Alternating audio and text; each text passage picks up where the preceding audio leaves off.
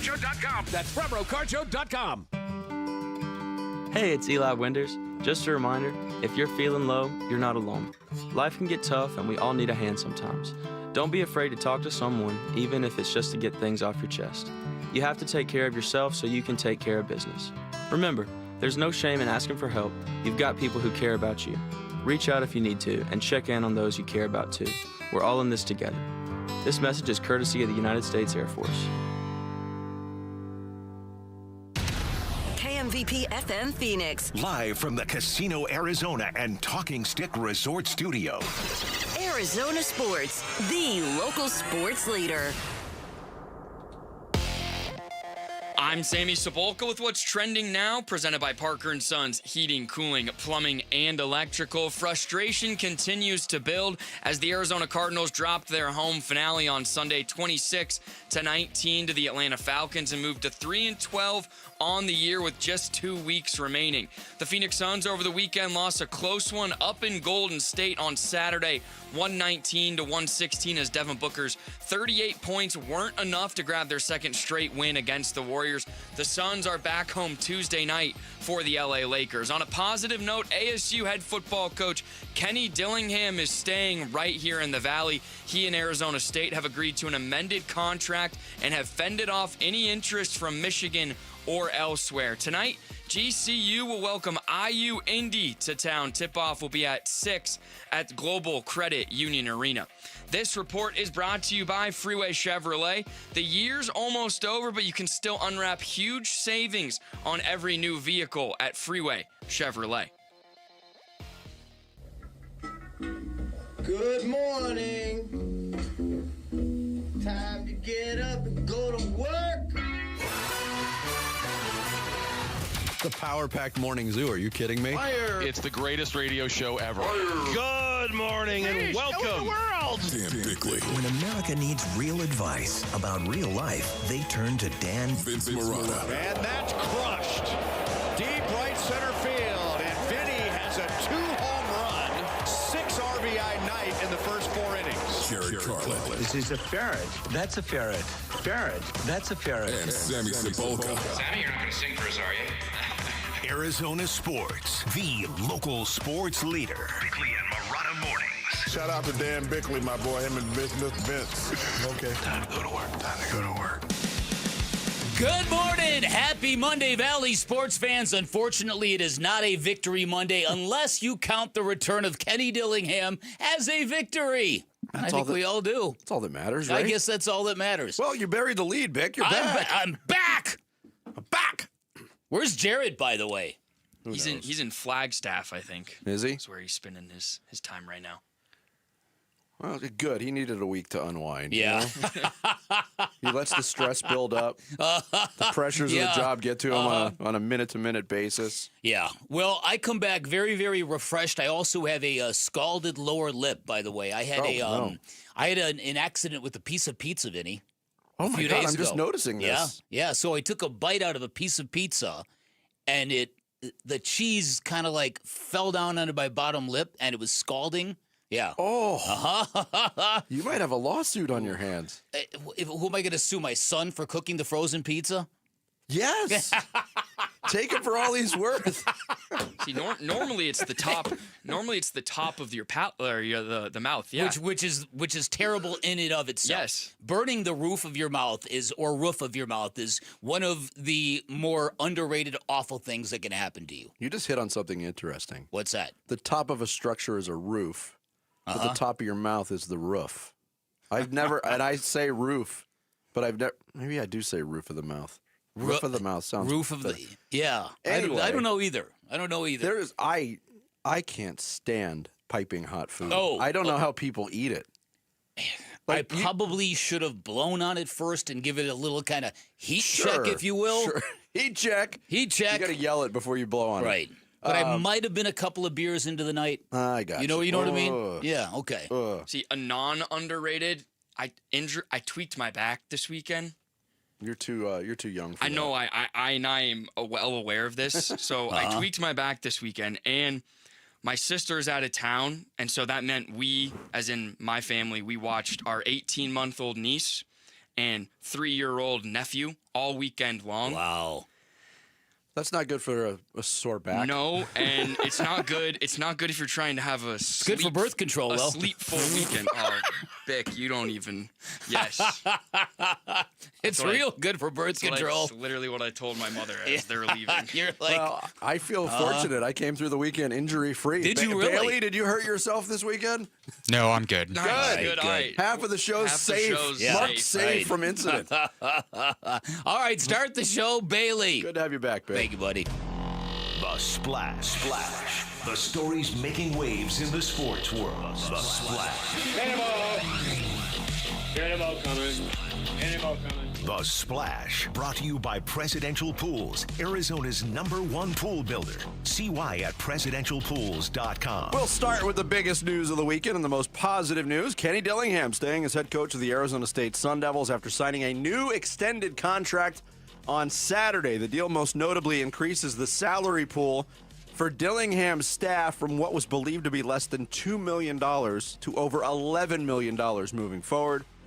It also creates a general manager position, which will be filled by Josh Omura. He served as the ASU Executive Director of Football Recruiting and Player Personnel since the spring. Dillingham did make it clear he was not offered the head coaching position at Michigan, but there was interest from the Big Ten school in Dillingham filling the position vacated by the firing of Sharon Moore earlier this month. Yeah, I'm fighting it, Vic. Oh, okay. Okay, gotcha. I had the weirdest sickness last week. You did? Yeah, it was just a sore throat, and it just lingered. It's not advancing. It's just sticking. Uh-oh. But my throat's not sore anymore. Now I can't talk. Uh-oh. ASU defensive tackle C.J. Fight announced he's coming back to Tempe for his senior season via social media. Fight, 28 combined tackles, 6.5 tackles for loss this year. He is expected to play in the Sun Bowl against Duke on New Year's Eve. Linebacker Keyshawn Elliott, a second-team All-Big 12 selection and team leader with 98 tackles and 14 TFLs, is making himself eligible for the NFL draft.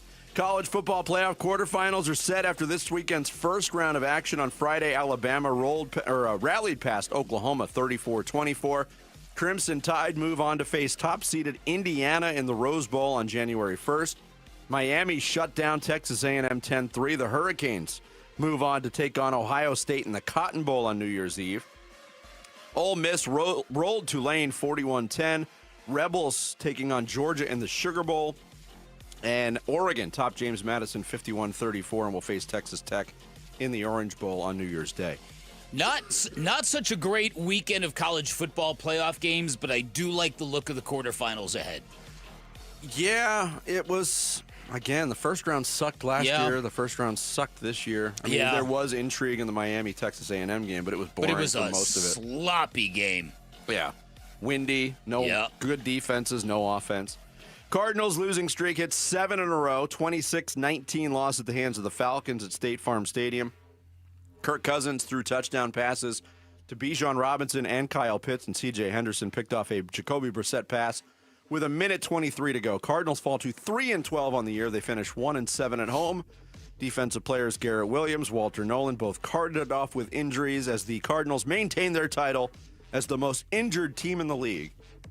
They'll be on the road for their last 2 games of 2025 next Sunday, facing the Bengals in Cincinnati before closing out the season in Week 18 in L.A. against the Rams. Around the league on Sunday, Panthers took over sole possession of the NFC South, 23-20 win over Tampa Bay. Buffalo slipped past Cleveland 23-20.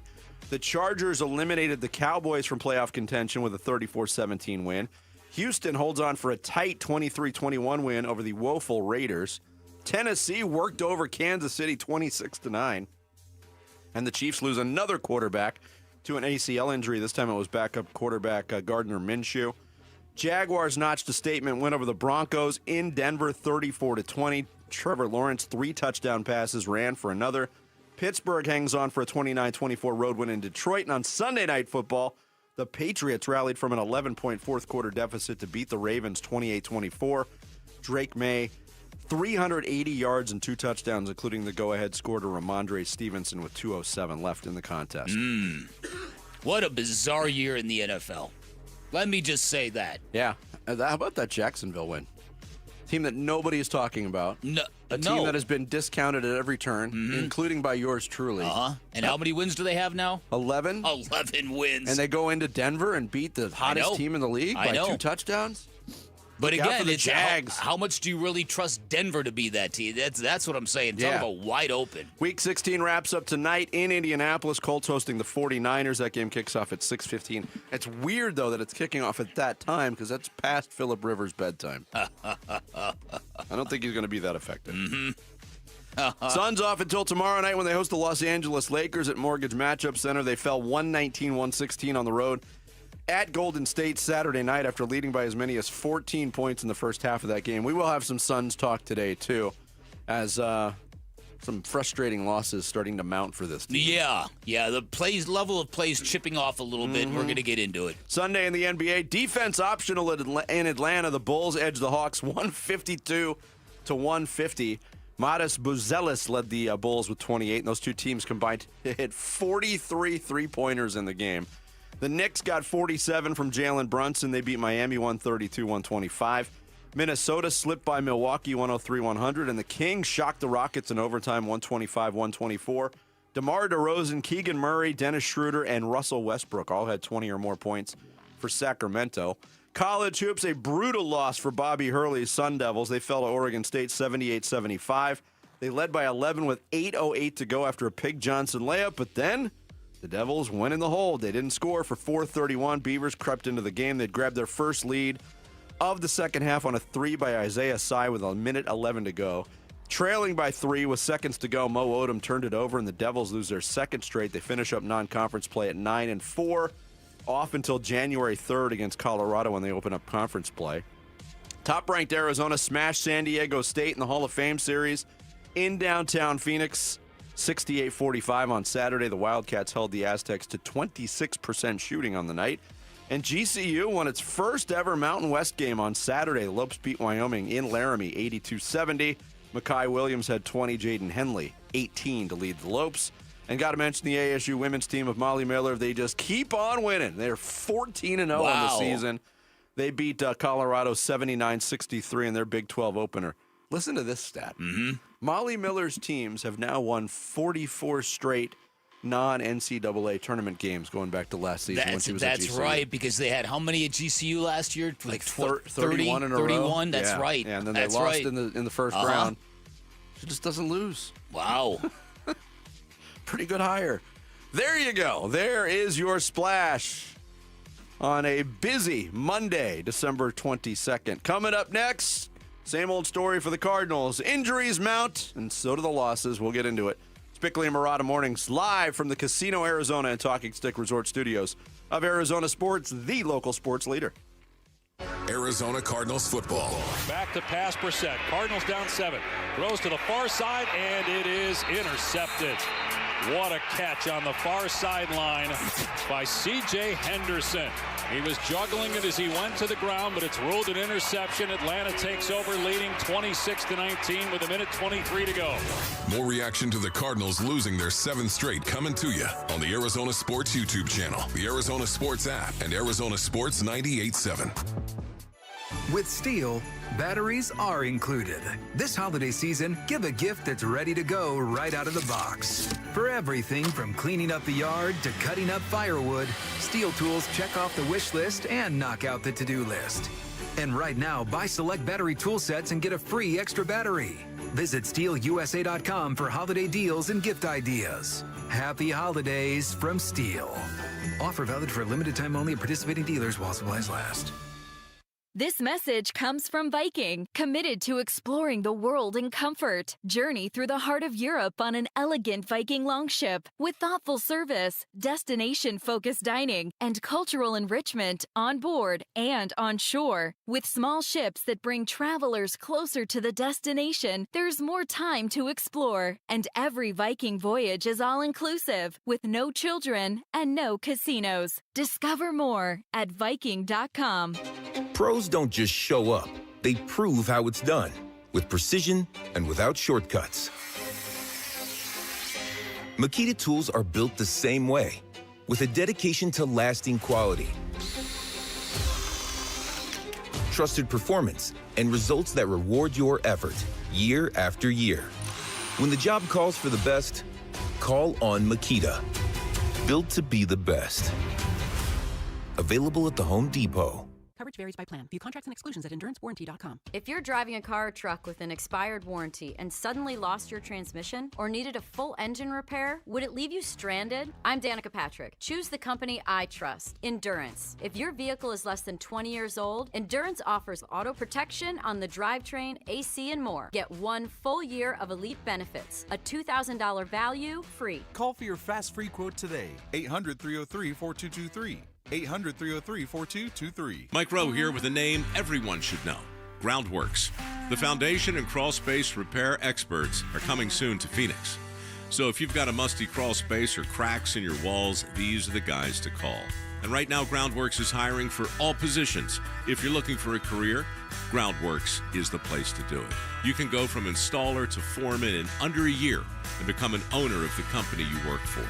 Apply now at groundworks.com/careers. Licensed in all states where work is performed. See website for details. Hey, it's Mike Broomhead. You've seen the name Sweet James on billboards all over the valley. It's a fun name, but what they do is serious business. When you're hurt in a car, truck, or motorcycle accident, the insurance companies that promise to protect you, they often pay you as little as possible or deny your claim altogether. That's why I want you to know about Sweet James Accident Attorneys. This world-class law firm with over 25 years experience, more than 500 trials, and over $2 billion recovered for accident victims, with a 98% winning record. They're the only firm with an in-house trial team. Having the right attorney means the difference between a $2,000 check and a $2 million settlement. They've even been named among the best attorneys in America. If you're injured in an accident, you're going to want Sweet James Accident Attorneys. They are there for you, and you don't pay them until they win your case. Go to sweetjames.com. That's sweetjames.com. Or call 800-9-MILLION, 800-900-0000.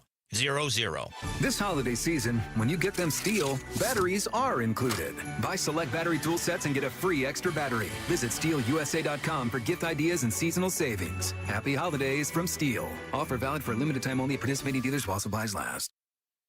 Big Red Monday.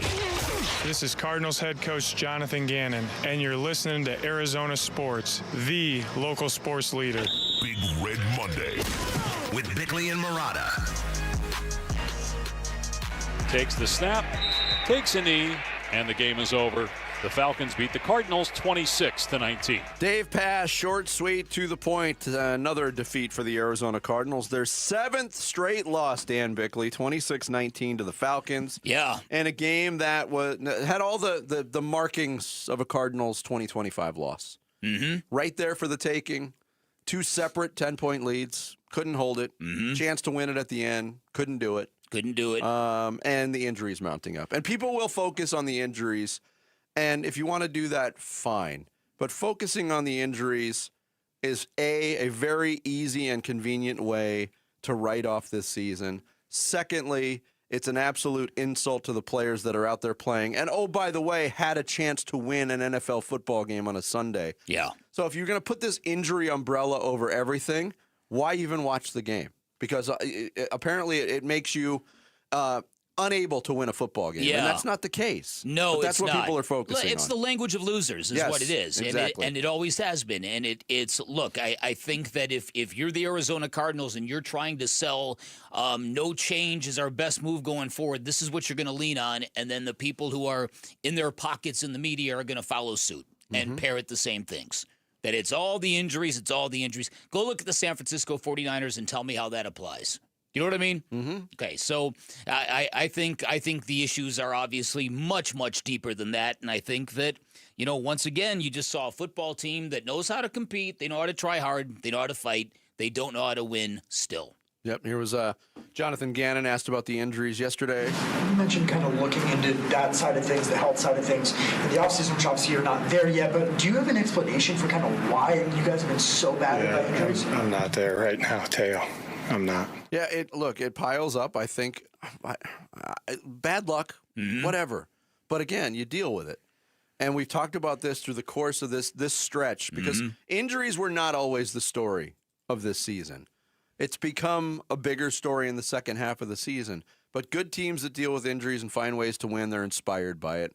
They will freely tout next man up. Yeah. Losing teams will talk about the injuries. So I wonder, there have been a lot of people who have wondered, okay, if this is accurate that the Cardinals have been hit with a really disproportionate amount of injuries, then is there something wrong in what they're doing operationally?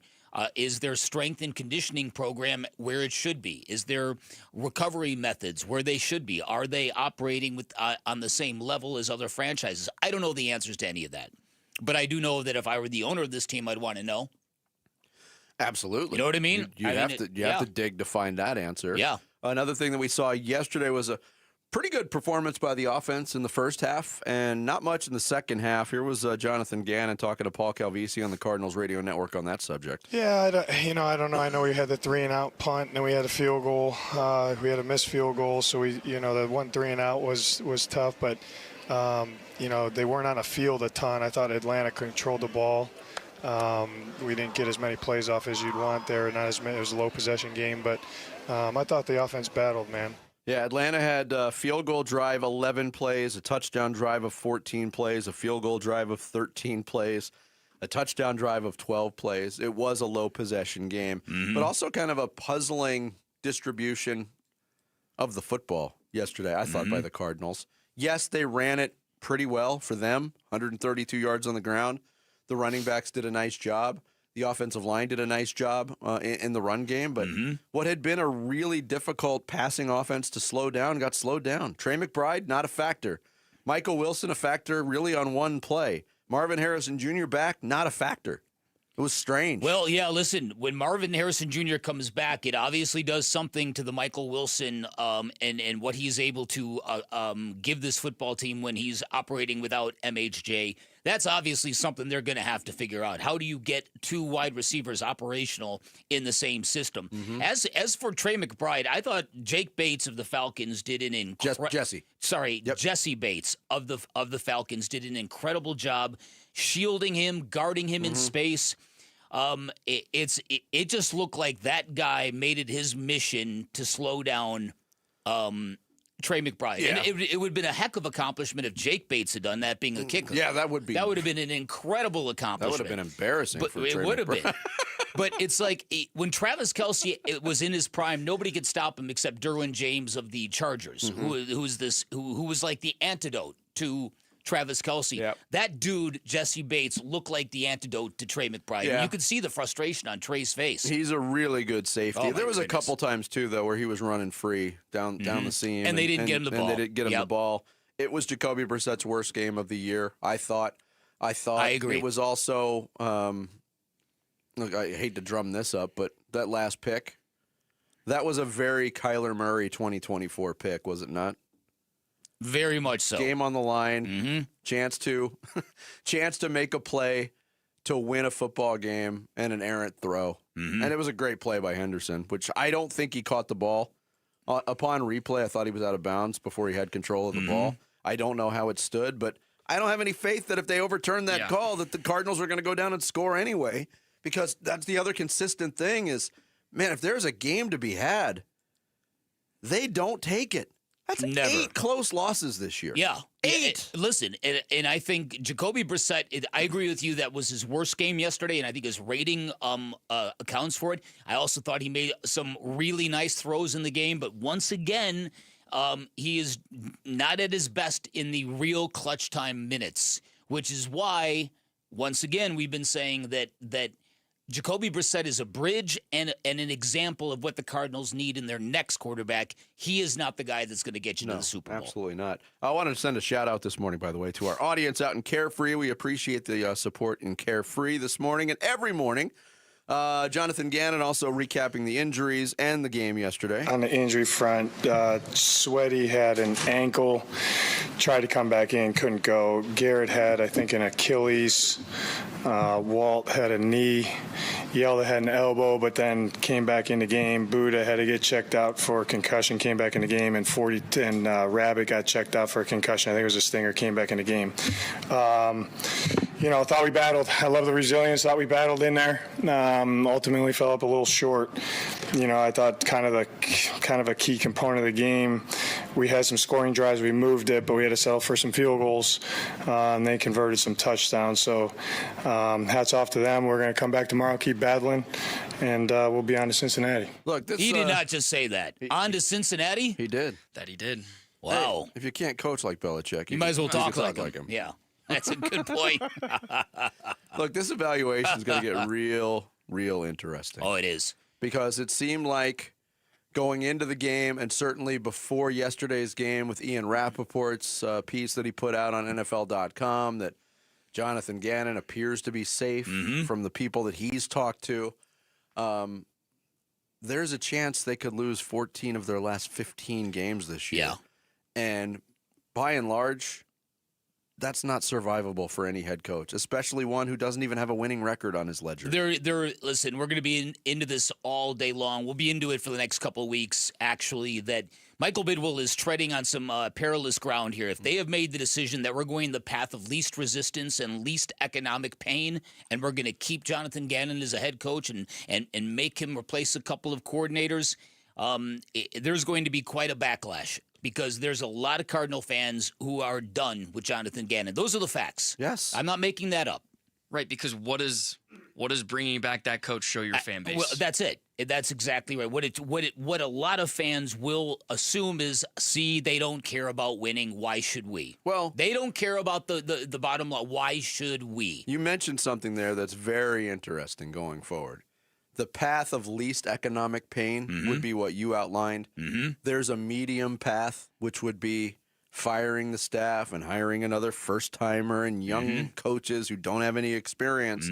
Or there would be the way that proves to the fan base that you do want to turn this around and bringing in an established head coach who has winning on his resume. That's it. Those are the three paths. Yeah, that's it. And path number C is the path I think Michael Bidwill is least likely to take, but it's what is most warranted and most needed here. Yep. Christmas through New Year's Day is the lowest week of the year for blood donations. January is the highest usage month of the year for patients. As we come out of the holiday season, please consider making a blood donation on Sunday, January 4th at Vitalant Saving Arizona Blood Drive. Schedule your appointment now at vitalant.org/SaveAZ. Coming up next, the Cardinals' latest loss in highlight form. The Monday Morning Huddle straight ahead. It's Bickley and Murata mornings here on Arizona Sports, the local sports leader. Burns and Gambo, afternoons. I'm going to pull the pin on the grenade here and lob it your direction and see what you do with it. Does some of this have to do with the point book responsibilities of the last couple of years and kind of the active dribble, I have now decided to shoot, as opposed to I'm standing here and somebody else is doing the dribble, and now the ball finds me sort of shooting decision? Yeah, absolutely. Okay. I think that has a lot to do with it, and especially this year with the high-octane pace that they are playing at on both ends of the floor. Burns and Gambo, afternoons 2 till 6 on Arizona Sports, the local sports leader. Arizona sports fans, you're served this holiday season. Give the gift that keeps everyone playing. Right now, Just Pickle Courts is offering a free court planning consultation plus 2 free upgrades when you sign up before year end. From cozy backyard retreats to resort quality builds, they handle it all. Designed to being done. Make memories last a lifetime. JustPickleCourts.com/radio. JustPickleCourts.com. Design, build, play, pop, pop, every day. Vince Murata back to let you know that Earnhardt Buick GMC is keeping their holiday savings going. General Manager Brad Gunlickson and his team slashing prices on nearly every remaining 2025, plus dropping huge discounts on new 2026 arrivals. We're talking favorites like the 2026 GMC Sierra 1500 for up to $13,000 off MSRP, and the all-electric 2025 Hummer SUV and pickups. You can get yours for up to $18,000 off MSRP, or take advantage of 0% APR financing for a limited time. That's just the start. Even the sleek 2025 Buick Enclave SUV is yours with a savings of up to $9,000 off MSRP. These specials will not last long, so hurry in and check out their huge inventory of gas, hybrid, and electric models. Offers do require approved credit. See dealer for full details. These offers end January 2nd, 2026.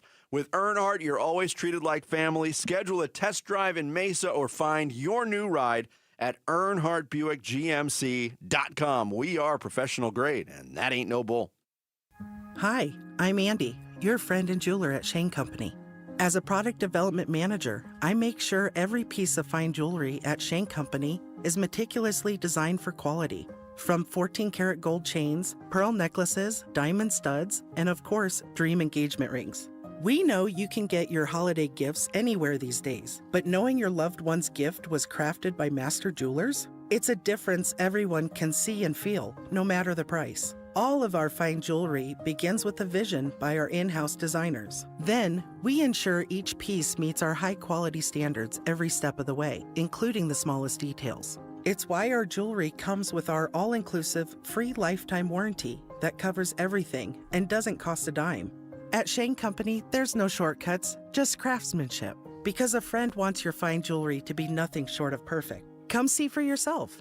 Visit us in-store or at shaneco.com. Shane Company, your friend and jeweler. Hi, folks. Lorenzo Alexander here. After 15 years playing professional football, I've been through plenty of winning and losing. If you feel like you're losing because of private student loan debt, call my friends at Y Refi. They refinance loans others won't touch and create a payment plan based on what you can afford, even if you're behind or in default. Y Refi can help lower your interest rate and reduce your monthly payment. And they don't care what your credit score is. Call 888-502-2612 or visit yrefi.com. Not available in all states. I just want to entertain people and make a living. From Focus Features, they had a dream. I want to sing, I want to dance, I want to garden, I want a cat. All they needed was each other. We should call ourselves Lightning and Thunder, a Neil Diamond experience. This Christmas, based on a true story. You've ever had a shot, pal, this is it. Hugh Jackman, Kate Hudson. It's good. So good. Song Sung Blue, rated PG-13. May be inappropriate for children under 13. Only in theaters this Thursday.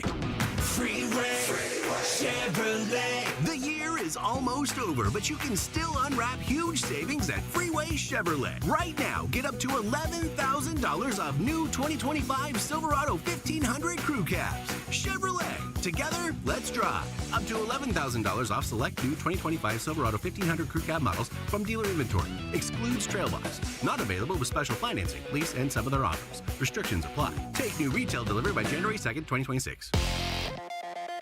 I'm Sammy Sepulka with what's trending now, presented by Parker & Sons Heating, Cooling, Plumbing, and Electricals. The injuries continued to pile up for the Cardinals on Sunday. Walter Nolan III and Garrett Williams were both carted off the field in their 26-19 loss to the Atlanta Falcons, as the team has now lost 7 straight and head to Cincinnati for the Bengals next week. The Phoenix Suns couldn't get their second straight win against Steph Curry and the Warriors in a 119-116 loss over the weekend. They move to 15-13 on the season, and they'll have the Lakers tomorrow night in downtown Phoenix. And this weekend, ASU was able to put Kenny Dillingham rumors to bed as he and the university agreed to an amended contract. The deal will average more than $7 million per year, and the staff pool is towards the top of the Big 12. Kenny and this Sun Devils team continue to prep for the Sun Bowl against Duke on December 31st. This report is brought to you by America Roofing. Why should you choose America Roofing? It's Arizona's largest roofer, an A+ with the BBB, and winner of the 2025 Roofing Contractor of the Year. Save 12% at AmericaRoofingCo.com.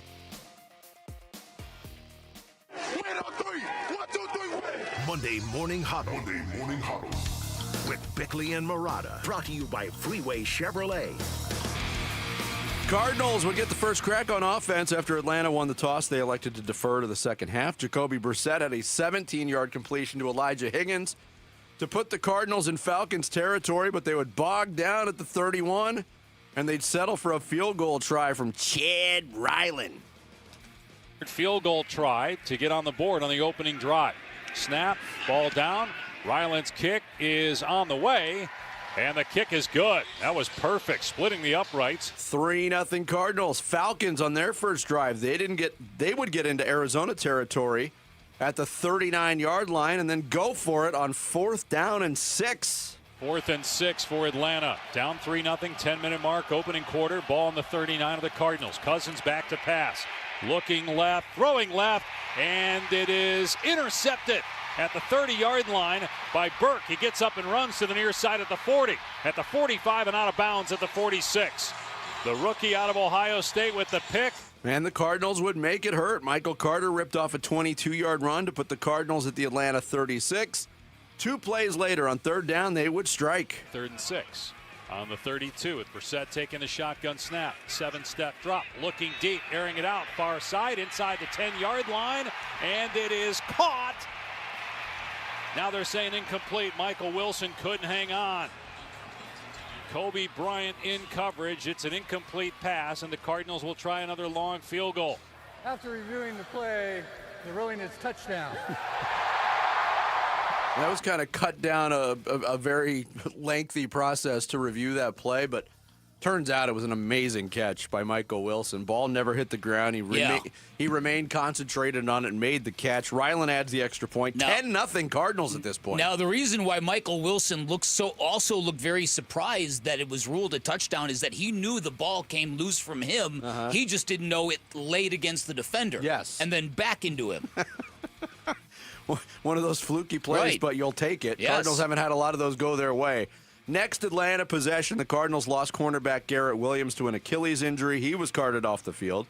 Later on, B.J. Ojulari sacked Kirk Cousins for a 7-yard loss on third down. Falcons would have to settle for a 49-yard field goal from Zane Gonzalez. They cut the Arizona lead to 10-3.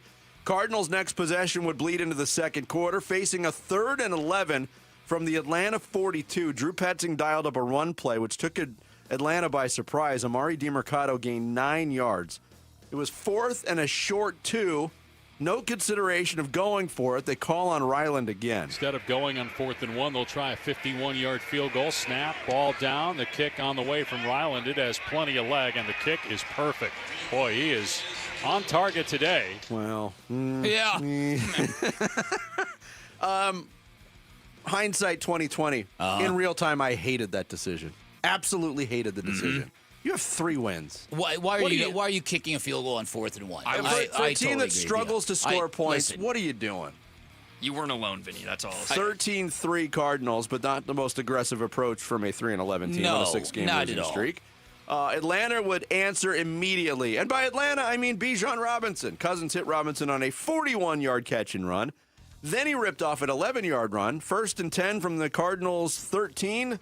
More Bijan Robinson. 1st and 10 on the 13. Again out of the pistol with Robinson behind Cousins. Twins to the right. Warner in motion left to right. Cousins back to throw. Swings to the right side. Robinson caught it at the 10.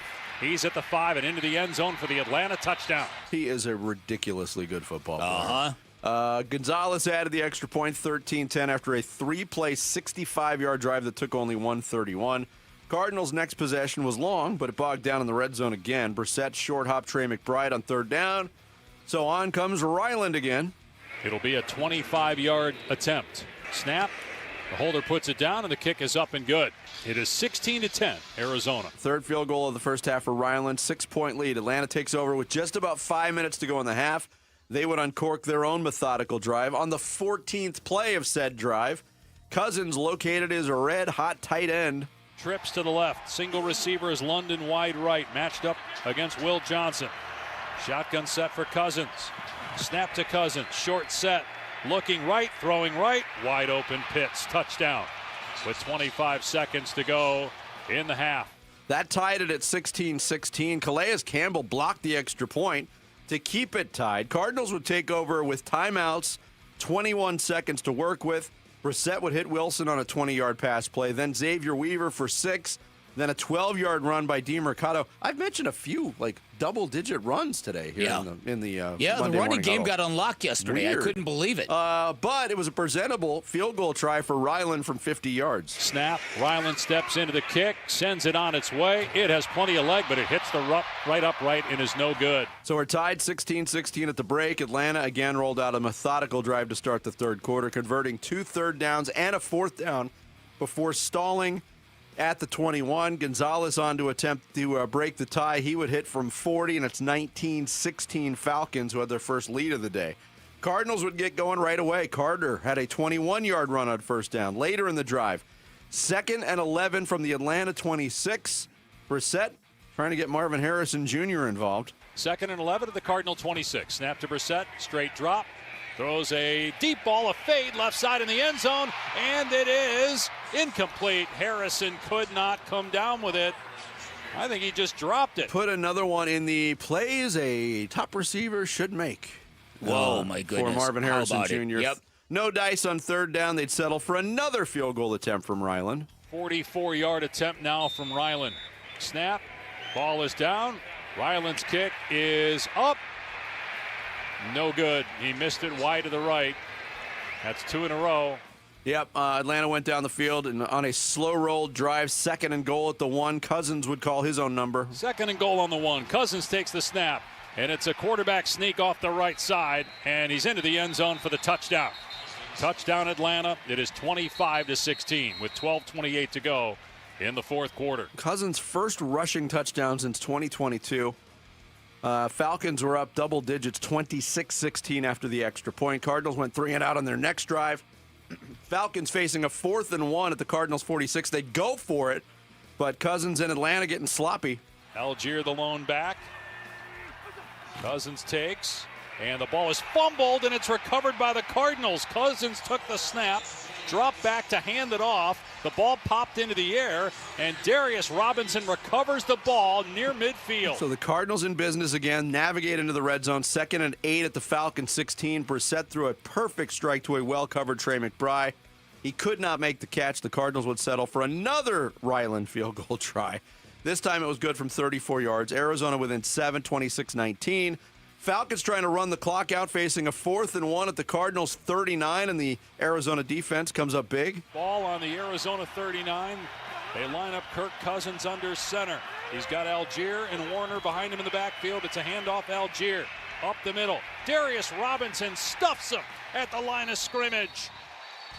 He definitely did not get it, and the Cardinals will take over on downs with 2:05 to go. Yep, Cardinals with a chance after the 2-minute warning. Brissett hooked up with Higgins on a 19-yard play on 3rd and 11, but then on 1st down, a very abrupt ending to the festivities. 1st down at the 42 with a minute and a half to go. Back to pass Brissett. Cardinals down 7. Throws to the far side, and it is intercepted. What a catch on the far sideline by C.J. Henderson. He was juggling it as he went to the ground, but it's ruled an interception. Atlanta takes over, leading 26-19 with a minute 23 to go. Bad throw, great catch. That kind of sealed it. Falcons were able to run out the clock, and they leave town with a 26-19 victory over the Arizona Cardinals. Yeah. There's your Monday morning huddle. We'll have a lot more on the Cardinals coming up. But 3-12, Vinny. Yeah. 3-12. Right where we expected this 1-7 at home in 2025. 1-7.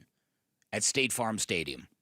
Brutal. 7 losses in a row to end the season. Brutal. At home. Yep. There's no other way to say it. Brutal is the most apt descriptor for this year's Cardinals performance.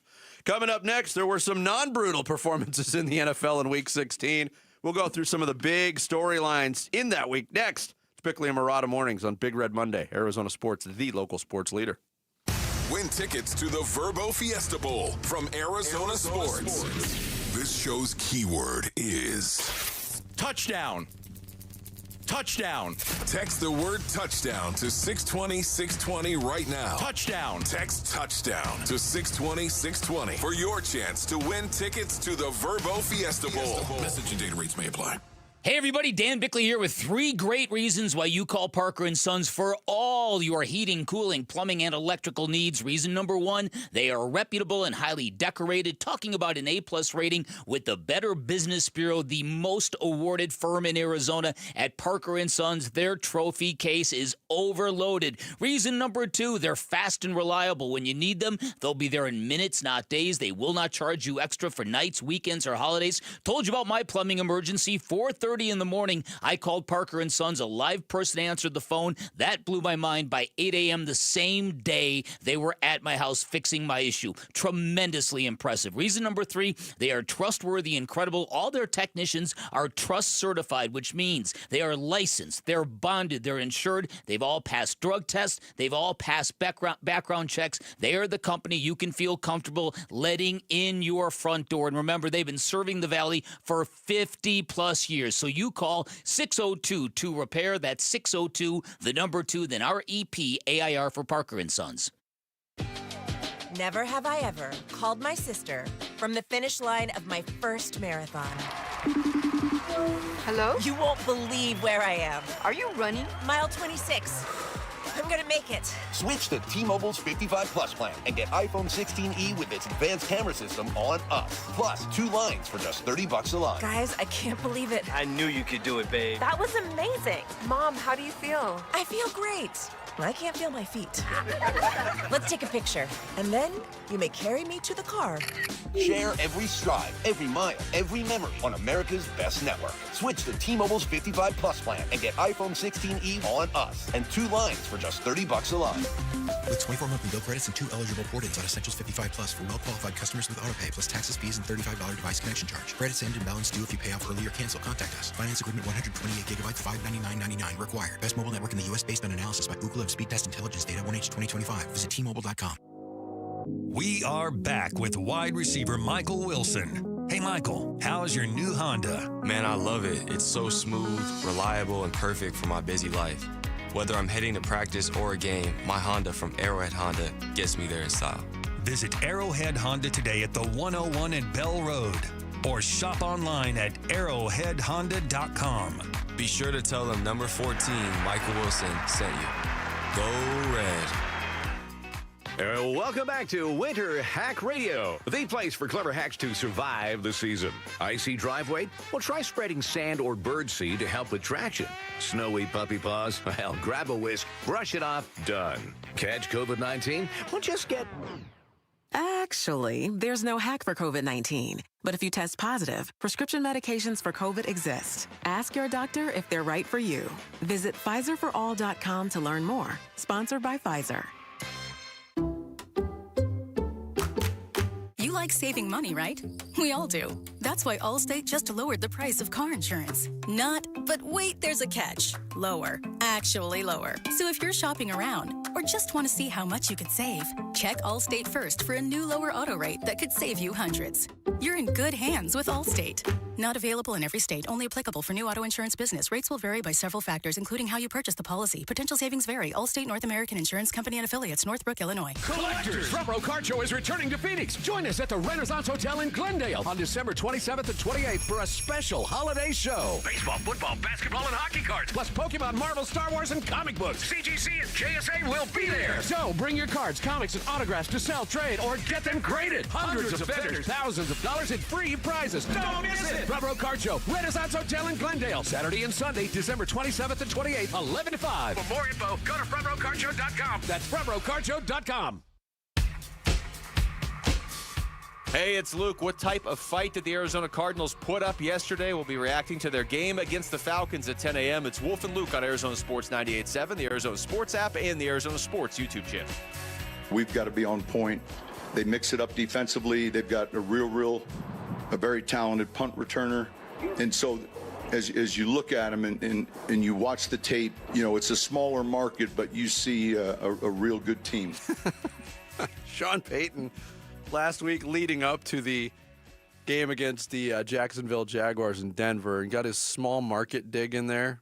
I don't know why that was apropos there, but he felt compelled to say it. And my goodness, did the Jacksonville Jaguars file that one away? I don't know if you heard Liam Cohen after the Jaguars beat the Broncos, ending their 11-game winning streak by 2 touchdowns. Liam Cohen to his team, we're just a small market team, and the whole locker room exploded. Okay. What a job that guy has done. Oh, yeah. The Jacksonville Jaguars, dare I say, I mean, the Jags, the Seahawks, the Bears. The Bears. Okay. Candidates for win of the weekend? Oh, I don't think anything would ever top the Bears. From the weekend? With the way that, the way that unfolded. There's nothing that compares to the ending of that Bears-Packers game and the weekend. beating the Packers, who have owned that rivalry. To do it in comeback fashion, yes, Green Bay lost their quarterback. Onside kick, an onside kick, and to win it in walk-off fashion with one of the most beautiful walk-off long bombs from Caleb Williams to C.J. Moore ever. That was probably the win of the weekend. But there's no doubt in my mind. Seattle's the number 1 seed right now in the NFC after what they did on Thursday. That was an incredible game as well. And Jacksonville's win over Denver is nothing to sneeze at. Those 3 huge wins for those teams. And look, to a lesser degree, Pittsburgh going into Detroit and beating the Lions for their 9th win. Mike Tomlin again, a non-losing season. Okay, check this out. So, Cardinal fans, if you want perspective of organizations that take things seriously, the Pittsburgh Steelers now have had 22 consecutive non-losing seasons. Yes. Wrap your head around that. 22 NFL record. Consecutive non-losing seasons. I was 4 the last time they had a losing season.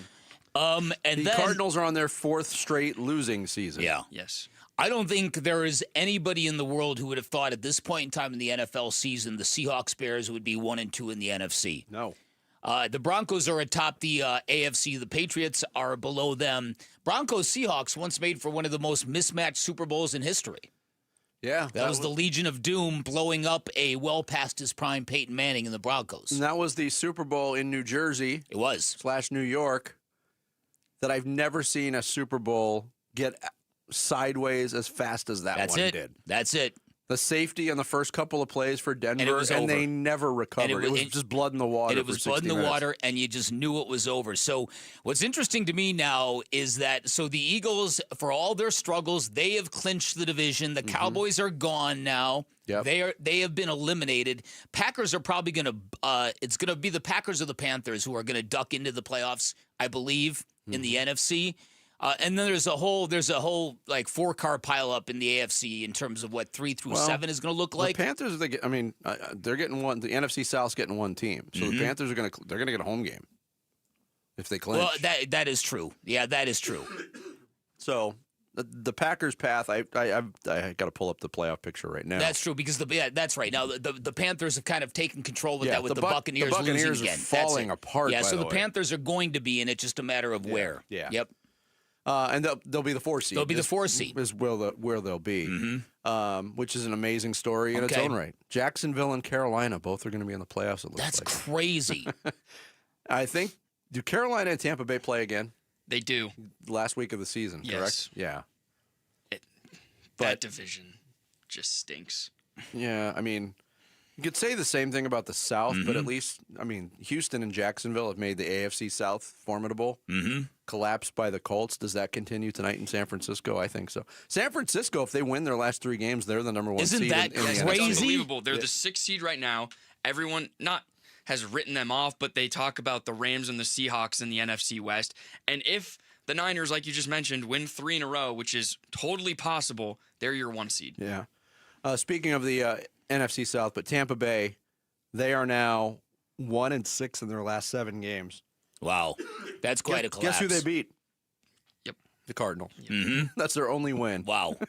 Since October. Wow. It was out of we've talked a lot about will this week kind of prove clarity in the NFL? Will this week we find some things out about the NFL? Week 16, we found out, I think, the most about these teams that are going to be in the playoffs. Because it's whittling down, you start to have teams clinch, but I think you found out who your contenders actually are. I don't know about that. Really? I don't. I don't know who the contenders are, to be honest with you. It's not as clear to me either. I look at the AFC and I see the Bills and the Texans sitting there at 6 and 7, and they feel like the most dangerous teams compared to the 5 on top of them. And then you talk about the 49ers. The story of the season now has been the Seahawks beating the Rams in that wild game on Thursday, in which Mike McDonald went for a 2-point conversion twice. But 3 times. 3 times. Yeah. But as Sammy said, the 49ers have the Colts, they've got the Bears at home, and then they finish hosting the Seahawks. If they win all 3 of those games, they're going to vault to the number 1. Now, I don't think I see that happening, but this is, again, I've said this repeatedly, this has been one of the more crazy, fluid football seasons I have ever witnessed. And then stories within the game. What happened in Detroit on the Steelers sideline with DK Metcalf? Mm-hmm. He's really talented. He's also a moron. Mm-hmm. Apparently, did you see what the fan claimed? I didn't. No, I saw the incident many times. Claimed obviously. that he was saying like DK Metcalf's government name, like his full name with middle name and everything, And DK Metcalf just lost went over his there mind? and confronted him. Yeah. Wow. Well, everything about that game was wild. From the way it ended to the calling an offensive pass interference that ended the game, after calling and announcing it was a touchdown for Detroit, which got their fans going crazy. And that was a wild scene. I did not know. I'd always been told the game can't end on a penalty. And then it does make sense that the game can end on an offensive penalty. Because, it can't ever end on a defensive penalty. And the way that all unfolded there was the flag, and then all of a sudden you saw Goff leaping into the end zone with the ball. Yeah, right. I know. And how long it took for the refs to kind of give the fans and the people watching like the answer of it all. Yeah. It was bizarre. It was. Everything about it was bizarre. Yeah, this is definitely the area of the season where I resent that the Arizona Cardinals still have to play their games because it takes my attention away from everything else. Yeah, and then you only get one early game like yesterday. I had one eye on the Lions-Steelers game, but most of my focus is on what the Cardinals are doing or not doing, as more accurately described this year. And I get that reaction, too, to bring it back locally. But you mentioned the Cardinals and fan apathy. I didn't tweet much about the game yesterday. There was a couple of things. It's usually met with, why are you still watching? Nobody cares. and these are people that are normally pretty strong Cardinals fans. And you could get that sense from when they panned to the stands in the stadium yesterday. It was bad. It was bad. I haven't been to a Cardinals game in a while just because I enjoy watching it on TV more, but it looked like probably the lowest point of fan attendance this year. Probably. Yeah, it looked half empty to me. Yeah, it did. And it's not like the Falcons bring a strong fan base. No, that's kind of part of the issue here as well. But man, you would think as a city, we'd be past that in year 38 of having an NFL franchise. But the reason why that still exists falls squarely on the shoulders of the Arizona Cardinals organization. Squarely. Don't know how to maintain a winning program. Coming up next, big news from college football over the weekend. Kenny Dillingham staying put in Tempe. What does it all mean for the Sun Devils, and what does it mean for Michigan going forward? We'll get into that and more next. It's Bickley and Murata Mornings live from the Casino Arizona and Talking Stick Resort Studios of Arizona Sports, the local sports leader. Wolf and Luke, middays 10 to 2. Would you rather have Sam Levitt or Kenny back? It's nothing against Sam. It's not even close. It's a 90-10. It's 100-0 to me. It's nothing against Sam Levitt, and that's not just because he could only come back for a year or whatever. College football, there's so much turnover with the players. Kenny Dillingham is built to handle that and navigate it better than most coaches in the country right now, which is why his name keeps coming 100%. Wolf and Luke, middays 10 to 2 on Arizona Sports, the local sports leader. So Pure Talk just had their best year ever and asked me if I'd like to thank their customers on their behalf for being so awesome. I said sure. It's important to say thanks, especially this time of year, which is why, as one of their many satisfied customers, I should probably thank Pure Talk first for keeping their customer service in this country and for providing hundreds of American jobs. I appreciate that. I also appreciate their Roundup program, which makes it easy to support America's Warrior Partnership and join the fight against veteran suicide. And I love that Pure Talk donated 1,000 hand-sewn Made-in-America flags to veterans around Independence Day. And of course, I really appreciate their generous support of my own foundation, MicroWorks, and their commitment to help us train the next generation of skilled workers. Having said all that, it's now my pleasure, on behalf of everyone at Pure Talk, to thank you sincerely for choosing to do business with an American wireless company that actually stands for something. And one more thing. Merry Christmas. $5,000. That's the average amount of money people in the U.S. are now spending on gas in a year. $5,000. That's crazy. If you drive, you have to download Upside, the free app that gives you cash back every time you get gas. That's right. You can earn real cash back with Upside just by buying the gas you're already buying. You can literally start earning cash back today. I use Upside every time I fill up, and I've already made around $200-300. You're putting gas in your car anyway. Why not get real real cash back. If you like free money, download Upside. I'm saving the cash I earn from using Upside to help pay for a vacation later this year. Download the free Upside app now to earn cash back every time you buy gas. Use promo code BOOST25 to get an extra 25 cents per gallon on your first tank. You can cash out anytime right to your bank, PayPal, or a gift card for Amazon and other brands. Just download the free Upside app and use promo code BOOST25 for a 25 cents per gallon bonus on your first tank. That's code BOOST25 for a 25 cents per gallon bonus. Hey, the end of the year, it's here, and it's time to go there. Our Desert Ford dealers for the final days of the Ford year-end sales event. Yep, Paul Calvisi here a few years ago. We bought during the Ford year-end sales event because we're talking the best time to celebrate. And when we can lease, you can lease right now a Ford Bronco Big Ben for just $299 a month for 36 months, plus Jeep owners get $2,000 cash back. That's right, lease a Ford Bronco Big Ben for just $299 a month for 36 months, plus Jeep owners get $2,000 cash back. Or lease a Ford Bronco Sport Big Ben for $249 a month for 36 months, plus Jeep owners get $1,000 cash back. That's right, lease a Ford Bronco Sport Big Ben for just $249 a month for 36 months, plus Jeep owners get that $1,000 cash back. It's the final days of the Ford year-end sales event, so get on down to our Desert Ford dealers or click buyfordnow.com. That's buyfordnow.com. All right, Basin Earnings, it's starting to cool down, so All Pro Shade is heating things up. Right now, when you buy a motorized patio shade or awning, you'll get a patio heater absolutely free. These shades aren't just for summer. They'll stop that winter wind and hold the warmth from your new free patio heater, keeping your patio cozy and game day ready all season long. Get your free estimate today at allproshade.com and snag free patio heaters while this offer lasts. That's allproshade.com.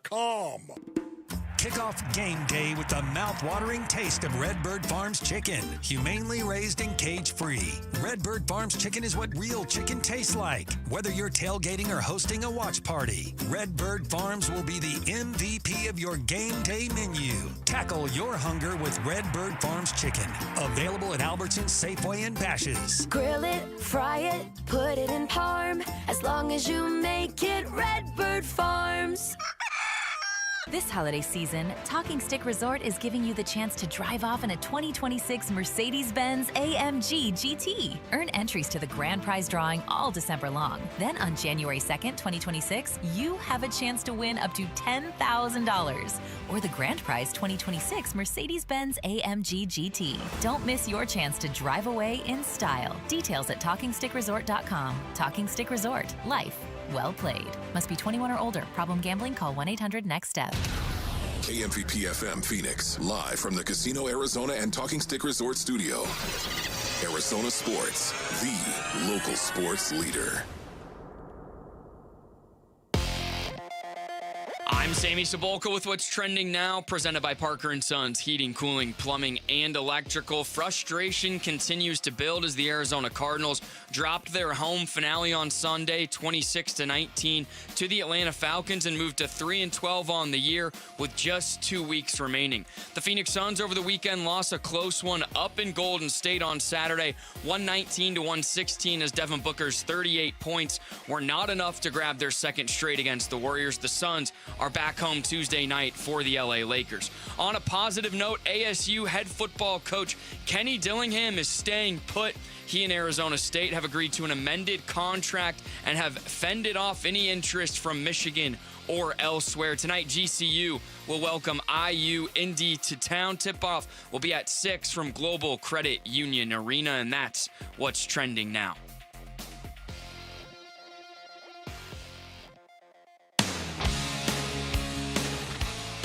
Hi, everybody. Dave Burns here, and Kenny Dillingham is staying at ASU in what is a huge win for Sun Devil football fans.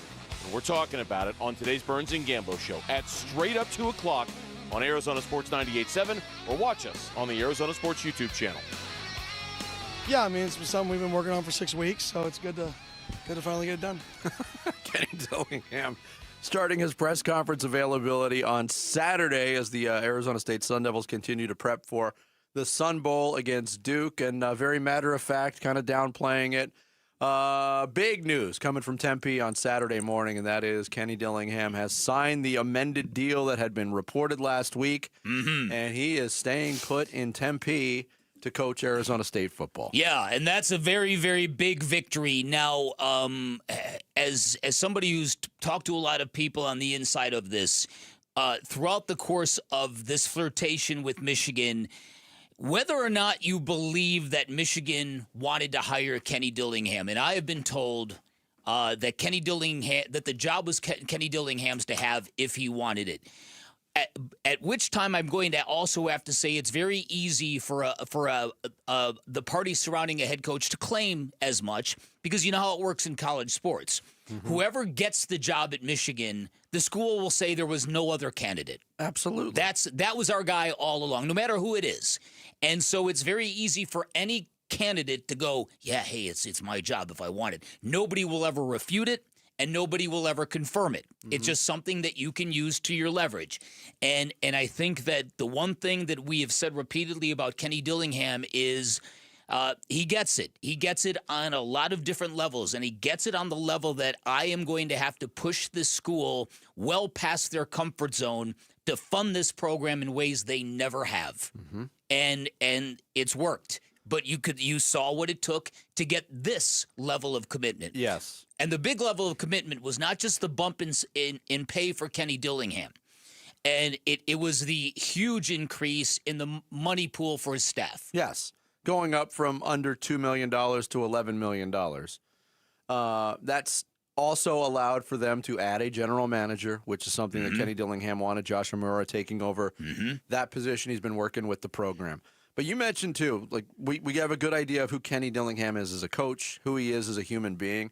He was very, very honest in his answer when he was asked the level of contact with the University of Michigan. I think every time these things open, like my agent, everybody talks to everybody. Like that's how that process works from that perspective. But for me, I never got offered a job. None of that ever happened, and it never got to that point. Michigan's an unbelievable job with unlimited resources, with people who will do whatever they can to make it successful, who want to see it succeed. Somebody's going to get an unbelievable opportunity, the same thing I said a week ago, an unbelievable opportunity to take over one of the best programs in the country, who are resourced as one of the best programs in the country, with one of the best rosters in the country. And I got nothing but respect for them. I got a lot of family members, or I got a couple family members, and my wife's best friend all went to Michigan, so I have nothing but respect, and I know they'll find somebody who's unbelievable. Now, people will tell you in college coaching searches, especially the magnitude of the one going on at the University of Michigan, no job is offered until the terms have been agreed upon. That's it. That's exactly right. Because that way Michigan can say, well, he didn't turn us down. We never offered him the position. He was the only candidate we were interested in. Yes, which I find somewhat laughable. I find a lot about college football laughable these days. But the reaction from the Michigan fan base has been something to monitor. It was for over a week after the Sharon Moore thing. Yes, Kalen DeBoer was in the mix, and we talked about it last week when Tim Ring was in for you. If Alabama lost that playoff game to Oklahoma, what was that going to do to the Kalen DeBoer thing? Well, they win that game, and that made me even more nervous that the pressure was going to go more squarely on the shoulders of Kenny Dillingham. But the Michigan fan base all week long was, oh, Kenny, why would you stay at ASU when you come be with us? Unlimited resources, a tradition of winning, good young coach. Now he's not a good coach anymore because he's staying at ASU. Well, he's never going to win anything at ASU. Right. Good. Move on. We didn't need him in the first place. Yeah. That's you get that from all the entitled blue bloods in college sports, basketball and football. I don't know if Kenny... On one hand, he's not going to resist us. Who could resist us? Yeah. And then when they resist you, loser, you're a loser. Anyway. Yeah. What Kenny Dillingham did by staying at Arizona State is not only a victory for Arizona State, it's good for college football, in my opinion. Of course yes, it is. I'm speaking somewhat selfishly, but let's face it, I don't know if Kenny Dillingham would have fit in at Michigan. He would have. He loves his wife and kids. I mean, that doesn't seem to be necessary for the Michigan head coach, does it? Man. Whoa. More stories coming out on investigations going on with Michigan. My And goodness. that coaching staff. Good. How did they win any games? Yeah. Apparently. Horns up, Vinny. That's the motto of the Michigan coaching staff. Wow. Yeah. So to me, here's what I think. Kenny Dillingham, culturally, as a guy who come from the Midwest, I know all about that program. He would have fit like hand in glove there. I say that tongue in cheek. Jetfish doesn't. Anywhere. Jetfish doesn't. Jetfish is a little too. I don't know how to put the words. He's a little too acerbic. He's not the guy that can sell a program the way Kenny Dillingham can. Jetfish, great offensive coach. I'm just saying culturally. You got to know how they operate in Ann Arbor, Michigan. Kenny would have been perfect, and they know it. But to me, and you know this as well, Kenny Dillingham has put everything about his coaching career into this pot that this is my dream job. I am at the school I attended. I fade into the student body like I used to be when I was a fan. Everything about it feels almost like a fairy tale. If you're Kenny Dillingham, you've got to give this the full chance to prove, yes, I can win a championship here. You leave now, you get everything you want, ostensibly, but you close the book on the fairy tale. And it's too early to close the book on the fairy tale. Maybe Totally. 3 years from now, maybe 4 years from now, but not now. Yeah, the fairy tale is just getting good. Yeah, exactly. Did him saying, and again, it could have been a little sarcastic, kind of jokingly fun, but did him saying there's got to be someone in the Valley that can cut a $20 million check? We're going to get into that. Okay, yeah. I was going to ask if that... Because a lot of his press availability, and he brought this up like 3 separate times during the availability. Mm-hmm. What's next for the ASU program? We need to find one of these really rich people in this city to step up and stroke a check, and I'll do everything I can to make you the most famous person in the city, right? That's really what we need. We need one person. We live in Phoenix, Arizona. You're telling me there's not one person who could stroke a $20 million check right now? There is somebody out here who can. There's somebody who can. There's somebody. And, like, other people are going to sacrifice to be here. Somebody step up, and be that dude to say, holy cow, what completely changed it? This person. There's somebody out there that's going to listen to this, that's going to get it forwarded it. If you know somebody who can do it, forward this message to somebody. Somebody can step up and completely take this place from the direction it's going to holy cow. And it's right here in the city. Look, Kenny Dillingham is right. I think there is such a person that exists. There has to be. I hate that college football has boiled down to this. An arms race between civilians on who's got the most disposable income. I totally agree with you. It's pretty ridiculous, but that's what's refreshing about Kenny Dillingham is he knows how the game is played, and he's very willing to get into the trenches and play the game. There's no doubt about it. And I'm real curious to see what that appeal, how that's going to land, right?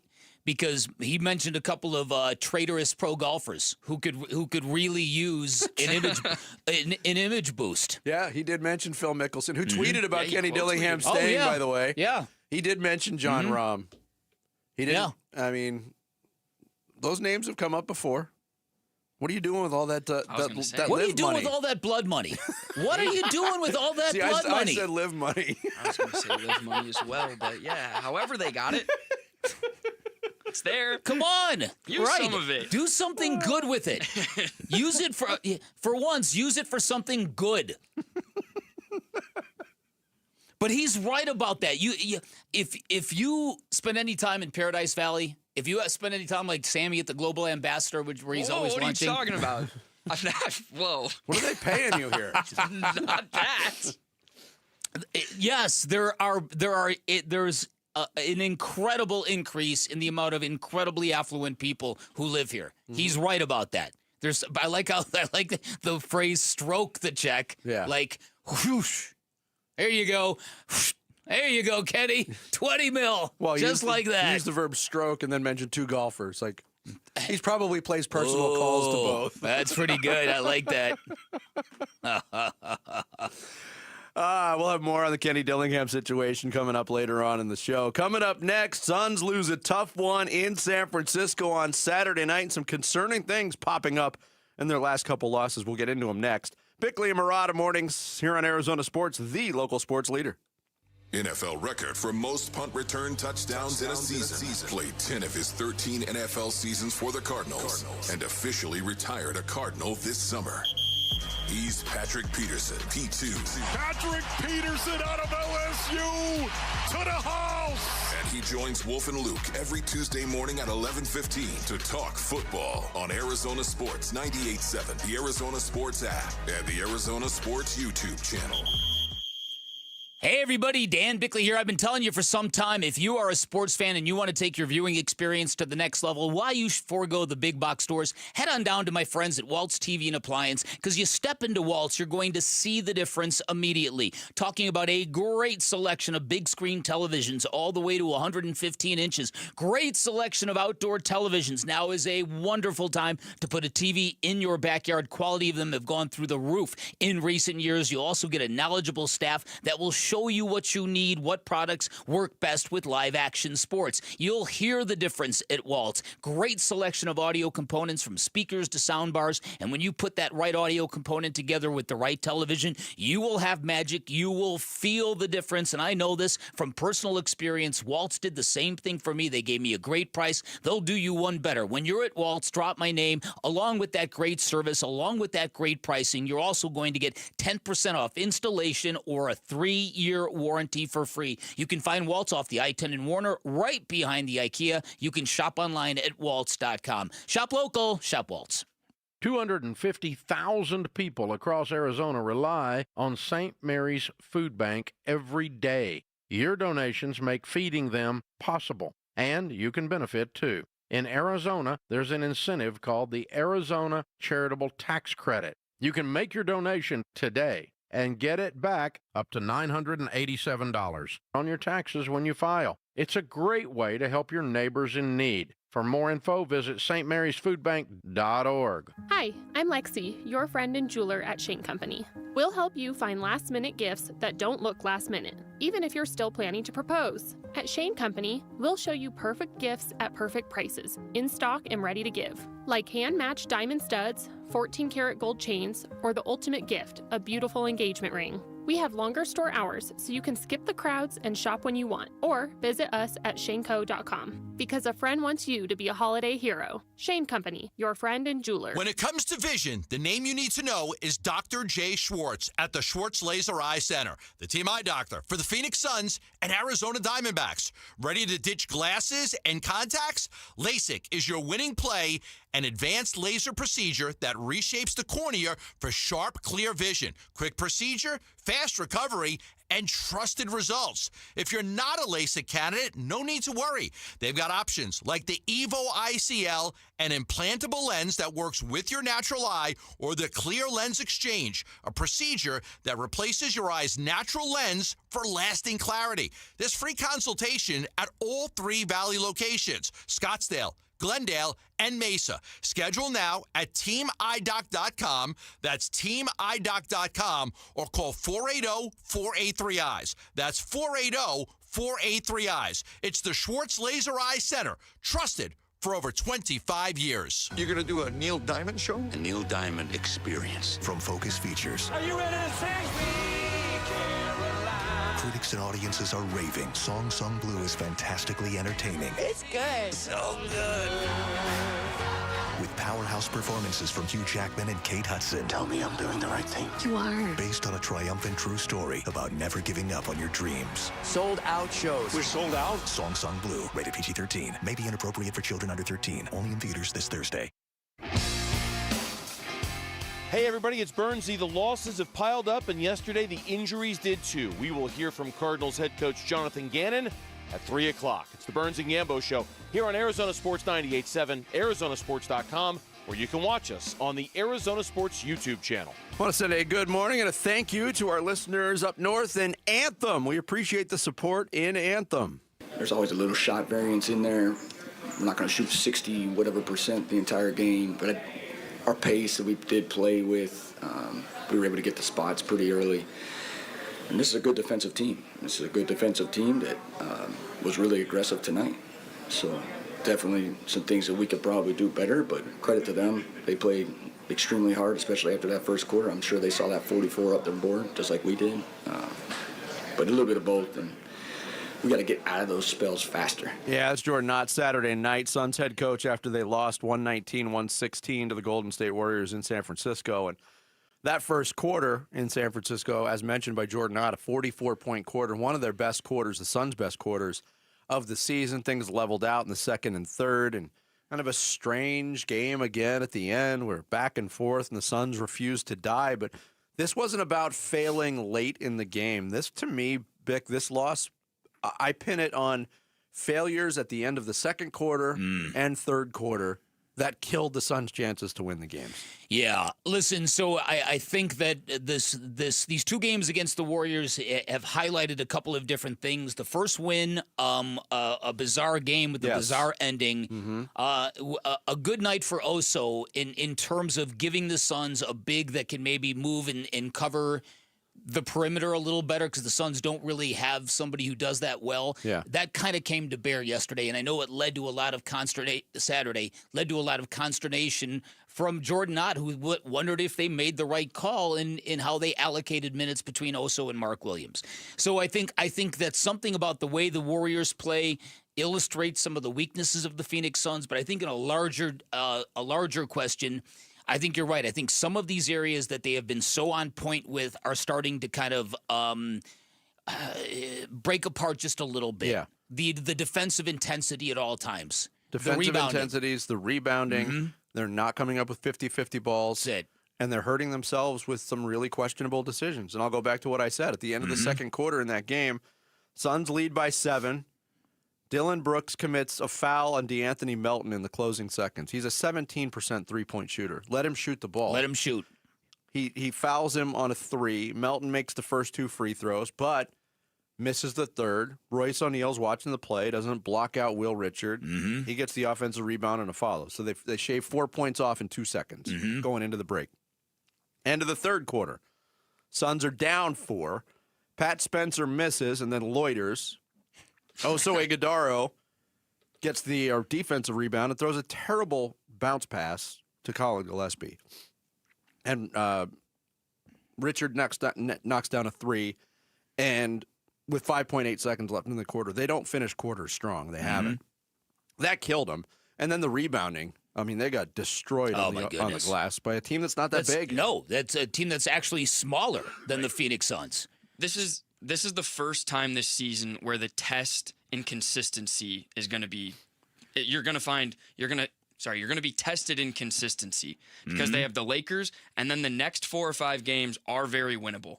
And so there's no doubt. And so the Suns need to find a way to get back to the consistent basketball that we still do love, that effort, the rebounding. Let's just face it, the last 3 games from Mark Williams have not been his best 3 games. Have not been ideal. Well, I think matchup had something to do with that in the Golden State games, because their big is Quentin Post for the most part. And Draymond at the 5 sometimes. Who's more of a perimeter player. So giving Oso more minutes makes sense from that front. But here's what you mentioned too, Bick. Jordan Knott kind of mulling over that decision to give Oso more minutes than Williams. It's some of the same stuff we saw from the last time we played him 2 days ago. Quentin Post changes the geometry of a lot of stuff of how we want to guard. So just going with Oso, a little bit of that. We'll have to look at it. I'm not sure it was the right decision. We'll have to evaluate. We love what Mark does. These guys put them in a little bit of a tough spot, especially because Jackson Davis comes when Oso really is making a sub for Mark in the first and third quarters. We tried to change some things, anticipating that. But, yeah, we'll look, because we need him on the floor. Definitely need him on the floor for both ends. Yeah, Mark Williams played 18 minutes on Saturday night, scored 4 points, was a -15. Oso played almost 30 minutes, 10 points, 7 rebounds, plus 9. But does that change now? The one thing that has been constant, the Suns have been out-rebounded in 8 straight games, and they're 3-5. And what the Lakers did in the first matchup on the offensive glass, especially with Jared Vanderbilt, grabbing offensive rebounds, getting second-chance points, Golden State did a lot of that. The Suns have also been very amenable to letting bench players absolutely murder them this year. And it was Will Richard on Saturday night.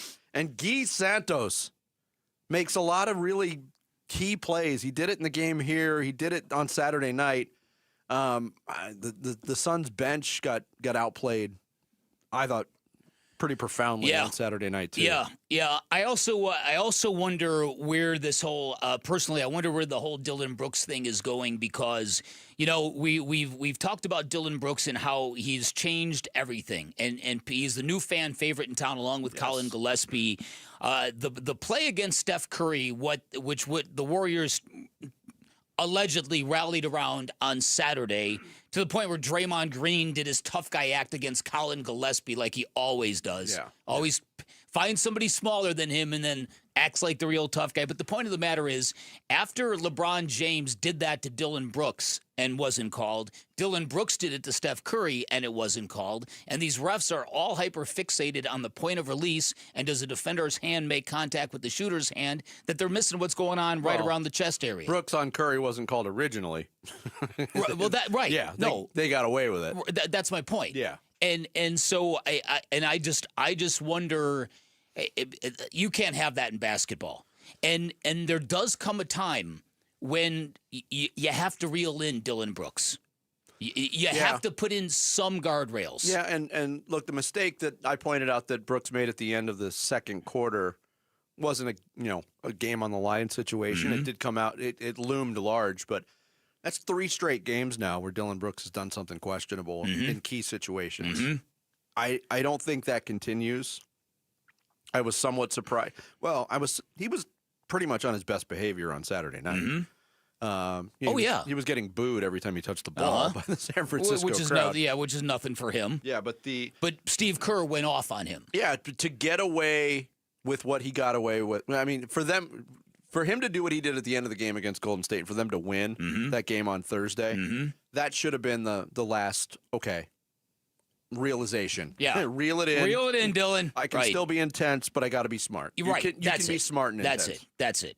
And I just think it's these are all little early tests, and everything about this season is still trending in a very good way, but we're getting into that stretch of the NBA schedule now. There's not going to be long lapses in between games.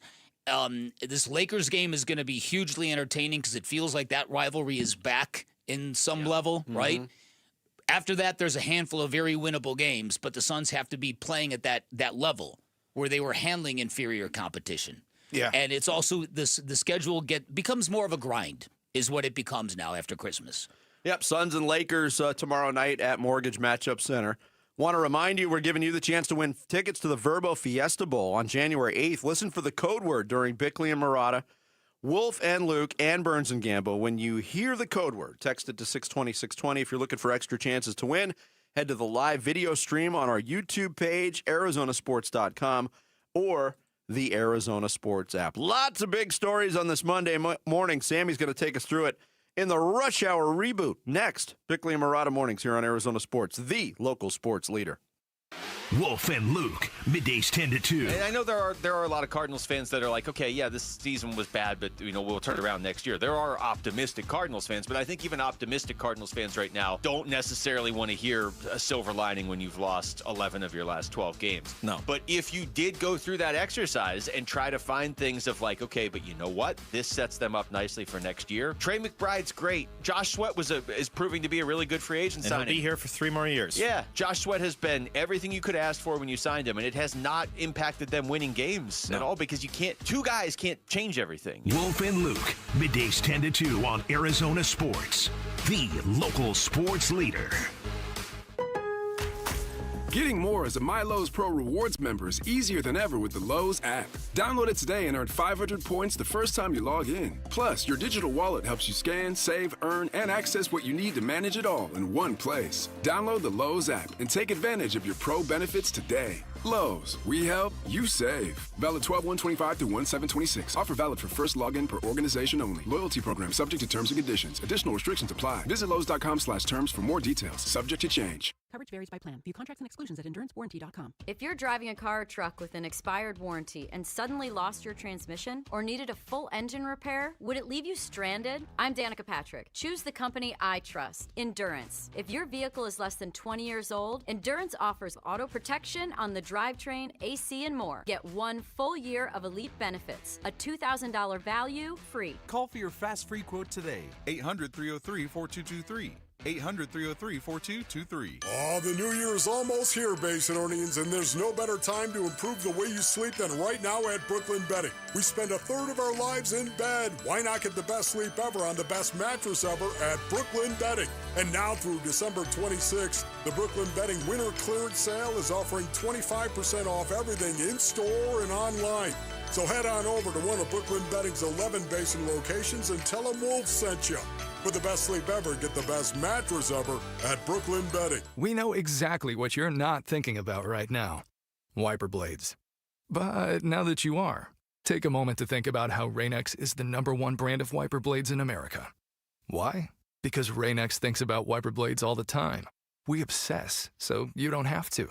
Simply install our blades and then think about literally anything else. So choose Rain-X, America's #1 wiper blades. And then go back to not thinking about wiper blades. Rain-X. Outsmart the elements. This holiday season, Capital One reminds you to give yourself the gift of 1.5% cash back with the Capital One Quicksilver Card. Can I earn 1.5% cash back on birds? Birds? What if you sent your true love 2 turtle doves plus a partridge in a pear tree? Sure, but why would anyone want that? The song was very convincing. Earn 1.5% cash back on all your holiday purchases with the Capital One Quicksilver Card. What's in your wallet? Terms apply. See CapitalOne.com for details. Never have I ever called my sister from the finish line of my first marathon. Hello? You won't believe where I am. Are you running? Mile 26. I'm gonna make it. Switch to T-Mobile's 55 Plus plan and get iPhone 16e with its advanced camera system on us. Plus 2 lines for just $30 a line. Guys, I can't believe it. I knew you could do it, babe. That was amazing. Mom, how do you feel? I feel great. I can't feel my feet. Let's take a picture. And then you may carry me to the car. Share every stride, every mile, every memory on America's best network. Switch to T-Mobile's 55 Plus plan and get iPhone 16e on us and 2 lines for just $30 a line. With 24 monthly bill credits and 2 eligible port-ins on Essentials 55 Plus for well-qualified customers with autopay plus taxes, fees, and $35 device connection charge. Credits end and balance due if you pay off early or cancel. Contact us. Finance agreement 128 gigabytes, $599.99 required. Best mobile network in the U.S. based on analysis by Ookla of Speed Test Intelligence data 1H 2025. Visit T-Mobile.com. Sun Devil men's basketball is heating up, and now you can build a ticket plan on your terms. With the Sun Devils mini plan, you choose any 6 home games you want, including the biggest Big 12 matchups of the year, Kansas and Arizona. Lock in the rivalries, circle the heavy hitters, or stack your schedule with weekends that work for you. 6 games, your choice, your vibes, your Sun Devils. Grab your mini plan today at sundeviltickets.com. That's sundeviltickets.com.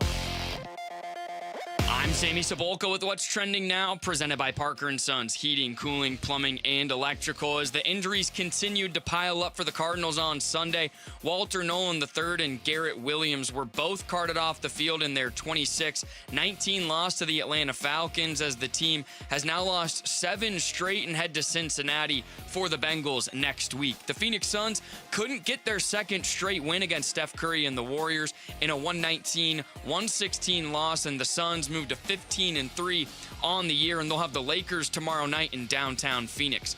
And this weekend, ASU was able to put Kenny Dillingham rumors to bed as he and the university agreed to an amended contract. The deal will average more than $7 million per year, and the staff pool is towards the top of the Big 12. Kenny and this Sun Devils team continue to prep for the Sun Bowl against Duke on December 31st. This report is brought to you by Earnhardt Buick GMC. Shop local at Earnhardt Buick GMC, a trusted name in automotive since 1951.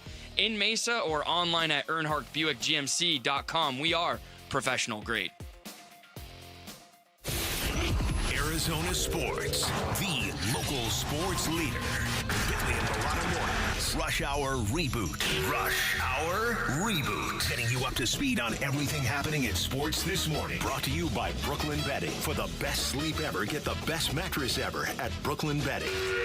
Sammy's here to take us through the big stories on this Monday morning. It's reboot time. Yes, good morning, 7:30, Rush Hour Reboot. Happy Monday. I want to give a quick shout out to the 221 of you watching on YouTube, you can see us every morning at Arizona Sports on YouTube. The first question I want to get to, so the Cardinals have now made it 7 straight losses. There's 3-12, and with the injuries, the uncertainty at both the quarterback and the head coach, how can this get better for next season? I think it gets better almost by default. Okay. All right. Honestly, this is about as bad as it gets. When you consider everything, this team's inability to win games, how much of that has been complicated by the injuries. There's no way they'll be this injured next year. Now, file that away. Maybe mark that audio, Bailey. We'll see if that's the case. But everybody's talking about the extreme nature of it. But, I mean, whether Jonathan Ganon is back or not, I would expect it to be better than it is this year. I don't know. I don't know what this is going to look like given where they rank up against Seattle, San Francisco, and the Rams. Well, there's especially that with the bounce-back season of Matthew Stafford. This idea of what Ian Rappaport put out there was it read like a press release that the team put out, to be quite honest with you. It basically said, well, if we're just with a fresh start and a new change at quarterback, they can jump back into contention. Have you been watching these games? Have you been watching what it looks like when they play these division rivals? Ian Rappaport clearly has not. Yeah. And it showed in those 3 paragraphs that he wrote. So to me, how does it get better? Look, you want to be healthy, but I'm not using these injuries as an excuse like so many others are prone to do. They didn't win games when they were healthy. No, and then they showed no ability to win games when they were healthy. Plus, the offensive line, as decimated as it's been, looked the best it has all year long when Jonathan Gaines was playing center for about 5 snaps yesterday. Yeah. So there's a way of getting it done, even if you are injured. Even if you've been rattled by injuries. The last 2 games, I think, have been a plus for the offensive line. Yes, it has been. Yeah. Michael Carter looked good. Dalvin Tomlinson finally had a really good game yesterday. He did.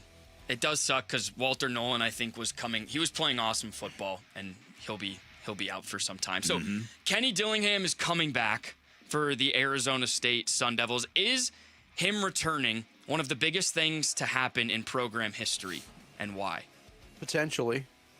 Got to see how this goes. Yep. We all have a feeling that the trajectory is going in the right direction, but I mean, it doesn't ensure success. I mean, the thing that I love most about Kenny Dillingham is what I said earlier: is his willingness to adjust with all the change. And changes come in college football almost by the week. He is willing to adjust and play the game that needs to be played. So, I'll say potentially one of the biggest stories. Okay. Yeah, I think so. I thought all along that this was more of a leverage play than anything, but at the same time, I also know that there was some levels of frustration in the Kenny Dillingham camp about a few different things.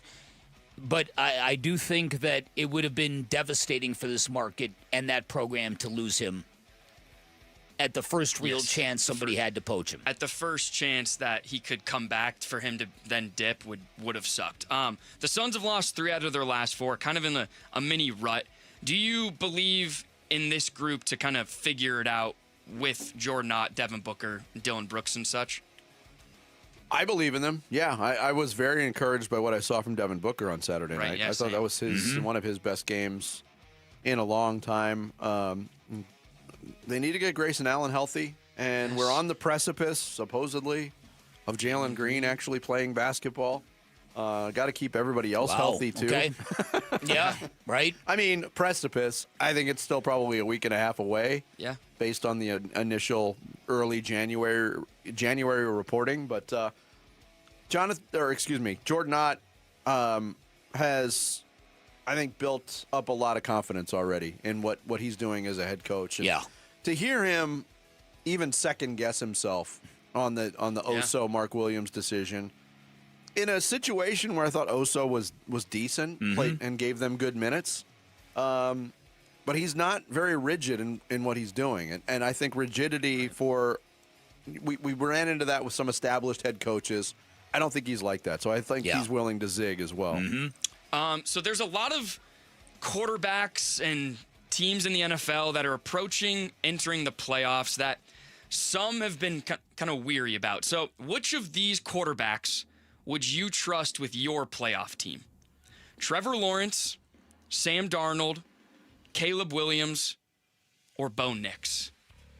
Ooh. A lot of that is gauging the hot hand. Yeah.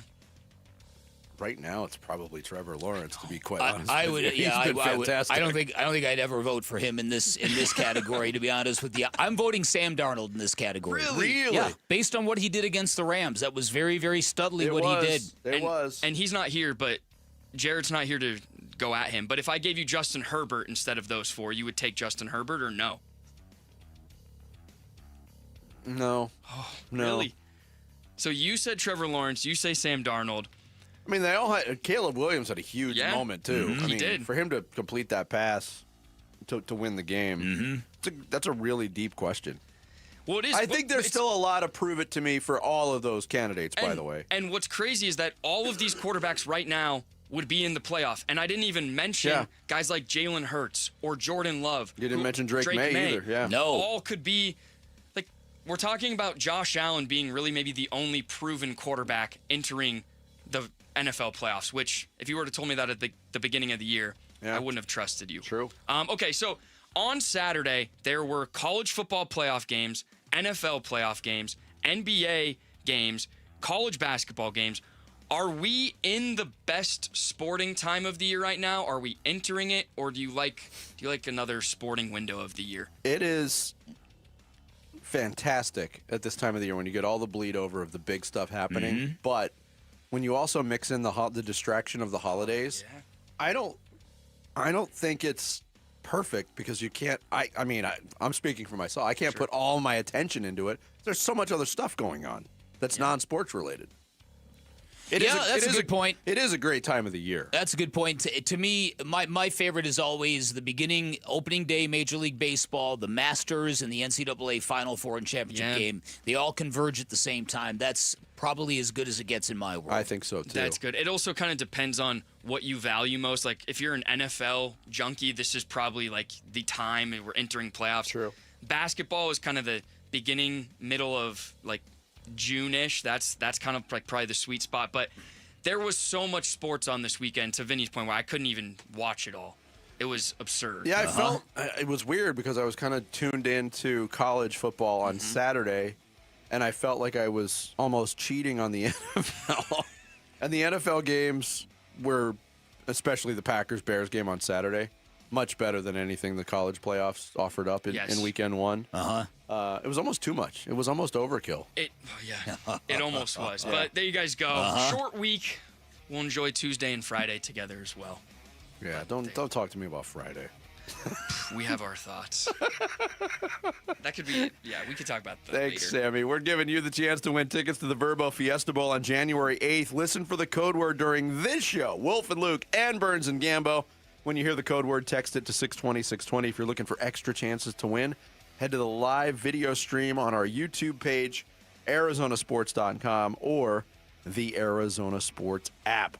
Coming up next, how much will injuries factor in to the decision on Jonathan Gannon's future? Michael Bidwell's got a lot of evaluation to do. We'll get into that next. Bickley and Murata Mornings here on this Big Red Monday, Arizona Sports, the local sports leader. Win tickets to the Verbo Fiesta Bowl from Arizona Sports. This show's keyword is touchdown.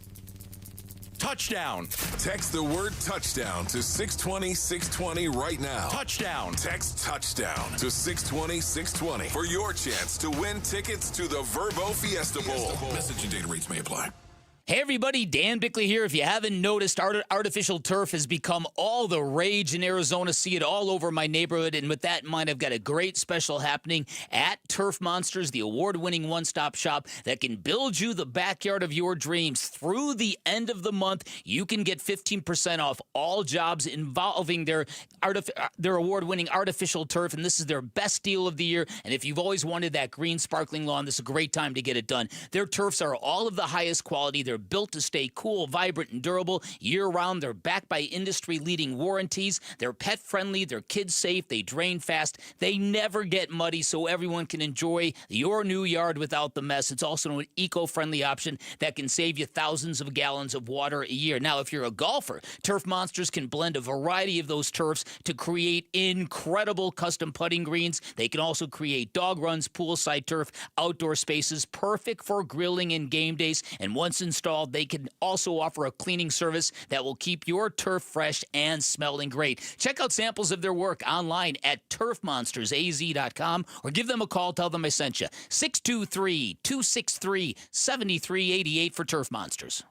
Whether picking up a prescription, getting help navigating the healthcare system, or checking in at home, CBS Health is there to make care easier and more connected. Our future is brighter together. Learn more at cbshealth.com/Investor Day. Burns and Gambo are back at DraftKings Sportsbook at TPC Scottsdale on Friday, January 9th for a live broadcast from 2 till 6 p.m. for the fantasy football finale. Come hang out, talk football, and while you're there, you'll have a shot at winning tickets to the WM Phoenix Open. DraftKings Sportsbook, your ultimate destination for postseason football. Catch every bowl game, playoff game, or even the national championship all in one place. Join us Friday, January 9th at DraftKings Sportsbook inside TPC Scottsdale. Gambling problem? Call 1-800-NEXT-STEP.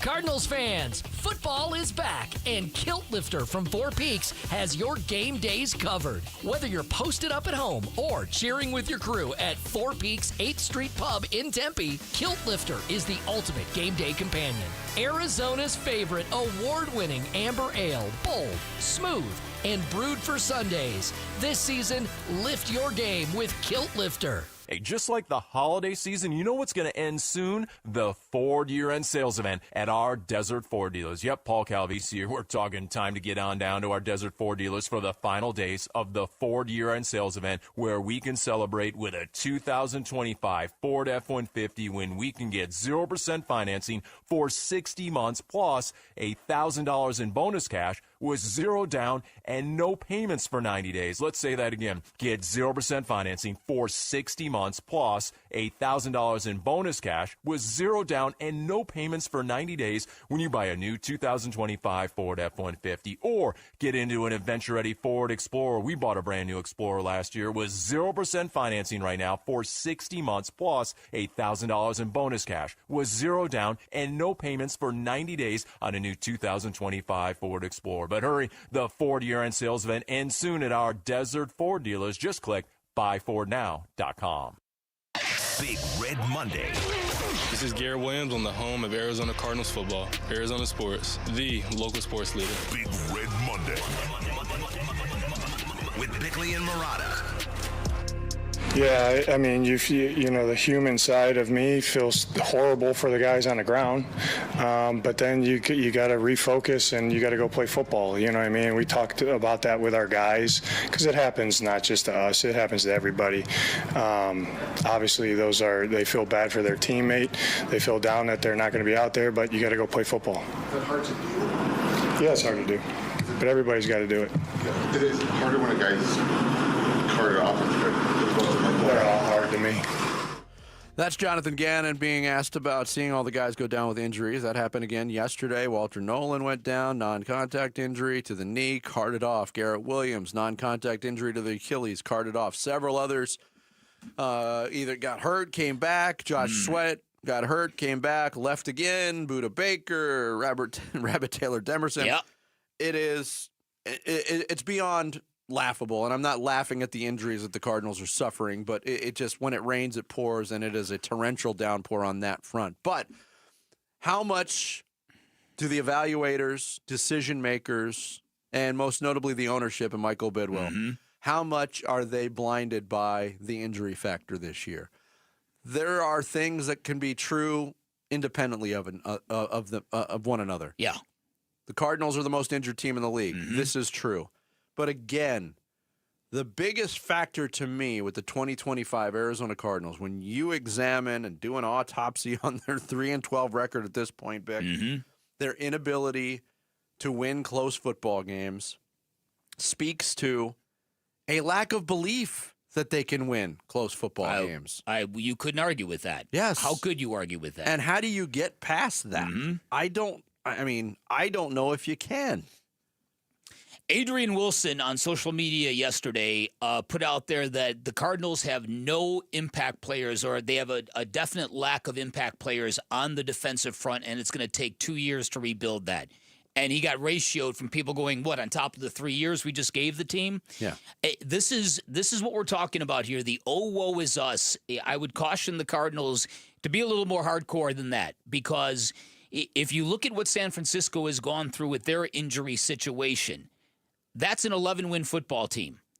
And if their head coach can find a way to motivate and inspire and coach up an X and an O's, an injured team to victory the way he has, then why can't your guy here in Arizona? Now, you can, we're the most injured team in the NFL. Okay, well, then you should have better depth. You should have better depth. I'm just disregarding this because I've been hearing this for decades. And Bick, we've seen it here. Coaches scheme ways to win sometimes.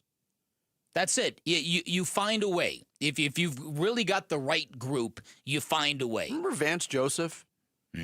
Scheming up ways to Sure pressure do. the quarterback? Sure do. Remember, it's college, but Kenny Dillingham scheming up a win against UCLA? The swinging gate and all that. Yes. All that stuff. That's what impact coaches do. And so that's the battle cry of this coaching staff has been, we got to get back to work. Well, change what you do. Change something. Yeah, listen, and so here's the conundrum. Jonathan Ganon is talking very much like a head coach who's been told, you'll be back. Don't worry, I got your back. We know you've had to deal with a lot of injuries. We'll give it another try next year. I still have faith in you. By giving him that message, Jonathan Ganon now sounds like a coach who is very much, okay, we're just on to Cincinnati and we're going to work hard. And fans are so tired of the rinse, repeat cycle of it all that the Cardinals have to be aware of it. How could they not? I've got hundreds of emails to that extent. I know you do too. Yeah, but being aware is one thing. Being willing to buy into the awareness and make a change, that's another thing altogether. Yeah. And you mentioned the 3 paragraphs that Ian Rappaport wrote on NFL.com yesterday. The last paragraph, with potentially a new quarterback, the Cardinals can the Cardinals make a leap back towards contention next season in a division in which the other 3 teams are currently competing for the NFC's number 1 seed? If Bidwill decides the answer is yes, the sense is he'll stay the course. Putting all the factors together and noting the overwhelming number of injuries this year, one wouldn't expect a change in Arizona. See, now, that line right there, one wouldn't expect a change. Really? One wouldn't? Well, we when you were gone last week, our weekly visit with Mark Schlereth, he referenced the conversation that he had before, because he did the game with the Cardinals in Houston. Yeah. And he talked to Michael Bidwill. Didn't connect the 2 dots directly, but also said during the course of the conversation, I expect Jonathan Gannon to be back next year. So clearly there's a lot of analysts who are getting the same information or getting the same kind of heads up that, we really like the guy. Things just haven't gone our way. They're in for a rude awakening is what I have to say about that. I've seen people make the point, too, because people will stand, they didn't draft Kyler Murray. They didn't sign him to the extension. He's not their guy. Okay, move on from Kyler Murray. Are you going to trust a coaching staff that has been with a defensive-minded head coach that's been unable to get the best out of the defense? No. And listen, when real serious commitment financially was made on that side of the ball? That's it. And look, and you could put a magnifying glass to the general manager as well. And because that 2024 draft class, for all those players picked, it ain't it, man. I'm telling you. And Marvin Harrison Jr. after yesterday's game, there are still issues with that young man. He's not out of the proverbial woods yet. That ball in the end zone should have been a touchdown. And it went right through his breadbasket. How many times have we seen that? A lot. And this is the end of year 2. And every time you see a jump, then you see a step back. Whereas Michael Wilson making the play that he made in the end zone, he's your top receiver. He's your top receiver. And so, it's just when you compare what other teams are doing in terms of adjusting their staff, there's going to be serious clapback if Jonathan Ganon is coming back next year, and if he's already been told he's coming back next year, I highly recommend he beats the Rams the last game of the season, because if not, this is not going to go over well. Yeah, but I mean, if you can't beat the mediocre teams, how are you beating a top team? I don't know. Yesterday was their chance to win a football game. Vinny, by my math, the NFC West, the 3 teams ahead of the Cardinals are 33-11. 33-11. The Cardinals are 3-12. So by my math, they are now 27.5 games behind the division. It was 26 the last time. It was 26 the last time. Bickley math. Keep falling. Yep. In their franchise history, the Cardinals have lost 13 games in a season 3 times. The first time was in the early 2000s, and it was a combined season. Vince Tobin was the coach. He got fired halfway through. Dave McGinnis took over. They ended up losing 13 games. Dave McGinnis got 3 years after that. Mm-hmm. He was a very popular figure. Yep. Some of the worst Cardinals teams we saw in history were coached by Dave McGinnis, however. And I love Coach Mack. You know that. Mm-hmm. The other 2 times, Steve Wilkes lost 13 games in 2018. Fired after year 1. 2022. An injury-riddled Arizona Cardinals team under Cliff Kingsbury, the year following a playoff appearance, lost 13 games. Cliff Kingsbury got the axe. So after getting a 5-year extension. After getting a 5-year extension, yeah, so which Jonathan Gannon has not secured. No. So again, there's a lot of ways that could get out of this mess. I have said it repeatedly. I would implore Michael Bidwill, hire a team president, hire a director of football operations, and let that person handle business. Maybe the Cardinals, to do that, maybe they just need somebody to stroke like a $20 million check. I'm getting my situations all muddled here. That's right. You really are. What a frustrating season. Oh, my goodness. Coming up next on the Monday edition of Bickley and Murata Mornings, your first Bickley Blast in more than a week. It's Bickley and Murata Mornings here on Arizona Sports, the local sports leader. Arizona Cardinals football. Intercepted. What a catch on the far sideline by C.J. Henderson. That guy made a great play. I got to do a better job, give him a better ball. The Falcons beat the Cardinals 26-19. More reaction to the Cardinals losing their 7th straight coming to you on the Arizona Sports YouTube channel, the Arizona Sports app, and Arizona Sports 98.7. So they call Life Changer Loan the loan the big banks don't want you to know about, and that is because for ages, the home buying process has remained largely archaic. You apply for a mortgage, you make a big down payment, then you spend the next 3 decades of your life paying off your home. A lot of people reconcile it because they think they have a really good interest rate. Like one of our listeners named Jack, who before switching over to a Life Changer Loan realized it wouldn't be until year 22 of that 30-year fixed rate mortgage until he actually paid more principal than interest, and at the end of it all, he was going to spend $700,000 for a $300,000 home. Much better way with a Life Changer Loan. You do your banking inside of your mortgage. All of your income goes to paying off all your debt, and you do it without any anxiety because you always have access to your equity. This is how and why the average Life Changer Loan client pays off their home in 5 years, which does a lot of great things, but primarily it gives you decades to build personal wealth while everybody else is chained to that debt sentence, otherwise known as a 30-year fixed rate mortgage. Now, there are caveats. This is not for everybody. You've got to have the right set of financials, but if you're a good fit, I can tell you this, you're going to love the results. 480-504-0844, online at lifechangerloan.com. It doesn't matter if you're running drills at the park, playing pickup on a Saturday, or sinking the final putt. When you compete with your friends with Michelob Ultra on the line, competition isn't that friendly. The trash talk, next level, and the stakes, oh, those are crystal clear. With only 95 calories and superior smooth taste, it's the ultimate trophy. Superior is worth playing for. Michelob Ultra, superior light beer. Enjoy responsibly. Copyright 2025, Anheuser-Busch Michelob Ultra Light Beer, St. Louis, Missouri. So Pure Talk just had their best year ever and asked me if I'd like to thank their customers on their behalf for being so awesome. I said sure. It's important to say thanks, especially this time of year, which is why, as one of their many satisfied customers, I should probably thank Pure Talk first for keeping their customer service in this country and for providing hundreds of American jobs. I appreciate that.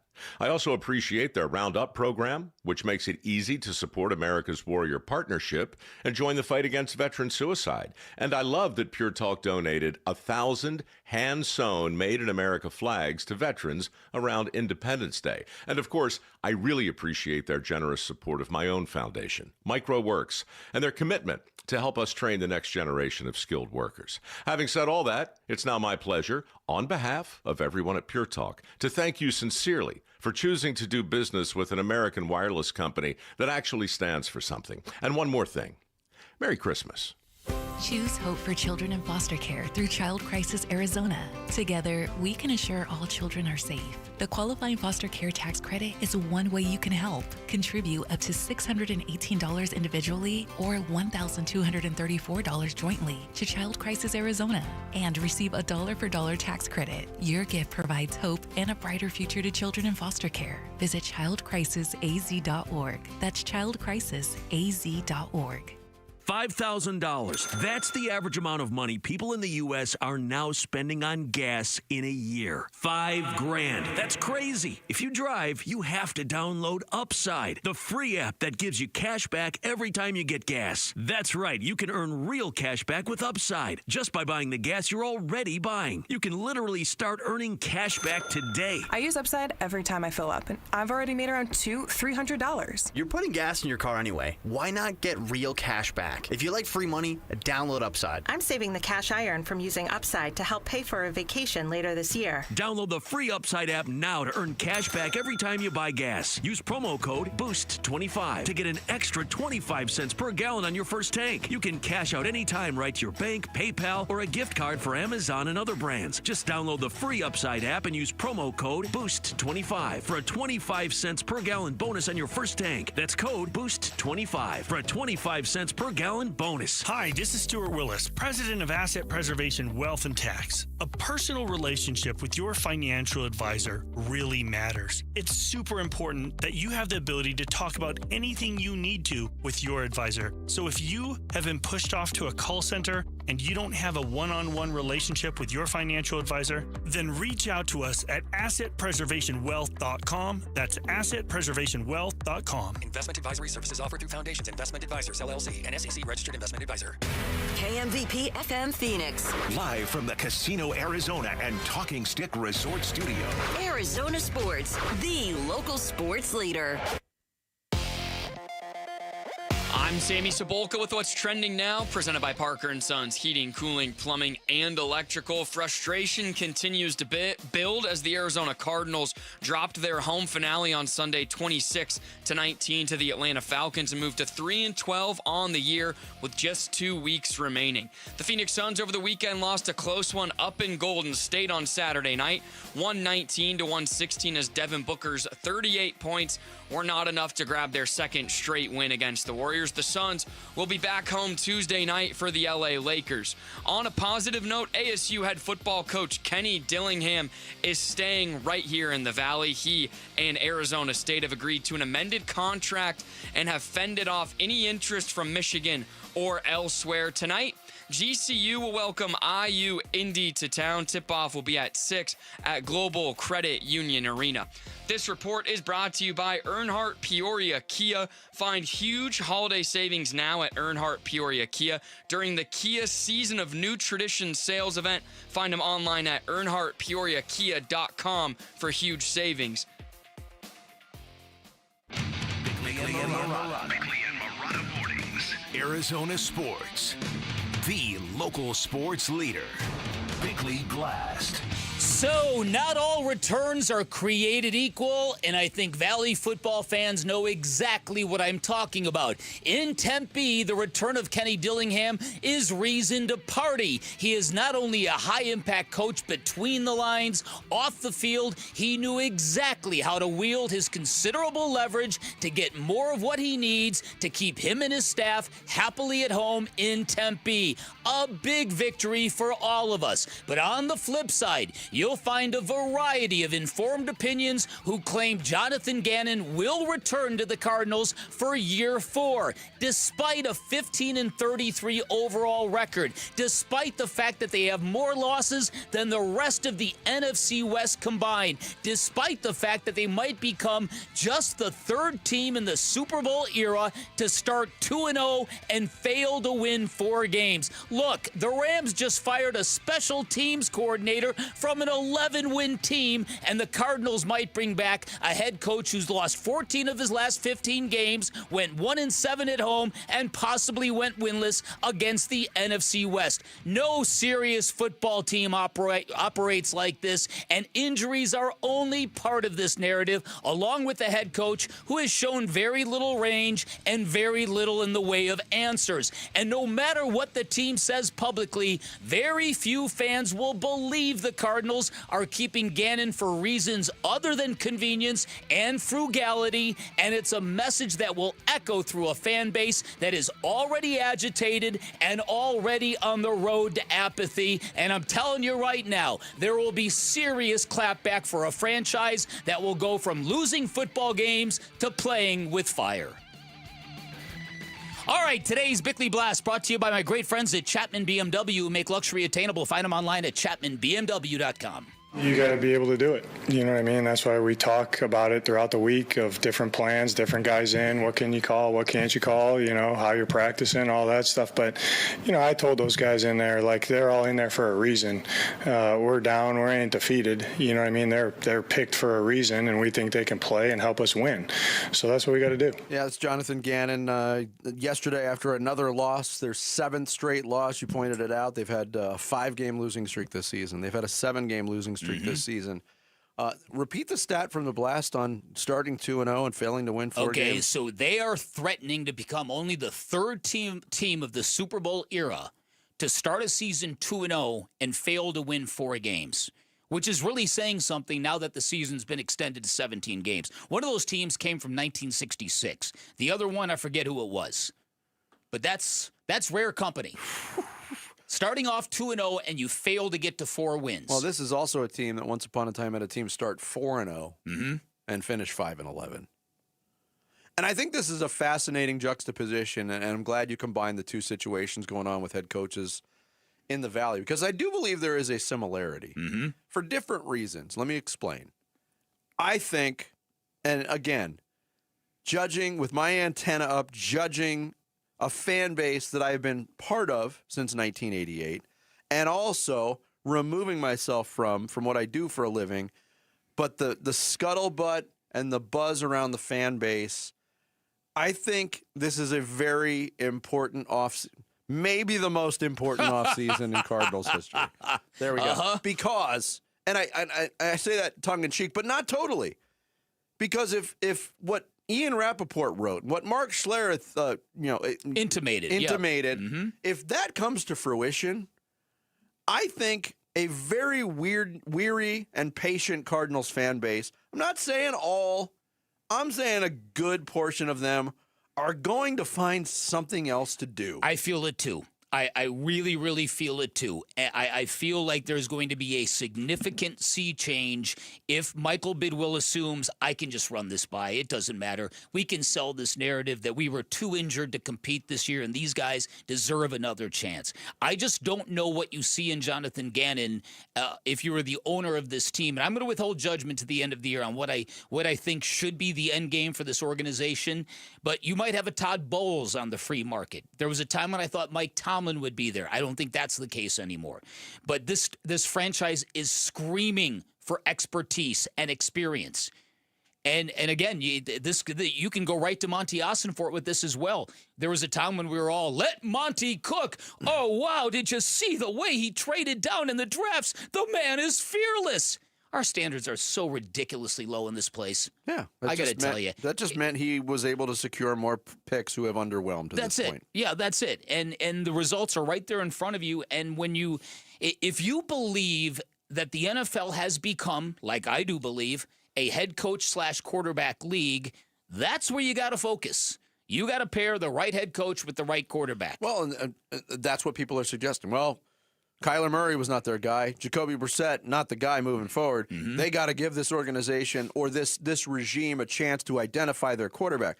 Then what happens? Okay, Jonathan Gannon gets another year. Monty Ossenfort drafts a quarterback.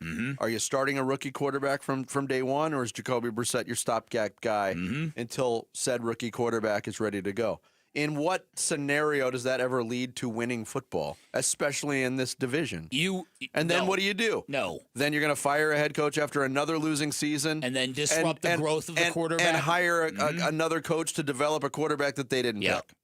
And again, these are questions, and these are the logistics that every Cardinals fan is going through in their head. And I think you're right. I think there is going to be a big drop off in season ticket holders. I'll bet you there'll be a big drop off in people who say, you know what, I'm done. I'm just done with this team. I feel it, and I've got the emails to prove it. The similarity in this scenario, again, kind of piggybacking off your blast on the Dillingham front.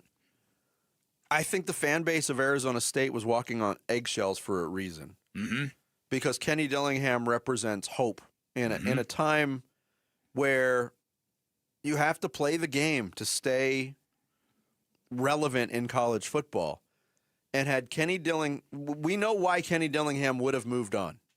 Because he didn't have belief in the support from the administration. And to me, that would have signaled to the ASU fan base, football's just not that important to us.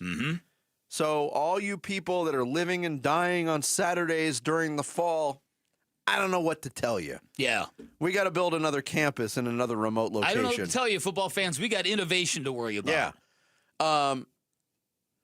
Because that would have been a real blow to anybody who's emotionally invested in Arizona State. I totally agree with you. So I give credit to the administration for stepping up, realizing the importance, and keeping this fan base engaged, because the engagement the last 2 years has been, I don't know if it's been at an all-time high. It's certainly been a historic high. Smart people will tell you there's a lot of changes coming to the university system in this country with AI and classes online and all that kind of stuff.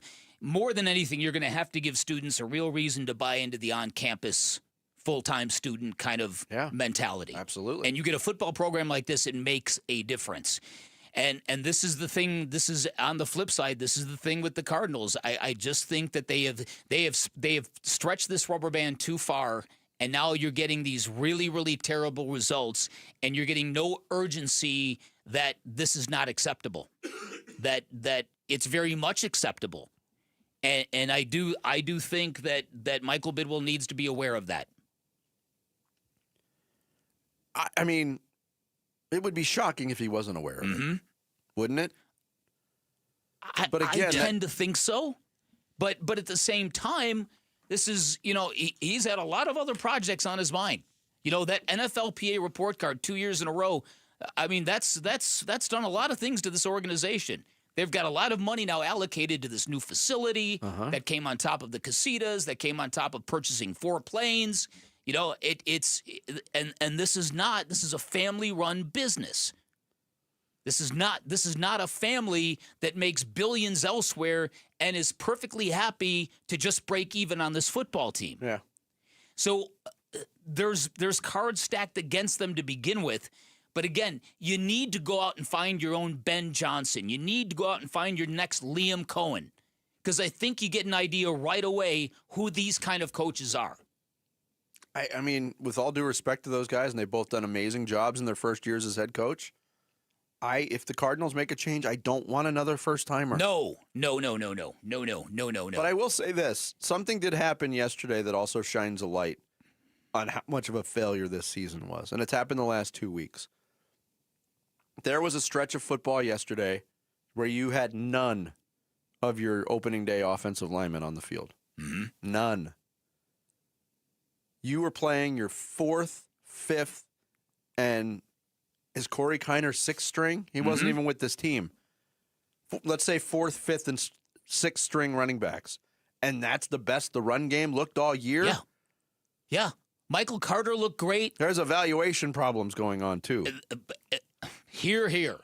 And that's what I think is maybe overwhelming. Like, oh my goodness, if we need to go in and really chop this thing down, do we have to cut down the whole forest and replant? Look, it's not a good situation. And the company they keeping in the NFC West, it's part and parcel. It's an inextricable part of this story that has made Cardinal fans realize we're not getting out of this. How in the world are we going to compete with them? Realignment. Stump for realignment, baby. Can we please move to the NFC South? Arizona's in the South. That's right. Yet, how many teams they went 2-2 against the NFC South, so. It's just very, very, very frustrating. Again, and I think we've all gave this team so much grace and so much patience. This was supposed to be the year. Yeah. Yeah. Coming up next, you know what we do on Mondays, therapy session. We open up the phone line, 602-260-9870. Your thoughts on the Cardinals, their latest loss, their direction, the injuries, wherever you want to go. We'll take your phone calls next here on Bickley and Marotta Mornings. Arizona Sports, the local sports leader. 8-time Pro Bowler, 3-time All-Pro First Teamer on the NFL's 2010s All-Decade Team. He's Patrick Peterson, P2. Patrick Peterson out of LSU to the house. And he joins Wolf and Luke every Tuesday morning at 11:15 to talk football on Arizona Sports 98.7, the Arizona Sports app, and the Arizona Sports YouTube channel. If you're considering a dental procedure to fix your teeth and give you the confidence to smile again, I'm 100% certain you'll choose Pro Smile. Why? Because Pro Smile really is different. They're Arizona's Smile Center, experts in all-on-X implants and custom cosmetic veneers. They're the only practice in Arizona with full-service oral surgeons and cosmetic dentists on site. Many implant centers use regular dentists for oral surgery, not Pro Smile. Pro Smile is the only implant center where the lab technicians, anesthesiologists, and board-certified oral surgeons are all in office. No outsourcing, no delays, no mistakes. Specializing in all-on-X implants and custom veneers, Pro Smile can give you the gift of a smile this holiday. Pro Smile is offering $1,000 off services through December 31st. Call 1-888-GO-SMILE or text PRO to 620-620, and I'll send you a link to schedule your free consultation. Locations in Paradise Valley and Scottsdale. Message and data rates may apply. 1-877 Cars for Kids. K-A-R-S Cars for Kids. 1-877 Cars for Kids. Donate your car today. Call 1-877-CARS for Kids to reach a friendly live agent. Donation's super easy, and your car can be picked up as soon as tomorrow. Call us now. 1-877 Cars for Kids. Donate your car today. Hurry! It's our last chance to donate for 2025. $5,000. That's the average amount of money people in the U.S. are now spending on gas in a year. $5,000. That's crazy. If you drive, you have to download Upside, the free app that gives you cash back every time you get gas. That's right. You can earn real cash back with Upside just by buying the gas you're already buying. You can literally start earning cash back today. I use Upside every time I fill up, and I've already made around $200-$300. You're putting gas in your car anyway. Why not get real cash back? If you like free money, download Upside. I'm saving the cash I earn from using Upside to help pay for a vacation later this year. Download the free Upside app now to earn cash back every time you buy gas. Use promo code BOOST25 to get an extra 25 cents per gallon on your first tank. You can cash out anytime right to your bank, PayPal, or a gift card for Amazon and other brands. Just download the free Upside app and use promo code BOOST25 for a 25 cents per gallon bonus on your first tank. That's code BOOST25 for a 25 cents per gallon bonus. The holidays aren't just about giving gifts. They're about giving memories. I'm Diamond Dave, and nothing creates a memory like the sparkle of a diamond. My dad, Diamond Dave, has helped families find the kind of gift that takes her breath away. And the truth is, this isn't about just one holiday. This is about every holiday, every anniversary, every moment she looks at that diamond and remembers how she felt the first time.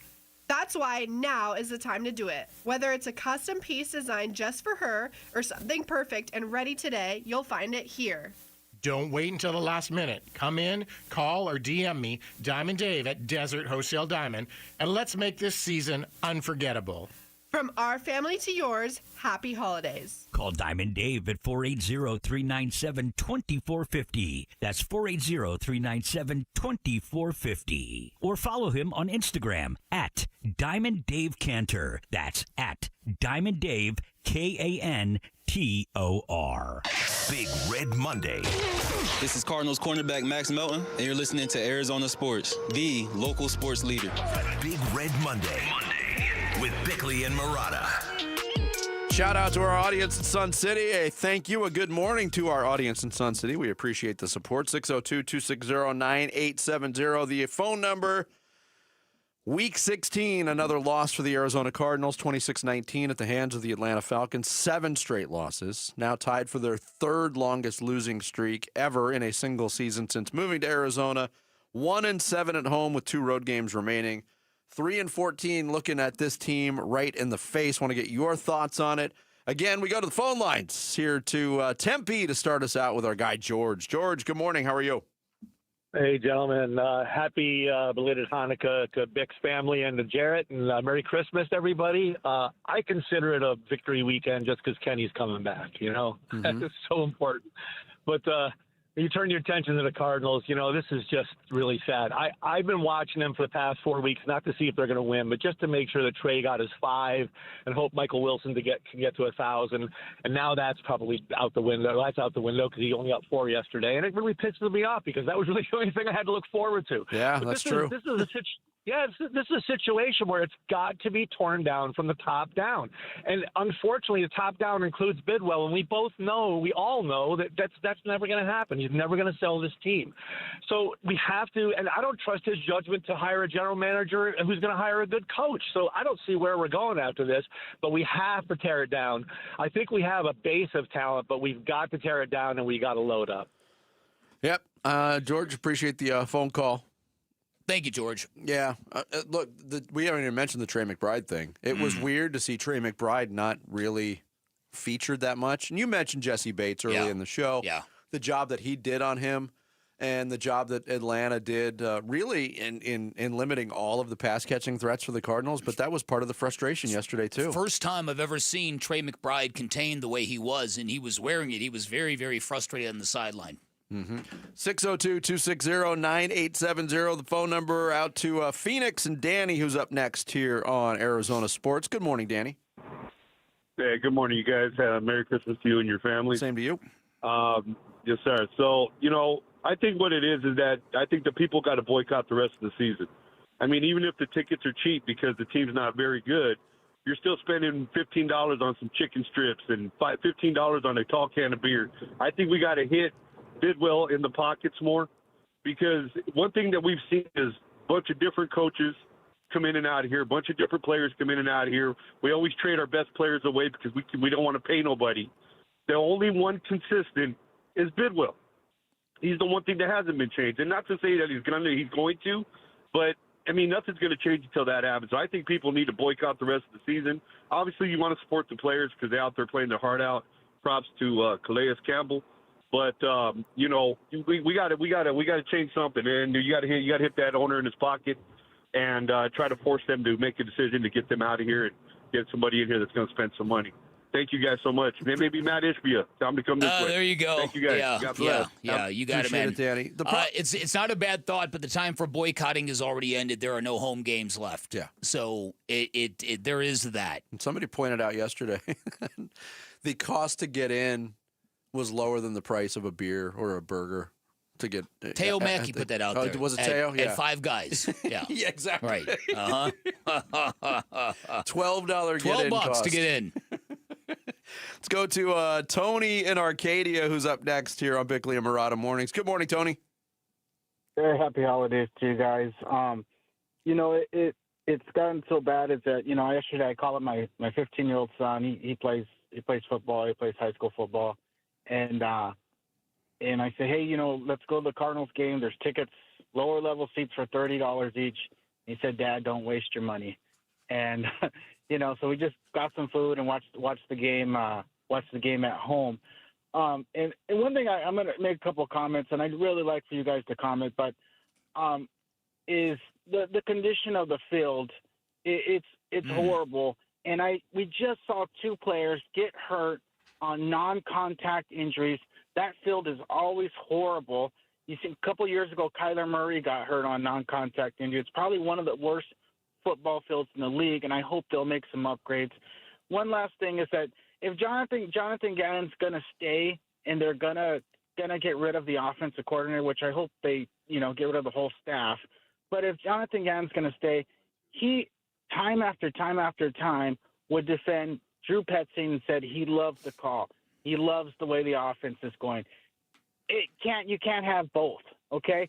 And if you're going to get another offensive coordinator, and I'd really like to have Robert Saleh in here, get as a new head coach. But if you're going to get another offensive coordinator, you're going to have to run an updated system.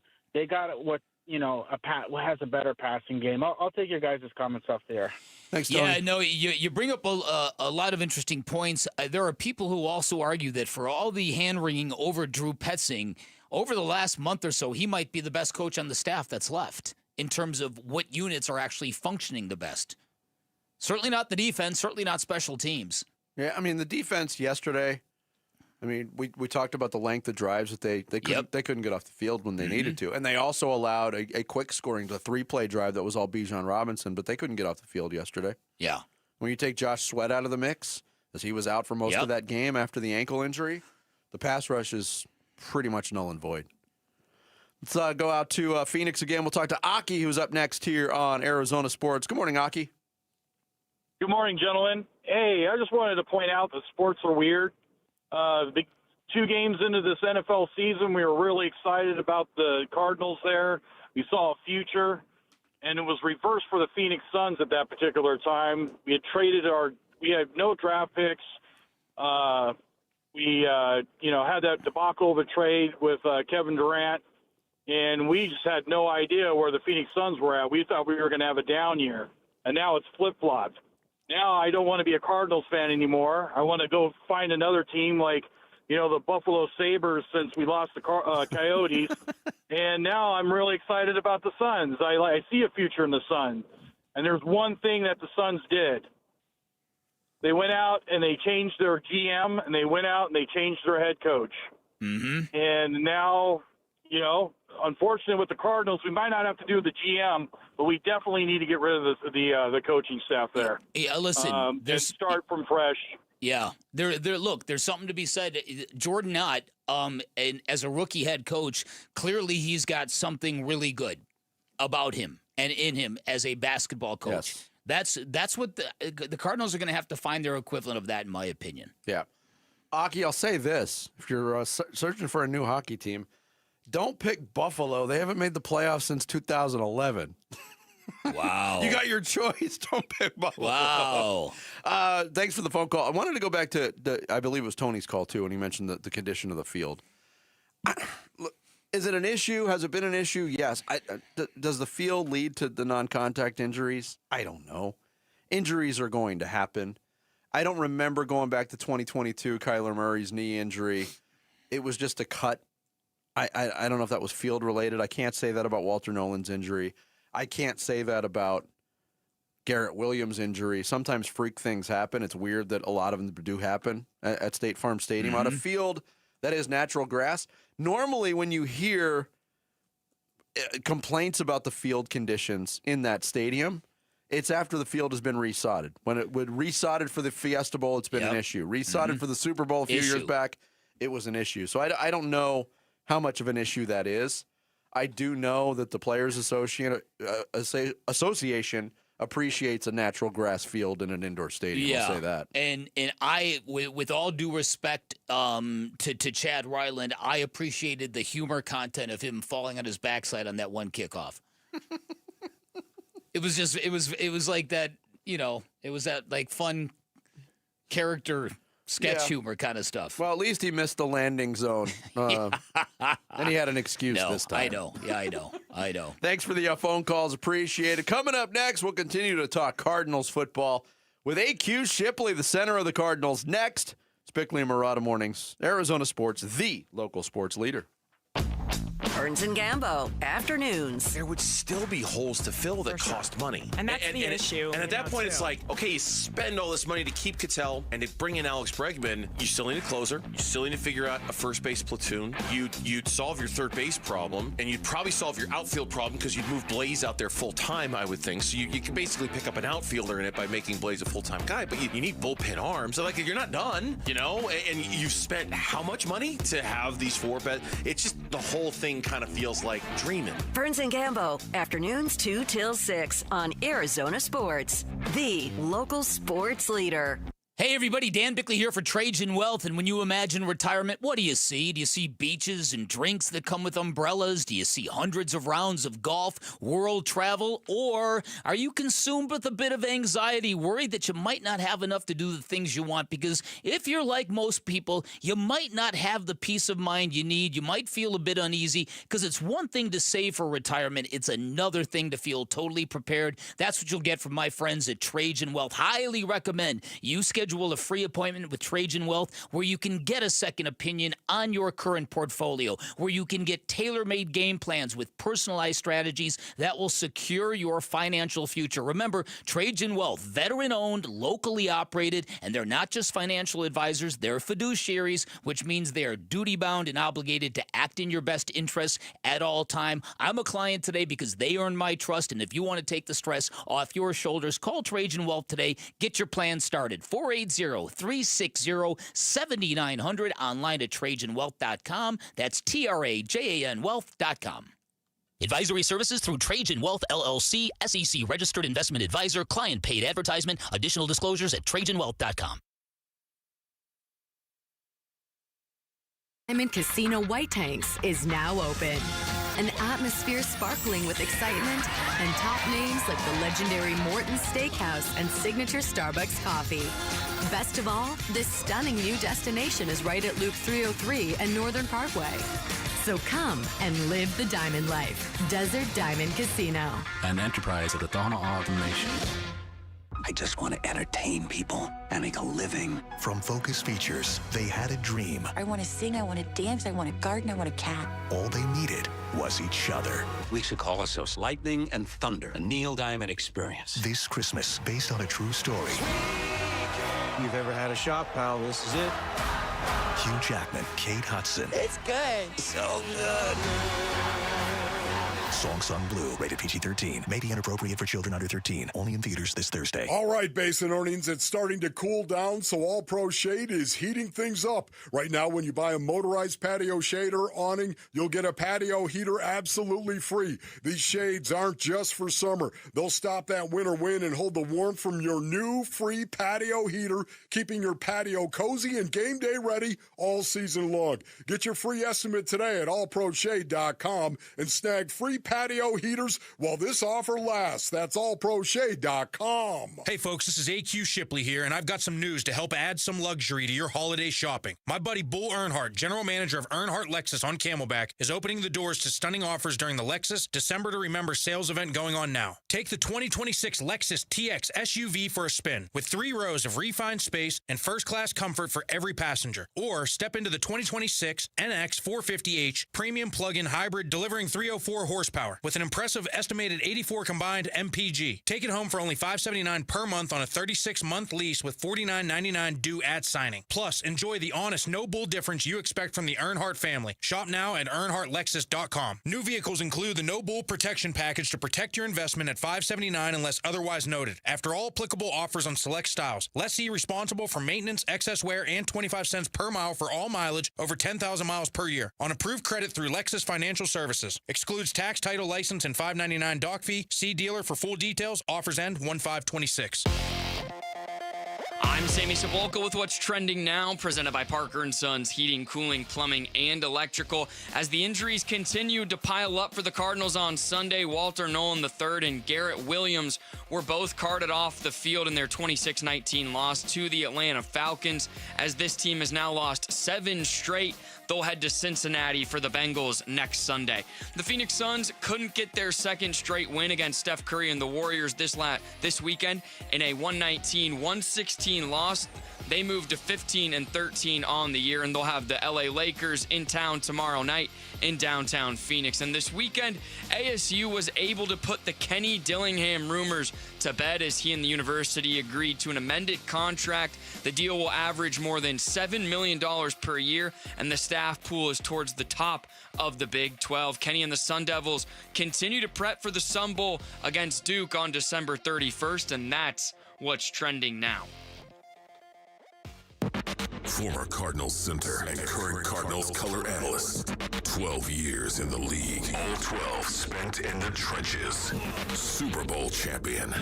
A.Q. Shipley. The center of the Cardinals. With Bickley and Murata. Brought to you by Earnhardt Auto Centers and NoBull.com. A trusted name in automotive for over 74 years. And that ain't no bull. It has been an age since we have welcomed A.Q. Shipley to the show on a Monday for his weekly segment with us, where we've got to talk about an Arizona Cardinals victory. How about it? Because the last one came on a Monday, so we talked about it on a Tuesday. But another loss on a Sunday, 26-19 to the Atlanta Falcons yesterday. And A.Q. joins us right now for his weekly segment via video. There he is. A.Q., good morning. How are you, sir? Here we go again, boys. Right? It is the same old story. Another game that was right there for the taking at the end. Cardinals can't make the play, pick to basically end the game. But I wanted to start here. I heard you on the postgame show yesterday talking with Dave Pasch. And yes, the Cardinals ran the football pretty effectively yesterday with a completely patchwork offensive line, which is somewhat puzzling. Also with your fourth, fifth, and sixth string running backs, also puzzling. But your belief was they leaned on the running game a little bit too much yesterday. Explain that more. Yeah, so I just think, listen, I think you have to be able to run the football. And I think we've talked about that all year. That needs to be a major part of this offense. And that was also the identity of this team coming out of last year, going into this season. But the biggest thing that I thought when I watched yesterday was they ran it well between the 20s. But once you get inside the 20s, once you get into the red zone, yes, if you can really pound the football, sure, you can run it all the way into the end zone. I get that. But then it started to stagger out a little bit. And then when that happens, now we need to be able to throw it to our weapons. And I just don't think we got the ball to our weapons enough yesterday. I think you think about what Michael Wilson and Trey McBride have done over the last however many weeks since Jacoby has taken over, those guys, in my opinion, did not get enough touches yesterday. And obviously the streak broke for Trey McBride. Michael Wilson made the big play early, but after that, he was pretty non-existent. Yeah, I agree with all of that. What do you think that the Falcons did to counter Trey McBride? I was marveling at what a player Jesse Bates is, and he kind of locked him up, and it was a handful for him to deal with in the times when he was dealing with the coverage. What did you see in what they did with Trey McBride? So I think a lot of the times, and I've mentioned this a lot over the years, the fact that when you look at what Trey McBride's route tree is, a lot of it's short routes, right? A lot of it's little stick routes, little turnaround hitch routes, little out routes. And I think what they did was they did a nice job of having Jesse Bates kind of basically bracket coverage on him. And as he was just reading the eyes, he wasn't getting any depth because he knew most of the balls were going to be either little over routes, little stick routes, little hitch routes, anything short of 15 yards. So he's basically just standing there squatting on it and getting ready to break and reading eyes. And I think he did a good job of that. He's one of the best safeties in the league. They brought him down there for a reason. He's been paid like that. And, you know, I think they did a really good job of doing that. But I think when you look at Trey McBride, he's almost a wide receiver. I'd like to see him get some more routes down the field, some more seam balls, some more things that you're seeing some of your, you know, quote unquote, more receiving type tight ends get. A.Q. Shipley, our weekly guest here on Bickley and Murata Mornings. It's brought to you by Earnhardt Auto Centers. Going back to the offensive line, we touched on it a little bit last week, A.Q., that with the patchwork nature of that offensive line, and you look at the guys who got most of the playing time yesterday, Fryer, Gaines, Froholt, Adams.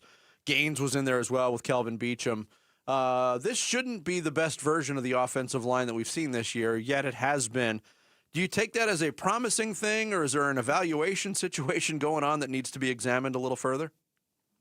Yeah, I think, listen, I think at the end of the day, I think whenever you have gotten so much criticism in that room, at some point, somebody's got to step up and say, hey, boys, we got to play better, right? And I think there's probably a little bit of that. I think there's probably a little bit of the younger guys trying to take onus of their opportunities. And then Beach is a pro. He's going to be a consummate professional. Obviously, he's played a long time. So, maybe he's that voice. I'm not sure who that voice is in that room. I'm assuming it's him.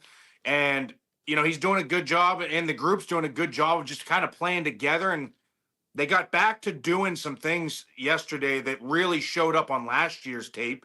If you look, and I mean, there was the first maybe 8 to 10 run plays. I think 8 of them were the same exact play, going left, going right, pull the backside guard. You got Elijah Higgins as the second puller. That's called a counter. And they ran that play over and over and over. And then eventually Atlanta stopped it. And then they started hitting some quick hitters up the middle. So it was a good mix. It was a good balance. I thought Drew called a good game in the run game. But like I said, at the end of the day, it's touchdowns, not field goals. You got to score points. Yes. How big is it, do you think, for this coaching staff? Because obviously there's been a lot of speculation about Jonathan Gannon and will there be a change? Won't there be a change? To get a victory on the way out of this season, because, man, this has been a 7-game losing streak on top of a 5-game losing streak. That's pretty intense. Listen, boys, you know it as well as I do. It's a what have you done for me lately league. It's a results-driven business. And so, I can't express enough the difference in walking. I remember, you guys probably remember this. 2019 was my last year playing here. First game of the season, we're getting smoked by Detroit, right? We come back, we end up walking away. We should have won that game, but we walk out of that game with a tie. Do you guys remember that game? Oh, yeah. It was Kyler's first game, yeah. Kyler's first game, yep. So we come out with a tie. I cannot tell you, just by walking into that building with a tie, the difference in the mood and the attitude from top to bottom because it wasn't a loss, right? And so I think the biggest thing this team needs to do and figure out, I don't care if it's this week, I don't care if it's next week, you got to find a way to fight, claw, and get one win coming out of these final 2 weeks. Yep. AQ Shipley, our guest here on Bickley and Murata Mornings. I know he was coming back from an injury yesterday, but it is week 16 of his second year in the NFL. And one would hope that Marvin Harrison, drafted 4th overall, would be able to come down with a ball in the end zone. The replay showed tough catch, but that's what the elite receivers do. They make those type of plays. How big of a concern do you think the Cardinals have with his inability to do that more consistently, AQ? Yeah, listen, I think it's tough. I mean, obviously coming off, you saw Drake London have a pretty bad drop early in that game too, right? Yeah. So I think anytime you come back off of injury, off of time lost, people don't realize, like, you do develop rust and even just missing 1 week, right? Sure. Like I think there's an element of timing and an element of just the faster reps coming into play that you miss out on when you miss time. But I think when you look at him, listen, I give him a lot of credit because I did see him the whole second half, like almost skipping out of the huddle. You could tell that heel was not 100%. So in a season that's lost, in a season where it doesn't mean anything, to show the ability to come out and play, I do give him a lot of credit for that. But having said all that, you got to make plays. You got to make plays. You're a top 5 pick.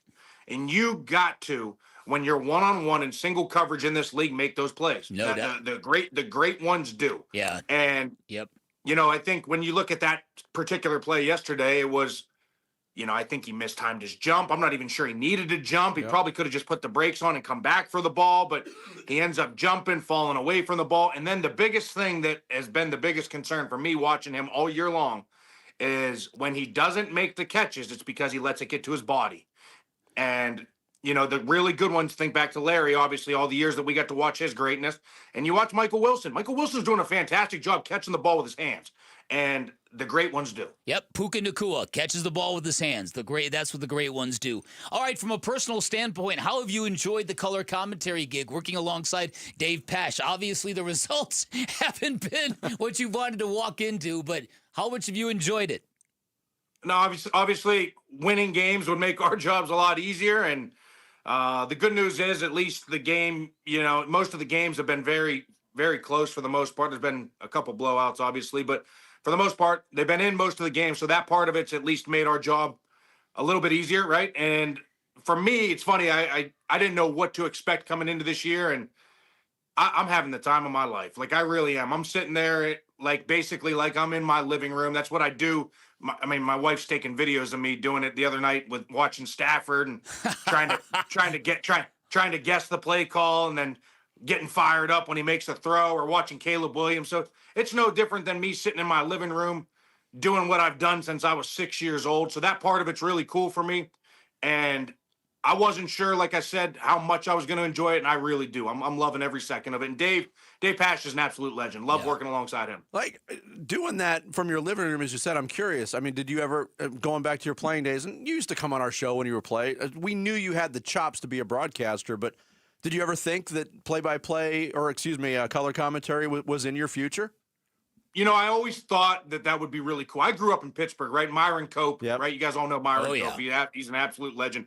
That voice echoed in my house from the time I was 3 years old, right? And so I loved hearing that voice and loved going to the games and waving the terrible towel and doing all those things. And then, you know, I started to get older, and I'd just sit there with my dad in the living room, and I would definitely do that. I would catch myself trying to predict plays, trying to call it out, or, you know, do that type of thing, or kind of, you know, replay somebody's voice while I'm calling a play, whatever it may be. And then all of a sudden, whenever it came time and I started hopping on McAfee, I'm like, man, this would be kind of cool if I could maybe get into a booth or maybe get into an analyst desk or whatever it may be. And so, yeah, it started at a young age, but it started to just kind of creep more and more as I got older. Yeah. I've been doing play-by-play since I was 5, too. Look where it got me, AQ. You're crushing it. You are crushing it. Yeah. You ended up with Dave Pasch. He ended up with me. Hey, I wish I had your hair. That's all I would. AQ. Thank you, brother. Happy holidays to you and your family. Thanks, man. Happy holidays to you guys. Take care. AQ Shipley, our weekly guest, every Monday here on Bickley and Murata Mornings. Coming up next, flirtation but not an offer. Kenny Dillingham staying in Tempe with a renewed commitment from the administration. We'll get into all the aspects of the big news over the weekend next. Bickley and Murata Mornings, live from the Casino Arizona and Talking Stick Resort Studios here at Arizona Sports, the local sports leader. Win tickets to the Verbo Fiesta Bowl from Arizona Sports. This show's keyword is touchdown. Touchdown. Text the word touchdown to 620-620 right now. Touchdown. Text touchdown to 620-620 for your chance to win tickets to the Verbo Fiesta Bowl. Message and data rates may apply. Hey everybody, Dan Bickley here for Chapman BMW, where the year-end sales event is underway. Lots of great stuff happening at Chapman BMW. 0.9% APR financing for 5 years on select models. That's a great rate. No payment for 90 days. That's a pretty cool incentive. First responders get up to $4,000 in incentives. And do not wait for January 1st depreciation. Trade in your car now. Great deals going on at Chapman BMW, your premier destination for luxury and performance. They've got 2 great locations, which means you're going to get the best selection in the valley. No matter what you're looking for, you will find it at Chapman BMW. And as many of our listeners will attest, they deliver an exceptional car buying experience. One client said it took them less time to roll off the lot in the ultimate driving machine than it did to buy a suit on a Saturday afternoon. That is how efficient they are at Chapman BMW. And once you become part of their family, their state-of-the-art service center is staffed by BMW certified technicians, which ensures your vehicle will receive expert care. And finally, you got a friend in the business. Take a test drive, find what you like, get your hookup by asking for my guy, Shane O'Hanrahan, GM of both locations. Great dude. He's hooked up a ton of our listeners already. You can be next. You can always shop online at ChapmanBMW.com. That's Chapman BMW. 2 great locations, 1 great experience. In football, the best teams rise to the top. In medicine, the same is true. That's why Barrow Neurological Institute is consistently ranked among the nation's best in brain and spine care. From game day concussions to the most complex neurological conditions, Barrow delivers world-class expertise right here in Arizona. When it comes to your brain, your spine, your future, you want the very best on your side. Barrow Neurological Institute. It matters where you get your care. Visit barrowneuro.org. Collectors! Front Row Card Show is returning to Phoenix. Join us at the Renaissance Hotel in Glendale on December 27th and 28th for a special holiday show. Baseball, football, basketball, and hockey cards. Plus Pokemon, Marvel, Star Wars, and comic books. CGC and JSA will be there. So bring your cards, comics, and autographs to sell, trade, or get them graded. Hundreds of vendors, thousands of dollars in free prizes. Don't miss it! Front Row Card Show, Renaissance Hotel in Glendale. Saturday and Sunday, December 27th and 28th, 11 to 5. For more info, go to frontrowcardshow.com. That's frontrowcardshow.com. Hey folks, this is AQ Shipley here, and I've got some news to help add some luxury to your holiday shopping. My buddy Bull Earnhardt, general manager of Earnhardt Lexus on Camelback, is opening the doors to stunning offers during the Lexus December to Remember sales event going on now. Take the 2026 Lexus TX SUV for a spin with 3 rows of refined space and first-class comfort for every passenger. Or step into the 2026 NX 450h premium plug-in hybrid delivering 304 horsepower with an impressive estimated 84 combined MPG. Take it home for only $579 per month on a 36-month lease with $49.99 due at signing. Plus, enjoy the honest, no bull difference you expect from the Earnhardt family. Shop now at EarnhardtLexus.com. New vehicles include the no bull protection package to protect your investment at $579 unless otherwise noted. After all applicable offers on select styles, lessee responsible for maintenance, excess wear, and 25 cents per mile for all mileage over 10,000 miles per year. On approved credit through Lexus Financial Services. Excludes tax, title, license, and $5.99 doc fee. See dealer for full details. Offers end 1/5/26. Imagine finding your dream home and moving in right away.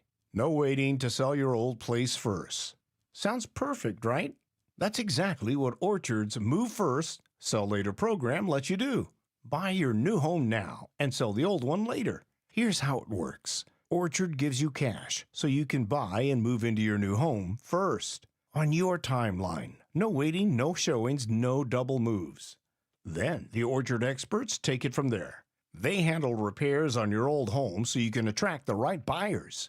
Once they're done, a local Orchard agent lists and sells your home for top dollar. Orchard's Move First program gives you the freedom to buy and move into your new home first and sell your old home later.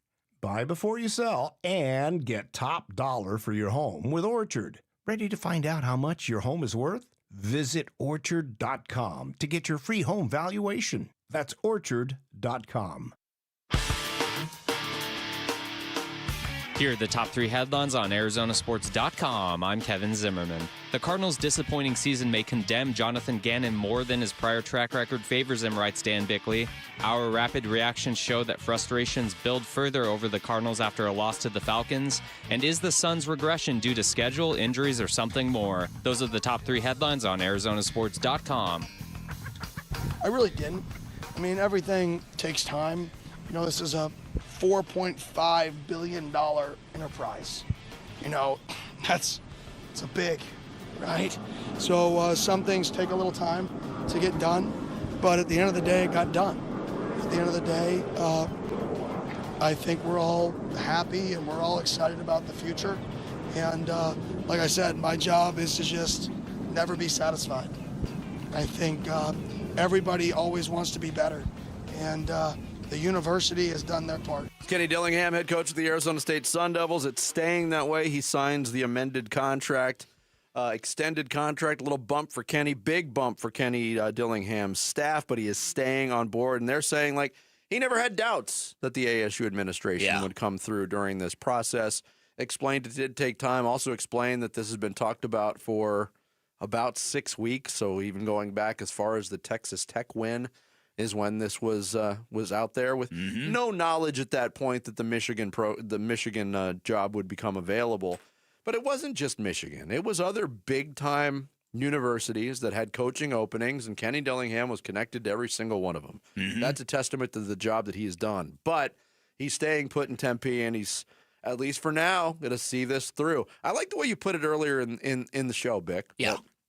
He wants this to be almost like a fairy tale, a storybook ending, and it would be a really unsatisfying read right now if Kenny Dillingham were to leave. Very much so. Yeah, you'd get the taste of, hey, this is developing into something really cool, But where's the ending? Somebody ripped out the last 10 chapters. Right. You would also, I think, you would also run the risk if you're Kenny Dillingham of having people think that you were all talk and all lip service if you left too soon, because he's gone that hard in on this whole fairy tale kind of angle. But at the same time, he's also smart enough to know that he's going to have to be hardcore with his leverage to get where he wants to get and to go where he wants to go. So I think disaster has been averted in the short term. I still don't think Kenny Dillingham is going to be a Lute Olson and be here forever, but you never know. You never know where this thing is going to go. So that was going to be my follow-up question. I think short term, the Band-Aid is put over the wound of maybe Kenny Dillingham leaving, and he's been given the general manager role, and the pot to his coaches is there. But do you think ASU has solved that problem of the resources Kenny is wanting or looking for? Oh, no. And the fact that it was brought up 3 separate times by Kenny Dillingham himself, what's the next step? Here's what Kenny said on that. We need to find one of these really rich people in this city to step up and stroke a check, and I'll do everything I can to make you the most famous person in the city, right? That's really what we need. We need one person. We live in Phoenix, Arizona. You're telling me there's not one person who could stroke a $20 million check right now? There is somebody out here who can. There's somebody who can. There's somebody. And like other people are going to sacrifice to be here. Somebody step up and be that dude to say, holy cow, what completely changed it? This person. There's somebody out there that's going to listen to this, that's going to get it forwarded it. If you know somebody who can do it, forward this message to somebody. Somebody can step up and completely take this place from the direction it's going to holy cow. And it's right here in the city. Now, make no mistake, the increase in the salary pool for the staff is huge. But are they coaching the best players? Because now this avoids the temptation of a lot of these assistants jumping to other opportunities that might be better for their timeline. There is a lot of Arizona guys on this coaching staff.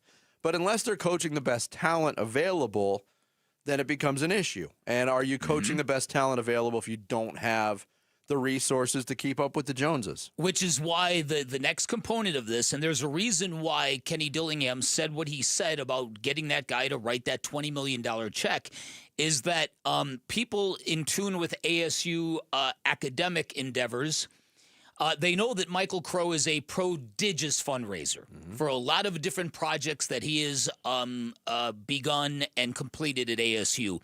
It's now using that muscle and the rare air in which Michael Crow kind of walks in and the company that he keeps to get some of those people to focus on the football program. And one of the things that I thought was interesting on Saturday was when Kenny Dillingham expressly said that he and Michael Crow have an understanding now. They've got an understanding that they need to work in concert with one another to help get this thing done. Yep. And that's reassuring to me. Graham Rossini, the athletic director of ASU, spoke on the subject yesterday on that subject of raising funding for athletics and football. I think it's just the growing awareness of how this can be a contributing factor into what we're doing. And at this particular time where the commercial intent behind NIL is a critical part of it, helping businesses understand that there are inexpensive ways to get in, there is ability to pick an athlete, a sport, a particular personality that fits what you're trying to promote, and that there's a true return on that investment. And we need to do more of it. I think where we've been focused on is growing our corporate partnership revenue, which is up significantly year over year. Our ticketing revenue is up significantly up year over year. Our donations, we really need to nurture that spirit of giving around Sun Devil Athletics. And it's less about donating, it's more about investing, in my opinion. Dr. Crow talks a lot about this at a university level of we want to find people that are investing in the mission of what we're here to do. Yeah, and we mentioned, too, the reaction and the range of reaction from the Michigan side of things that thought maybe they had their next head coach. Matt Berry, who is a proud Sun Devil, also to Sports Center and a lot of college football work on ESPN, had or screenshotted a tweet from a Michigan fan early in this process from 3 days prior to the announcement.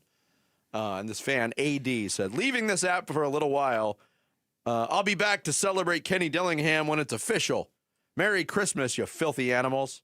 And then after Kenny Dillingham announces he signed the contract, same person tweeted out, shout out to Arizona State for locking down a coach who went to school there, whose biggest claim is a 22-16 overall record That includes an 8-4 season. Turned down Michigan to be comfortable. Hard to hate on that. And Matt Berry is just like, is this you? Same person? Yeah.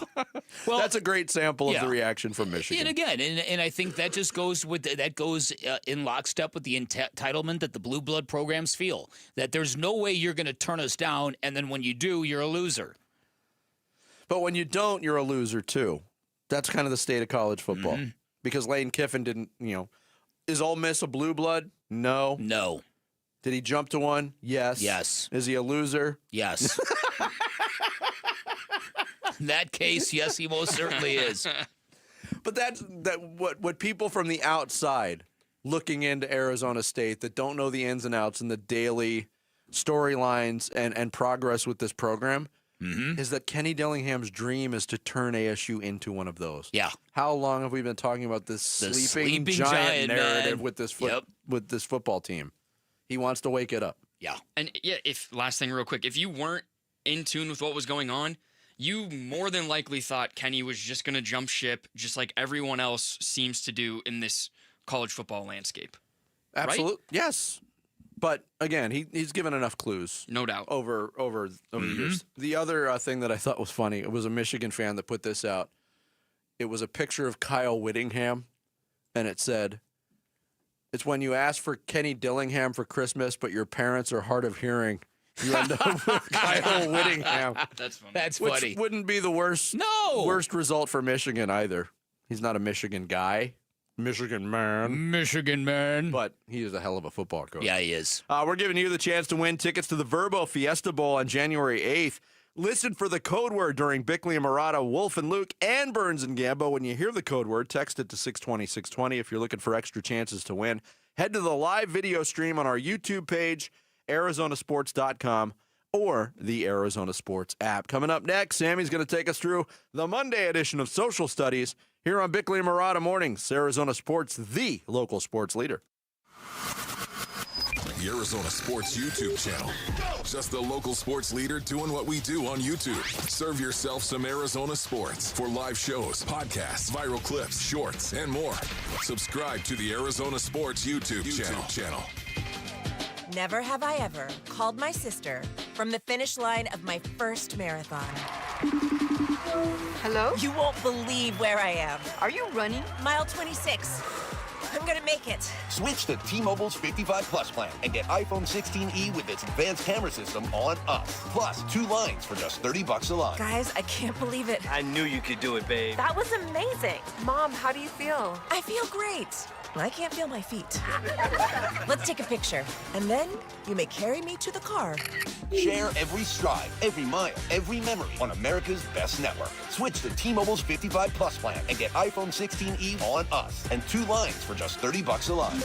With 24 monthly bill credits and 2 eligible port-ins on Essentials 55 Plus for well-qualified customers with autopay plus taxes, fees, and $35 device connection charge. Credits end and balance due if you pay off early or cancel. Contact us. Finance agreement 128 gigabytes, $599.99 required. Best mobile network in the U.S. based on analysis by Ookla of Speed Test Intelligence Data 1H 2025. Visit T-Mobile.com. Hi, I'm Lexi, your friend and jeweler at Shane Company. If you're planning to propose this holiday, we're ready to make creating your engagement ring a warm, welcoming experience. At Shane Company, we're all about your style, your budget, your dream engagement ring. Explore the widest selection of diamonds and ring settings ready for you to see in person, or visit us at shaneco.com. You'll have your ring in days, not weeks. Our friendly jewelry consultants don't work on commission. There's never any pressure, just perfect proposals. Shane Company, your friend and jeweler.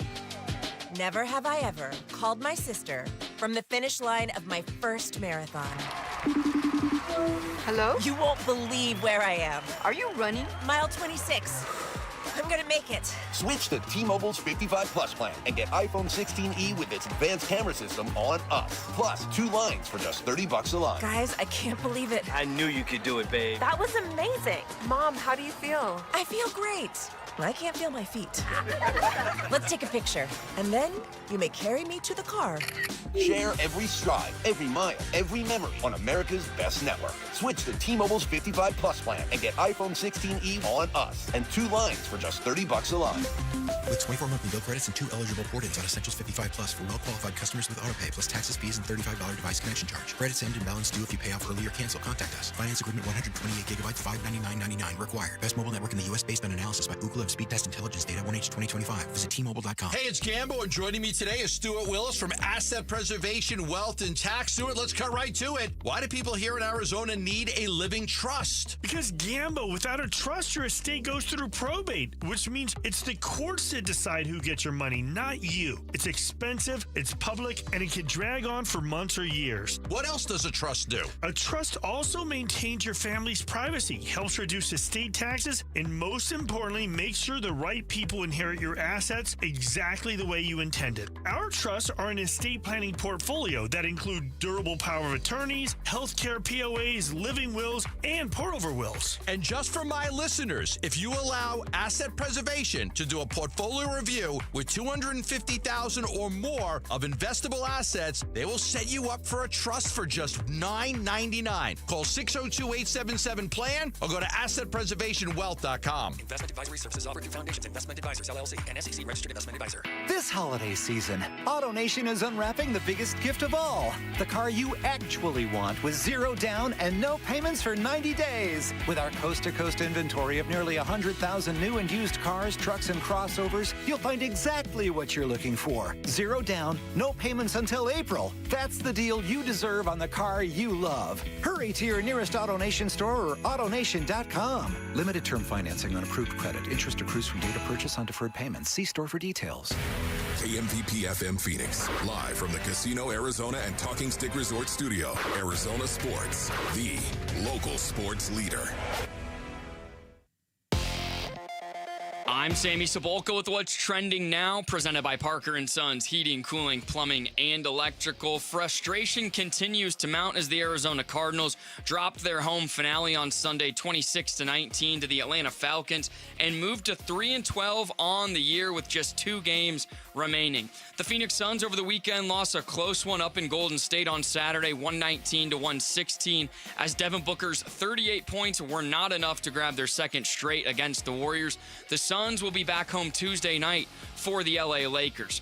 On a positive note, ASU head football coach Kenny Dillingham is staying right here in the Valley. He and Arizona State have agreed to an amended contract and have fended off any interest from Michigan or elsewhere. Tonight, GCU will welcome IU Indy to town. Tip-off will be at 6 at Global Credit Union Arena. This report is brought to you by Pro Smile Dental. Give the gift of a smile this season. Get $1,000 off all on X implants and veneers through December 31st. Text PRO to 620-620. Arizona Sports, the local sports leader. Bickley and Murata Mornings. Social Studies. Brought to you by Carol Royce, your home sold guaranteed realty.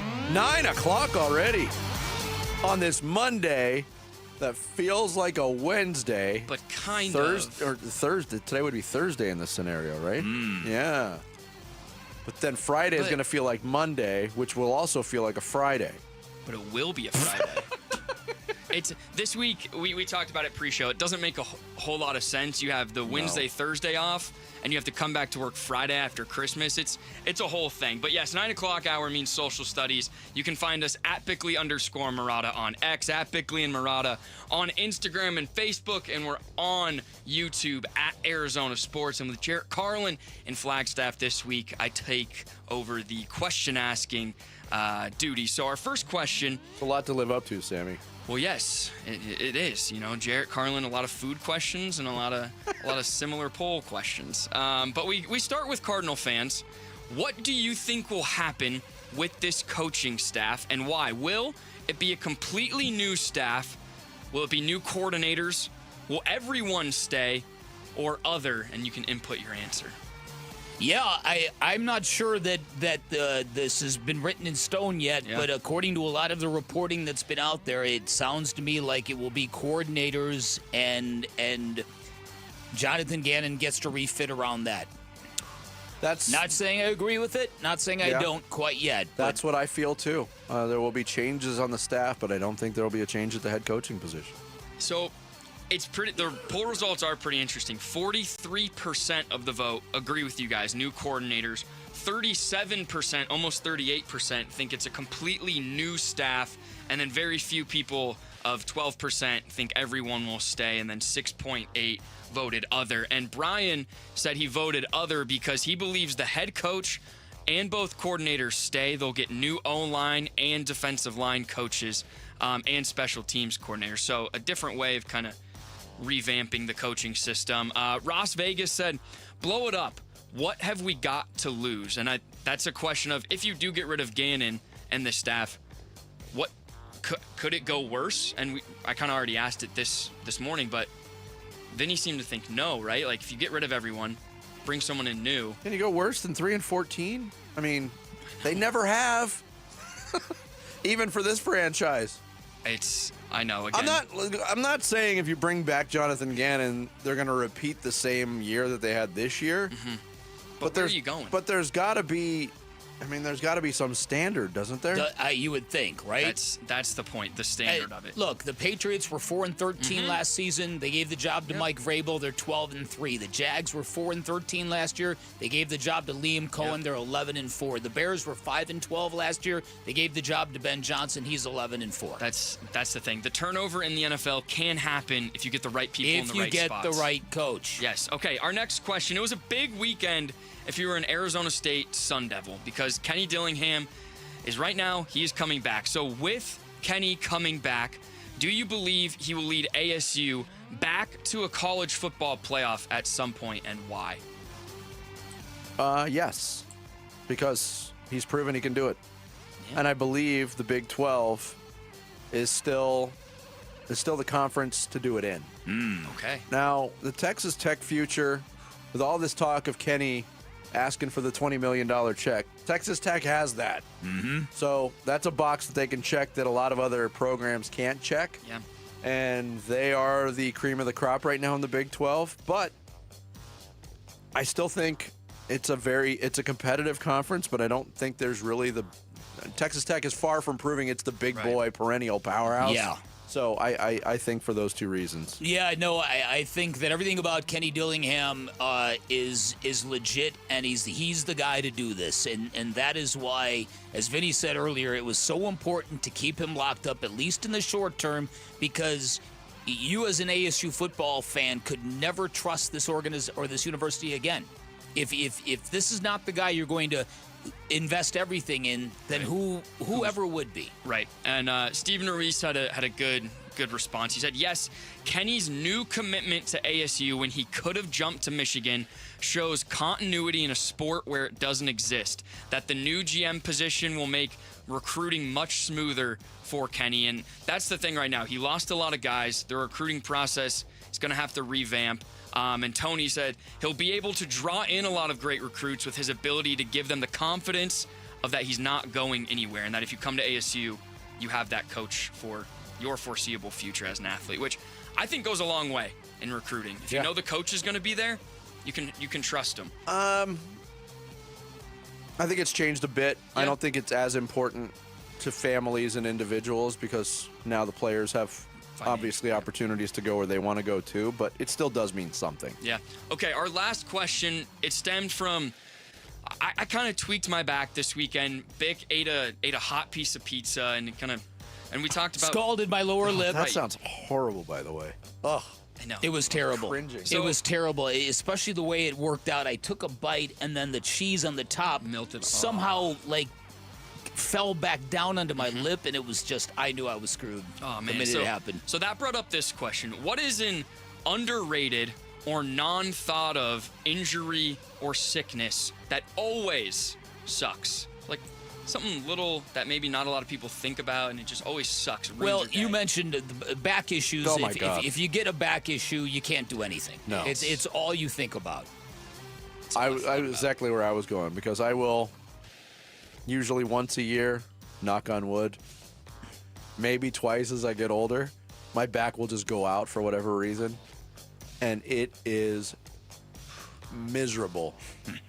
And I'm a guy with a lot of ailments. Mm-hmm. Back problems are it for me. And there's some good responses. Tony Height, he said paper cut It can simply just ruin your entire day. It is terrible. Justin Prestigard said shingles, they're adult chicken pox. It just feels like the death of 1,000 paper cuts. I've been lucky enough to never have that, but Me too. Again, knock on wood. Take your word for it. Stephen Reese also said, I made fun of football players with turf toe for years because it sounded really dumb. Then it happened to me, and not being able to bend your big toe sucks. Dude, that sounds brutal. A couple other, Sun Devil Doug says, having a blister on the back of your heel that rubs against your shoe all day, awful. Ruins your day. And I had a new pair of shoes that I wore to a function a year ago. I haven't worn the shoes since. I was in absolute agony the entire function I went to. That happens sometimes with new golf shoes. Oh. And when you twist, it's the worst. And then lastly, someone said, I dislocated a rib once of a fit of coughing. There's very little you can do, but to heal it, it hurts every time you swallow. Every time you swallow. Wow. It hurt. That would suck. Daylight Films had a good one. Okay. Anything painful or annoying involving your teeth. Something very underrated. So, yeah. Where you kind of just... So relatable, too. You take it for granted, like just eating and having everything just feel all right there. As soon as, like, a tooth is hurt or the nerve in there, it's brutal. So, hopefully none of these things are happening to people listening, but... By the way, I mentioned this a couple weeks ago, my dream. Yes, how's the arm? It's awful. Still? It still hurts. Man. I think I need Tommy John surgery based on a dream. Well, good news is we know some people that could help you. Yeah, if I can just get in with the D-backs, maybe get a group rate. Vince Marotta out for 14 months. What a blow. With the robot arm. Man, so there you guys go. Thanks, Sammy. Yeah. Want to remind you that we are giving you the chance to win tickets to the Verbo Fiesta Bowl. It's happening January 8th. All you have to do is listen for the code word on this show. Wolf and Luke and Burns and Gambo. When you hear the code word, just send it to via text to 620-620. If you're looking for extra chances to win, head to the live video stream on our YouTube page, ArizonaSports.com, or the Arizona Sports app. Coming up, Kenny Dillingham not going anywhere. What does it mean for the future of ASU football? What does it mean for the present? We'll get into that with Damon Allred, who covers the Sun Devils for us at Arizona Sports. Next, it's Bickley and Marotta Mornings here on Arizona Sports, the local sports leader. Arizona Cardinals football. Thought we battled. I love the resilience. Thought we battled in there. Ultimately fell up a little short.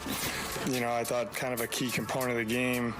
We had some scoring drives. We moved it, but we had to settle for some field goals. They converted some touchdowns. So hats off to them. We're going to come back tomorrow, keep battling, and we'll be on to Cincinnati. More reaction to the Cardinals losing their 7th straight coming to you on the Arizona Sports YouTube channel, the Arizona Sports app, and Arizona Sports 98.7.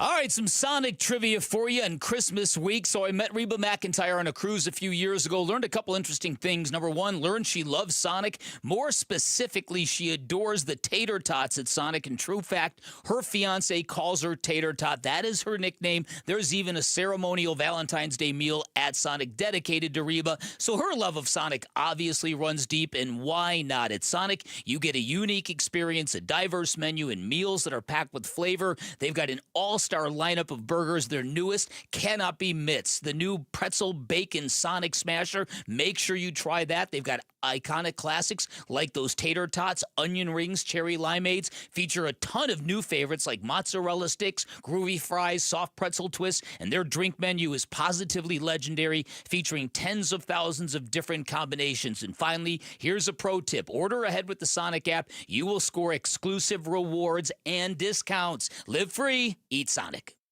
Hi, everybody. It's Dave Burns, and Million Points Mania is back at Global Credit Union. With a Global Credit Card, you have a chance every week to win 50,000 points with a grand prize of 1 million points for one lucky winner. Sign up now and get an introductory APR of just 1.9%. Get your Global Credit Card today. Global Credit Union, your world of financial possibilities. Introductory APR on purchases for 6 months on new accounts open before January 9th, 2026. After the introductory period, a variable APR will apply. It doesn't matter if you're running drills at the park, playing pickup on a Saturday, or sinking the final putt. When you compete with your friends with Michelob Ultra on the line, competition isn't that friendly. The trash talk, next level, and the stakes Oh, those are crystal clear. With only 95 calories and superior smooth taste, it's the ultimate trophy. Superior is worth playing for.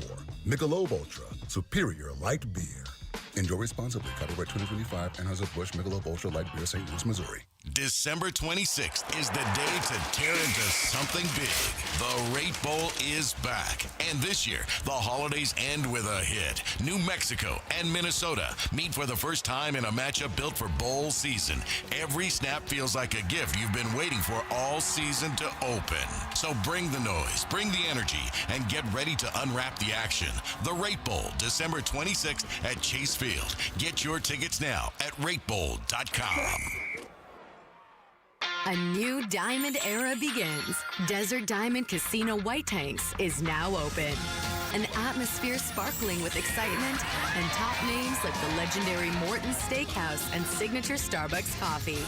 Best of all, this stunning new destination is right at Loop 303 and Northern Parkway.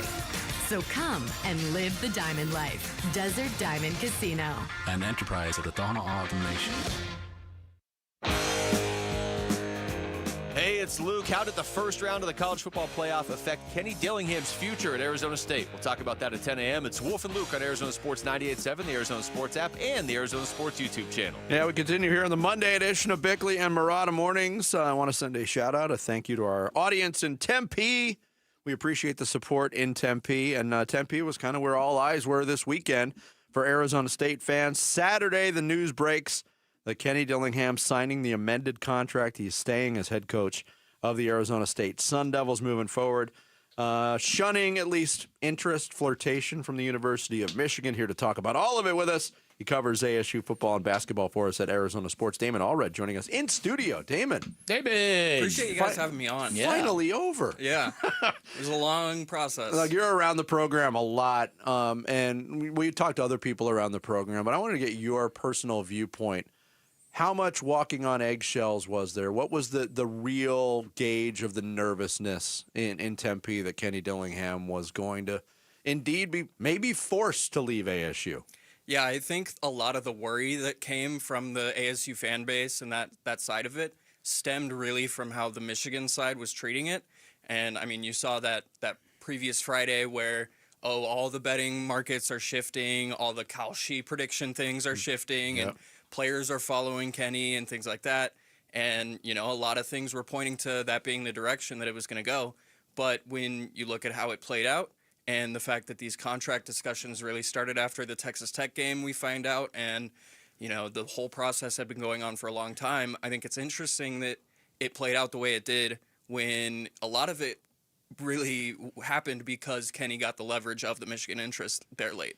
Yeah, when you take a look at what Kenny said also on Saturday, asking and looking for somebody to write that $20 million check, a lot of people were taken aback by that, wondering, is there issues in how much money they've got resourced for players? Your take on what that might mean? Yeah, I mean, there are programs within the Big 12 and around the country that have big donors like that. You look at the Texas Techs of the world with Cody Campbell and things like that. Virginia Tech, very quickly after James Franklin was hired, they got a $20 million gift seemingly out of nowhere. Obviously, I'm sure James Franklin had a big part in that.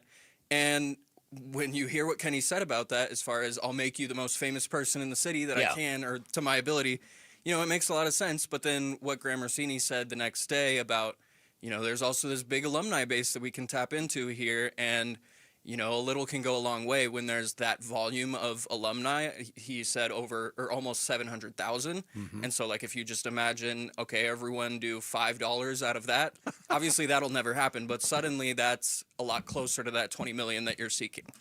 Damon Allred joining us in studio. He covers ASU football for us at Arizona Sports. I'm wondering, too, on that front, and because Kenny brought it up about 3 different times without really being asked about it, and even made reference at one point during his press availability, hey, sounds like I'm begging, I'm not, I'm speaking the truth. Does this quote-unquote renewed commitment work without that big donor? I think we'll have to see what Michael Crow and Kenny are able to do together, because Kenny talked about that pairing being a big one, and you guys have mentioned that Michael Crow is a very prolific fundraiser, especially at the university level, and the things that he's accomplished on that front. And, Graham Rossini was talking about he maybe doesn't get the credit for the work that he's done on the athletic side with, maxing out rev share in the first year of that, and really the $20 million that was added to the budget, that being the $20 million that they boosted into the program last year. I mean, you look at just everything that's going on in the Valley as far as the nonprofit things and the big business things that are going on in the Valley. I think that there's obviously that to tap into. We'll see if they're able to foster the relationships that tapping into that would take, though. All right, well, what do you think about the idea that Kenny Dillingham already knows and is very comfortable with who his quarterback is going to be next year? You know the cut I'm talking about. Yeah. But there's also been this feeling, even though Graham Rossini said kind of otherwise, that maybe they didn't have the money to retain Sam Levitt. Your thoughts about that position and what it might look like? Well, with Sam, I think that there's so many things to it. It's not just how much you can pay him, but it's how much you can pay the tools that he would have around him and the offensive line he would have protecting him. And so really, even just beyond the on-the-field stuff, there are plenty of off-the-field factors that may have contributed as well to that, the two sides splitting there. But as far as the guys that they could have a chance to get in the transfer portal, there are already plenty of guys that are established in college football. You look at the Josh Hoovers and the Rocco Becks of the world and things like that. Brendan Sorsby, it seems like, is going to go to Texas Tech. But, there are other guys who haven't entered the portal yet that could be interesting as well, that would make a lot of sense. Rudy Carpenter yesterday tweeted about Devin Dampier to ASU, and that's a guy who his high school head coach at Saguaro High School is on ASU's staff, and tight ends coach Jason Mons. And Mons is a guy that, has been a growing voice in the staff, as someone that could maybe be an offensive coordinator or head coach down the line. And so maybe a Dampier transfer would make sense. Sign me up for Interesting. Yeah, I mean, that's a good quarterback. Bird Ficklin has already re-signed with Utah, and so that might be a way that happens. Yeah, and Ficklin started to get sprinkled in a little bit more at the end of the year with the coaching change there. It'd be interesting to gauge. But more on the Sam Levitt thing. In the transfer portal, it seems like it's fait accompli. That's done, right? There's no chance of him coming back. Right. Everything has happened except for the announcement from the Levitt family of some sort. And, I mean, he's still been supportive of, like, his ASU teammates that are entering the draft and things like that. But when you look at the programs that are interested, it's, completely fair to see why he would go to these programs. Oregon, Indiana, LSU, some of the teams that are in the mix. I would maybe expect LSU or Oregon to be what it comes down to, but we'll have to see how that plays out. All right, so when you take a look at the way that the ASU fan base reacted to this news and the emails they sent out supporting Kenny, what do you think that says about everything? I think the emails were a huge part of it, and it's something that Graham Rossini mentioned multiple times yesterday is just, man, I spent some late nights responding to these emails. He joked about, with all the people that emailed us, now we have contact info. And, that can be a way to get into the more financial support and things like that.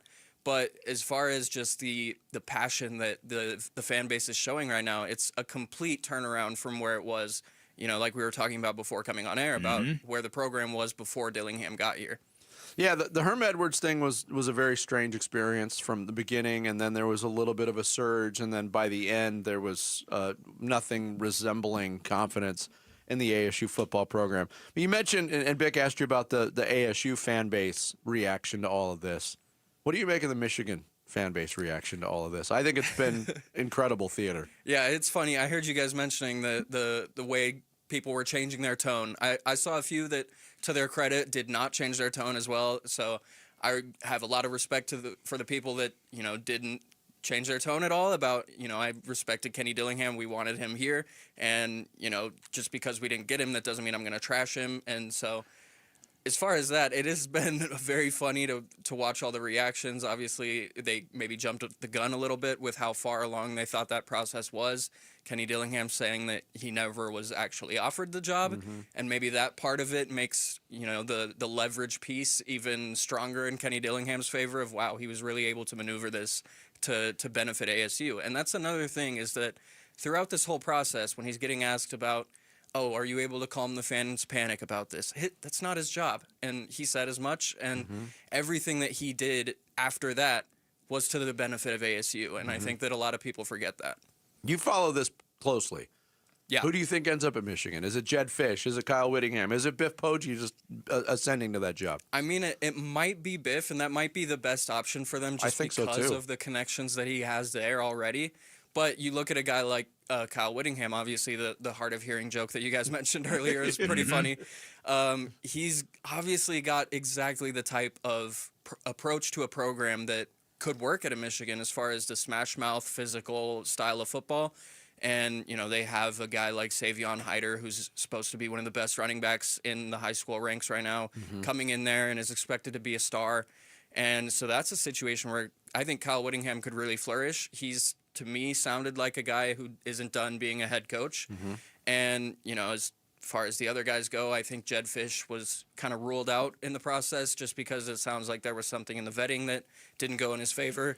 But I mean, as far as how the process is playing out, it looks like because of Alabama's win, they're maybe not going to get Kalen DeBoer, at least on the timeline that they were hoping for. And so, yeah, I mean, Biff suddenly looking like a very viable candidate is maybe an interesting turn of the process. That vetting process is always fascinating. Something popped out on Jed Fish. It was good enough for Arizona. It was good enough for the Patriots. It was good enough for Washington. But somehow Sharon Moore slipped through the cracks. Yeah, they got to repair that image. Yeah. Damon, great stuff. Thanks for joining us. Thank we you, appreciate guys. it. Damon already covers for ASU football for us at Arizona Sports. You could also hear him and watch him as part of the State of the Sun Devils podcast on Arizona Sports. He joined us in studio. We got to hand out some hardware on this Monday. We'll do it next. Bickley and Murata Mornings here on Arizona Sports, the local sports leader. Wolf and Luke, middays 10 to 2. Would you rather have Sam Levitt or Kenny back? It's nothing against Sam. It's not even close. It's a 90-10. It's 100-0 to me. It's nothing against Sam Levitt, and that's not just because he could only come back for a year or whatever. College football, there's so much turnover with the players. Kenny Dillingham is built to handle that and navigate it better than most coaches in the country right now, which is why his name keeps coming 100%. Wolf and Luke, middays 10 to 2 on Arizona Sports, the local sports leader.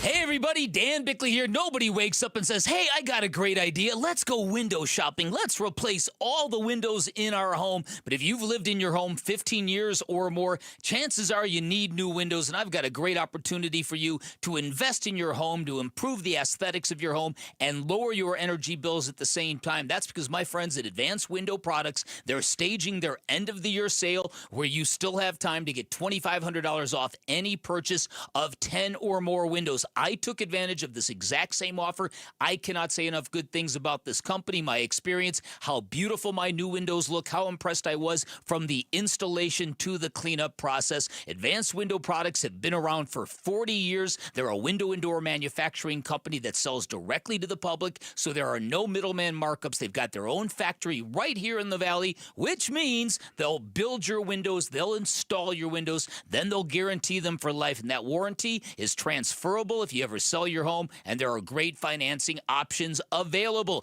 Give them a call. Find out more information. 480-764-2110. That's 480-764-2110 or online at advancedwindows.com. Kick off game day with the mouth-watering taste of Redbird Farms chicken. Humanely raised and cage-free. Redbird Farms chicken is what real chicken tastes like. Whether you're tailgating or hosting a watch party, Redbird Farms will be the MVP of your game day menu. Tackle your hunger with Redbird Farms chicken. Available at Albertsons, Safeway, and Bash's'. Grill it, fry it, put it in parm. As long as you make it Redbird Farms. Sun Devil men's basketball is heating up, and now you can build a ticket plan on your terms. With the Sun Devils mini plan, you choose any 6 home games you want, including the biggest Big 12 matchups of the year, Kansas and Arizona. Lock in the rivalries, circle the heavy hitters, or stack your schedule with weekends that work for you. 6 games, your choice, your vibes, your Sun Devils. Grab your mini plan today at sundeviltickets.com. That's sundeviltickets.com. A new exclusive offer with an eligible Bank of America Visa credit card is your opportunity to go from cardholder to ticket holder for the FIFA World Cup 2026. For a limited time, when you're approved for a new customized cash rewards or unlimited cash rewards Visa credit card, you're eligible for a chance to purchase FIFA World Cup 2026 tickets. Learn more today at bfa.com/cardfwc26. What would you like the power to do? Bank of America, proud to be the official bank of FIFA World Cup 2026. Bank of America N.A. in partnership with Visa. Terms apply. All rights reserved. With Steel, batteries are included. This holiday season, give a gift that's ready to go right out of the box. For everything from cleaning up the yard to cutting up firewood, Steel tools check off the wish list and knock out the to-do list. And right now, buy select battery tool sets and get a free extra battery. Visit SteelUSA.com for holiday deals and gift ideas. Happy holidays from Steel. Offer valid for a limited time only at participating dealers while supplies last.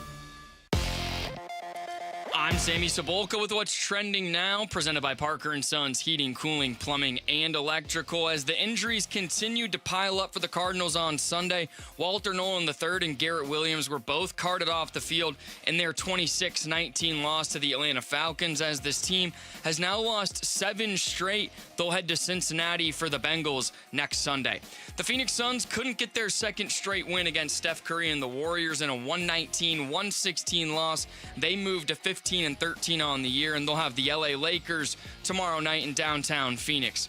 This weekend, ASU was able to put the Kenny Dillingham rumors to bed as he and the university agreed to an amended contract. The deal will average more than $7 million per year, and the staff pool is towards the top of the Big 12. Kenny and the Sun Devils team continue to prep for the Sun Bowl against Duke on December 31st.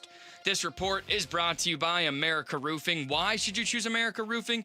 It's Arizona's largest roofer, an A+ with the BBB, and winner of the 2025 Roofing Contractor of the Year. Save 12% at AmericaRoofingCo.com. Time to take a look at the Arizona Sports Poll Question. Brought to you by Sanderson Ford. The best play is at Sanderson Ford.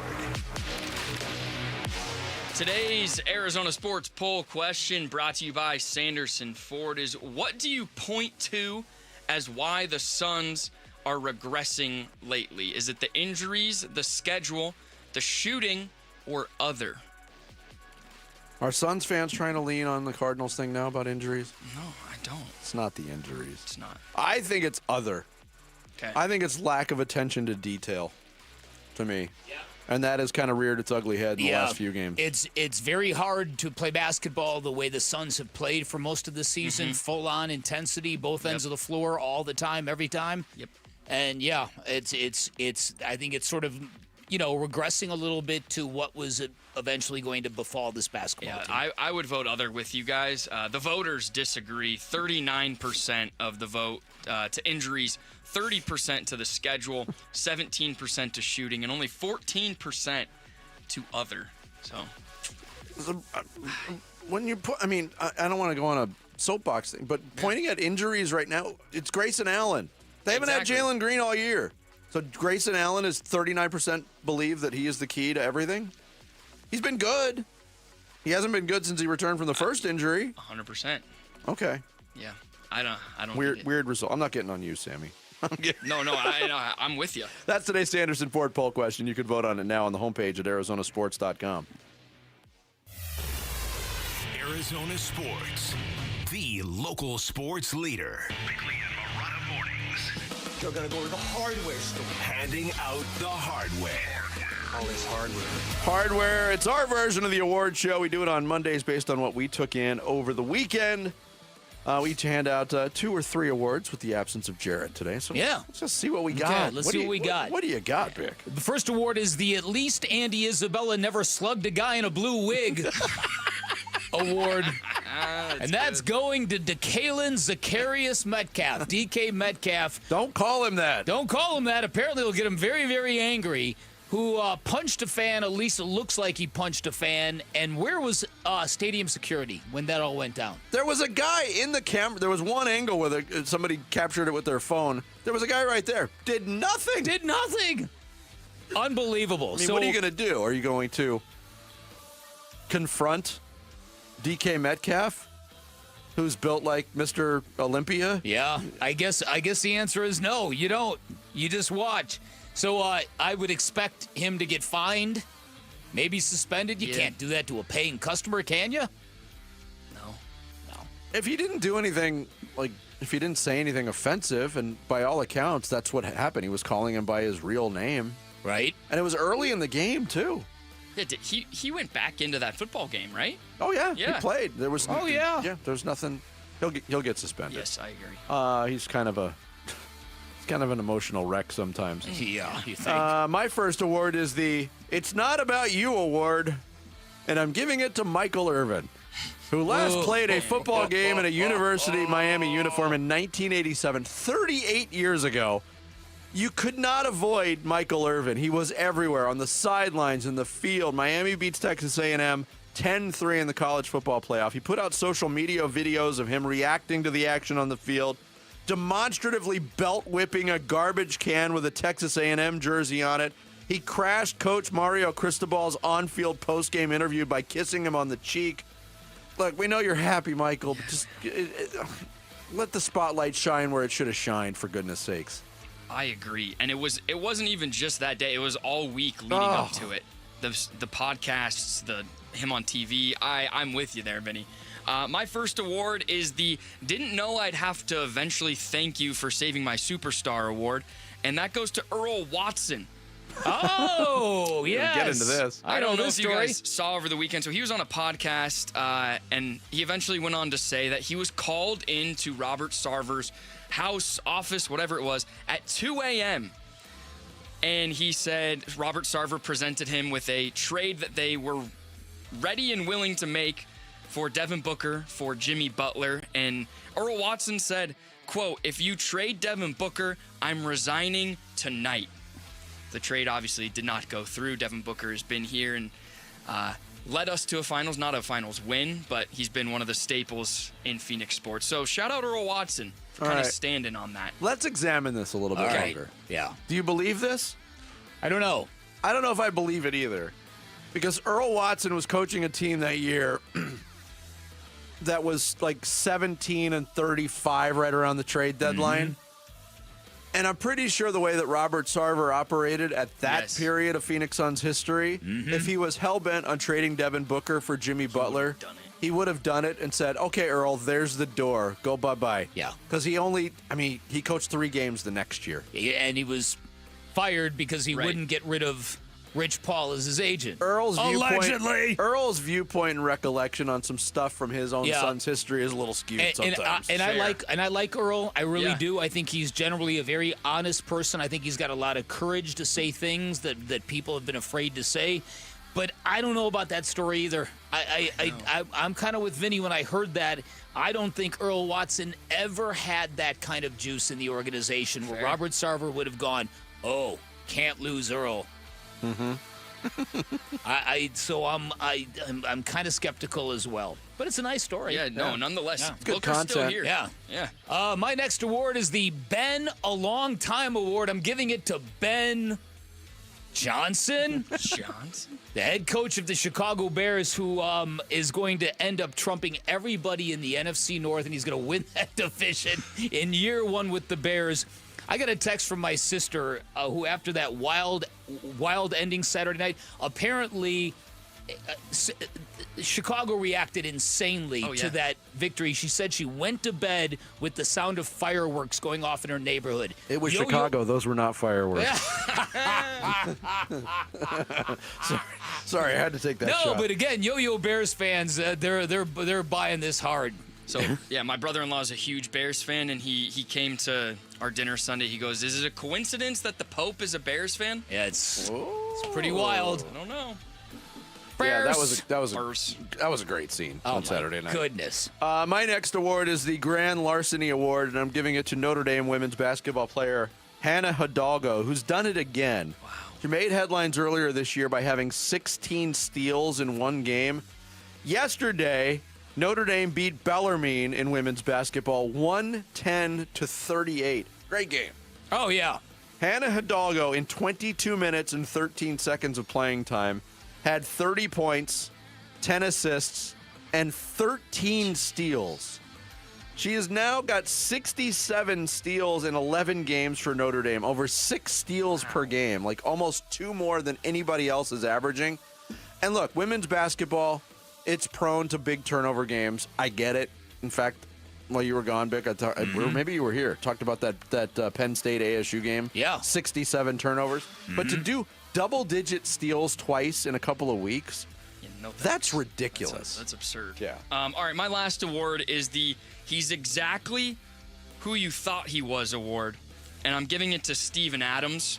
Over the weekend, he was on a podcast with Reed Shepherd, Oldman, and the Three. It's a good one. He went on saying for breakfast every single morning he eats a pound of beef and 6 eggs. What? Every single morning. And then Reed Shepherd would go on to say, yeah, it is also funny. They room together when they go on the road. Yes. Reed Shepherd and Steven Adams. Yeah. And Reed Shepherd kept on saying how bad it smells. And then Adams he then went on to say, post-game, he has 2.5 steaks, 2.5 ribeyes after every single game. And Reed Shepherd made it known he uses no utensils, straight hands. I saw that clip. Steven Adams is fascinating in just Yes. about every way. But Reed Shepherd was so hilarious in describing it because he brings the eggs and the beef in a container, closed container, and then he waits until they're watching film and he opens it up and he says everybody's disgusted by the smell and he just kills it. And Steven Adams also, can I add to this? Yeah. He also went on to say that when they're on the road, he will eat like 3 meals at dinner. He'll go to like 3 different cuisines because a change in cuisine basically clears out his system. So he can go like kill a steakhouse and then he'll be like, oh, there's an Asian restaurant, I'll go eat there. And then he'll go to a third one. It's unreal. That's insane. I had a third award around the Go ahead, Rockets. give it. And it Go was the Be Careful What You Wish For award. And I was giving it to Kevin Durant and the Houston Rockets. So they've lost 2 out of 3. They did beat the Nuggets in impressive fashion. Wild game that But they was. lost to the Kings last night. And late last week, they lost to New Orleans. And Alperen Şengün was seen taking a potential game-winning shot. And Durant was shoulder slugged and very annoyed at his teammate. And it's happened not once, but twice. Uh-oh. The Suns are in 7th in the West right now. You know who's number 6? Oh, that's The fantastic. Houston Rockets. Oh, that's fantastic. So just, I thought it was Right something into my veins worth with that. noting, and that it's kind of been all fairy tales and rainbows over there in Houston, but we'll see. Although I did see Kevin Durant there was footage of him making a shot over the weekend, and he did like a dance afterwards. Oh, man. And I was like, who's this guy? Yeah, I've never seen that before. No, he was Jeez. actually showing joy. There you go. There's hardware. Coming up next, we close out this Big Red Monday with some Big Red crosstalk. Straight ahead, Bickley and Murata Mornings, Arizona Sports, the local sports leader. Win tickets to the Verbo Fiesta Bowl from Arizona Sports. This show's keyword is Touchdown. Touchdown. Text the word touchdown to 620-620 right now. Touchdown. Text touchdown to 620-620 for your chance to win tickets to the Verbo Fiesta Bowl. Message and data rates may apply. Coverage varies by plan. View contracts and exclusions at endurancewarranty.com. If you're driving a car or truck with an expired warranty and suddenly lost your transmission or needed a full engine repair, would it leave you stranded? I'm Danica Patrick. Choose the company I trust, Endurance. If your vehicle is less than 20 years old, Endurance offers auto protection on the drivetrain, AC, and more. Get 1 full year of elite benefits, a $2,000 value free. Call for your fast free quote today. 800-303-4223. 800-303-4223. Makita knows that pros never settle, and neither do we. With Makita, you get tools that perform at the highest level on every job without compromise. Makita is for the most detailed pros, expertly engineered to deliver precision, job after job. When your work calls for the best, call on Makita. Makita, built to be the best. Available at the Home Depot. Oh, the new year is almost here, Basinonians, and there's no better time to improve the way you sleep than right now at Brooklyn Bedding. We spend a third of our lives in bed. Why not get the best sleep ever on the best mattress ever at Brooklyn Bedding? And now through December 26th, the Brooklyn Bedding Winter Clearance Sale is offering 25% off everything in-store and online. So head on over to one of Brooklyn Bedding's 11 Basin locations and tell them Wolf sent you. For the best sleep ever, get the best mattress ever at Brooklyn Bedding. Hi, folks. Lorenzo Alexander here. After 15 years playing professional football, I've been through plenty of winning and losing. If you feel like you're losing because of private student loan debt, call my friends at Y Refi. They refinance loans others won't touch and create a payment plan based on what you can afford, even if you're behind or in default. Y Refi can help lower your interest rate and reduce your monthly payment. And they don't care what your credit score is. Call 888-502-2612 or visit yrefi.com. Not available in all states. For the team at Berg Simpson, it really is more than a slogan. Good lawyers changing lives. Dave Burns here. As nationally renowned trial lawyers, they're here to change lives for the better by fighting in court and getting families compensation for their injuries. Berg Simpson also makes it a priority to give back to their community. It's at the heart of everything they do, helping people when they need it the most. So call the trial lawyers of Berg Simpson at 602-777-7000 or visit bergsimpson.com. Good lawyers, changing lives. Thinking about fixing your smile? Go with Pro Smile, Arizona's Smile Center. Experts in all-on-X implants and custom veneers, and the only place with oral surgeons, cosmetic dentists, and lab techs all under one roof. No outsourcing, no delays. This holiday season, get $1,000 off through December 31st. Call 1-888-GO-SMILE or text PRO to 620-620 for your free consultation. Locations in Paradise Valley and Scottsdale. Message and data rates may apply. The home of Arizona Cardinals football. Arizona Sports, the local sports leader. Bickley and Murata, Wolf and Luke. Big Red Monday, Crosstalk. Cardinals lose again. 26-19 to the Atlanta Falcons. They fall to 3-12 on the season. Injuries piling up, questions piling up, losses piling, everything's piling up. You know what else piles up? Something's piling up. I was gonna say you're leaving one something out of that mix. I'll let that be figured out by others. Joining us here for a little Big Red Crosstalk, Luke Lipinski, Mitch Ferreldis in for Wolf today. Deja vu all over again. It really just feels like the same thing every single week, doesn't it? I know it's a little bit different. This was lower scoring. This was winnable. Then they just stopped throwing to Trey McBride or Michael Wilson and lost. And I don't know. It's the same result. I don't remember. I know there have been seasons as bad, if not worse. I mean, 2022 wasn't great. What was 2018 was pretty. 2018 is close to this, where it just felt like it was the same thing each week. Yeah. A lot of similarities. Yeah. And even, look, the 2022 season. Let's go down this road. Bick and I talked about it earlier today. Cliff Kingsbury was coaching by the end of that year an incredibly injured team. Yes. Kyler Murray was out with the torn ACL. They went through a comical parade of unqualified quarterbacks at that point. He didn't get the benefit of the doubt, even after a 2021 playoff appearance. Yet the feeling that we get, and maybe you guys get the same feeling, is that there's support for Jonathan Gannon to come back next year. I feel like there was and maybe still is, but if you close the season going, 1-14? Yeah. How could you? It almost forces their hand. This is supposed to be the year where the culture takes that next step. You're where not the Wolf. Who are you? I know. I'm sorry. I've been at least talking deep enough. Probably not. At least try the voice. Come on, Mitch. Right? No, don't. Today would not be a kind of discussion with Wolf if he were here. No. This is supposed to be the year based on how we saw growth from the first year to the second year, how they had gotten to themselves to 6-4, in position to at least hold on to a division that was severely weakened. Now it's like exactly the opposite. They're the absolute extreme weakest link in this division that has 3 teams going to the playoffs, all with 10 or more wins. I just don't know how I'm supposed to be feeling encouraged about next year if what this year is supposed to get me excited for the next year with this same regime. Yeah, I agree with you. It feels like they showed up to a race, the NFC West, and when they got there and they were ready to run, and they realized the other 3 racers were using cars. That's what this feels like. And then it's just going off into the distance. Cardinals showed up in their Nikes. Yeah. They're really light, though. Right. That's pretty funny. Oh, I say this. The rest of the NFC West, they've got 11 losses combined. The Cardinals have 12. That's pretty bad. Have to win something this year, right? Yeah, exactly.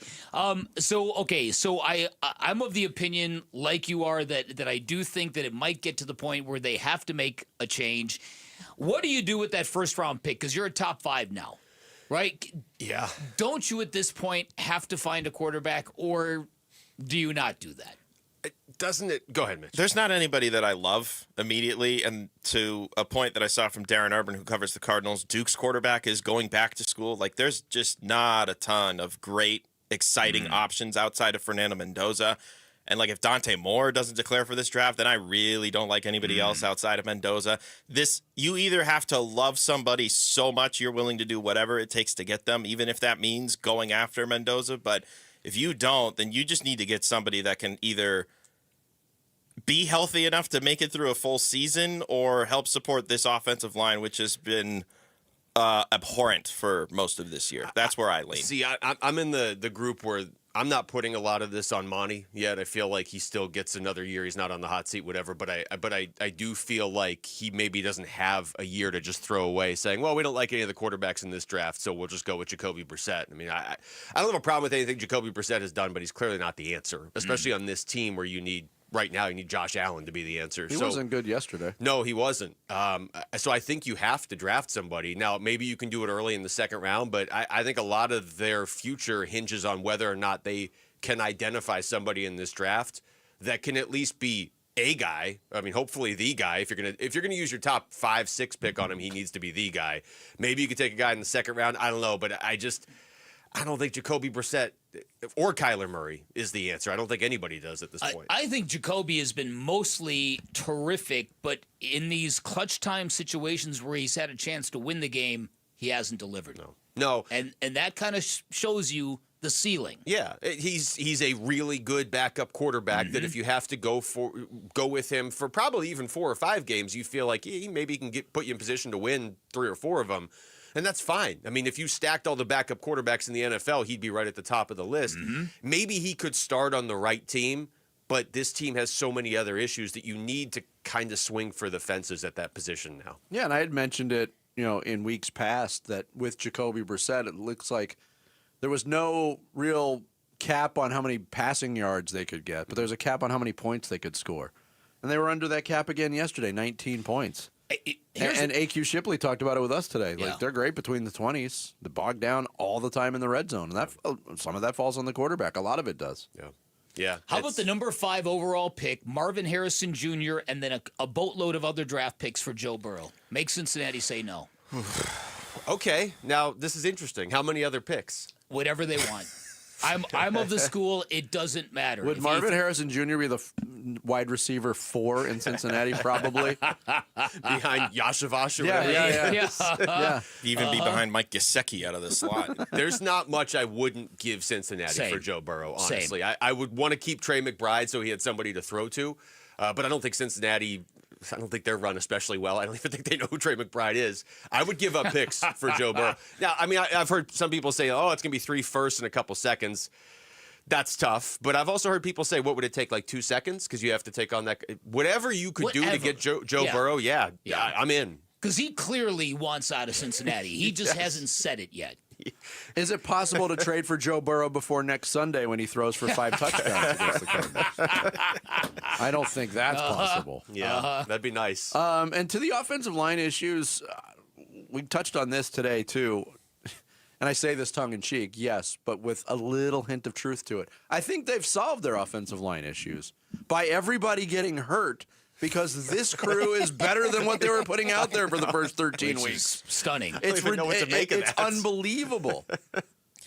Yeah, I don't know. Is that a good sign that you have decent depth or that you can't evaluate who your starters should be? That's exactly what we pointed to. The word evaluation has to be talked about more. Yeah. I guess the other spot it would be like there's a lot of mocking of Spencer Fano or the Miami guy. You don't need somebody on the left side, but if you have a really just talented tackle that could at least anchor that right side, which was a clear weak spot this year, that would make me feel better.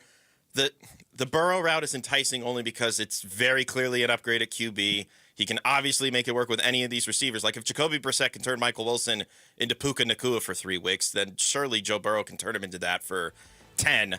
I just wonder if you're subtracting all the opportunities to make the front of it better. Is Joe Burrow going to be upright enough to be able to make Michael Wilson into Puka Nacua for that is several the one move you could make, though, to get this fan base excited for next year. Oh, you would get 100%. everybody back. Yeah. Hook, line, and sinker. Yeah. See, was that so painful? The game yesterday? You guys are going to talk about the Cardinals for 4 more hours. That's There's right. other stuff That's to right. talk about. I don't think you're getting 4 hours of Cardinals talk from us if that's what you're hoping for. Enjoy the Kenny Dillingham discussion Yes. today, boys. Thank you, gents. See you, Couple boys. Sun Devils going at it.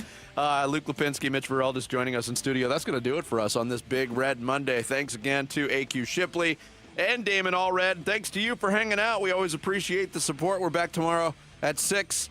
Luke and Mitch up next here on Arizona Sports, the local sports leader. Have a great day, everybody.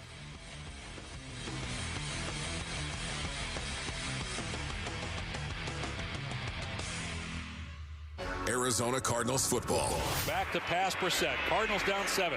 Throws to the far side, and it is intercepted. What a catch on the far sideline by C.J. Henderson. He was juggling it as he went to the ground, but it's ruled an interception. Atlanta takes over, leading 26-19 with 1:23 to go. More reaction to the Cardinals losing their 7th straight coming to you on the Arizona Sports YouTube channel, the Arizona Sports app, and Arizona Sports 98.7. Hey, the end of the year, it's here, and it's time to go there. Our Desert Ford dealers for the final days of the Ford year-end sales event. Yep, Paul Calvisi here a few years ago. We bought during the Ford year-end sales event because we're talking the best time to celebrate. And when we can lease, you can lease right now a Ford Bronco Big Ben for just $299 a month for 36 months, plus Jeep owners get $2,000 cash back. That's right, lease a Ford Bronco Big Ben for just $299 a month for 36 months, plus Jeep owners get $2,000 cash back. Or lease a Ford Bronco Sport Big Ben for $249 a month for 36 months, plus Jeep owners get $1,000 cash back. That's right, lease a Ford Bronco Sport Big Ben for just $249 a month for 36 months, plus Jeep owners get that $1,000 cash back. It's the final days of the Ford year-end sales event, so get on down to our Desert Ford dealers or click buyfordnow.com. That's buyfordnow.com. When it comes to vision, the name you need to know is Dr. Jay Schwartz at the Schwartz Laser Eye Center, the team eye doctor for the Phoenix Suns and Arizona Diamondbacks. Ready to ditch glasses and contacts?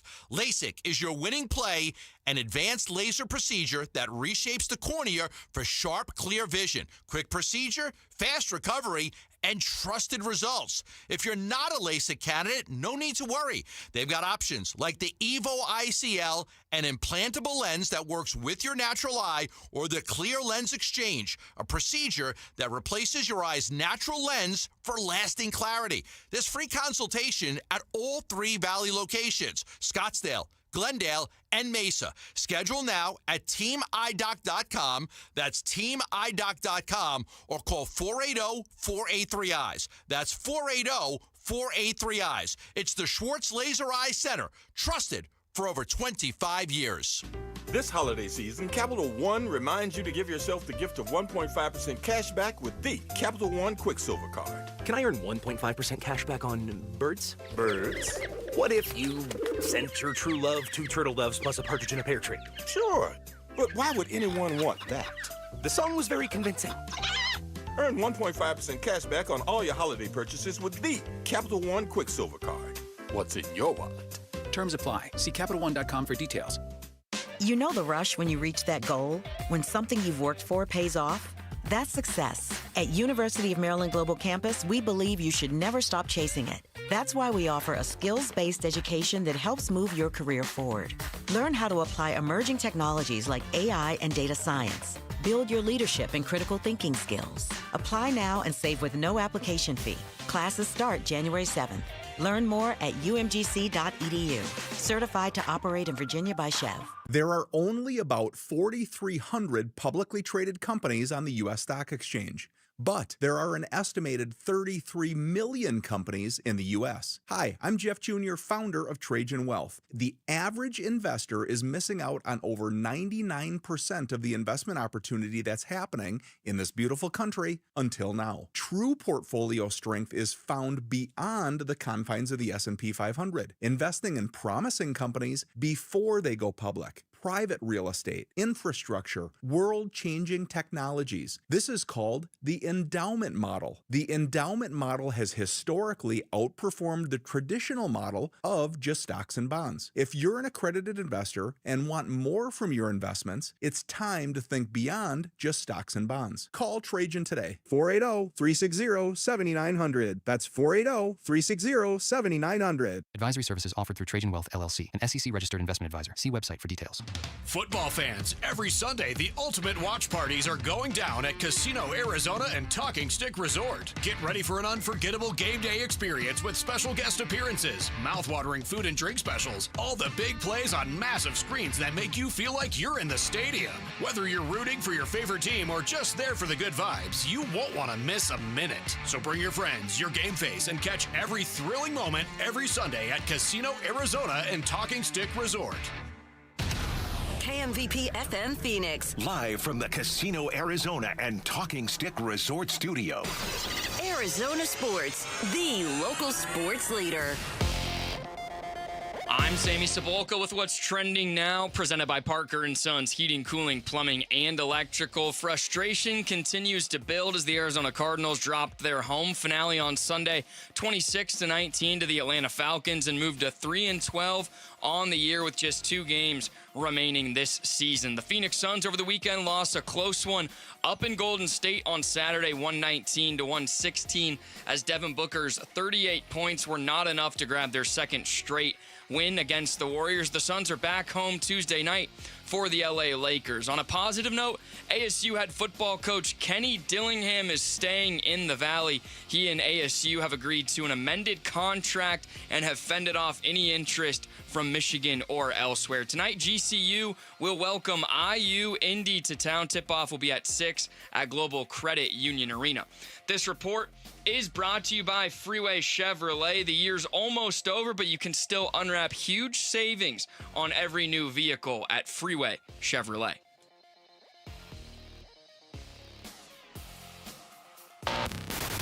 Check 1, 1, 2, 1, 2, 3. Ha! Chaw! Arizona Sports, 98.7 FM. Oh, Luke, Wolf, and my brothers! Are you kidding me? This does not suck buttermilk, right? Ron Wolfley. Hey, I was a wedge buster. How are you? Luke Lipinski. Hey guys, welcome back to the show. It's Wolf and Luke. Live from the Casino Arizona and Talking Stick Resort Studios on this Monday morning. It is the Wolf and Luke Show. Mitch Vareldis is in for Wolf today. Mitch, what is going on? Is it really Monday? Is it really morning? I don't know, honestly. Everything has become a blur. I think yesterday was the shortest day of the year, wasn't it? Wow. It also felt like Crazy. The longest football game of the year. Yeah, we're officially into a new season. What is it, Capricorn season that we're in now, I believe is the new astrological sign that we're in? Is that? I have zero idea. Look, there's plenty of things that I'm just trying to avoid talking about today, so I'm trying to find new things. I'm learning about different stuff, cultures, etc. Mitch learns about different stuff. But you know what? Actually, you don't want to avoid the first segment, because the first segment we're going to talk about ASU. Retaining their head coach for football, Kenny Dillingham, and kind of restructuring some things around him. Thank you. And deal with it, Sammy. Just deal with it. Good. Even though he's got a 2-1 advantage on the. Yeah, I'm happy for you guys. I love Kenny. I never really got the sense, Sammy, maybe you could speak to this, that U of A fans were necessarily like wanting him to leave. I mean, I'm sure.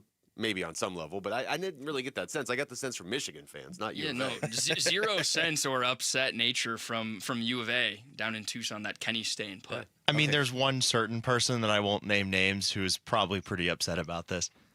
Well, now I want you to name names, at least off the air. This is brutal. Now I just desperately want to know. And I think so does Sammy. Sammy's just as curious we all as want we to are. know now. Well, either way, whoever that person is, then they can deal with it because Kenny Dillingham is back. It sounds like, Mitch, this was kind of always the plan behind the scenes. You and I talked about this on Friday, so I want to start here because we stumbled on something on Friday, and maybe it's true and maybe it's not, but I sort of had this epiphany on the air, and I think I'd been trying to say it for about a week, and I'm sure other people have said it. I just hadn't heard it. if you are Kenny Dillingham and ASU, and you're Kenny Dillingham and you come in here 3 years ago, and your plan is to do all these things, wake the sleeping giant, activate the Valley, get ASU to this level where they are a perennial Big 12 contender, not just for a year or two, you had to know that to get to that point, somewhere way before you ever got to that point, a bunch of other major programs were going to come calling. Mm-hmm. So that was kind of what I was clinging to on Friday was, A, that Kenny has consistently said he wanted to stay, and B, that on some level he had to know that this was going to happen if there was the best case scenario and things were moving in the right direction. You can't get to where he ultimately wants to get to at ASU without turning down, or however you want to phrase it, Michigan, I'm going to say turning down a significant job opportunity to stay here. So I feel like he knew all along this was the plan. It was just a matter of if they could get everything, dealt with behind the scenes, which they did. I feel like if the Michigan opportunity did not exist, this conversation or this even off-season noise and this ability for Kenny to get a slight contract bump for him, more importantly for his staff, and establishing a new position within their athletics department, I don't think any of that happens unless that Michigan job is available. Yeah. You could argue that if there's some other major college coaching job available, like let's say, for example, Michigan still has Sharon Moore. Obviously they don't, but let's pretend they do. But then Alabama loses to Oklahoma on Friday, and then they decide to move on from Kalen DeBoer. Now Alabama's available. You don't think you can use Alabama as leverage to try and convince your university, like, hey, I want to be here, but if we're going to get to where they are, we need this. So what can we do to better that? I wonder if that even happens if the Michigan job is available, or even it's being weighed as leverage to be able to create this opportunity. Because he did just get a contract extension last year. Yeah. But this one feels more about helping everybody else and helping out the program for years to come rather than just rewarding Kenny for the job that he's done. That's kind of, on some level, what last year felt like, too. I mean, he got a lot of his assistants. He got them rewarded last year, too. I mean, now we can laugh at this concept because it's in the rearview mirror, but this concept that people nationally had, and that, I get it. Michigan is a blue blood program, but it doesn't mean every coach is automatically just going to jump ship to go to your program. By the way, you still don't have a coach. It's been a week and a half, so you should maybe find one instead of ripping ASU for keeping theirs. This idea that everybody is the same and everybody's a cookie cutter and we will just mindlessly move on to the next job. I'm not saying it's easy to turn down a job like that. Yeah. But again, as I said last week, if I'm Kenny Dillingham and ASU is my dream job, I'm sticking around here for a little while. Doesn't mean I'm staying here for 30 years. We got to see how things go. We got to see, how you can put things in place. But that's such an unknown for almost every school right now in the NIL era.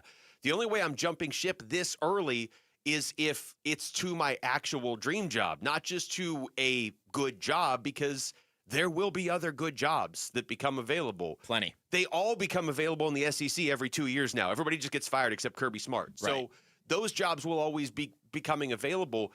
It was too early in the process for him to leave ASU, and I give ASU a ton of credit because, we talked about this on Friday. You figure Graham Rossini's going to get it done because he gets it.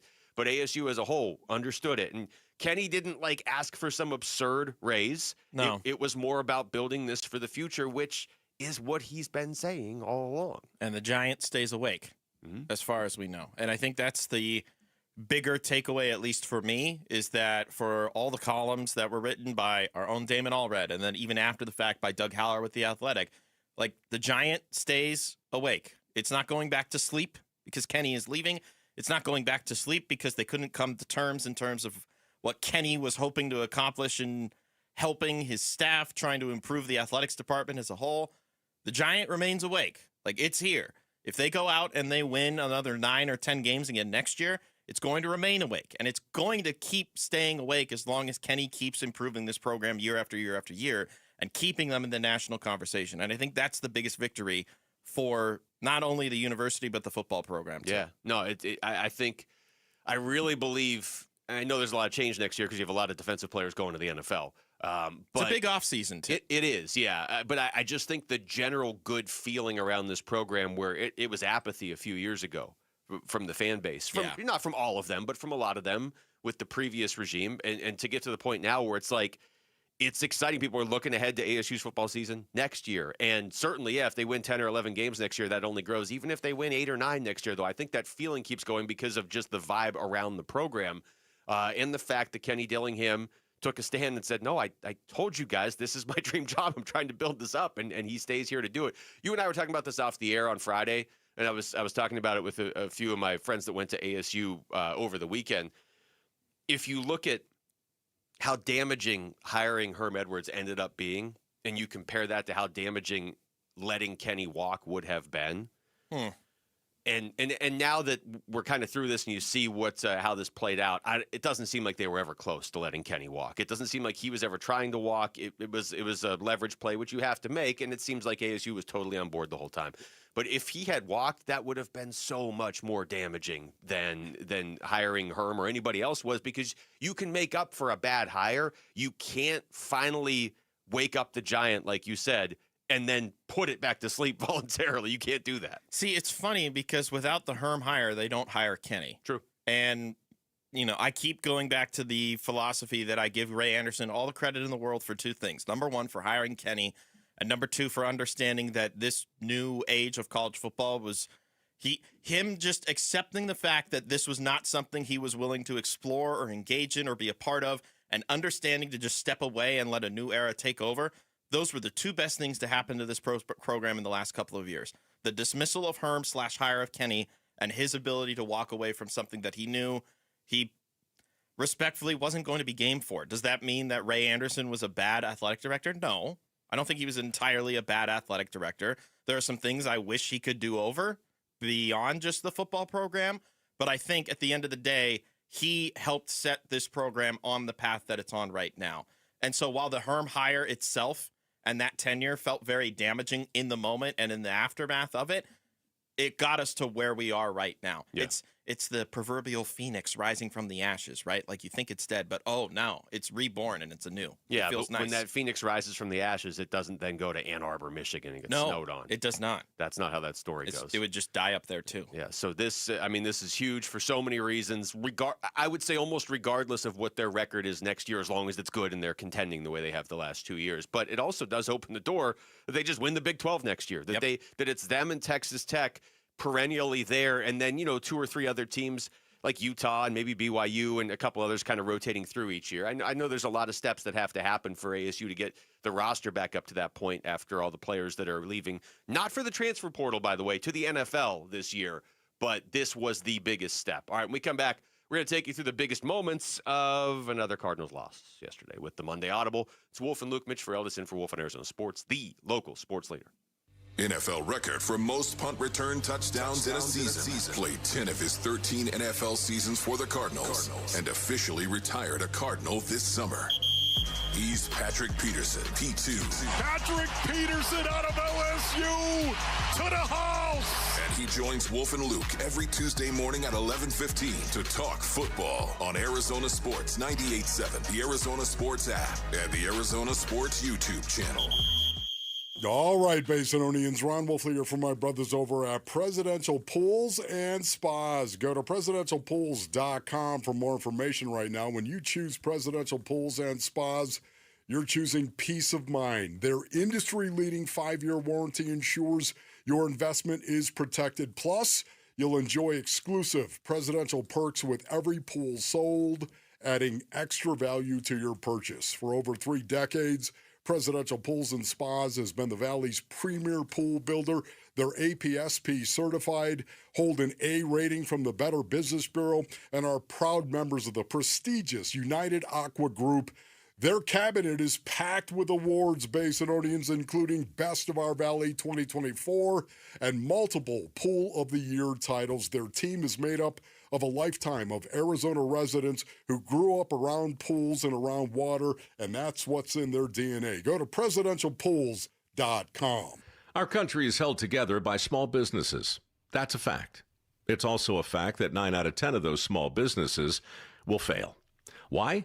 Because it's hard. Really, really hard to build a profitable business from the ground up today. Pure Talk knows that. They started as a small American wireless company determined to keep their customer service in this country. It worked, and today Pure Talk is determined to help other small businesses prosper by offering them the same white glove service the big guys get. Same service, same 5G network, at a truly affordable price. Pure Talk is focused on businesses that employ welders and roofers, electricians, plumbers, HVAC techs, the people who keep the lights on. If that sounds like your business, give Pure Talk Business a try and see just how much you could save. Dial pound 250, say micro, to switch to an American wireless company who understands the power of small business.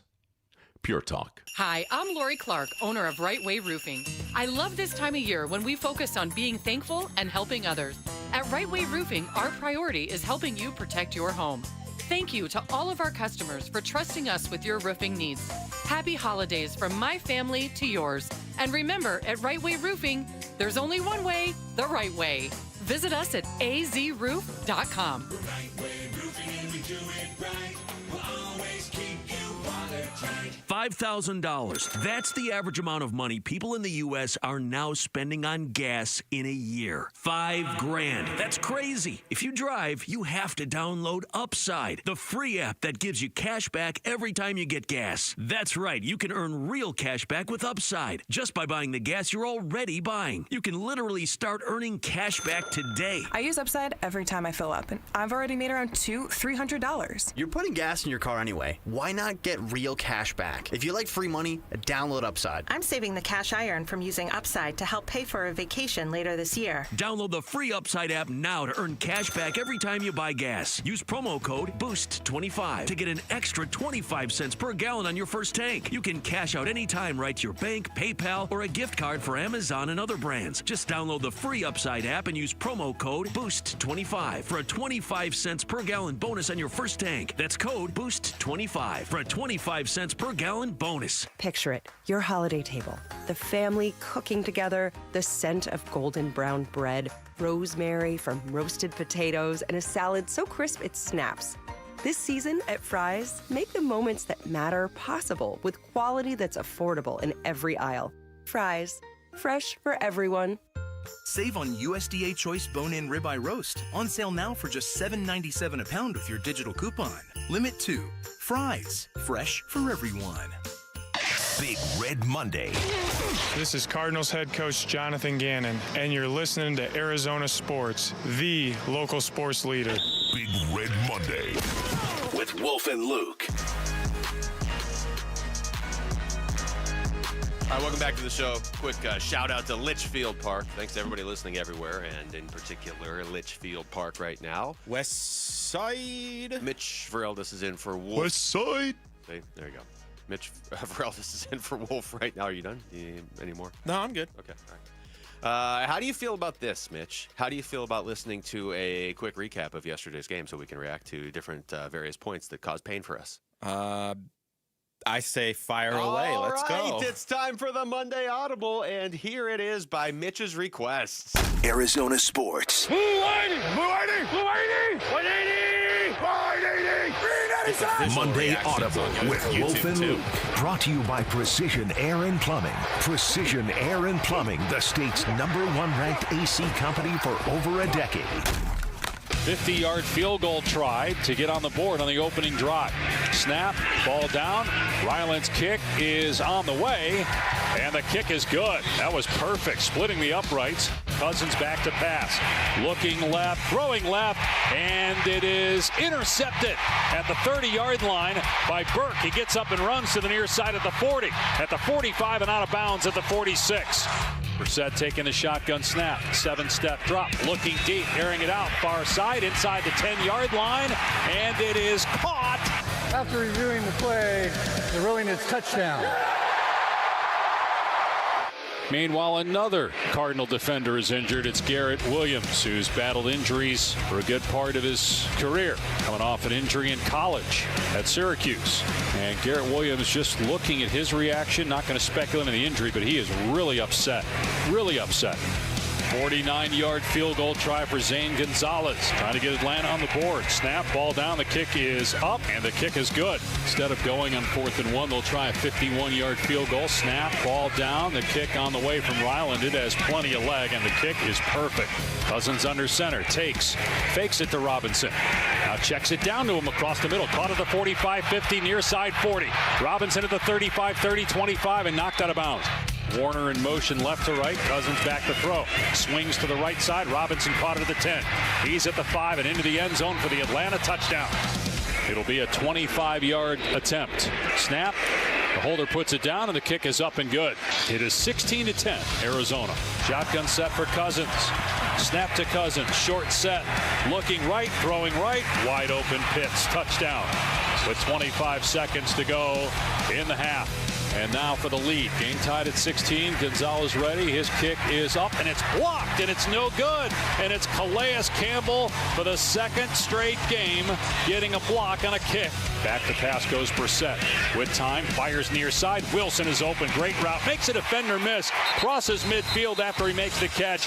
And down to the 49 of Atlanta. And a timeout called with 13 seconds left. Snap. Ryland steps into the kick. Sends it on its way. It has plenty of leg, but it hits the right upright and is no good. And there's another injured Cardinal, and it's Walter Nolan. And he is writhing in pain to give the Falcons their first lead. Snap, spot, Gonzalez kick is up, and the kick is good. And Atlanta leads it 19-16 with 7:25 to go here in the third quarter. Brissett in shotgun, takes the snap, deep drop, in trouble, steps up, throws across the middle, wide open, Higgins caught, 40, far side 30, 25, and tackled at the 25-yard line.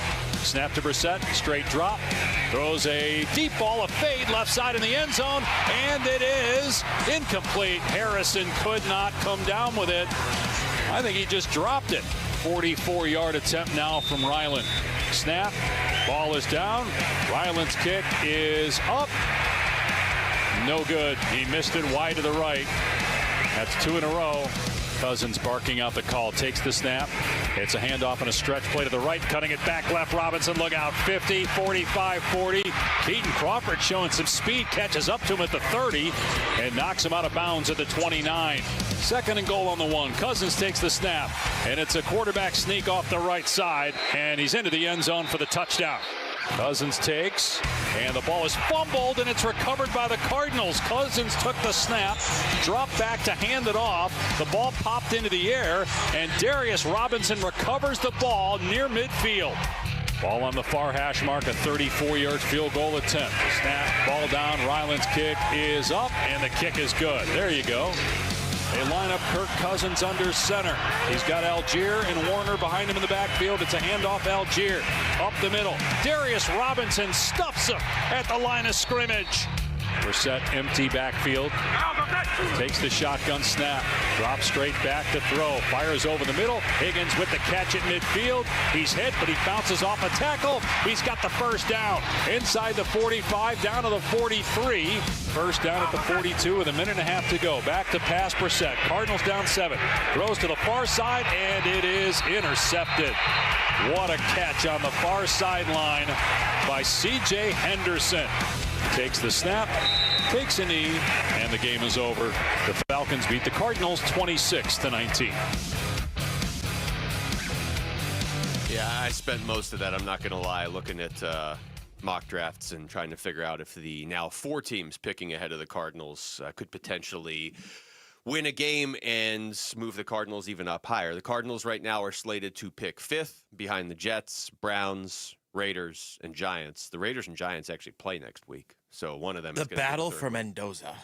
Yeah, I mean, look, I would say the Giants have their quarterback, unless they're worried that Jackson Dart can't stay on the field. But the Raiders, I would think the Browns and Jets all need quarterbacks, but it's not inconceivable the Cardinals are picking, I mean, they could be picking as high as 1 by the end of all this, but it's not inconceivable that they're picking like 2 or 3, and maybe the Giants are picking 1 and the Giants are going to take a quarterback. The question is, do you love any quarterbacks in this draft? And we can get into that for the next 4 months, honestly. But that one yesterday, Mitch, felt like a game they probably should have won, honestly.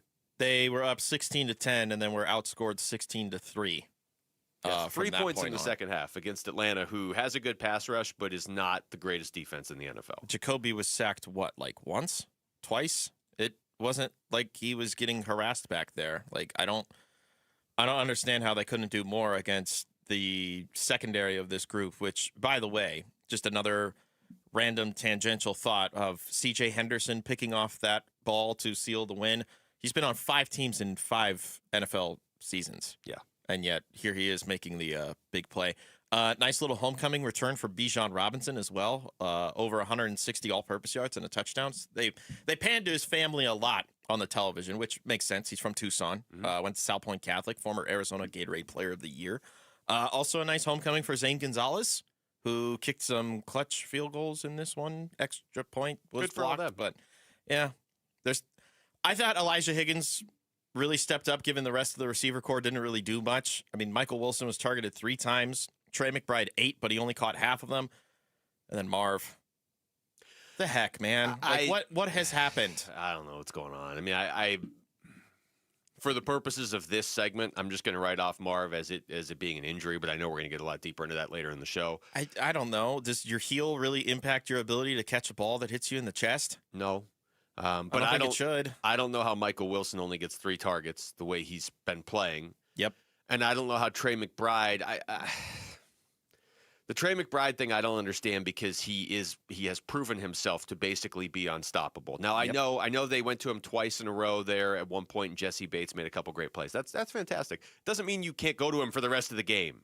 Unless maybe Jesse Bates is the greatest defender in the league. I don't know. Maybe we just had a revelation yesterday, but I go back to something Wolf has been saying for a while on this show when we talk about, man, they just keep losing close games. This is another 1-score game they lost yesterday. Yep. And I know a lot of Cardinals fans ultimately wanted them to take another loss and just move the draft order up. I got a lot of that on social media, and I get it. Moves the Rams out of the way, too. Yeah.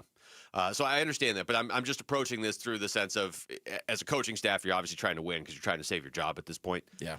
I don't understand why the ball doesn't go to Trey McBride and Michael Wilson more in that game, because we have seen games where the ball goes to those guys a lot, and the Cardinals score a lot more than 19 points when it happens. And it just felt like Elijah Higgins stepped up in a big way. Like you said, good for him. He was great. 7 catches on 8 targets for 91 yards. But something Wolf has been saying for a long time in these close games, well, you need playmakers to step up. You need your best players to step up and make plays. And they just weren't even going to their playmakers. Like, they were just like, well, we tried Trey a couple times. Jesse Bates made good plays, so we'll use him as a decoy. Whereas conversely, Bijan Robinson gets 16 carries and 11 targets out of the backfield. Kyle Pitts gets 9 targets through the air. Drake London, he wasn't great, but he was returning from injury. He still got targeted 8 times. Come on. Also, by the way, Michael Carter, 65 rushing yards. Yeah. That was the over that I set. You set it right at 65? No, 62.5. Oh, well, then he went over, and you're right. Welcome. Sammy, did you take that? He can't hear us. Probably at the expense of them going to Trey McBride and winning the game. Yeah, apparently. All right, when we come back, what were our biggest takeaways from the Suns game against Golden State on Saturday, and what does it mean now moving forward? We'll get into that next. It's Wolf and Luke on Arizona Sports, the local sports leader. Burns and Gambo, afternoons. I don't know if it's going to be Obagi. I don't know if it's going to be him. I do know that Nick Richards is very much the one piece on this roster that, with Kaman Malawach coming at some point, with Oso Ighodaro getting the bulk of the backup center minutes, with Mark Williams being the freaking revelation that he's been so far That's this the year. biggest surprise, isn't it? It's been great. It's been fantastic. I mean, it's in an offseason in which you can say which move do you like the best. You can really make a case for Mark Williams as being the move to like the best on the Suns roster. He's been terrific. Burns and Gambo, afternoons 2 till 6 on Arizona Sports, the local sports leader. Hey, Arizona, it's Vince Marotta with some big news for you. If you missed the holiday kickoff, don't worry. Earnhardt Buick GMC is keeping their savings going. We're talking favorites like the 2026 GMC Sierra 1500 for up to $13,000 off MSRP, and the all-electric 2025 Hummer SUV and pickups. Get yours for up to $18,000 off MSRP, or take advantage of 0% APR financing. And folks, that's just the start. Even the sleek 2025 Buick Enclave SUV is yours with a savings of up to $9,000 off MSRP. You want it? Earnhardt has it all, priced to move right now. Check them out in Mesa, right off the 60 at Superstition Springs Boulevard, or online at EarnhardtBuickGMC.com. We are professional grade, and that ain't no bull. Most new vehicles include a $998 no bull protection package as an added benefit. After all applicable incentives on select models. APR terms limited through GM Financial. Not all will qualify. Plus tax, title, license, and $599 doc fee. See dealer for details. Offer ends 1/2/26. Protect your home and auto with a bundle from Progressive so you can stop worrying about them and invent new things to worry about, like snakes in your bedroom. Sure, that sounds incredibly irrational, but now that we've mentioned it, you are a little worried. The odds of one snake, let alone snakes plural, are so slim. But you might want to check. Oh, you're not near your bedroom. Guess you'll just have to sit there and worry about it. So let Progressive protect your home and auto, because you've got enough to worry about. Progressive Casualty Insurance Company, affiliates, and other insurers. Not available in all states.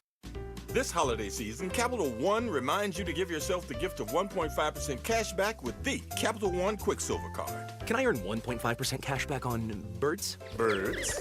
What if you sent your true love 2 turtle doves plus a partridge in a pear tree? Sure, but why would anyone want that? The song was very convincing. Earn 1.5% cash back on all your holiday purchases with the Capital One Quicksilver Card. What's in your wallet? Terms apply. See CapitalOne.com for details.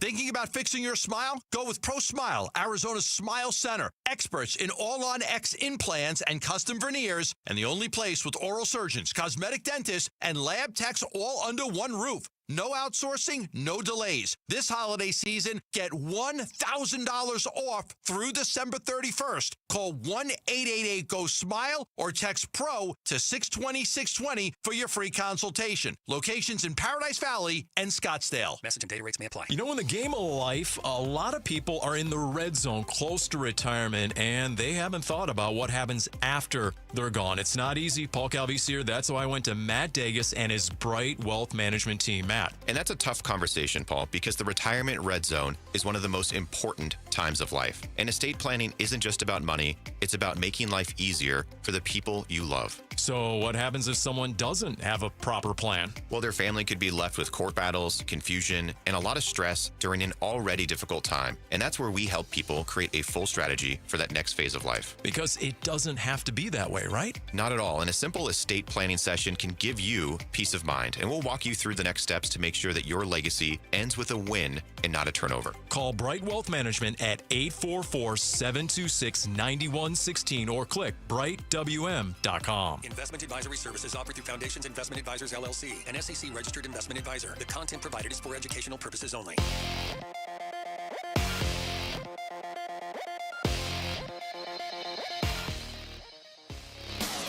I'm Jesse Morrison with Trending Now, presented by Parker & Sons, heating, cooling, plumbing, and electrical. The Arizona Cardinals lost their 7th straight game yesterday, falling 26-19 to the Atlanta Falcons at State Farm Stadium. Injuries continued to plague the Cardinals as Walter Nolan III and Garrett Williams were carted off the field. Arizona head coach Jonathan Ganon will join Burns and Gambo at 3.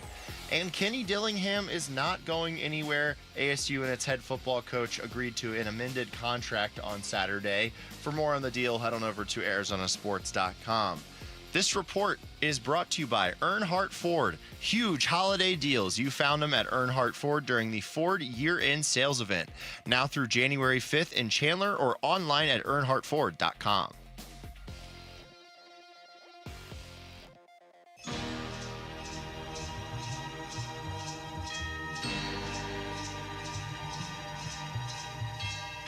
Hey everybody, it's Burnsy. The losses have piled up, and yesterday the injuries did too. We will hear from Cardinals head coach Jonathan Ganon at 3 o'clock. It's the Burns and Gambo Show here on Arizona Sports 98.7, arizonasports.com, where you can watch us on the Arizona Sports YouTube channel.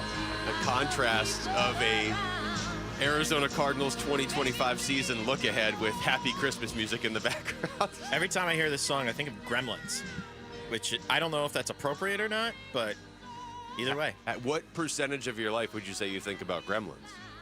Not much. Only during this song being performed. Who is this? The Ronettes or who? Which? Darlene Love. Ah, of course. How could I have not known that? Is this part of your movement to learn things instead of talking about the Cardinals? So when I filled in with Wolf, there was a day where I was just like running through all of the rejoiners that Rick was playing and perfectly nailing all of the musical artists, and I felt like I was on a heater. Now I'm clearly off said heater. You're off the heater, and I need to stop. Rick, I need to send you the link that Todd Walsh sent in for more Christmas rejoins. Okay, I'm very worried. Why are you worried? It's Walshy. Walshy knows music better than like anybody. I know, but he's also a practical joker, I would say. That's true.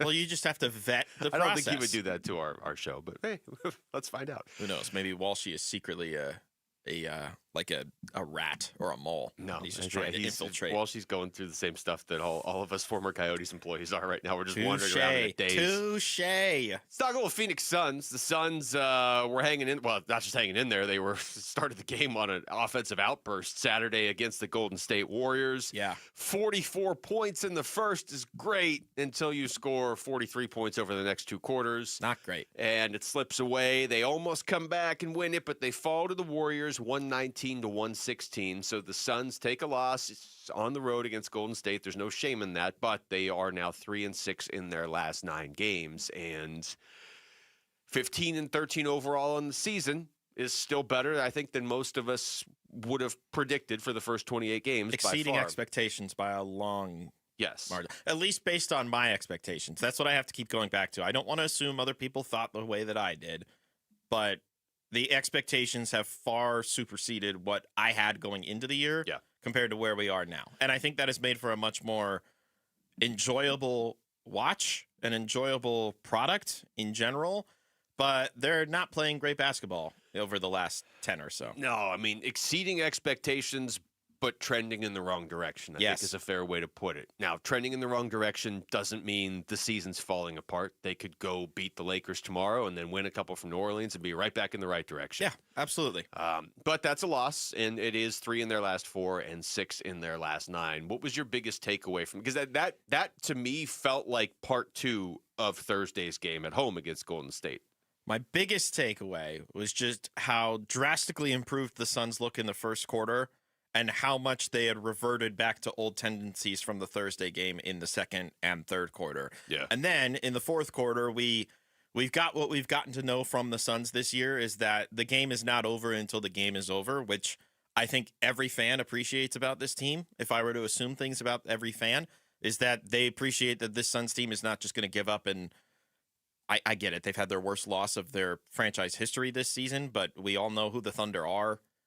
I think such an outlier on the schedule. All these other games are close. Whereas, exactly, all of these games are close. They're not like going in and then getting, whipped out of the stadium. Like the worst losses that they've suffered this year, if we're excluding that beginning of the year Clippers loss, because that feels like the outlier of all outliers, their bad losses have come at the hands of the Rockets, Thunder, and Nuggets. Yep, that's it. I think that's appropriate. That's totally fine. Even that is still exceeding expectations. If your only lopsided losses are really to those 3 teams who might be the 3 best teams in the NBA, I mean, throw a couple teams in there from the East, but honestly, I think I would take. Obviously, we would all take the Thunder over everybody right now, and I think Denver and Houston would be my next 2 teams if you were just stacking the entire NBA. So, it is in that sense, it is what it is. They are 1-2 against the Warriors now this season. Book finally had his 30-point game, 38 points. So maybe it was the court shorts. He was right this whole time. Whatever, but he looked a lot better. But said this on Friday, and then Saturday just sort of reiterated the point, but. It is a reminder this team can't play sloppy basketball. And everybody does. Every team does, except maybe Oklahoma City over the course of 82 games. The problem is the Suns just can't afford to. They don't have the talent gap to make up for it. They don't have the margin for error. They will eventually. I think that there's an argument to be made that what we saw from Jalen Green is, that's the best of what you can get from Jalen Green. And if you can get that on 75% of the nights that he's out there, then that helps complement Devin Booker. And it helps complement Dylan Brooks, who's been playing way ahead of his regular projections in terms of just like a pure score. He was 8 of 11 from the floor against the Warriors on Saturday. Like, he has been one of the absolute bright spots, offensively speaking. We knew what he was going to be defensively, but I think offensively, he's been one of the finer additions to this team, just in terms of his efficiency and his willingness to keep shooting the basketball. I was frustrated going off of that, however. I think it was he only had 4 shot attempts in the second half for a guy that was as efficient as that was. And if your argument is you want to create more opportunities for Devin Booker, okay, fine. That's fine. I'd rather Devin Booker be the one getting the primary amount of shot attempts. Cool. But Colin wasn't having the most efficient game. He finished 5 of 14, had the big 3 to cut it to 1. You're not allowed to say big 3 on the show. I'm sorry. Not when you're talking about the Suns. He had the huge clutch important triple? 3. Okay. I just would have hoped that there were more actions or design for Dylan in the second half because he only got 4 shot attempts. Well, here's Jordan Ott after the game talking about the overall outcome and sticking around till the very end. Yeah, great fight. Great first quarter. We knew that their response to the other night would be started right off the bat, coming back to this arena. So great first quarter. And then, we just got in the lulls and ended up behind and easily could have packed it in, but that's not what this group does. So Book was amazing, obviously. His urgency, his ability to get where he wanted to all night long really helped us, especially in stretches where we just couldn't get anything going. So, great fight, tough environment. This is where you learn in the fire these nights. We'll take a look, and I'm sure there's some possessions that we're going to want back. Well, kind of building on that, Jordan Ott expounded on wanting some of those possessions back. Yeah, it's one thing to anticipate, but it's another thing to go out there and act. There, when it gets choppy, of all that stuff that's going on, we got to still somehow maintain. And there's a reason why there is frustration from the other team, because we're doing well. So then you got to take the lead from there to another level. I think there's some of those possessions there that we'll probably want back. Obviously, at the end of the second quarter, we're going to want some of those back. And then even end the game, even in the fourth quarter where it matters the most, you got to consistently execute in the toughest environments, and that's where we'll learn. The margins for me that I paid the closest attention to is the second chance opportunities and the turnovers. And I don't think the turnovers was as damaging as you would assume, or at least think. 14 turnovers for the Suns that only led to 15 Warriors points. Golden State at 20. 21, but for 24 points off turnovers. So the Suns not really capitalizing on those opportunities either. Second chance killed them. 26 second chance points for the Warriors and just 9 for the Suns. 9 offensive rebounds for the Suns, 17 for the Warriors. This is, the fourth game in a row now that they've been out-rebounded. Mm-hmm. And for a team that really puts an emphasis on winning the possession battle, you can't get out-rebounded, especially when you're on defense. And 2, you have to be able to have control against these teams that are supposedly not known for their rebounding efficiency, and instead, Steph Curry had 10 total rebounds, 8 from Gary Payton off the bench, 7 from Trace Jackson-Davis. Mark Williams, where have you gone, good sir? What has happened? It's just not been making noticeable impacts anymore. 18 minutes for Mark Williams in that game, 5 rebounds. It's just a reminder that the Suns, what has made them endearing through the first now 28 games this season is they, by and large, are playing to the top of their potential, and probably, like you said earlier, have exceeded what a lot of people believed was possible. The challenge going forward is how consistently can they play to that level, because they have to play to their best. Other teams don't necessarily have to get wins. Yep. If we're going to have the conversation of, are they going to hang in a playoff race? Can they get that 6th seed in the Western Conference? If you just want to say, are they better than New Orleans and Utah, then yeah, okay. But they essentially are going to have to play to their absolute potential if they want to be an actual playoff team. We're giving you the chance to win tickets to the Verbo Fiesta Bowl January 8th. Listen for the code word during Bickley and Murata, Wolf and Luke, and Burns and Gambo. When you hear the code word, text it 620-620. If you're looking for extra chances, head to the live video stream on our YouTube page, ArizonaSports.com, or the Arizona Sports app. All right, when we come back to football. Was yesterday the Cardinals' best final chance to win a game this season? We'll get into that next. It's Wolf and Luke on Arizona Sports, the local sports leader. Arizona Cardinals football. Intercepted. What a catch on the far sideline by C.J. Henderson. That guy made a great play. I got to do a better job, give him a better ball. The Falcons beat the Cardinals 26-19. More reaction to the Cardinals losing their 7th straight coming to you on the Arizona Sports YouTube channel, the Arizona Sports app, and Arizona Sports 98.7. Win tickets to the Verbo Fiesta Bowl from Arizona Sports. This show's keyword is celebrate. Celebrate.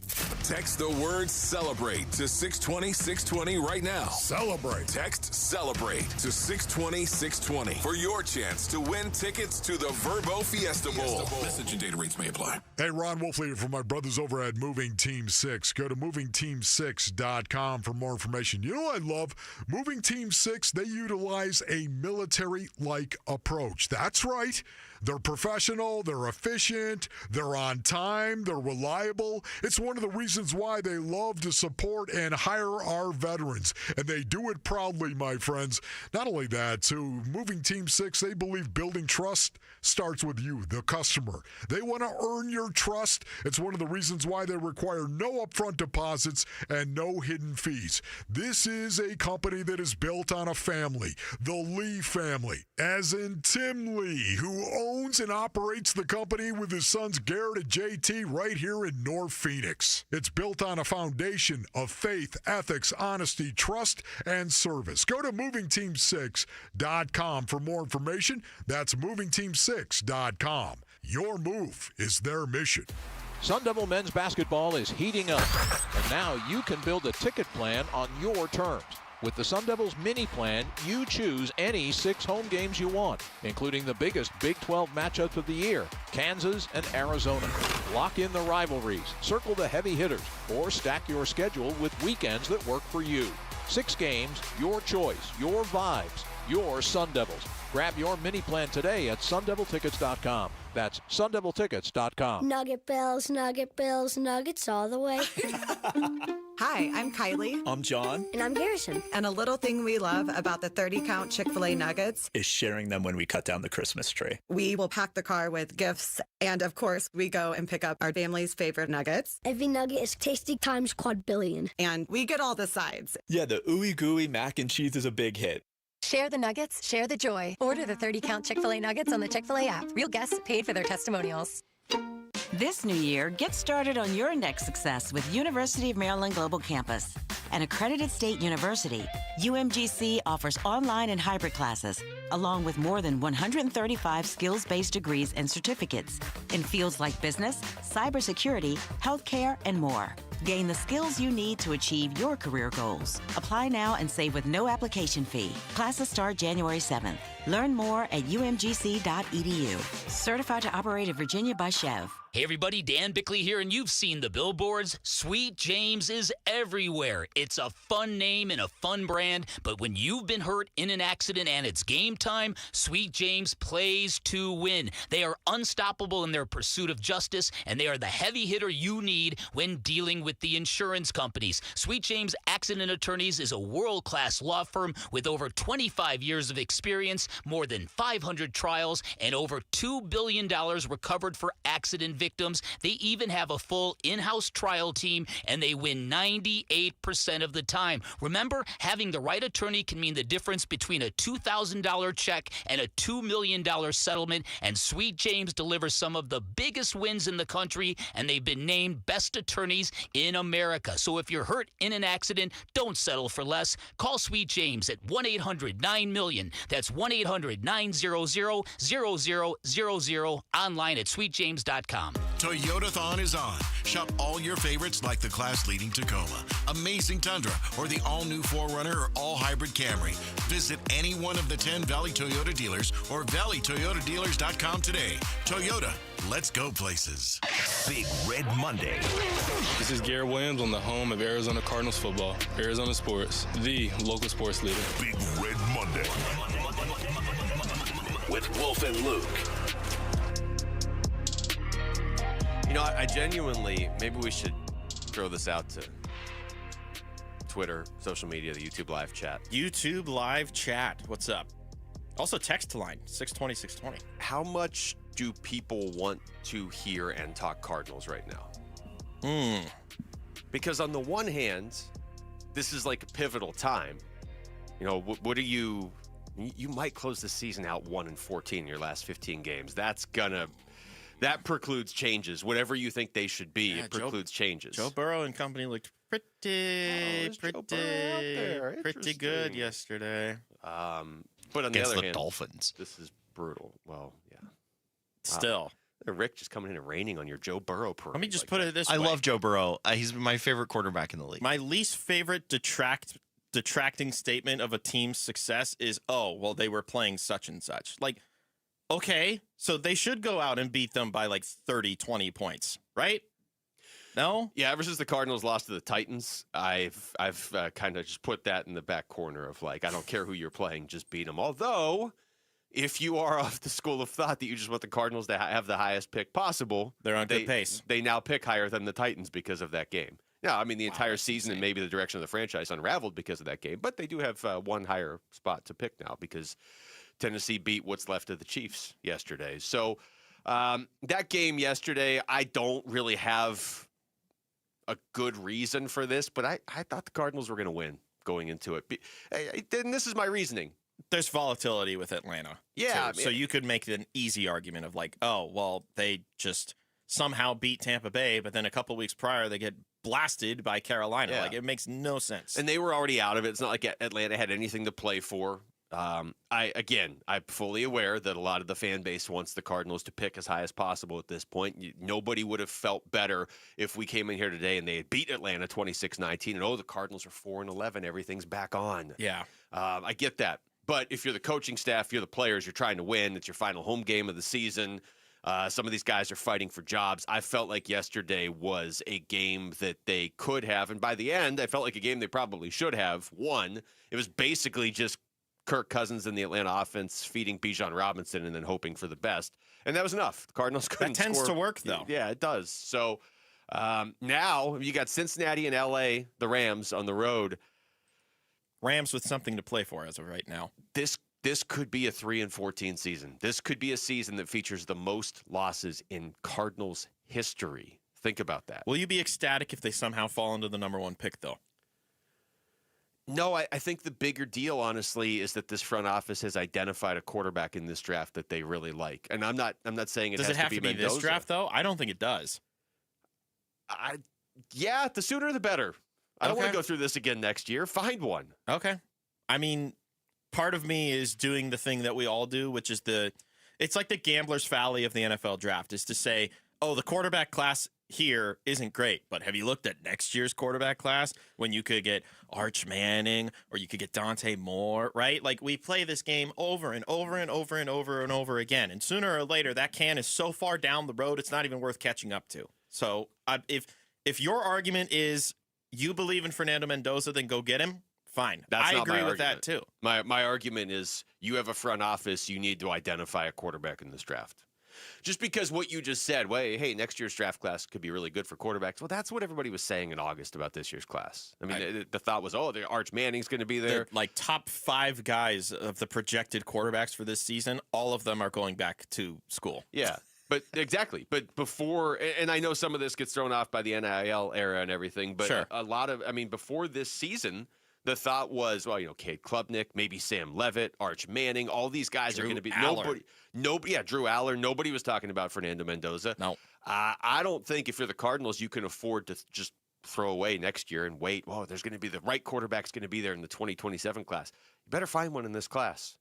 And if you don't want to use your top 5 pick on him because you're not that certain, and if you use a top 5 pick, you're kind of locked in with that guy for a couple years, fine. But you're going to have a pick in the early 30s in the second round too, or you could move into the back end of the first half. You need to find a quarterback in this class that you at least can try with going forward. And there are quarterbacks in this class, and there are some that were highly rated coming into this season. So identify the right guy.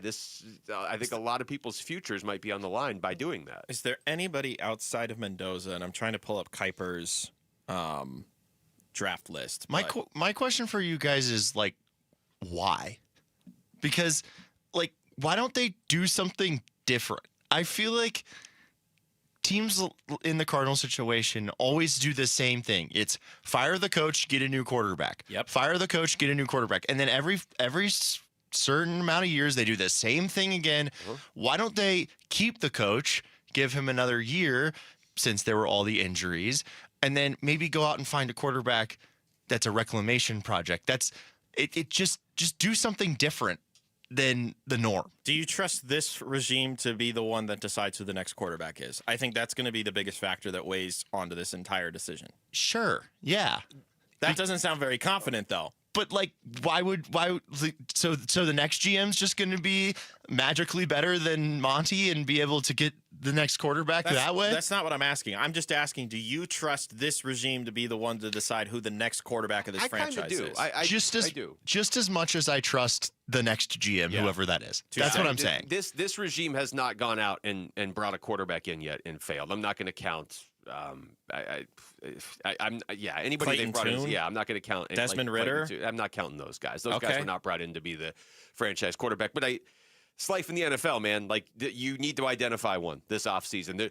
As much as, and I said this when we were on with Bickley and Murata, I don't think Monty Austinfort is anywhere near the hot seat, nor should he be. But here you go. Now, you're going into year 4 coming up. You got to find your quarterback.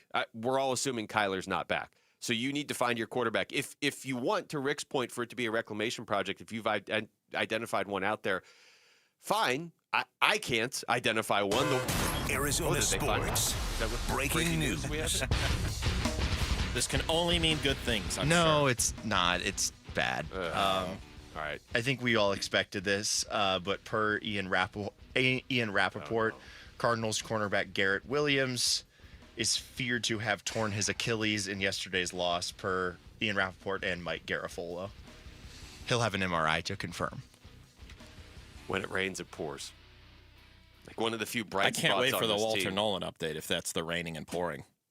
Yeah, too. That's a downer. I like Garrett Williams. This affects them next year. Yeah, just as much. And so now you've got to. I was trying to pen it out in our notes to each other yesterday. If you have no Garrett Williams, and you assume that they're going to maybe part ways with Sean Murphy-Bunting, I don't know. He's been a rather disappointing signing, if you ask me. Mm-hmm. But let's pretend for the exercise you hold on to him. You get Starling Thomas back. Okay. He's also been out for the whole year. Max Melton, Will Johnson, Denzel Burke. Like, are you good with that? There is a sort of like cruel twist of fate from the football universe component to this season too. I mean, we saw yesterday 5 more starters went down for various moments in that game. Some probably into next season, some maybe just for that game, some came back.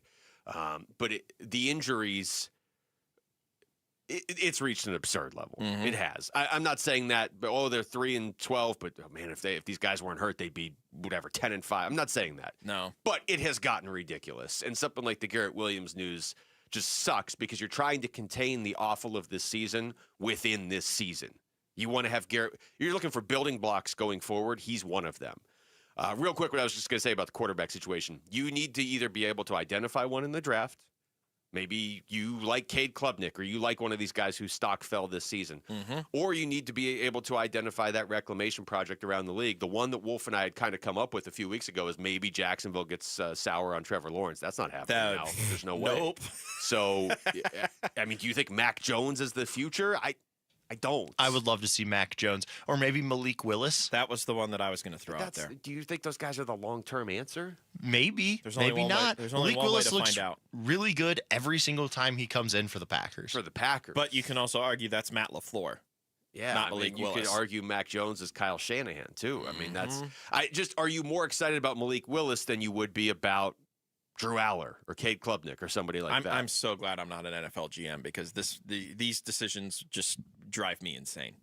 All right, when we come back, what message does Kenny Dillingham's amended contract send to the ASU fan base? We'll get into that next. It's Wolf and Luke on Arizona Sports, the local sports leader.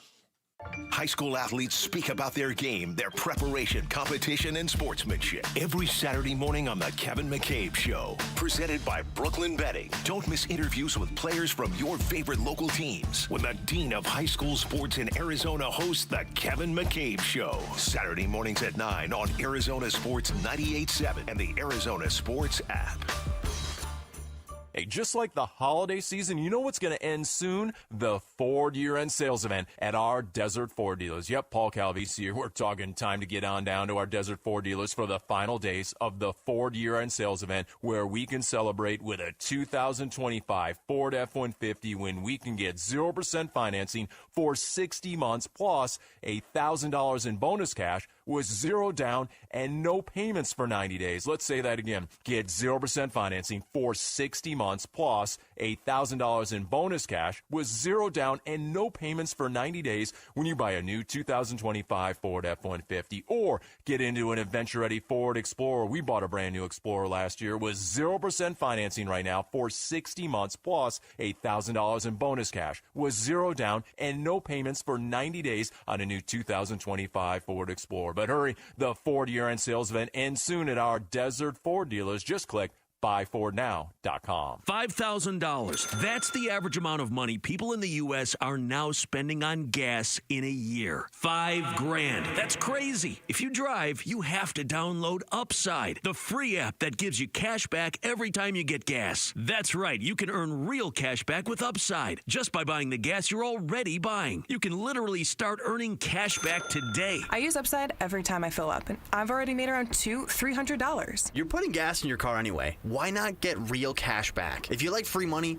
download Upside. I'm saving the cash I earn from using Upside to help pay for a vacation later this year. Download the free Upside app now to earn cash back every time you buy gas. Use promo code BOOST25 to get an extra 25 cents per gallon on your first tank. You can cash out anytime right to your bank, PayPal, or a gift card for Amazon and other brands. Just download the free Upside app and use promo code BOOST25 for a 25 cents per gallon bonus on your first tank. That's code BOOST25 for a 25 cents per gallon bonus. If you got a mortgage in the last 3 years, listen up. It's Gambo for Lund Mortgage. Rates have dropped and refinancing could save you serious money. Lund Mortgage tracks rates daily and will alert you when it's the right time. Just email ratewatch@lundmortgage.com. No gimmicks, no robocalls, just honest advice and full transparency on rates and costs. And if you refinance or buy now, you won't make a mortgage payment until 2026. Email ratewatch@lundmortgage.com. That's ratewatch@lundmortgage.com. Hey everybody, Dan Bickley here with my good friend Shane O'Hanrahan, GM of Chapman BMW, the guy that can literally make your dreams come true.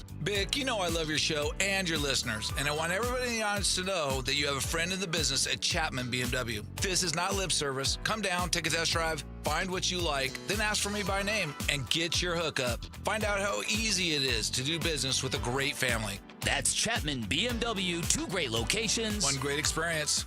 A new diamond era begins. Desert Diamond Casino White Tanks is now open. An atmosphere sparkling with excitement and top names like the legendary Morton's Steakhouse and signature Starbucks coffee. Best of all, this stunning new destination is right at Loop 303 and Northern Parkway. So come and live the diamond life. Desert Diamond Casino. An enterprise of the Donna Automation. Imagine finding your dream home and moving in right away. No waiting to sell your old place first. Sounds perfect, right? That's exactly what Orchard's Move First, Sell Later program lets you do. Buy your new home now and sell the old one later. Here's how it works. Orchard gives you cash so you can buy and move into your new home first. On your timeline. No waiting, no showings, no double moves. Then the Orchard experts take it from there. They handle repairs on your old home so you can attract the right buyers. Once they're done, a local Orchard agent lists and sells your home for top dollar. Orchard's Move First program gives you the freedom to buy and move into your new home first and sell your old home later.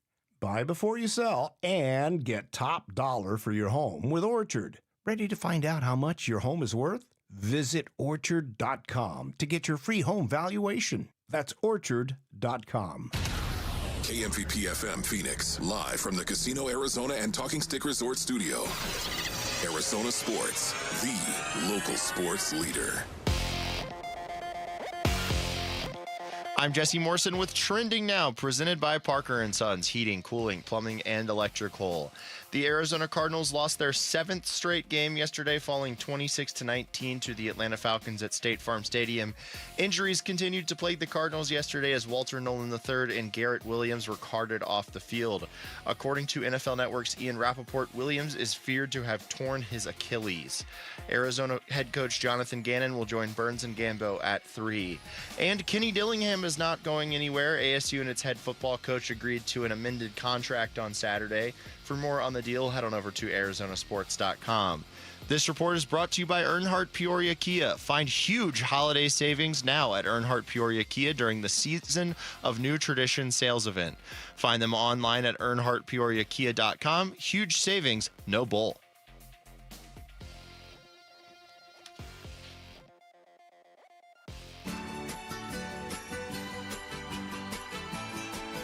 Hi, everybody. Dave Burns here, and Kenny Dillingham is staying at ASU in what is a huge win for Sun Devil football fans. And we're talking about it on today's Burns and Gambo show at straight up 2 o'clock on Arizona Sports 98.7, or watch us on the Arizona Sports YouTube channel. So, I'm going to save this. We're going to talk about it later.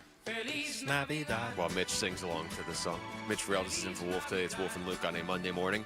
I went back and found a mock draft that was posted in August. Okay. To get a sense of like how many quarterbacks that were supposed to be amazing dropped over the course of the season, but might still be decent NFL quarterbacks. I like this. We'll talk about that in a little bit, though, because I want to get back into ASU and just how big of a moment this was this weekend. Here is Kenny Dillingham on Saturday after practice talking about the importance of having a solid plan for the future now for Arizona State. Yeah, I think every place has its own challenges. I think as long as there's upward trajectory and as long as you have a plan and a vision, you know, my biggest thing is if you don't have a plan for the future, right, then how can you do anything right now? Like if what we're doing right now is not planning for 2 to 3 years down the road, right, and we don't have a plan for that, then what is our plan right now? Just to like figure it out and make it? I think you always have to have a plan and be willing to adapt to that plan. When we got here, we had a plan on what we wanted to get accomplished here, right? We went and attacked that plan. Now we're at a little bit different stage. There's different rules. There's different dynamics. We needed to create a plan for the next 3, 4, 5 years for what our next steps were. And in order to do that, we needed some things from the football side in order for us to put together a plan that we felt was necessary to go win football games. And the university has stepped up. And but I'll say this, there's a lot more in this valley. There's a lot more meat on the bone here. And when I say a lot more, I mean a full tomahawk more of meat on the bone here. That there are people out here that can step up and absolutely change the game here and take just one more step. And that's just the challenge, is constantly taking one more step. I think it's fair to argue that this is now a dual play opportunity, right? And, you know, I'm not going to tell anybody what to do with their money. I have no right to say that. But in general, ASU did everything that we asked for them to do, right? Now it's time once again for the fan base, boosters, supporters, alumni, however you want to categorize, to do their part of it. That's basically what Kenny's asking, right? Like there's a headline on our website. Kenny Dillingham wants ASU's version of Texas Tech booster Cody Campbell to come forward. Well, yeah, he jokingly said, like, can somebody just drop $20 million on this? Yeah. I'm paraphrasing. I'm not sure he was joking. You know who could? And he pointed this out. Yeah. The Live Golf guys. Yeah. Phil Mickelson and John Rahm. They wouldn't even notice. Surely they wouldn't mind parting with some of that extra dough that they got by going to the much more controversially funded golf. Yeah, league. now there's the whole moral side to it that we could get into, but if you're just talking about the money, then they have a lot of money. Phil was pretty fired up when he saw the news that Kenny got the extension, and then a bunch of other people were fired up to say, hey, Phil, you want to help us out a little bit? Phil also likes to engage in a certain activity, so I don't know how much money he actually has. The $20 million that was thrown out by Kenny, though, I mean, let's be real. If somebody that has that many millions of dollars threw $1 million, it would make a huge difference. You want to get your name on the practice facility? There you go. I thought Graham Rossini made a more measured point when he was like, there's about 1 million people that went to ASU around the world right now. You start to look at it that way, and you're like, hey, if you donated $100, all 1 million of those people donated $1. Yeah, exactly. So yes, you're right. I mean, that's the next step. But where I think the distinction needs to be drawn because you see Michigan fans online over the weekend being like, "Oh, well, Kenny, he has to." We ask never for wanted money. him anyway. Well, yeah, there's that logic. That's fantastic. Way to go, guys. You were like falling all over yourselves to try and steal ASU's coach, and then the second he was like, "No, I'm not going there," you were like, "He's not even good. We like our coach." Well, you don't have a coach. I'm sorry. For a week and a half, you haven't had a coach. And by the way, the transfer portal's opening in like a week, so if you're Michigan, maybe you should get a coach. But that's their problem. It's not our problem. Yeah, but I don't care about them. The whole thing that was thrown out there of like, well, he's got to go out there and ask for money. That's every college coach except like 5 or 6. That's the NIL era. I think ASU went from a position of, hey, this is tense for the last week or so, to actually now having an advantage over a lot of schools, a lot of football programs, because they have Kenny Dillingham, who's good at retaining his players and good at identifying players and good with quarterbacks. Now you have an advantage over a lot of schools because a lot of schools would have lost their coach the second things started to get good. So ASU now is in a bit of a really good position, actually. There's a lot of overturn and changes that have happened with a lot of the Big 12 universities this offseason. Some positive, some negative. So like ASU, I think we could categorize them near but not fully with like Texas Tech and BYU, who had massive financial support come through this offseason for head coach, program, etc., however you want to go about it. Utah had a significant change with Kyle Whittingham stepping down after this bowl game. What is that program going to look like? Are they going to remain as consistent as they've ever been with now Morgan Scaley taking over for that program?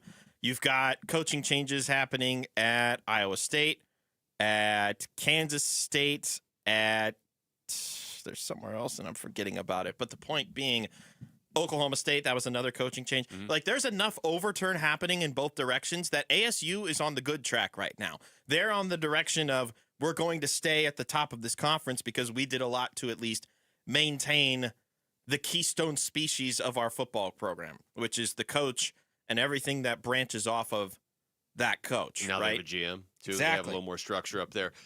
I just think, and people can agree or disagree with this, but I feel like if you have Kenny Dillingham in place, and if you have Graham Rossini in place, I mean, we can't understate what he is doing too.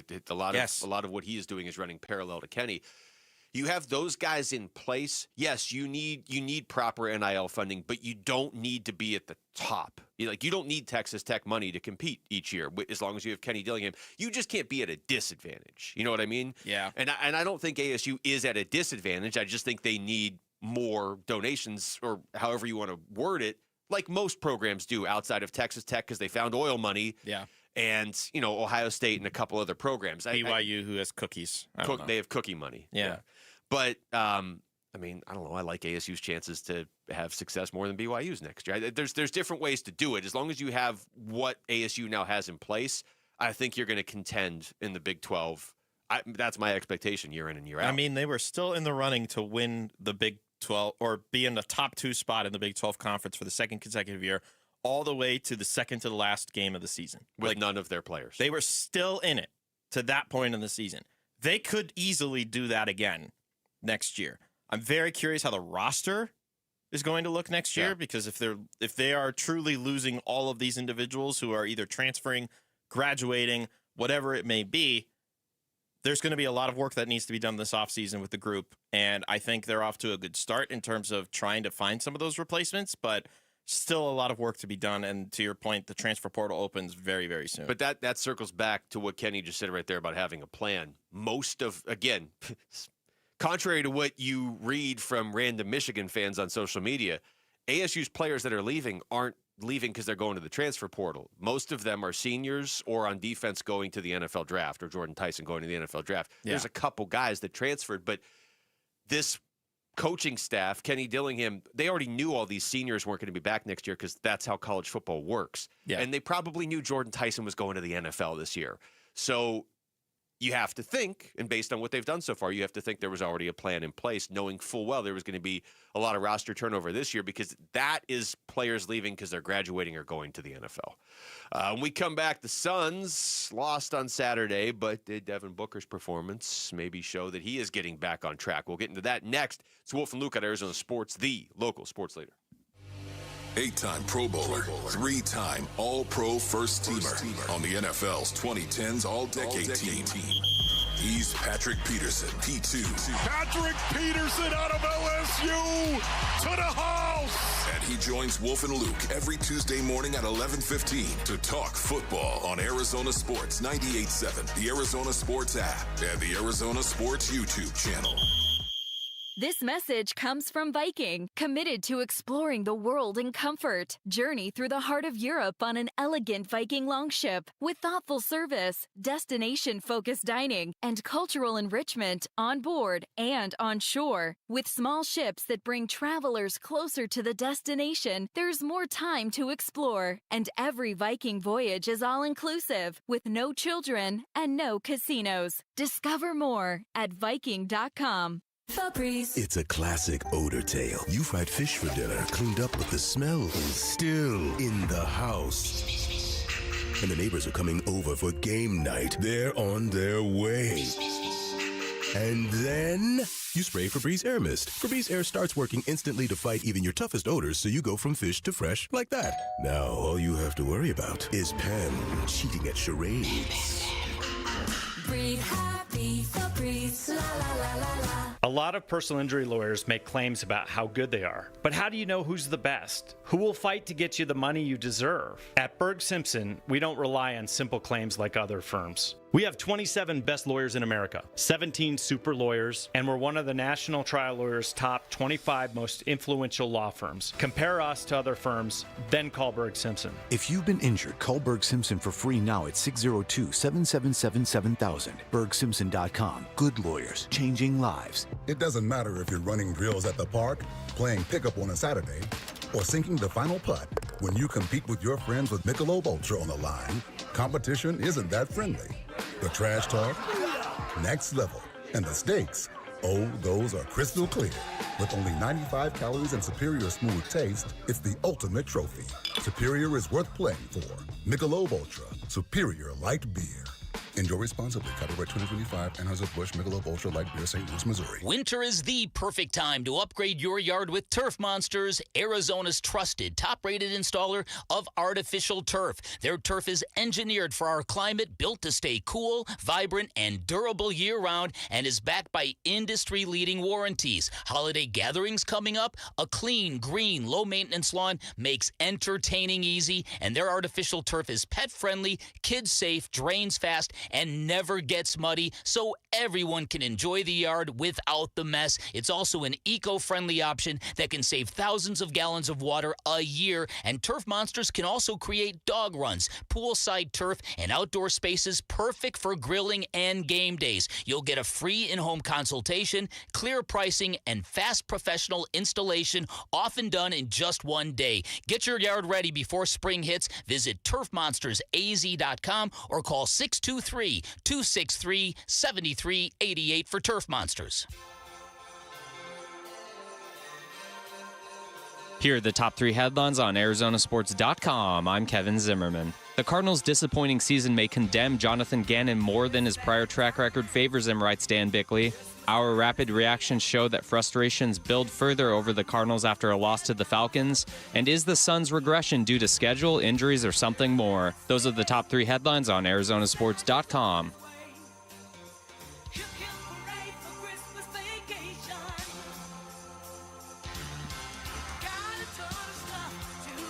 Shout out to Surprise. Thanks to everybody listening everywhere, especially in Surprise. Right Surprise! Now.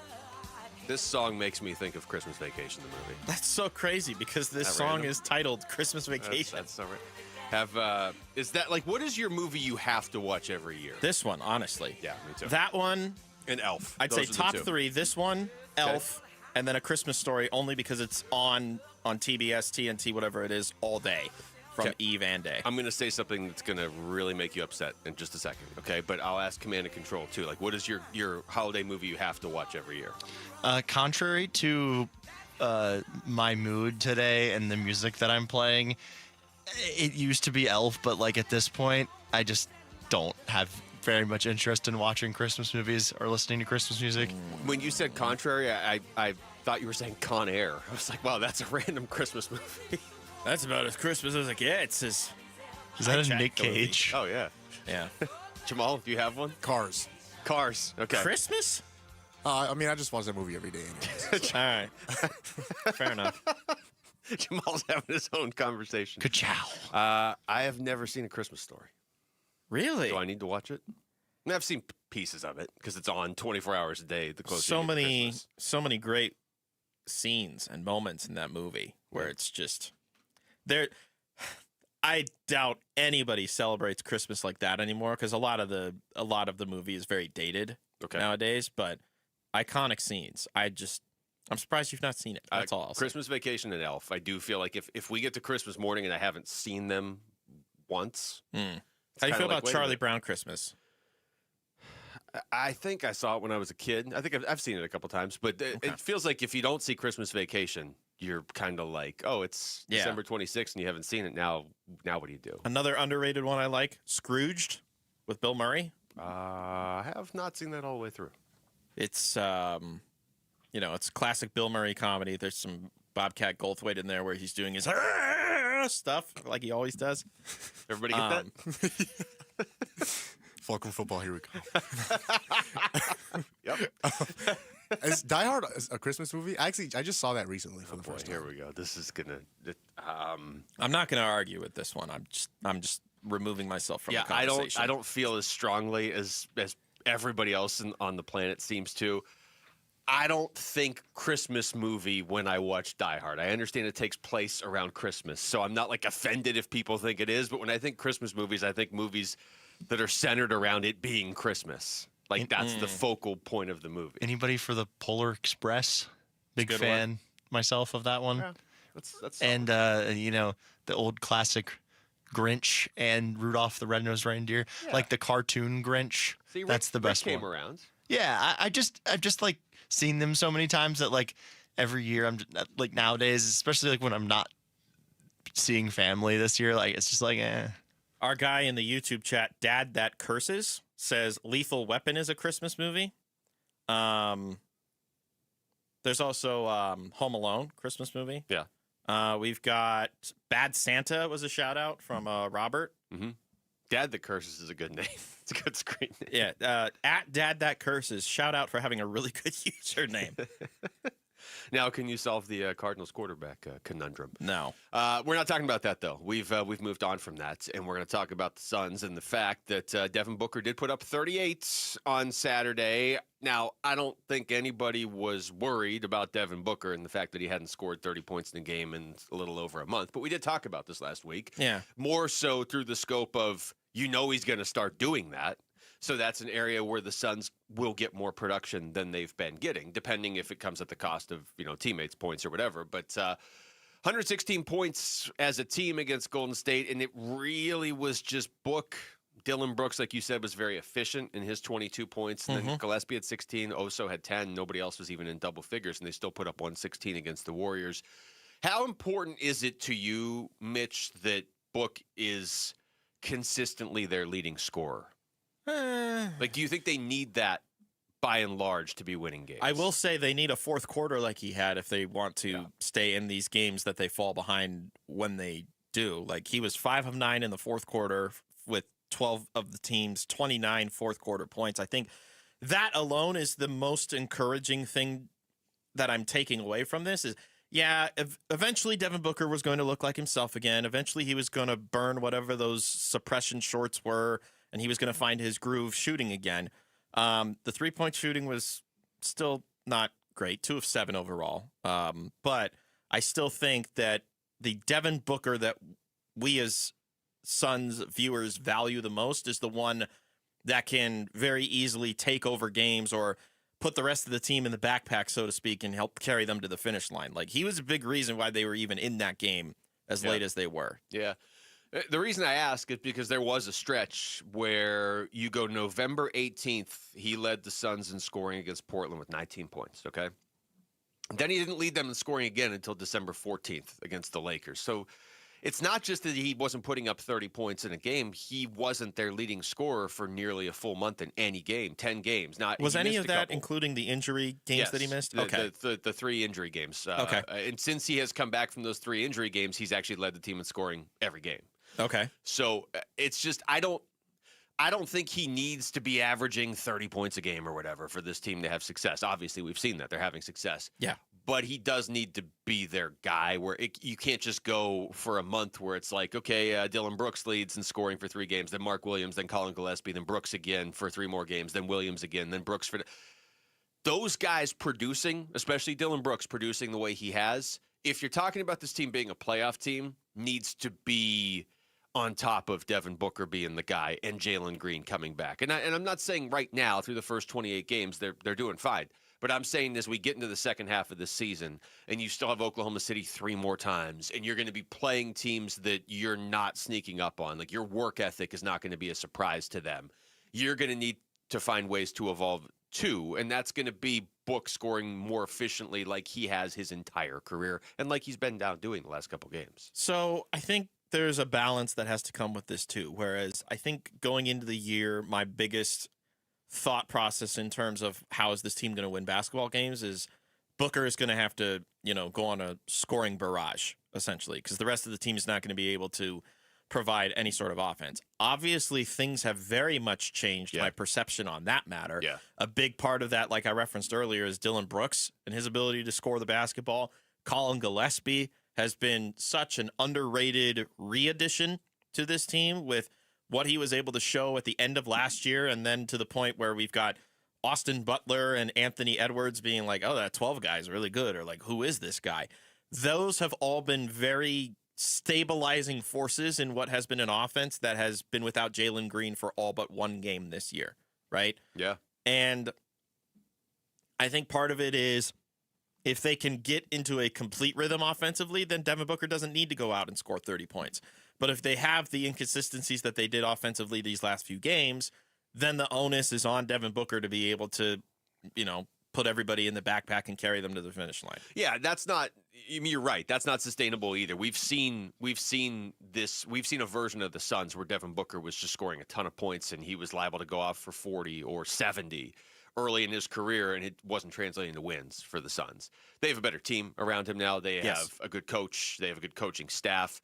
He is more evolved in the nuances of the game. I'm not saying that their path to success is him leading the team and scoring every night.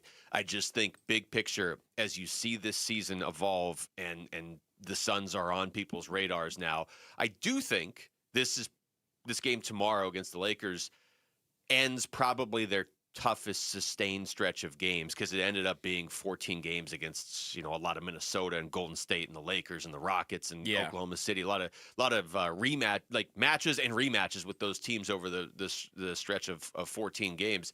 They're not going to have a stretch like that again. But generally speaking, the season gets tougher as it goes on if you're really going to hang around, especially if you were kind of a surprise team.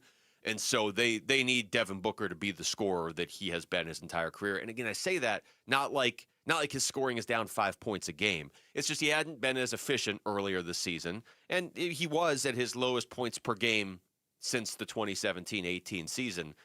They're gonna need more of just traditional Devin Booker, I think, on top of all the other things they're asking him to do now. But this isn't supposed to be easy to be a playoff team with this roster. I wonder how much of this stretch of the schedule, like you say, this will be the toughest stretch that they have. And they've had some really weird stretches where it's like they're home and then they're road, then they're home, then they're road, and all in a span of like on, off, etc. Yeah. So they go on a hefty amount of road games from end of December into middle to end of January, where they're on the road against New Orleans twice at the end of this week, then in D.C., then in Cleveland. That's its own 4-game road trip.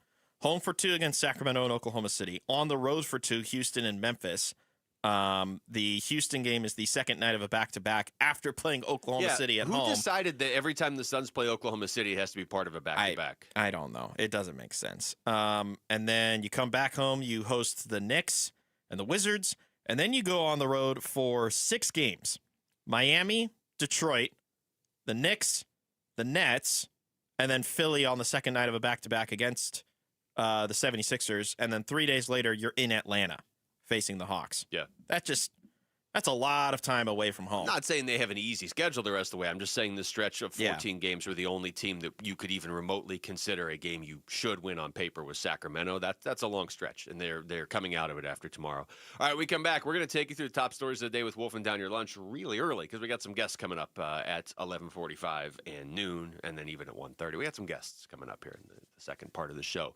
So Wolfing Down Your Lunch is next. It's Wolf and Luke, Mitch Ferreldis in for Wolf and Arizona Sports, the local sports leader.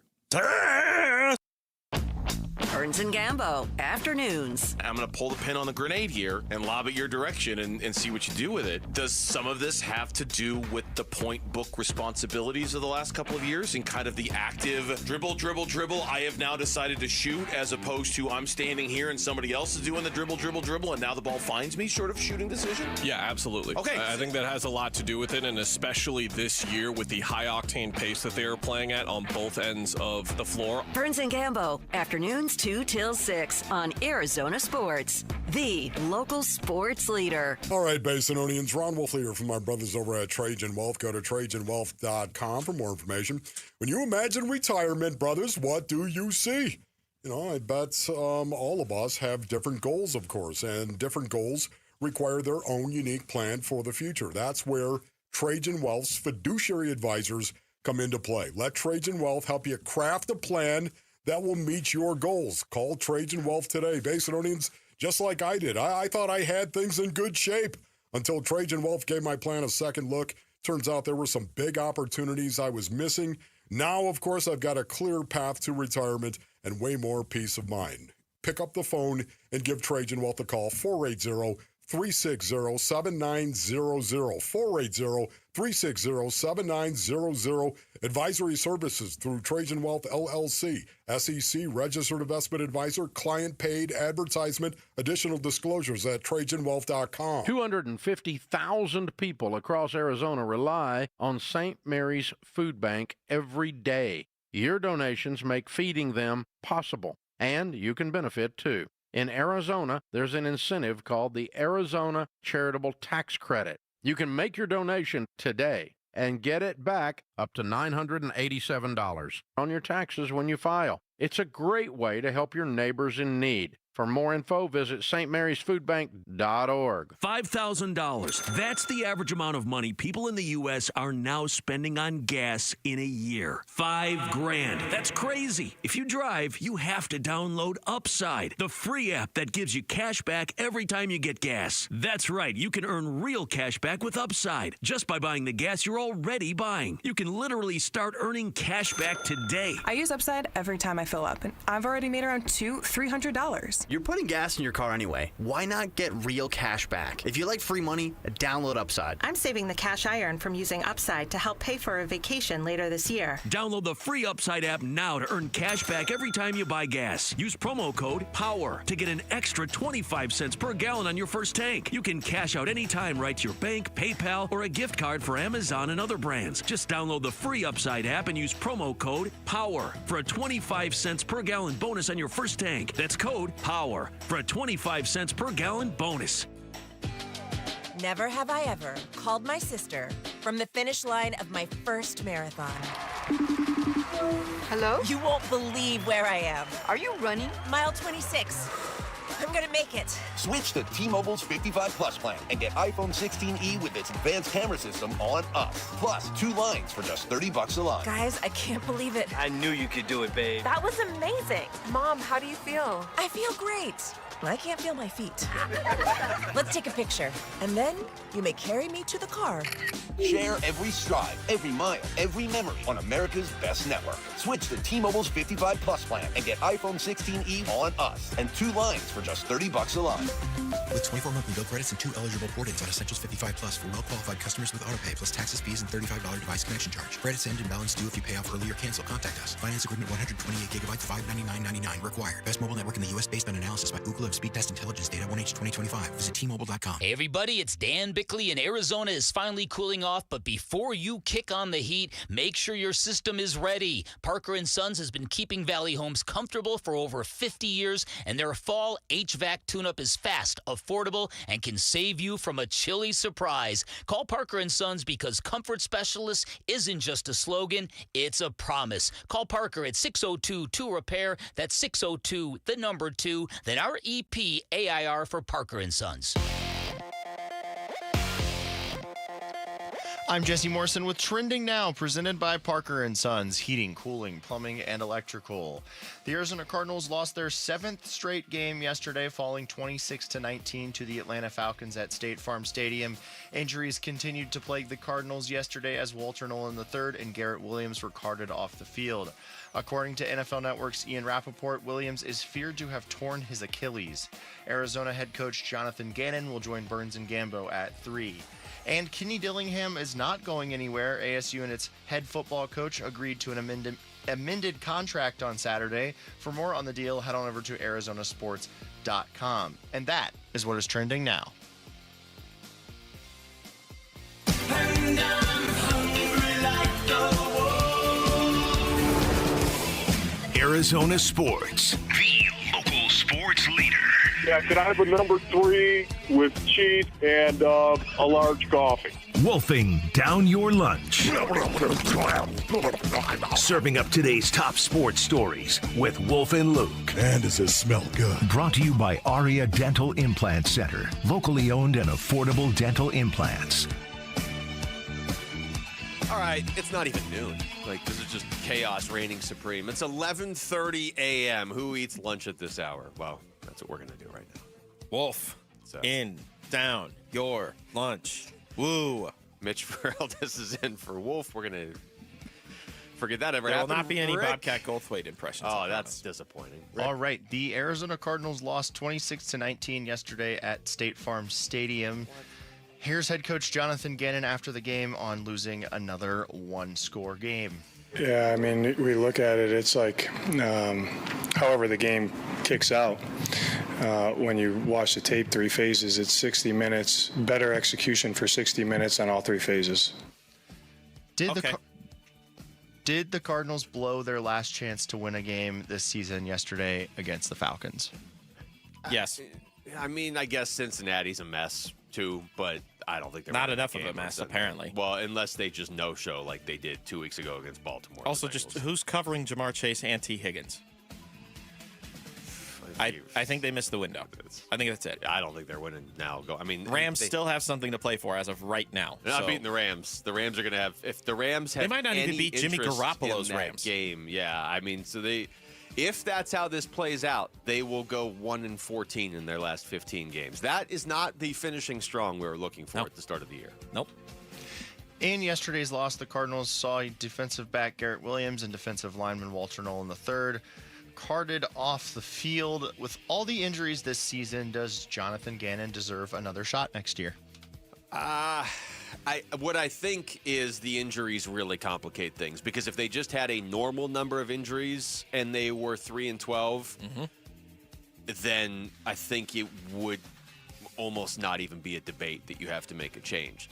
They have had an absurd number of injuries. It's absurd. It didn't prevent them from moving on from Cliff Kingsbury on a new 5-year contract, though. It didn't. And you and I were talking about this last week, and then it got even worse with all the injuries on Sunday. But yeah, they're 3-12 right now. They have had an unfair number of injuries. If they didn't have an unfair number of injuries, I think they'd be like 5-10. Yeah, it's like how much better How much better are they if they're fully healthy? No. I don't think it should at this point. You're supposed to be going upward in trajectory, and they are not. I would say this: it can't be the only argument for keeping them. You know what I mean? Like, if the Cardinals decide to keep Jonathan Gannon and the coaching staff, they're gonna have to do something else significant this offseason. Well, how to about get this? The fans back on board. But your logic can't only be we were really injured. If Gannon stays, everybody else has to go. I mean, the season's gone so badly; they're gonna have to do something significant. Well, that's what I mean. If Gannon stays, everybody else has to go. Something has to change. It can't just be nothing. No, you can't go status quo. You're 10 games back or whatever, 9 games back in a division in a league where you only play 17 games. Yep. Kenny Dillingham and Arizona State agreed to an amended, I can't say that word. It's okay. An amended contract on Saturday. According to ESPN's Pete Thamel, the contract will average more than $7 million per year, and the staff salary pool is now toward the top of the Big 12 at about $11 million. How monumental was it that ASU was able to keep Dillingham in Tempe? I honestly believe this is a major turning point in the program's history. Not that the program's never been good before, and not that this is the only turning point, but I think this is a big one. Like I said, more significant than past coach hirings or firings, or you retain a coach, because you have a coach who is the perfect fit for 2025 and 2026 and going forward. And that's not just the perfect fit for ASU, just the perfect fit for this era. But then he's also especially the perfect fit for ASU because of all his emotional ties here growing up, relates to the players. You have all of that. You have the Kenny Dillingham side of it, but you also have the ASU side of it, of realizing how big this is and meeting the moment. You could not tell or ask your fan base to buy all in on activating the Valley and then have let Kenny Dillingham go after 3 years. There's just no way you could have done that. So you have the commitment from Kenny to not go down the traditional, just the everybody has to think the same, let's all be lemmings path that a lot of college coaches do. And you have ASU announcing to their fans, no, we're in this. Like, let's do this. The big thing for me is just their continued advancement into the new age that is college football. Adding a GM and providing a little extra cash for the members of the staff is only going to at least give them an advantage going forward. Does it work out? We'll find out, but it at least gives them the advantage that they need in college football. The Phoenix Suns lost for the third time in 4 games on Saturday, falling 119-116 to the Golden State Warriors. This takes us to our Sanderson Ford poll question, which is up now at arizonasports.com. It asks, what do you point to as to why the Suns are regressing lately? The schedule, injuries, shooting, or other? I'm going to say schedule because the schedule has been brutal the last 3 weeks. When you're talking about multiple games against Oklahoma City and Houston and the Lakers, this was supposed to be the toughest part of the schedule, and this is a run here. Ideally, it is schedule, because if it's something else, then you may have a problem beyond tomorrow. I'm only going to say shooting because it doesn't feel like a lot of the shot attempts that they're taking are truly contested or really difficult shots. It just seems a lot of the same system that we've been seeing, a lot of open looks from 3. And they're not falling. And if that continues, then I'm starting to worry about their ability to maintain what has been a very nice and fun start to the season. Yeah. I'm going to go with schedule. I think I agree more with Luke than I think the shooting kind of ties into that. They could be getting a little bit fatigued. That's fine. That, Mitch. I've learned a lot of people don't agree with me on my Suns takes, so it's totally fine. I don't even agree with you saying that. Yeah. So I went with the schedule, which is second place. Injuries is top, 38%, schedule 32%, shooting 16%, other 15%. So that I wonder what other would be. Not having Jalen Green. I guess that's an injury, though. Yeah. In fact, that's really, it's not all the injuries, but that's it's if you're voting, if you're voting injuries, it might be the Kevin Durant stands being like, they don't have KD now. I might have just. You don't think it's Bradley Beal stands? No, I don't think those exist. Okay. The Boston Red Sox have reportedly acquired first baseman Wilson Contreras from the St. Louis Cardinals. According to Bob Nightingale, the Red Sox are, quote, expected to end trade talks, unquote, for Arizona Diamondbacks star Ketel Marte. Is Ketel just coming back for the 2026 season? I think it brings up the question of where is the cutoff point to trade him? Like, have they decided behind the scenes, hey, this could be too much of an issue behind the scenes in the clubhouse, and couple that with the fact that if you don't trade him by mid-April, you really can't ever trade him. He can veto anything after that. Have they already decided that? Because if they've decided that, then he's getting traded regardless. If not, then what's the cutoff point? Do you need a serious bidding war between a lot of teams saying, oh, they're going to offer you 2 pitchers and a young prospect, we'll offer you 3 or whatever? If that's the case, the Red Sox dropping out, like, that doesn't kill a bidding war. There's going to be more than 2 teams that want Ketel Marte, but it doesn't help. If you're looking to maximize your return for him, Boston dropping out doesn't help. It doesn't help, But I wasn't really impressed with what the Red Sox would have potentially offered. And then just looking at this trade that they made for Contreras, entirely different player, I understand. But Hunter Dobbins is the big piece going back. Yeah. Okay. And these two teams already traded. That's how Sonny Gray ended up in a Boston uniform. So I don't know. It's a weird situation to be in. Mike Hazen was adamant on Friday that they're still looking for pitching. This is a good avenue to do it, but it's not a guaranteed avenue in terms of hitting on those pitchers. You're almost just better off keeping him. I don't want to trade Ketel, and I don't think they'll do this, but I don't want to trade Ketel Marte for the sake of trading him. Please know don't. What I mean? Please don't do that. I don't want to do that because I really, and I get the school of thought that maybe this is going to be too much of a problem in the clubhouse, and if it still is, after mid-April, you're stuck. If you go with it, you know what, Ketel kind of learned his lesson. We've all kind of got on the same page. If it happens again, you can't trade him because of the 10-5.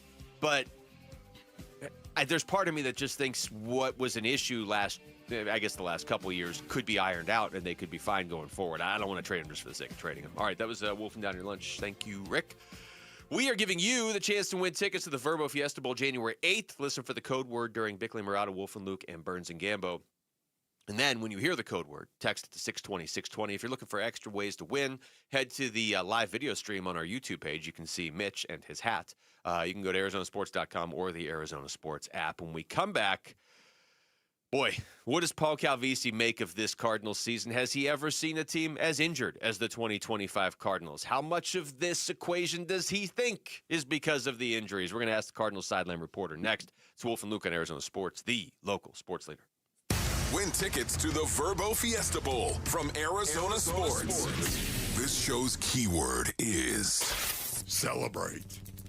Celebrate. Text the word celebrate to 620-620 right now. Celebrate. Text celebrate to 620-620 for your chance to win tickets to the Verbo Fiesta Bowl. Message and data rates may apply. The new year is almost here, Basinonians, and there's no better time to improve the way you sleep than right now at Brooklyn Bedding. Think about it. We spend a third of our lives in bed. Why not get the best sleep ever on the best mattress ever at Brooklyn Bedding? Brooklyn Bedding designs and engineers all of their mattresses in their very own state-of-the-art factory, custom crafting the perfect sleep solution just for you, and at factory direct prices. And now through December 26th, the Brooklyn Bedding Winter Clearance Sale is offering you 25% off everything in-store and online. When you go to one of Brooklyn Bedding's 11 Basin locations, you'll find friendly and knowledgeable sleep experts that will help you find the perfect bed. No pushy salesmen or sketchy sales tactics. And remember, tell them Wolf sent you. For the best sleep ever, get the best mattress ever at Brooklyn Bedding. Go to brooklynbedding.com. That's brooklynbedding.com. Hey everybody, Dan Bickley here, and you know I'm a big fan of Sonic and their all-star selection of burgers, and now they have added an MVP to their lineup, and this one is so good you should head to Sonic right now. Introducing the all-new Pretzel Bacon Sonic Smasher, 2 hand-smashed Angus beef patties, crispy bacon, pub sauce, plus a buttery soft pretzel bun. It is the ideal burger for armchair quarterbacks everywhere, and only at Sonic. Live free. Eat Sonic. Hey, the end of the year, it's here, and it's time to go there. Our Desert Ford dealers for the final days of the Ford year-end sales event. Yep, Paul Calvisi here a few years ago. We bought during the Ford year-end sales event because we're talking the best time to celebrate. When we can lease, you can lease right now a Ford Bronco Big Ben for just $299 a month for 36 months, plus Jeep owners get $2,000 cash back. That's right, lease a Ford Bronco Big Ben for just $299 a month for 36 months, plus Jeep owners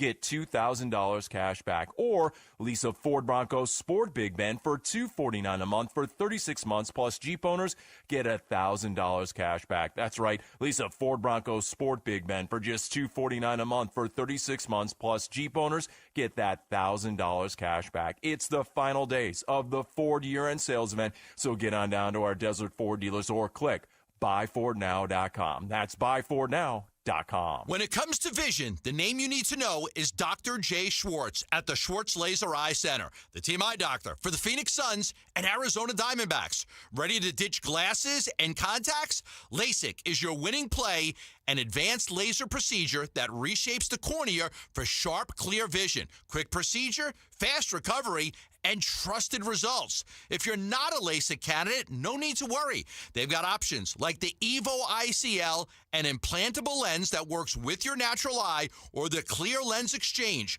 a procedure that replaces your eye's natural lens for lasting clarity. There's free consultation at all 3 Valley locations, Scottsdale, Glendale, and Mesa. Schedule now at teamidoc.com. That's teamidoc.com, or call 480-483-EYES. That's 480-483-EYES. It's the Schwartz Laser Eye Center, trusted for over 25 years. Hey, we know great teams win with a solid playbook, right? But what about our retirement plans? Paul Calvisi here, and that's why I'm with Matt Dagus from the Bright Wealth Management team. Matt. Thanks, Paul. At Bright Wealth Management, we help you create a custom retirement strategy, so you're not guessing when it counts. Call now 844-726-9116 and schedule your one-on-one appointment. Let's design your winning plan together. 844-726-9116. Investment advisory services offered through Foundations Investment Advisors, LLC, an SEC-registered investment advisor. The content provided is for educational purposes only. Arizona sports.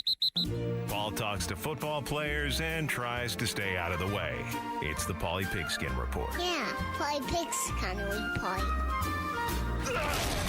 Brought to you by Bright Wealth Management. Bright futures start here at brightwm.com. All right, 2 games left for the Cardinals this season. Cardinals sideline reporter Paul Calvisi is joining us right now on the Arizona Sports Line. Paulie, this is not going to surprise you. You're here working. Wolf is on vacation. How does that make you feel? First of all, the Christmas music, really well done. Nothing says Christmas holiday music like Tool. We appreciate that. That's good stuff. They have a Christmas album, don't they? And as for Wolf, speaking of Christmas, at first I thought, because they told me he wasn't going to be in today, I'm like, well, that makes sense. I mean, there's the holiday getaway, and then there's his summer sabbatical. The 2 things you can set your watch to. The summer sabbatical, I think his career high was 5 weeks. There was 1 year where he left in June. He came back in August. Not sure how that happened. But sources tell me, guys, that this is the biggest week of the year for Wolf. As you know, he really enjoys being the backup mall Santa, and he got called into action early this morning, and you wondered why he'd been putting on so much weight as of late. Well, he's getting ready. Originally they brought him in because he fit the suit. Then he lost weight, so he had to buy his own suit. But boom, if you're out at a mall today and you're a little sparky, and Santa calls him Basinonian, then you know it's Ron Wolfley. Can you imagine Wolf as the backup mall Santa? Or you're just walking around the mall and you've got like several yards before you get to the Santa, and all you hear is "Daw!" That's right. Oh my goodness! Yeah, if the mall Santa is talking about 12 and 13 personnel, that's Wolf. Yeah. How are you doing, by the way? You doing well? Timmy, you need 12 and 13 personnel. You don't need a new bike. That's good. That's good. Paulie, how are you navigating this season? Is it better than the rest of us? I just as a sideline reporter, you have to stay out of the way of the cart. Yeah. Unfortunately, and it's staggering. I mean, how many times they've had to bring out the cart, and so whether it's Garrett Williams, whether it's Walter Nolan, Josh Sweat obviously left, came back, then left the game for good. There's plug and play, there's next man up, there's all that, but you're not replacing your best edge rusher. You're not replacing your young dynamic 3 technique. You're not replacing your best nickel corner, his football IQ, the glue of the secondary. It's tough. It's really tough. And it's staggering and bewildering as to the numbers, where you have the most players on the injured list, and the number of missed man games combined leads the NFL. So it is truly staggering and astounding in so many ways. As you guys know, we all experience it. All you have to do is look out there on that field. Yeah, one of the biggest things I think right now is to try and contain the misery of this season within this season, so that next season you can start fresh. But the Garrett Williams news, this is a building block of your team going forward. I'm not a doctor, but that doesn't sound great even for the beginning of camp next year. I don't know, Paulie, how many guys have you seen this season take a significant step in the right direction where, regardless of how the year played out, regardless of how this offseason plays out, like Michael Wilson, I think we all feel better about Michael Wilson heading into next year. But unfortunately, the list isn't nearly as long as I would have hoped for. You could name names. Will Johnson, I thought, had a good game. In fact, I asked Jonathan Gannon on Friday, what more do you want to see out of Will Johnson with 3 games to go? And he said point of attack, which you normally don't hear associated with a corner. But, he's been there. He's been stride for stride with a lot of receivers recently. He just hasn't quite made the play. Well, he made plays on the ball yesterday. So there's a guy, Denzel Burke. Obviously, he's a 5th rounder. He's been a pleasant surprise, no doubt about it. 3 interceptions. John Gaines, now that he's gotten a chance, and even at center, he looked really natural and equipped when he came in. So, that's the tough part about Walter now. Not only do you expect it to last into next season, but these last 3 games, because he had a curtailed rookie season to begin with, you really wanted him to get some of that game experience, those game reps. Whereas a Calais Campbell in season 18 is winning with his football IQ and his savvy and experience, Walter Nolan's just winning with raw talent. Yeah. Just being the most disruptive 3 technique on the field. So you really wanted him to get those game reps so he could bank those going into next season. So absolutely, Luke. I mean, there are guys who made strides, but when you're eliminated from the playoff picture, that's the benefit, are the game reps. That's where you get better, especially as a young guy. How weird was it to just not have Trey McBride have another monstrous performance out there? It seemed like he was really, for the most part, locked up, but then at the same time, they weren't really feeding him the ball as aggressively as they had been the last few weeks. Yeah, if you would have told me before the game that Trey McBride, Michael Wilson, Marvin Harrison Jr. would get a combined 7 catches on a combined 14 targets, right? I mean, the last 2 months, that was like the first quarter, so yeah. Atlanta, I know Atlanta had a top 10, top 8 pass defense, but that was astounding.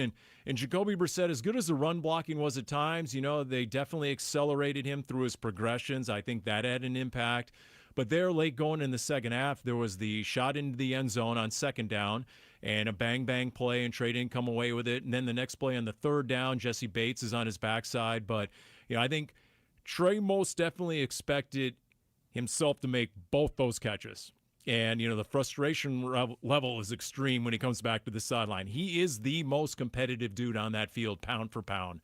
And honestly, I think you've seen Elijah Higgins. I think the Trey McBride yards after catch, get off me, and it's going to take 2 or 3 guys to take me down. That's rubbed off on Elijah Higgins, to my eye, akin to what Trey Benson was doing the middle of last season before he suffered the season-ending ankle injury, where all of a sudden that 3-game stretch, he was breaking tackles like James Conner. Mm-hmm. Sort of like Rabbit runs into the darkness yesterday, ended up leading the team in tackles with 11 and throwing his body around. Who's that look like? Buda Baker. Yeah. So, that's where some of these young guys can really improve their own game, and it's amazing how often it looks like some of their teammates that they share a locker room with. We're talking to Paul Calvisi. Paulie, they still have 2 games left this season, and I hear what you're saying. The biggest thing is probably developing and game reps for these younger players, which is why I get people are frustrated, but they're like, well, why was Walter Nolan out there even in a meaningless game? Well, because he's a rookie. He hasn't played any games. Like, these guys need to develop. What are you looking for in Cincinnati, in L.A.? Because, we really have not had a Cardinals season like this in a while, where these games – they don't mean anything in the standings. They're going to be major underdogs, especially in that L.A. game. And a lot of their guys that you'd be watching for are hurt. So, what are you looking for against Cincinnati this weekend? Well, I think, yesterday's game came down in so many ways to what we've talked about in those 7 games that were just, they lost by 4 points or fewer. What was the mantra? Finish drives, finish games. Right, get into the red zone, get touchdowns, not field goals. You had 8 possessions, 6 field goal attempts, and you missed a couple of them, so it ended up being really costly. But you got to finish those drives with touchdowns. So, and then you had the ball with 2:05 to go and a chance to tie or win the game, so you got to finish the game along with finishing drives. So, Luke, I think that's something as an offense, obviously, that's a box you still want to check. That's something, look, momentum doesn't carry over from one season to the next, so maybe a little confidence does. And if you can be that team sort of, getting into the end zone and then getting a win, especially a close game, that might just carry over a little bit. Paulie, we appreciate this as always. Definitely appreciate you working while Wolf is just, I don't know where he is. Maybe he is the backup Mall Santa, or maybe he's in Barbados right now. Who knows? Or, honestly, Kenny Dillingham's looking for that guy to write the $20 million check. I immediately thought of Wolf, honestly. I mean, he sandbags his finances. Wolf, be that guy and step up and stroke the check. That would really cut into our Barbecue Friday funding. It kind of would, yeah. We got to balance it out there. Yeah. Thanks, Paulie. You might have to work a few more years, but, just get it done. Thanks, Paulie. That's Paul Calvisi joining us right there on the Arizona Sports Line. When we come back, speaking of ASU, what does Kenny Dillingham's amended deal and the structure now of the front office for ASU football, what does that all mean? And what do Kenny and Graham Rossini have to say about it? We'll get you some of that and react to it next. It's Wolf and Luke on Arizona Sports, the local sports leader. Arizona Cardinals football. Thought we battled. I love the resilience. Thought we battled in there. Ultimately fell up a little short. I thought kind of a key component of the game. We had some scoring drives. We moved it, but we had to settle for some field goals. They converted some touchdowns. So hats off to them. We're going to come back tomorrow, keep battling, and we'll be on to Cincinnati. More reaction to the Cardinals losing their 7th straight coming to you on the Arizona Sports YouTube channel, the Arizona Sports app, and Arizona Sports 98.7. Hey, Bay-Sidonians, Ron Wolfley here. When it comes to finding the perfect vehicle, there's only one place I trust, and that is Santan Ford. Whether you're looking for a rugged truck, a sleek sedan, or a family-friendly SUV, Santan Ford has got you covered. And let me tell you about the Ford Bronco. The beast is built for adventure.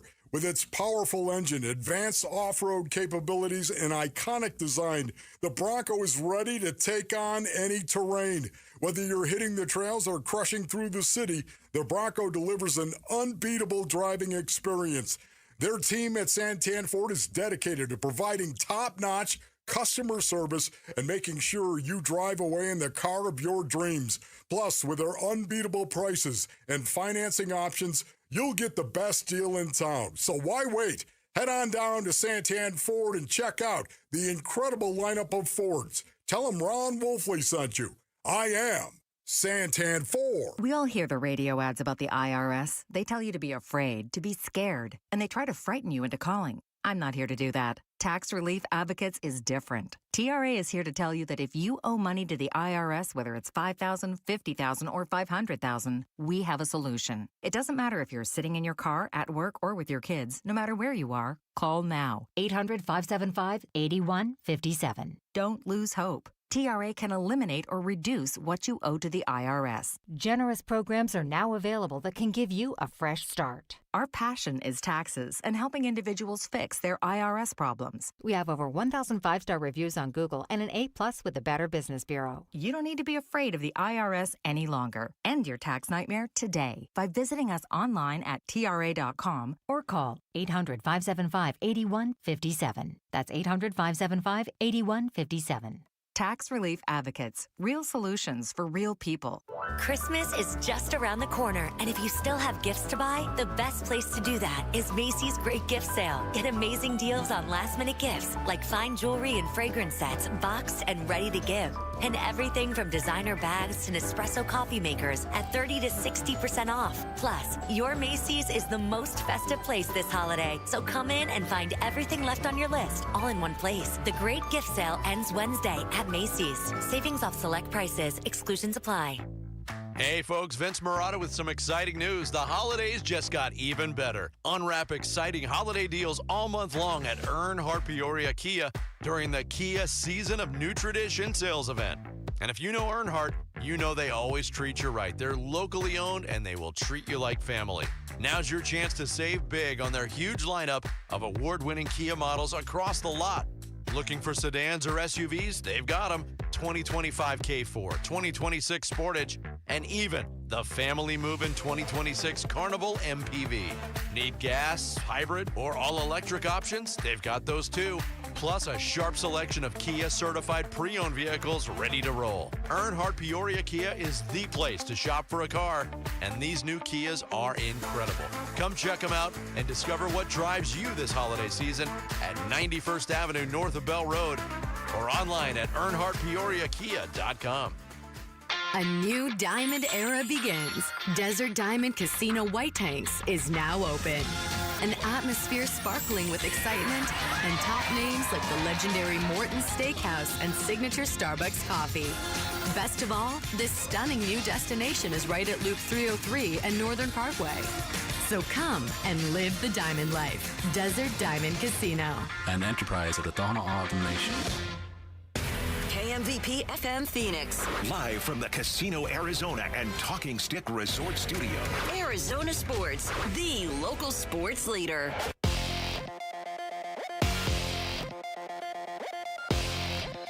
I'm Jesse Morrison with Trending Now, presented by Parker & Sons, heating, cooling, plumbing, and electrical. The Arizona Cardinals lost their 7th straight game yesterday, falling 26-19 to the Atlanta Falcons at State Farm Stadium. Injuries continued to plague the Cardinals as Walter Nolan III and Garrett Williams were carted off the field. According to NFL Network's Ian Rappaport, Williams is feared to have torn his Achilles. Arizona head coach Jonathan Ganon will join Burns and Gambo at 3. And Kenny Dillingham is not going anywhere. ASU and its head football coach agreed to an amended contract on Saturday. For more on the deal, head on over to arizonasports.com. This report is brought to you by America Roofing. Why should you choose America Roofing? It's Arizona's largest roofer. A+ with the BBB and winner of the 2025 Roofing Contractor of the Year. Save 12% at americaroofingco.com.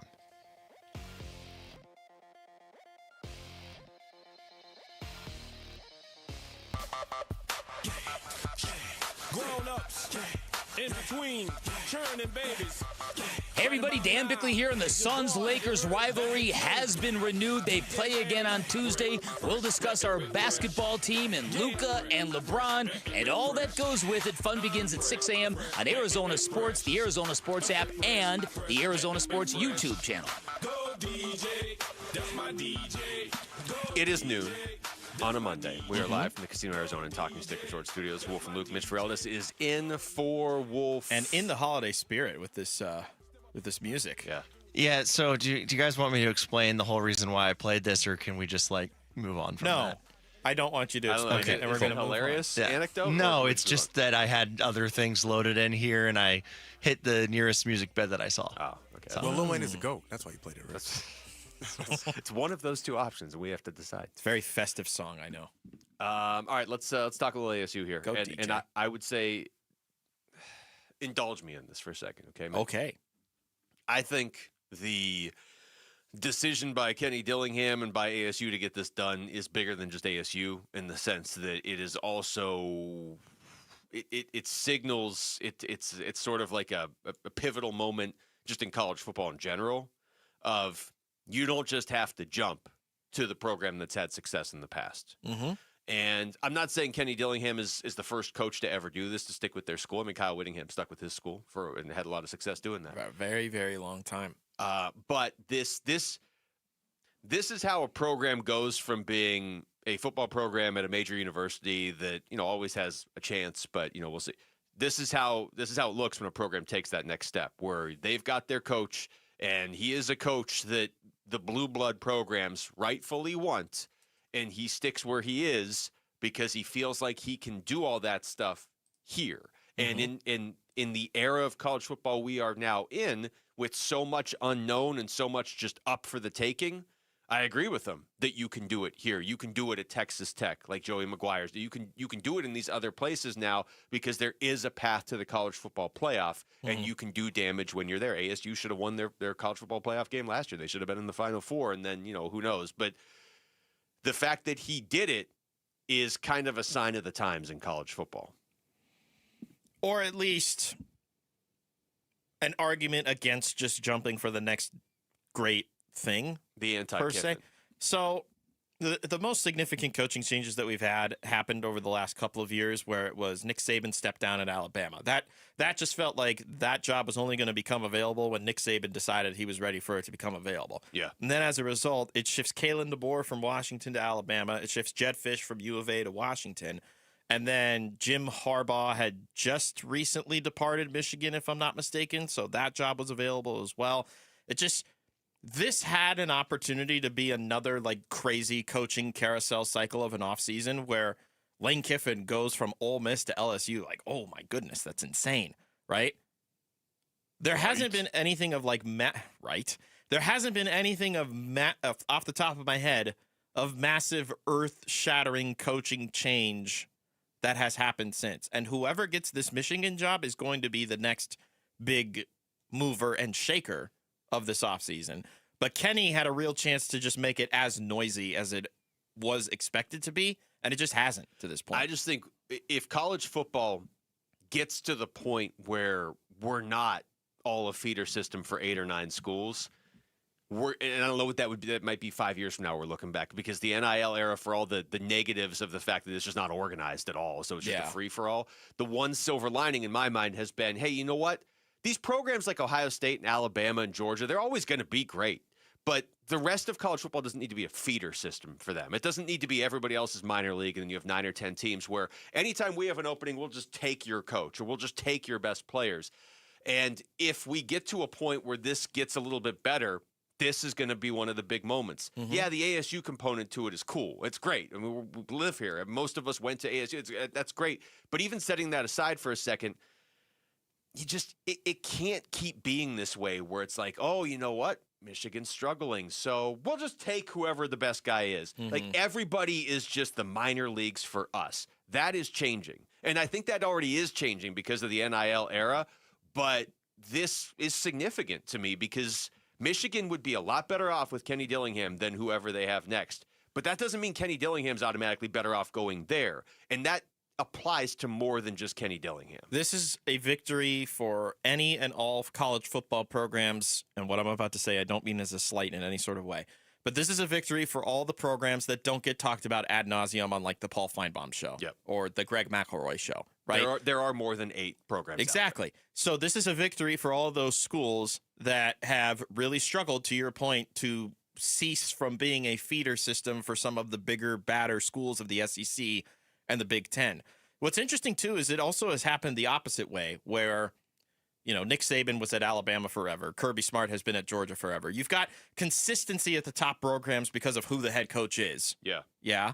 But then there's also the Dan Lanning used to serve under Kirby Smart. Now he's the head coach at Oregon, and he's entrenching himself there. Mm-hmm. He's losing both of his coordinators in the offseason. Like, this needs to be the logical next step for ASU is if they expect to maintain themselves at the top of the college football landscape or in even just the top 25, the next logical conversation piece is Marcus Arroyo being talked about as a head coach at this place? Is Brian Ward being talked about as a head coach candidate for this place? You know what I mean? Yeah. Like, that's when you start to get taken seriously, is you've got that entrenched consistency at your head coaching spot, but now the turnover is coming from your assistants just because of how good of a program you've created. I just like the notion. Not that I want that to happen. I just want to be clear. I just like the notion of how about we decide this on the field as opposed to just, well, we were good in 1995, so we just get to keep taking everybody's coaches and right. Like, that's not what sports are about. If you find something, if you find something, and this is not easy, obviously, but if you find something that can make your program special or different, I would rather that, like, you get to do that than just be like, well, we won the national championship in 1993. I understand Michigan just won it a couple of years, but you get the point. Like Penn State, like, oh, we're just going to take Texas Tech's coach. I'm going to get really sick of Texas Tech real soon because they have this oil money and they're just going to be able to buy their way to the top of the Big 12 every year. Yeah. But I tell you what, right now, I would much prefer that. Like, I liked Joey McGuire staying there instead of going to Penn State. Kalani Sitake at BYU, too. Yes, you found something. Texas Tech has found something that makes their program unique. Lean into it. And it shouldn't just be the blue bloods get to just take your best pieces. Yeah. Oregon's been doing this for a while now, but they built themselves into something that wasn't based on how good they were in the 80s. And, I mean, if Dan Lanning's not going to Michigan, like, you know what I mean? Like, that's its own destination now. So that's where I think college football needs to go. And ASU's not on the level of Oregon. I'm not saying that. But ASU has found something that makes them unique in a good way, and they get to stick with it and try and build it into something instead of, I don't want to see minor league football for 8 programs. I don't. I think what makes this difficult from a collegiate perspective is that consider the markets that seem to be getting all the attention, money, and revenue in order to be able to uplift their programs. I think the one exception to this rule would be Georgia, only because they're within a major market for sports. But and I guess you could throw Michigan in that too, but like Alabama is the major sport there, right? In Ann Arbor, Michigan is the major funder there. Here in the Phoenix metro area, you've got ASU, you've got the Cardinals, you've got the Suns, and you've got the Diamondbacks. And that's not even to mention all of these other great teams like the Mercury or the Rattlers, just other professional sports teams that exist in this market. Sometimes it's hard to redistribute the wealth in ways that help support a program from being just a feeder system for somebody else. Yeah. Maybe that's a stupid take, but in general, I think there's an argument to be made that if you're not the top dog in your city, you're not going to get the requisite amount of attention to keep up with the big spenders of any sport. This is a move for the side of let's compete this out. Let's instead of you just get to buy your way to the top every single year. Michigan will be fine. They'll be good. They probably should get a coach at some point, although they're used to having fill-ins over the last couple of years anyway with all the suspensions. But they should get a head coach. They'll be fine. They'll beat Ohio State next year. Michigan, but it's like, how annoying is baseball, and how annoying would it be if it was so much worse, where the Dodgers could just buy every player every year? They don't do that? Not every year. They don't get to buy every player every year, and that's where college football was going. Kyle Tucker's still available. All right. When we come back, was yesterday the Cardinals' last chance to win a game this season? And if so, what does it mean now for the future of this coaching staff and a lot of the players on this team? We're going to ask 15-year NFL vet Lorenzo Alexander. He's joining us in here next. It's Wolf and Luke at Arizona Sports, the local sports leader. Arizona Cardinals football. Back to pass Brissett. Cardinals down 7. Throws to the far side, and it is intercepted. What a catch on the far sideline by C.J. Henderson. He was juggling it as he went to the ground, but it's ruled an interception. Atlanta takes over, leading 26-19 with 1:23 to go. More reaction to the Cardinals losing their 7th straight coming to you on the Arizona Sports YouTube channel, the Arizona Sports app, and Arizona Sports 98.7. Hey, it's Ron Wolfley. Choosing dental implants is one of the most important health decisions you'll ever make. That's why I want you to check out Aria Dental Implant Center in Phoenix. They're locally owned and proud to offer world-class care in a state-of-the-art facility. With decades of experience and thousands of smiles restored, Dr. Joe and their expert team deliver results you can trust. Unlike the gimmick dentistry you see elsewhere, bait-and-switch pricing, fake, limited-time offers, or surprise add-on fees, at Aria, you'll always know exactly what to expect. That's why they've earned over 500 five-star Google reviews from patients who felt truly cared for. This is your health, not a sales pitch. Come experience the Aria difference. Aria is helping patients regain their quality of life while saving thousands of dollars compared to the other corporate dental implant centers. Go see my good friend Dr. Joe today. Their website is ariadentalimplantcenter.com. That's ARIA dentalimplantcenter.com. Hi, this is Stuart Willis, President of Asset Preservation Wealth and Tax. A personal relationship with your financial advisor really matters. It's super important that you have the ability to talk about anything you need to with your advisor. So if you have been pushed off to a call center and you don't have a one-on-one relationship with your financial advisor, then reach out to us at assetpreservationwealth.com. That's assetpreservationwealth.com. Investment advisory services offered through Foundations Investment Advisors, LLC, an SEC registered investment advisor. Hey folks, Vince Marotta with some exciting news. The holidays just got even better. Unwrap exciting holiday deals all month long at Earnhardt Peoria Kia during the Kia Season of New Tradition sales event. And if you know Earnhardt, you know they always treat you right. They're locally owned and they will treat you like family. Now's your chance to save big on their huge lineup of award-winning Kia models across the lot. Looking for sedans or SUVs? They've got them. 2025 K4, 2026 Sportage, and even the family moving 2026 Carnival MPV. Need gas, hybrid, or all-electric options? They've got those too. Plus a sharp selection of Kia certified pre-owned vehicles ready to roll. Earnhardt Peoria Kia is the place to shop for a car, and these new Kias are incredible. Come check them out and discover what drives you this holiday season at 91st Avenue north of Bell Road or online at earnhardtpeoriakia.com.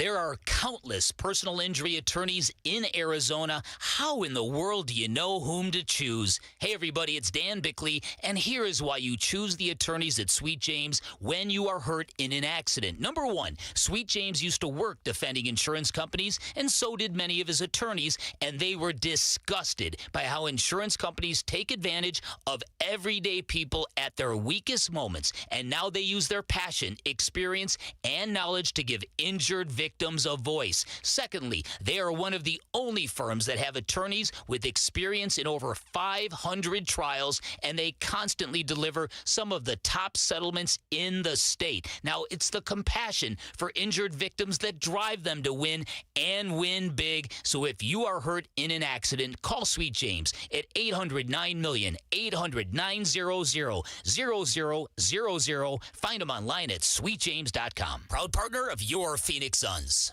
Hi, folks. Lorenzo Alexander here. After 15 years playing professional football, I've been through plenty of winning and losing. If you feel like you're losing because of private student loan debt, call my friends at Y-Refi. They refinance loans others won't touch and create a payment plan based on what you can afford, even if you're behind or in default. Y-Refi can help lower your interest rate and reduce your monthly payment. And they don't care what your credit score is. Call 888-502-2612 or visit yrefi.com. Not available in all states. Arizona Sports, the local sports leader. The energy and passion he brings to the game is something I think that's contagious. Intercepted by Lorenzo Alexander. Now he laterals to Aqib Talib. When you talk about a great pro that you wish every one of your players would emulate. He's one of those guys, he's like a lunch bell guy. That blue-collar appeal to coming to work. He's going to outwork you every single play. 15-year NFL veteran Lorenzo Alexander joins Wolf and Luke to give us the lowdown on the Cardinals and the NFL. Brought to you by Y-Refi. Don't let private student loan debt ruin your life. Go to yrefi.com today. Shout out to Queen Creek right now. Thanks to Queen Creek. We appreciate you out there. I hope they're amped up to hear what Lorenzo Alexander has to say. I just shouted him out. It's Wolf and Luke. Mitch Ferreldis is in for Wolf today, and Lorenzo Alexander does not take a week off during football season. He is here on a Monday because obviously Thursday is Christmas. You're doing better than Wolf. That's the key takeaway. Well, that's my whole goal in life, right? But that's why you have mentors. You know, you have people to set the standard, and then you try to surpass it. And that's why I've been able to be successful, because I've had guys like Wolf. You know, as much as I'm trying to be funny, I really do admire what he's done in the game. Is one of the guys that I heard about way before I met him, because of Danny Smith being a big-time special teams guy and telling me about Wolf and Steve Tasker. So I had an understanding of who Wolf was in the NFL, and that's who I mirrored my career off in a lot of ways. Oh, wow. Obviously, eventually I got a chance to play a lot of defense too, but my foundation is based in special teams. And so having guys like that, trying to surpass it, and then more importantly, the man he is off the field. I think about Leslie Frazier. Wolf is another guy. Guys that, you know, take care of themselves. You always hear about guys broke and all this. Mm-hmm. Guys don't have it together or are overweight or feel like they're dying. And then you look at those guys I just mentioned and you're like, okay, all right, there's hope. All right, let me talk to you. So it's been really cool to get to know Wolf more personally these last, I guess, 6 years. I've been in the league 6 years now, being around him more, getting to coach his son now. So definitely, I am trying to beat him. And I'm just always complaining. So yes. I was gonna say that was a lot more compliments for Wolf than Paul Calvisi just gave. Yeah, Paul is different though. You know, he's a nerd. You know, he wishes he was us. And Paul is a Cal guy. You know, I love Paul. I thought he was. I heard his voice. I said, "Oh, I don't have to sit in studio with Paul today, do I?" And I was, you know, so fortunate. You know, early Christmas present. He was just on with you guys, and I don't have to deal with him for a whole hour. For you. Yeah, because typically I deal with him every other week for about an hour, and he wears on me a little bit. I don't think I want to deal with that Christmas. That's why I'm not doing the show with him tomorrow. Good. I'm glad we got this all this context. Yeah, all of it, right? Yeah, all the relationship stuff. All right. Well, so the loss for the Cardinals yesterday. We were talking about this earlier. I felt like going in that was a very winnable game. I think in the fourth quarter it felt like a very winnable game. The offense just disappeared in the second half. I know ultimately to the fan base by and large right now, maybe the results don't matter as much, but to the guys out there leaving it all out there on the field and a couple significant injuries, it feels like in that game as well. I don't know. Like, are you just trying to survive the final 2 games at this point and see what pieces you have to build around next year? I mean, yeah, when you're thinking about it from, a bird's eye view, kind of zooming out, as a coach, a GM, right? You're hoping that none of the other young guys or some of the pieces that you want to evaluate or some of the guys that you are playing on, relying on their development in the offseason, end up having any type of significant injury or setback, right? Because it's one thing, this season is a wash as far as what it is, but you can now almost start pivoting, especially from a GM perspective. Okay, what are the guys that we're going to look for next year? Who are the guys that are out there playing? Okay, we see a little bit of something in him. Hopefully he can develop, but don't get hurt to where then your offseason becomes you got to get surgery, you got to rehab, and now you're just trying to get healthy enough to develop, and you waste that whole, really January, February, March, April, May rehabbing and not working on your skill set and how can I help this football team next year by developing the little fine skills of dropping and eye placement and hands and reading quarterback, all the stuff that you need to do to be an elite football player that when you see, a Walter Nolan go down, that's going to be now pushed back depending on how significant that injury is because you do have to take some time off and figure out that and get your body right first before you can even start. How can I progress? How challenging is it just from like a player's and a coach's perspective to balance that idea of season's a wash, but we want to see more from him and then trying to keep them healthy at the same time? Like, how difficult is that balance? It is very hard because football's too hard to go out there and just say, we're going to lose. That kind of happens from a GM perspective and when you're making decisions. So if you have a guy that is, let's say, maybe dealing with a knee right now and has a history of pulling hamstrings or something, you may say, all right, let me put him on IR or whatever. So you kind of save him from himself because most guys want to go out there and compete. If you give me a choice, I'm going out there to compete.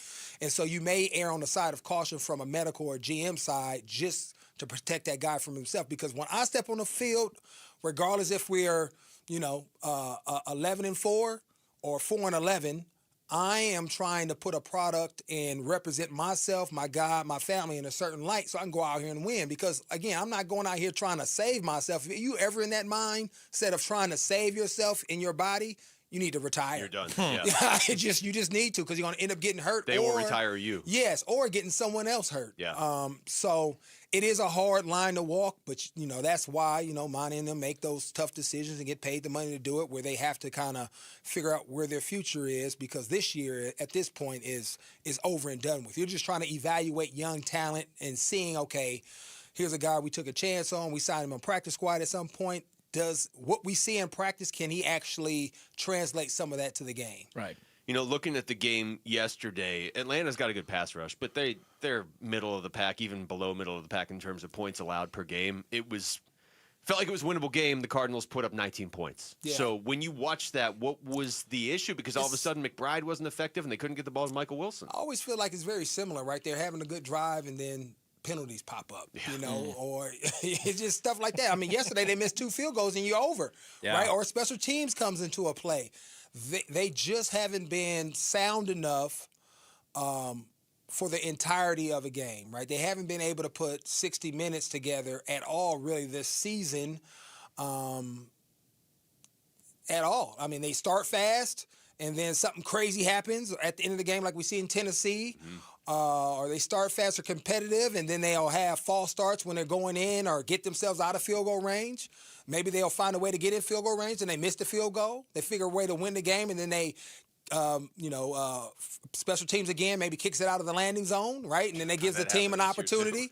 It's different things, and it's been different things every single week, and so they just haven't been a good football team.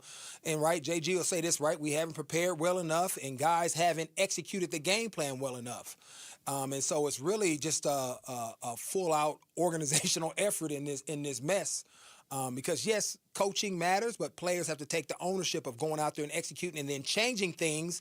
And leadership at some point, if you don't feel like you're being prepared well enough, hey, Hey, let's start the period over again. It can't come from the coach, it has to come from the players. Yeah. Hey, coach, from some of the veteran players that have been other places, hey, what do you think about doing this, right? I think they have a leadership council. What about us doing this and helping us to prepare better, see how that works? Especially when you're searching for something, coaches are definitely more open, especially when it's coming from a leader as far as trying to make little tweaks that may have you prepared more for this game. And then obviously with all the injuries as they have accumulated, there hasn't been the sole reason, but over the course of the year when a team isn't that deep as it is already, it then kind of bleeds into where you see all these L's when you look at their schedule on ESPN just kind of stack up because not only do you have the talent to maybe, steal you a game out of somewhere because all those guys that are difference makers are now hurt or injured. Yeah, I think they mentioned on the TV broadcast yesterday, like, it's always next man up, but there's nobody left. They've run out of the next men. All right, when we come back, Lorenzo Alexander's going to stick around. And speaking of the injuries, have there been so many for the Cardinals this year that it might save Jonathan Gannon's job? We're going to get into that. It's Wolf and Luke, Mitch Ferreldis in for Wolf on Arizona Sports, the local sports leader. Bickley and Marotta mornings. Devin Booker, due to the recent groin injury, he was trying a pair of core shorts. When I was trying to find ways to make my hip feel better, I was going to physical therapy, and they recommended such a contraption. And they're like, yeah, if you put these on, you walk around, you're fine. It will restrict you, but we find it helps. I got to tell you, I put them on one time. It was... I said I'd rather limp around and be in pain. And then the light bulb went on and said, just get the damn thing replaced, you moron. Bickley and Marotta, mornings on Arizona Sports, the local sports leader. It's where every slam dunk dream and memory of your favorite game is stored. Your brain shapes you, defines you, makes you you. Yet as many athletes know, a brain or spine condition can change that. That's why Barrow pushes the boundaries of neuroscience medicine and what's possible. Consistently ranked among the best in the country, Barrow fights to help patients hold on to their dreams, memories, and themselves right here in Arizona. Barrow Neurological Institute, minding what matters most. Visit barrowneuro.org to learn more. Collectors! Front Row Card Show is returning to Phoenix. Join us at the Renaissance Hotel in Glendale on December 27th and 28th for a special holiday show. Baseball, football, basketball, and hockey cards. Plus Pokemon, Marvel, Star Wars, and comic books. CGC and JSA will be there. So bring your cards, comics, and autographs to sell, trade, or get them graded. Hundreds of vendors, thousands of dollars in free prizes. Don't miss it! Front Row Card Show, Renaissance Hotel in Glendale. Saturday and Sunday, December 27th and 28th, 11 to 5. For more info, go to frontrowcardshow.com. That's frontrowcardshow.com. Makita's built for the pros who show up early, who don't do shortcuts, only precise cuts. With tools built to last, job after job, year after year. Performance that pays off, because when the job calls for the best, you answer. And when you need the best, you call on Makita. Built to be the best. Available at the Home Depot. This new year, get started on your next success with University of Maryland Global Campus. An accredited state university, UMGC offers online and hybrid classes, along with more than 135 skills-based degrees and certificates in fields like business, cybersecurity, healthcare, and more. Gain the skills you need to achieve your career goals. Apply now and save with no application fee. Classes start January 7th. Learn more at umgc.edu. Certified to operate in Virginia by Chev. $5,000. That's the average amount of money people in the U.S. are now spending on gas in a year. $5,000. That's crazy. If you drive, you have to download Upside, the free app that gives you cash back every time you get gas. That's right. You can earn real cash back with Upside just by buying the gas you're already buying. You can literally start earning cash back today. I use Upside every time I fill up, and I've already made around $200-$300. You're putting gas in your car anyway. Why not get real cash back? If you like free money, download Upside. I'm saving the cash I earn from using Upside to help pay for a vacation later this year. Download the free Upside app now to earn cash back every time you buy gas. Use promo code POWER to get an extra 25 cents per gallon on your first tank. You can cash out anytime right to your bank, PayPal, or a gift card for Amazon and other brands. Just download the free Upside app and use promo code POWER for a 25 cents per gallon bonus on your first tank. That's code POWER for a 25 cents per gallon bonus. Hey everybody, Dan Bickley here with my good friend Shane O'Hanrahan, GM of Chapman BMW, the guy that can literally make your dreams come true. Bick, you know I love your show and your listeners, and I want everybody in the audience to know that you have a friend in the business at Chapman BMW. This is not lip service. Come down, take a test drive, find what you like, then ask for me by name and get your hookup. Find out how easy it is to do business with a great family. That's Chapman BMW, 2 great locations, 1 great experience. I'm Jesse Morrison with Trending Now, presented by Parker & Sons, heating, cooling, plumbing, and electrical. The Arizona Cardinals lost their 7th straight game yesterday, falling 26-19 to the Atlanta Falcons at State Farm Stadium. Injuries continued to plague the Cardinals yesterday as Walter Nolan III and Garrett Williams were carted off the field. According to NFL Network's Ian Rappaport, Williams is feared to have torn his Achilles. Arizona head coach Jonathan Ganon will join Burns and Gambo at 3. And Kenny Dillingham is not going anywhere. ASU and its head football coach agreed to an amended contract on Saturday. For more on the deal, head on over to arizonasports.com. And that is what is trending now. Arizona sports. Here we go, fellas! 15-year NFL veteran Lorenzo Alexander joins Wolf and Luke. A guy who epitomizes class, integrity, and is a true gentleman. The Lowdown, brought to you by Y-Refi. Yeah, Lorenzo Alexander's here on a Monday. It's Wolf and Luke. Mitch Vareldis is in for Wolf today. And Zoe, going back to something you said last segment, logically makes a ton of sense. I don't think I fully appreciated it until I started working around professional sports, but the difference between having a normal off season to get ready for the next year, whatever, go just whatever your routine is to decompress from this season and get the difference between that and spending your whole off season rehabbing. Like, just because you're out of sight, out of mind for the fan base or people watching, it completely changes your off season and sets you up for the next year. The Cardinals are going to have quite a few guys, it seems like, that are going to be rehabbing or trying to get ready for next year. And I guess it leads into the bigger question of the injuries have been ridiculous this year. Has it gotten so ridiculous that they're going to bring everybody back just based on that? Is that, like, how much do you have to factor injuries in when you evaluate? Injuries is a part of the game.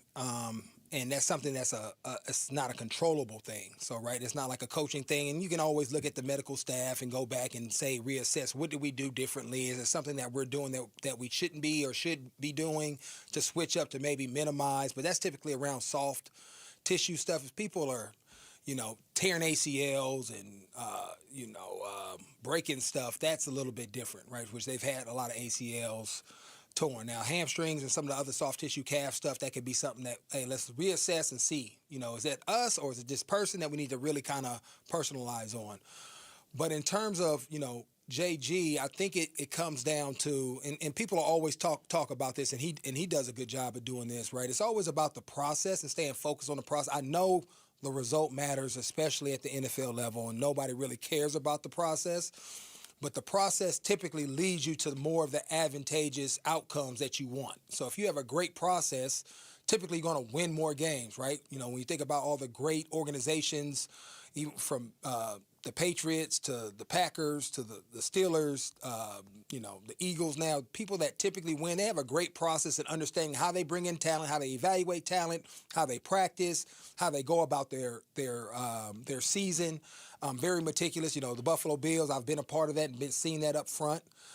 The issue comes in when your process is broken and it is, and you are incompetent in a lot of ways around what it looks like to win at this level, and how do you get players, how do you develop players, how do you teach players, how do you make corrections from an organizational standpoint, right? I've had a chance to talk to a couple of head coaches that have been fired before, and they say it's really hard to be in that seat for the first time, and there's a lot of stuff to learn on, and I think we saw it here with Wilkes, right? I think with the, talking from people, from the outside, man, you didn't give him enough time. But if you talk to people that are in the building that I know that have been around the league, they were like, he didn't have it. It's too much. Right? And so that's where as an ownership group and whoever is part of that, you have to say, okay, is it because we don't have enough talent? Is it because guys are hurt?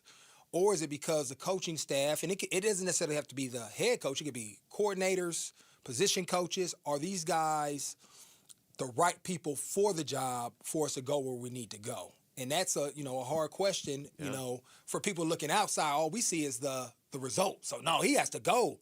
Where it could be so many different things. So many things have to go right. So many people have to do their job really well for you to win on the national level. And so I think that's where they have to really sit down and understand. And based on what I hear, it's not necessarily JG, but it could be other pieces that are part of the staff, the organization that may need to shift. Then they can make a correction and get better. So I guess that's what I'm wondering then is is this process broken, or does it need some – it feels like it needs some fixing in the offseason to go from 8 wins all the way down to 3, potentially 4 or 5 for being really optimistic, but a drastic drop-off in terms of the culture that had been set the last 2 years. It just has not felt like it's been there this year. They've played hard. They've lost a lot of close games, which nobody wants to talk about. I get it. They got to figure out a way to win those things.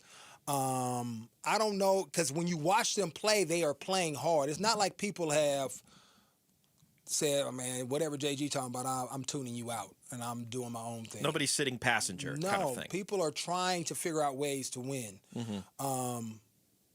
And so, again, it comes to adding more talent, developing that talent, right? Some people aren't great developers. Some people are X's and O's guys. I've had those type of coaches. So I have all these schemes and I have the process, but when you're bringing in young men from college, right, and people, you're paying them, they're a pro. Well, let's look at our culture and how kids are being raised. Does he really have the characteristics that are going to allow him to be a pro and develop at a high level and own it on himself? Or me as a coach, an NFL coach, I got to help him develop those things so that he can become a pro, right? And so just look, guys are transferring different things, right? Yeah. So there's a lot that goes into it. And so as JG's the head coach, sometimes you got to be an overseer, but does he have the right staff that knows how to, from a position standpoint, I'm talking about position coaches, because they spend way more time than coordinators or even the head coach. Are those the guys that can impact these young men in a way where they are now becoming pros and owning the process themselves versus being told it? Now, you got a couple of guys in there, right, like a Buda Beck you don't have to worry about, Rabbit Demerson you don't have to worry about, Jalen Thompson, there's probably several others, but you need everybody in that room for you to be a playoff team to be owning that. And you can have maybe 1 or 2 guys that are maybe a little bit slow once you become a winning team. Think about the Buffalo Bills with Keon Coleman, right? They're still winning games regardless of how he hasn't developed into a professional quite yet. And you got veterans calling him out and pulling him in, and he's either going to get in line or he's going to be gone. Same thing you see with Pittsburgh all the time. Yep. Whether it's great talent, you're either going to get in line or you're going to be gone. The Arizona Cardinals haven't developed that yet to where it's an established culture and everybody's developed, and then you can either, hey, you getting on this train or you not. Right now, everybody's kind of at different stages, and everybody's not on that one bus together, and they got to figure that out. And I think it really comes down to the coaches being able to get the message and then the players communicating that. But that takes a lot and takes some time. And so now it's been 3 years, so you got to evaluate, do we have the right guys in place coaching and implementing the process to allow that to happen or create that? There's so much now up in the air this offseason because I think a year ago most people would have agreed, okay, they're moving in the right direction. You know, the next jump is tough, but you're moving in the right direction.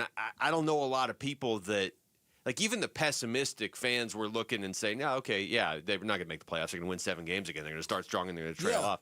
Nobody expected this, realistically. And so how much of your plan does that throw into question now? Well, I mean, when you think about their heart and soul hasn't been on the team the whole year. James Conner, right? That is the engine. When you remove guys, and that's what they talk about, glue guys, right? Everybody wants this sexy machine quarterback, dude on the outside that looks nice. But when you remove guys like a James Conner, when the offensive line is no longer the bell cow of the team, this is what it looks like, right? You're not deep talent-wise. You don't have the greatest show on turf. And you no longer do you have really the engine and the heartbeat of your team. You're going to fizzle and fade like this because you don't have an identity. So you're trying to search for it in the middle of the season. Oh, by the way, we changed quarterbacks too. So it's all these things that are happening that we just kind of look over. Well, they're getting paid. They got to find a way to win, but it's not that simple. So with all of the things and that was starting from the beginning, they couldn't run the ball, and James wasn't James, and then he ended up getting hurt, right? Never really got a chance to really imprint himself on this season.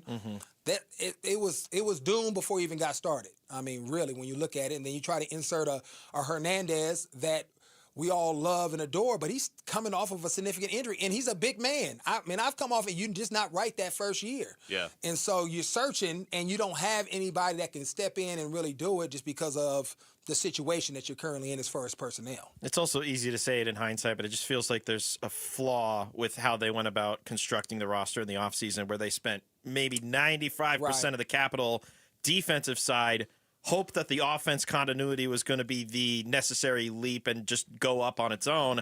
And a lot of the defensive pieces that they added have either been unable to contribute or have underperformed in their contributions. And then the offense, I mean, you just mentioned it. They've lost so many pieces on offense this year and not a ton to be able to back it up. Right. And for me, I think the biggest part, because they've been throwing the ball. They've been putting up numbers. But that offensive line to really put your physicality imprint on the game basics, that's typically what wins you games. Can I run the football? Can I be two-dimensional? Has really hurt them. So to your point, and you kind of relax a little bit, right? Oh, we did really well in the run game in the last couple of years. We got most of those guys are coming back, right? We have a young guy in Isaiah Adams that we really like. He's going to take that next step. You're just assuming that's the trajectory. And then something different happens. You're like, oh, we didn't prepare. We don't have anybody. The backups aren't able to step in wholeheartedly and be able to take care of this. We don't have any reinforcements, so what do? And then running back, both your running backs go down. Trey Benson goes down. And then so it just becomes a really hard situation to get out of. And so I think because there's so many things that went wrong from a personnel standpoint, you can give JG a pass. And he even, when you hear him talk, I've never heard him angry in a press conference. He always seems so cool, but he sounds like he knows he's going to be back because his system is right. They just got to make a couple of things that maybe in his mind, he already knows what he needs to do. Because when I hear him speak, I don't hear somebody that's panicked. Or unless he just has a really high emotional intelligence that I lack. Because after some of these games, I would be flying off, and right after being, talking to the media, I'd be all over the place. But he just comes out, this is what it is. We got to get back to work tomorrow, and we're going to keep going. And hasn't lost his cool at all. So that tells me in a lot of ways, like he knows that he's probably safe unless something crazy happens where guys just say, we hate him. You need to move. Yeah. Right? So it's just watching it, that's what it seems like. I agreed with you, except something crazy might be happening if they go 1-14 in their last 15. Crazy not winning and losing games. Because they was competitive and they had a chance to win. Yeah. Right? You're saying like exit interviews, every player's like, no, get him out I hate him. Yeah, get him out of here, man. We were playing hard, but get him out of here. Or guys, whatever that may look like, guys just quit on the last two games. Yeah. Whatever that may be, people start going upstairs to Michael and nah. Or whoever that's what I mean by crazy. Because I've been around some teams where guys have done that at the end of the season. All right, when we come back, we're just going to go around the NFL because quite a few big-name teams look like they're going to miss the playoffs this season. So we'll react to a wild Week 16, and I don't know, whose year is it at this point? Zoe's going to stick around for more of the lowdown. It's Wolf and Luke on Arizona Sports, the local sports leader. Win tickets to the Verbo Fiesta Bowl from Arizona Sports. This show's keyword is celebrate. Celebrate. Text the word celebrate to 620-620 right now. Celebrate. Text celebrate to 620-620 for your chance to win tickets to the Verbo Fiesta Bowl. Message and data rates may apply. So Pure Talk just had their best year ever and asked me if I'd like to thank their customers on their behalf for being so awesome. I said sure. It's important to say thanks, especially this time of year, which is why, as one of their many satisfied customers, I should probably thank Pure Talk first for keeping their customer service in this country and for providing hundreds of American jobs. I appreciate that. I also appreciate their Roundup program, which makes it easy to support America's Warrior Partnership and join the fight against veteran suicide. And I love that Pure Talk donated 1,000 hand-sewn Made in America flags to veterans around Independence Day. And of course, I really appreciate their generous support of my own foundation, MicroWorks, and their commitment to help us train the next generation of skilled workers. Having said all that, it's now my pleasure, on behalf of everyone at Pure Talk, to thank you sincerely for choosing to do business with an American wireless company that actually stands for something. And one more thing. Merry Christmas. Are you looking to hire? ZipRecruiter finds the best candidate for your job fast. Try ZipRecruiter for free at ZipRecruiter.com/free. That's ZipRecruiter.com/free. Hi, this is Stuart Willis, president of Asset Preservation Wealth and Tax. A personal relationship with your financial advisor really matters. It's super important that you have the ability to talk about anything you need to with your advisor. So if you have been pushed off to a call center and you don't have a one-on-one relationship with your financial advisor, then reach out to us at AssetPreservationWealth.com. That's AssetPreservationWealth.com. Investment advisory services offered through Foundations Investment Advisors, LLC, an SEC registered investment advisor. Sun Devil men's basketball is heating up, and now you can build a ticket plan on your terms. With the Sun Devils mini plan, you choose any 6 home games you want, including the biggest Big 12 matchups of the year, Kansas and Arizona. Lock in the rivalries, circle the heavy hitters, or stack your schedule with weekends that work for you. 6 games, your choice, your vibes, your Sun Devils. Grab your mini plan today at sundeviltickets.com. That's sundeviltickets.com. Hey, Arizona, it's Vince Marotta with some big news for you. If you missed the holiday kickoff, don't worry. Earnhardt Buick GMC is keeping their savings going. We're talking favorites like the 2026 GMC Sierra 1500 for up to $13,000 off MSRP, and the all-electric 2025 Hummer SUV and pickups. Get yours for up to $18,000 off MSRP, or take advantage of 0% APR financing. And folks, that's just the start. Even the sleek 2025 Buick Enclave SUV is yours with a savings of up to $9,000 off MSRP.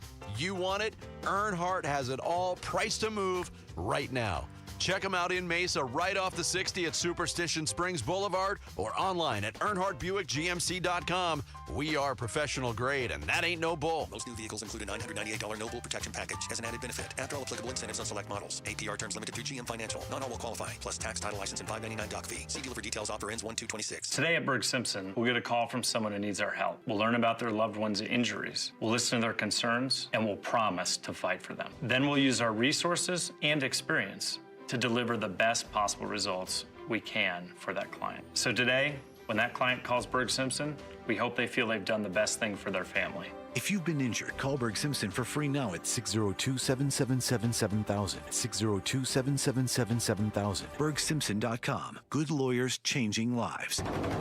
Arizona sports.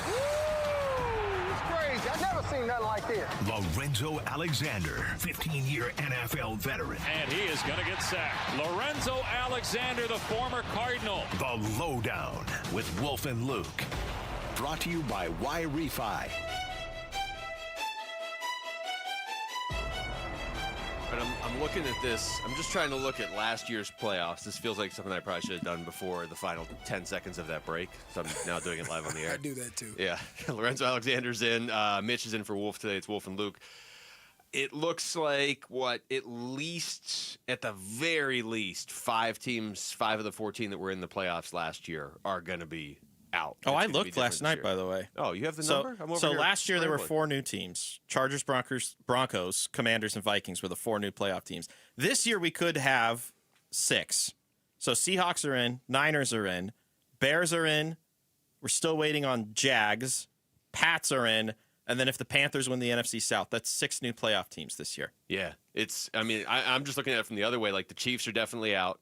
Either Baltimore or Pittsburgh. I don't think they're both making it. So one of them will probably be out. So that's 2 new spots in the AFC. Tampa might be out. Minnesota is out. Washington's out. And Detroit's basically on the verge of being out. So, yeah, they'll be out. It looks like we're going to have 5 or 6 new teams. Zoe, I start to look at some of these, especially Detroit and Kansas City.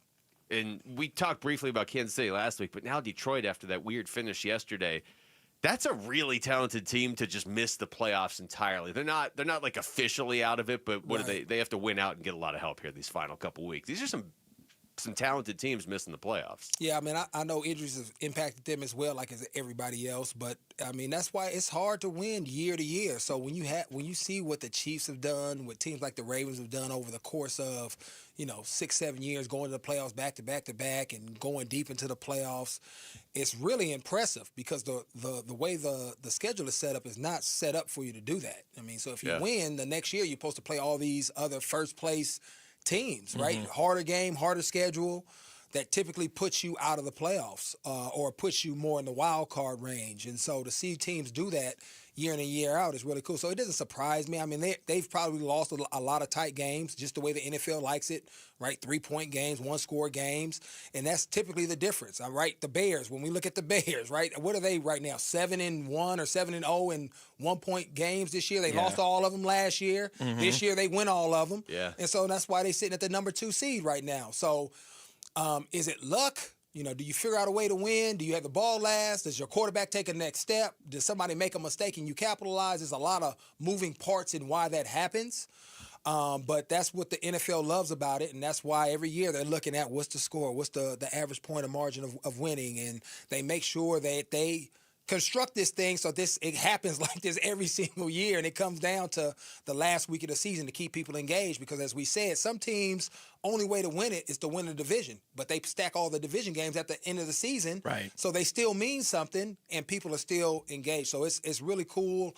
I enjoy it, keeps the excitement up, but to your point, you would think the Lions being the most physical team and how they've played these last 2-3 years under Dan Campbell, that they will still be in the middle of their run the way they've been playing. I wonder how much of it is the departure of their 2 key coordinators and Aaron Glenn going to the Jets and Ben Johnson going to the Bears. But then at the same time, it still felt like some of the games that we saw from the Lions this year was that identity, and we're going to throw some random trick plays at you. We've got this awesome 1-2 punt. Like Jahmyr Gibbs just looked awesome this year. Seems like they were trying to involve Jameson Williams more the last few weeks, but I don't know. If sooner or later you play overly physical, and I just wonder if it wears you down in comparison to some of these other teams. Maybe. I mean, I get it. It's a physical sport. It's a physical sport, maybe. But I think it more about the personnel that you talked about, the coaching aspect of it. And we even saw, Dan Campbell take over play calling. So, when that happens in the middle of the season, that typically doesn't happen, right? That's typically maybe in the offseason. Hey, I wanted to call plays, not in the middle. That means you're in a sense of panic in some ways when you make a drastic change like that. Mm-hmm. But when you mention Ben Johnson, Aaron Glenn, those guys are head coaches that you had on your roster that are another set of eyes, ears. Hey, let's do it like this instead of like this. Players respond to those guys differently. The way they game plan, their defenses, their offenses that they're implementing every week to take advantage of everything that they see that they're doing with their teams now. Yeah. Obviously more with Ben Johnson, how he's made the Bears make that big jump, right?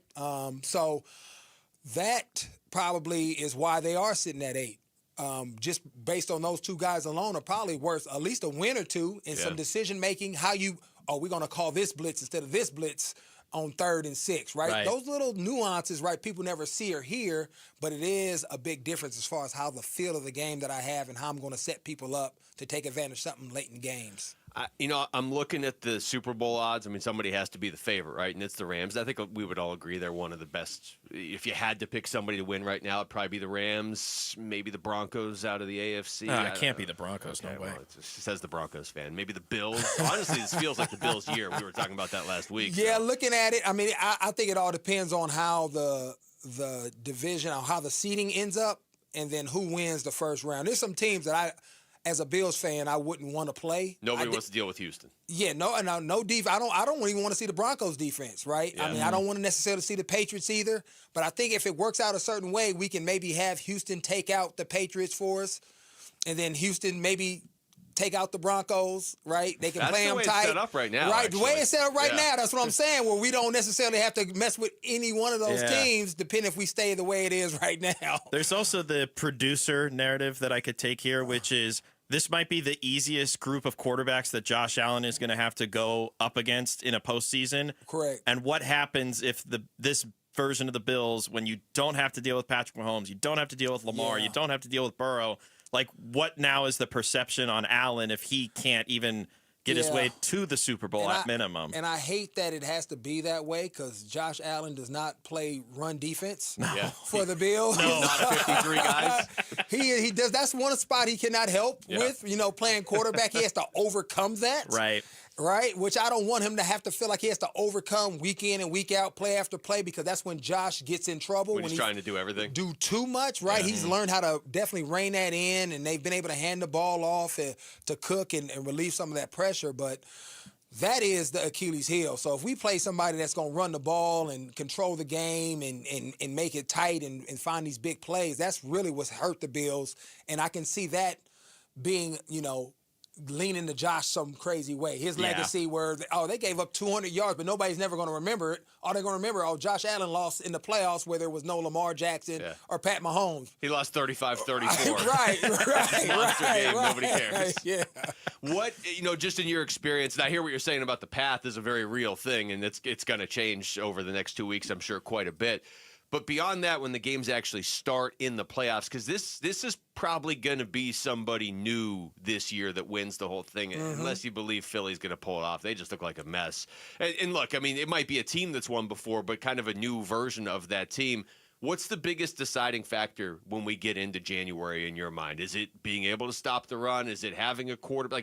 What's going to win these close games in January? Yeah, I mean, it's a couple of things. It's really being able to run the ball or be able to stop it because of running the game, because you get in these cold weather places outdoors. We saw that with the Rams, where I think they had to go to Philly and couldn't do the same things they normally do in cold weather. So how do you handle the snow and all the weather and all the X factors? Who holds on to the football, who can run the ball? And then do you have a guy, and this is what, ultimately I think separates quarterbacks, is who can make that special play when you need it in the fourth quarter to go ahead, right? Everybody doesn't have that ability. They think they do, but then they end up, the moment becomes too big and they throw a pick or they fumble. And so who can do that? And so you look at a lot of these teams, a lot of it is unknowns, right? They've done a really good year this year as far as, the regular season, but are they able to do that as, we think about a Bo Nix or Drake May or whoever else, these young quarterbacks that are in the league, especially on the AFC side, can they step up and make these plays when they really need to? Because the game isn't different, but the pressure you feel is, right? Because it's the playoffs. You put all this extra weight on your back, and I got to be something godly. And if it's Josh Allen or for a long time it was Tom Brady or Pat Mahomes, you even though you're not competing against them, you're competing against them. And that in your mind can throw your whole game off. 40-year-old Aaron Rodgers, maybe, too. Maybe should work in Buffalo's favor, because even if Drake May goes on to be a Hall of Famer, if he's going up against the Bills, he knows Josh Allen's been there before, and he hasn't. Maybe. We'll see. And I think how we won the Bills won last time, down 3 touchdowns helps out a lot, because the Patriots are good. I mean, watching that game last night, how they battled and found a way to win versus the Ravens at the end of that game was impressive to be such a young team. We're giving you the chance to win tickets to the Verbo Fiesta Bowl, January 8th. Listen for the code word during Bickley Murata, Wolf and Luke, and Burns and Gambo. When you hear the code word, text it to 620-620. If you're looking for extra chances to win, head to the live video stream on our YouTube page, ArizonaSports.com, or the Arizona Sports app. When we come back, is this just a lost season for Marvin Harrison Jr.? Is this a lost season for too many Cardinals? We'll get into that next. Lorenzo Alexander's going to stick around for another installment of The Lowdown. It's Wolf and Luke. Mitch Ferreldis in for Wolf on Arizona Sports, the local sports leader. Burns and Gambo, afternoons. There would still be holes to fill that cost money. And that's the issue. And at that point, it's like, okay, you spend all this money to keep Cattell and to bring in Alex Bregman. You still need a closer. You still need to figure out a first base platoon. You'd solve your third base problem, and you'd probably solve your outfield problem because you'd move Blaze out there full time, I would think. So you can basically pick up an outfielder in it by making Blaze a full-time guy, but you need bullpen arms. So, you're not done, and you've spent how much money to have these 4 beds? It's just the whole thing kind of feels like dreaming. Burns and Gambo, afternoons 2 till 6 on Arizona Sports, the local sports leader. Never have I ever called my sister from the finish line of my first marathon. Hello? You won't believe where I am. Are you running? Mile 26. I'm gonna make it. Switch to T-Mobile's 55 Plus plan and get iPhone 16e with its advanced camera system on us. Plus, 2 lines for just $30 a line. Guys, I can't believe it. I knew you could do it, babe. That was amazing. Mom, how do you feel? I feel great. I can't feel my feet. Let's take a picture. And then you may carry me to the car. Share every stride, every mile, every memory on America's best network. Switch to T-Mobile's 55 Plus plan and get iPhone 16e on us and 2 lines for just $30 a line. With 24 monthly bill credits and 2 eligible port-ins on Essentials 55 Plus for well-qualified customers with AutoPay, plus taxes, fees, and $35 device connection charge. Credits end and balance due if you pay off early or cancel. Contact us. Finance agreement 128 gigabytes, $599.99 required. Best mobile network in the U.S. based on analysis by Google live speed test intelligence data 1H 2025. Visit T-Mobile.com. Hello, everybody. Eric Bryan, owner of Precision Air and Plumbing. Looking for a new AC unit? Don't let the cool weather fool you. This is the best time of the year to make your move. With new regulations driving up AC prices, you don't want to wait until the new year. But if you act now, you can get 50% off any brand new AC unit by calling Precision Air and Plumbing today. Make the precision decision. Call 602-FIX-MY-AC and lock in your savings before it's too late. Hi, I'm Emily, your friend and jeweler at Shane Company, where a small box with a burgundy bow will help you win the holidays. As an in-house designer, I love creating meaningful, fine jewelry gifts. Choose a necklace with a gorgeous infinity charm to symbolize your everlasting love. Or go for a personalized piece with an engraving, their zodiac sign, favorite color gemstone, or their initial accented with pave diamonds. Because a friend wants you to be a holiday hero. Stop by or shop now at shaneco.com. Shane Company, your friend and jeweler. Hey folks, Vince Marotta with some exciting news. The holidays just got even better. Unwrap exciting holiday deals all month long at Earnhardt Peoria Kia during the Kia Season of New Tradition sales event. And if you know Earnhardt, you know they always treat you right. They're locally owned and they will treat you like family. Now's your chance to save big on their huge lineup of award-winning Kia models across the lot. Looking for sedans or SUVs? They've got them. 2025 K4, 2026 Sportage, and even the family moving 2026 Carnival MPV. Need gas, hybrid, or all-electric options? They've got those too. Plus a sharp selection of Kia certified pre-owned vehicles ready to roll. Earnhardt Peoria Kia is the place to shop for a car, and these new Kias are incredible. Come check them out and discover what drives you this holiday season at 91st Avenue north of Bell Road or online at earnhardtpeoriakia.com. Is your financial advisor offering you up to a 30% upfront bonus? Or are they promising you up to 10% growth per year, all for your retirement income? If not, then you need to come to Trajan Wealth. I'm Jeff Jr., founder of Trajan Wealth. If you have a plan to retire within the next 10 years, don't wait only to find out it's too late. I've seen hardworking folks like you retire only to be required to go back to work, all because their advisor told them guarantees like these were too good to be true. They're not. That's up to $30,000 upfront or up to $10,000 per year on $100,000, all guaranteed for retirement income. Don't keep working when you're supposed to be retired, and don't let any financial advisor tell you it's too good to be true. Call Trajan today, 480-360-7900. That's 480-360-7900. Annuities, not advisory products. DBA Trajan Wealth Insurance Solutions. Additional disclosures at TrajanWealth.com. KMPP FM Phoenix, live from the Casino Arizona and Talking Stick Resort Studio. Arizona Sports, the local sports leader. I'm Jesse Morrison with Trending Now, presented by Parker & Sons, heating, cooling, plumbing, and electrical.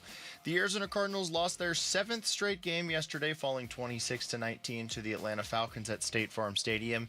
Injuries continued to plague the Cardinals as Walter Nolan III and Garrett Williams were carted off the field.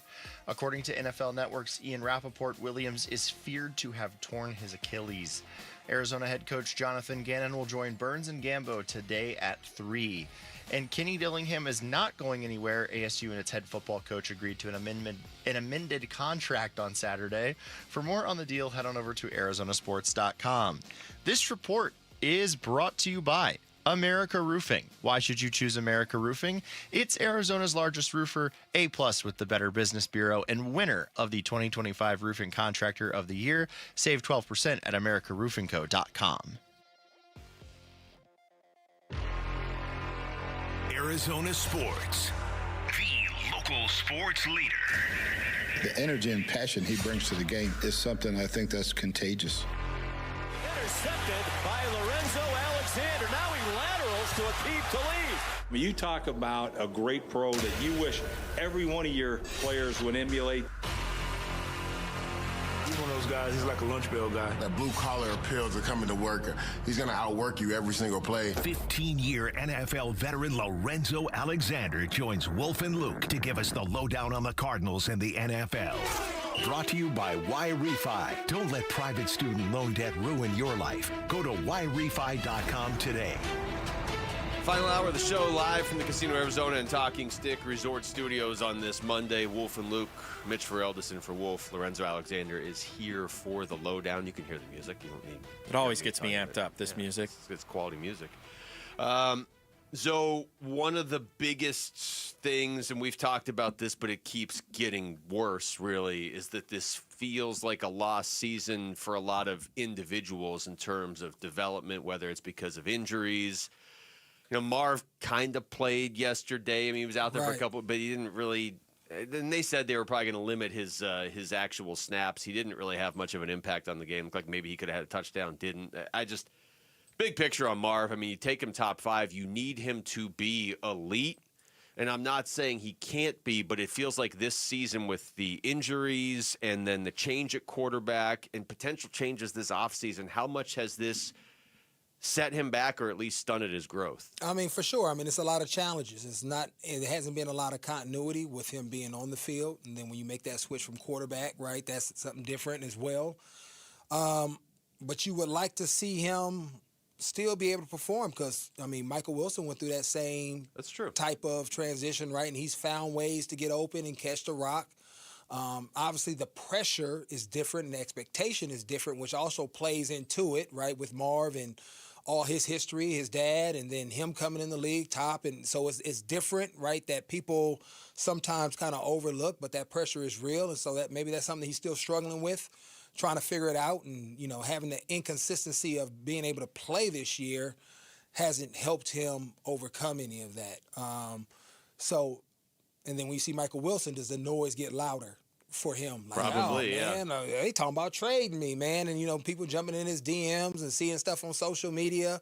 All of that plays, I think, into his psyche and his ability to go out there and perform. So with all that said, he has to, though. I mean, that's just what people that get drafted high have to deal with. It's a different type of pressure than being undrafted, right? A different type of challenge, and you have to learn how to lean into that and block things out and focus in. And so I'm always, especially with young guys, I'm always going to give them some grace. That third year, though, for me, most of the time, you start to see who you're going to be or who you are.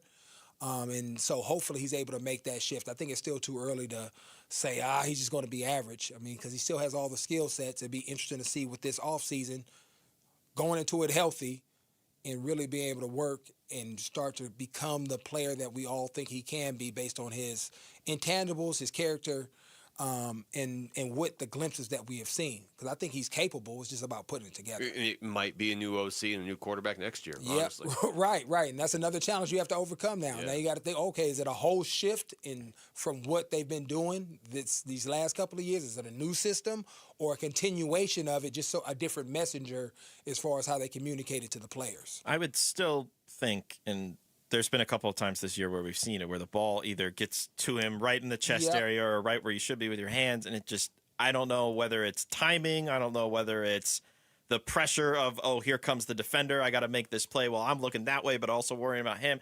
I just don't know how you miss so many on those that are right to you. Like the one yesterday was just obviously a real killer because they couldn't score anything other than 3 points in the second half. I just don't know why this keeps happening or how you improve it, I guess, going forward. Yeah, and some guys can never get over it. I mean, and that's the nature of it. That's why the draft is, a crapshoot in a lot of ways, right? It's a lottery pick because we don't, it's a high risk, high reward, but it also can lose big too, right?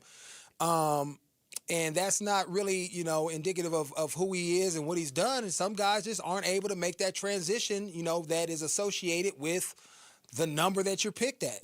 We've seen that with Kyler, right? He's been up and down his whole career, number 1 overall pick, right? With guys that went behind him that has had a better career. So it's a lot that goes into it, so much about the psyche and how you process and how you can go out there and play. And for all I know, every time a ball comes to him, he's thinking about don't drop it. Like he has the yips. And if that's what he's thinking, that's what his body's, he's going to drop the ball, right? So I don't know what that's going to be for him to make that shift and get over that. Because it is really hard to do. I just saw another guy that I've played with, Dawson Knox, did the same thing in the game the other day, wide open. That was brutal. Right? It happens, though. And so some guys are able to rise out of it. It's a history with guys. But somebody has to get with him. And, again, this could be a position coach that's talking to him and getting with him and helping him and helps him see the game differently. to where now it no longer becomes an issue. And I can't think of the player. Somebody's on my mind that had issues dropping the ball and then figured it out as they got older. But so it just... Well, Jamar Chase, his whole preseason, his first year, Yeah. everybody was freaking catch. out. Like, oh my gosh. God, he's dropping the ball. So, I mean, it's just something. But something happened to where it shifted. So he just has to break out of that because the talent is there. I think it's all mental for him. Yeah. Before we let you go, I wanted to just ask you about Walter Nolan. The dude it's just been such a rough rookie year with injuries. He wasn't injury prone in high school or college, and yet he just can't stay on the field now. I mean, I don't think they've given a definitive update on yesterday, I haven't seen one, but no. I would be shocked if we see him again. Yeah, this he's season. probably going to be out. I mean, that thing popped with nobody touching him. Yeah. I mean, I don't know what it is, or it looked maybe the calf again. I don't know which calf it was, but it just popped, and then he went straight down. At some point, and because football's a violent game, your body sometimes cannot handle, because now you're dealing with grown big men, right? And so it's week in and week out. Pressure of it, the stress of it, how long college, after you finish your college season, preparing for the draft, and then going into training camp and all the off-season stuff, that's another stress on your body you've never dealt with. So for him, the best thing could be just sitting down and having a period of active rest where he's not doing anything crazy, but, Pilates, getting back, and just allowing his body just to relax a little bit because he's been under high stress for a long time.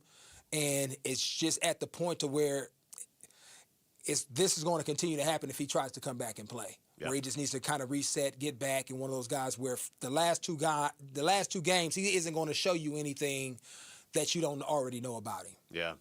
So, always great to talk to you, man. Have a great Christmas. Sure. Thank you, so. Merry Christmas. That's Lorenzo Alexander joining us for the lowdown. When we come back over to basketball, another rematch for the Phoenix Suns coming up tomorrow. Will there be carryover from last week's game against the Lakers when the Suns face the Lakers again tomorrow? That's next. It's Wolf and Luke on Arizona Sports, the local sports leader. NFL record for most punt return touchdowns in a season. Played 10 of his 13 NFL seasons for the Cardinals and officially retired a Cardinal this summer. He's Patrick Peterson, P2. Patrick Peterson out of LSU to the house. And he joins Wolf and Luke every Tuesday morning at 11:15 to talk football on Arizona Sports 98.7, the Arizona Sports app, and the Arizona Sports YouTube channel. Makita's built for the pros who show up early, who don't do shortcuts, only precise cuts. With tools built to last, job after job, year after year. Performance that pays off, because when the job calls for the best, you answer. And when you need the best, you call on Makita. Built to be the best. Available at the Home Depot. Coverage varies by plan. View contracts and exclusions at endurancewarranty.com. If you're driving a car or truck with an expired warranty and suddenly lost your transmission or needed a full engine repair, would it leave you stranded? I'm Danica Patrick. Choose the company I trust, Endurance. If your vehicle is less than 20 years old, Endurance offers auto protection on the drivetrain, AC, and more. Get 1 full year of elite benefits, a $2,000 value, free. Call for your fast free quote today. 800-303-4223. 800-303-4223. Hey, Arizona, it's Vince Marotta back again with some amazing holiday deals from our friends at Earnhardt Ford in Chandler. During Ford's year-end sales event, General Manager John Nissen and his team have just announced 000.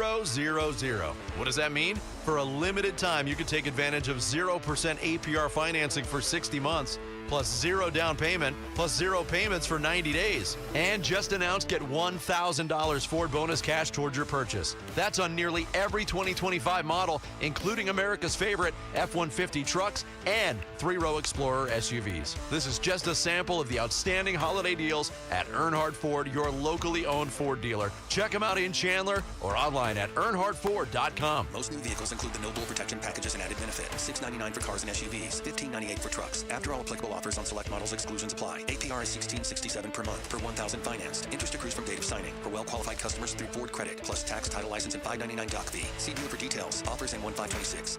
Dan Bickley here, and cooler weather means open windows. But what about the air inside your home? You might be surprised at the gunk you are breathing in your personal space. Good news is Parker & Sons offers air quality solutions that will keep your family breathing easy. From duct cleaning to air purifiers, they've got tools to clear the air 24/7. Call Parker & Sons today at 602-2REPAIR. That's 602, 2, then REPAIR for Parker & Sons. Hey, just like the holiday season, you know what's going to end soon? The Ford year-end sales event at our Desert Ford dealers. Yep, Paul Calvise here. We're talking time to get on down to our Desert Ford dealers for the final days of the Ford year-end sales event, where we can celebrate with a 2025 Ford F-150 when we can get 0% financing for 60 months plus $1,000 in bonus cash with 0 down and no payments for 90 days. Let's say that again. Get 0% financing for 60 months plus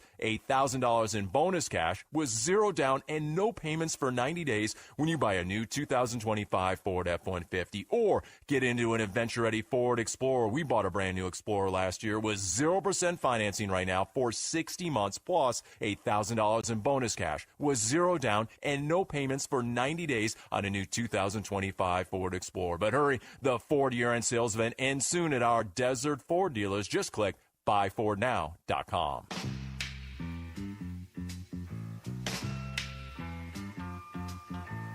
Hey, it's Vince Marotta. Join us Tuesday morning. All the latest on the Suns as they get ready for the Lakers and the latest fallout from the Cardinals' 7-game losing streak. Join us starting at 6 here on Arizona Sports 98.7, the Arizona Sports app, and the Arizona Sports YouTube channel.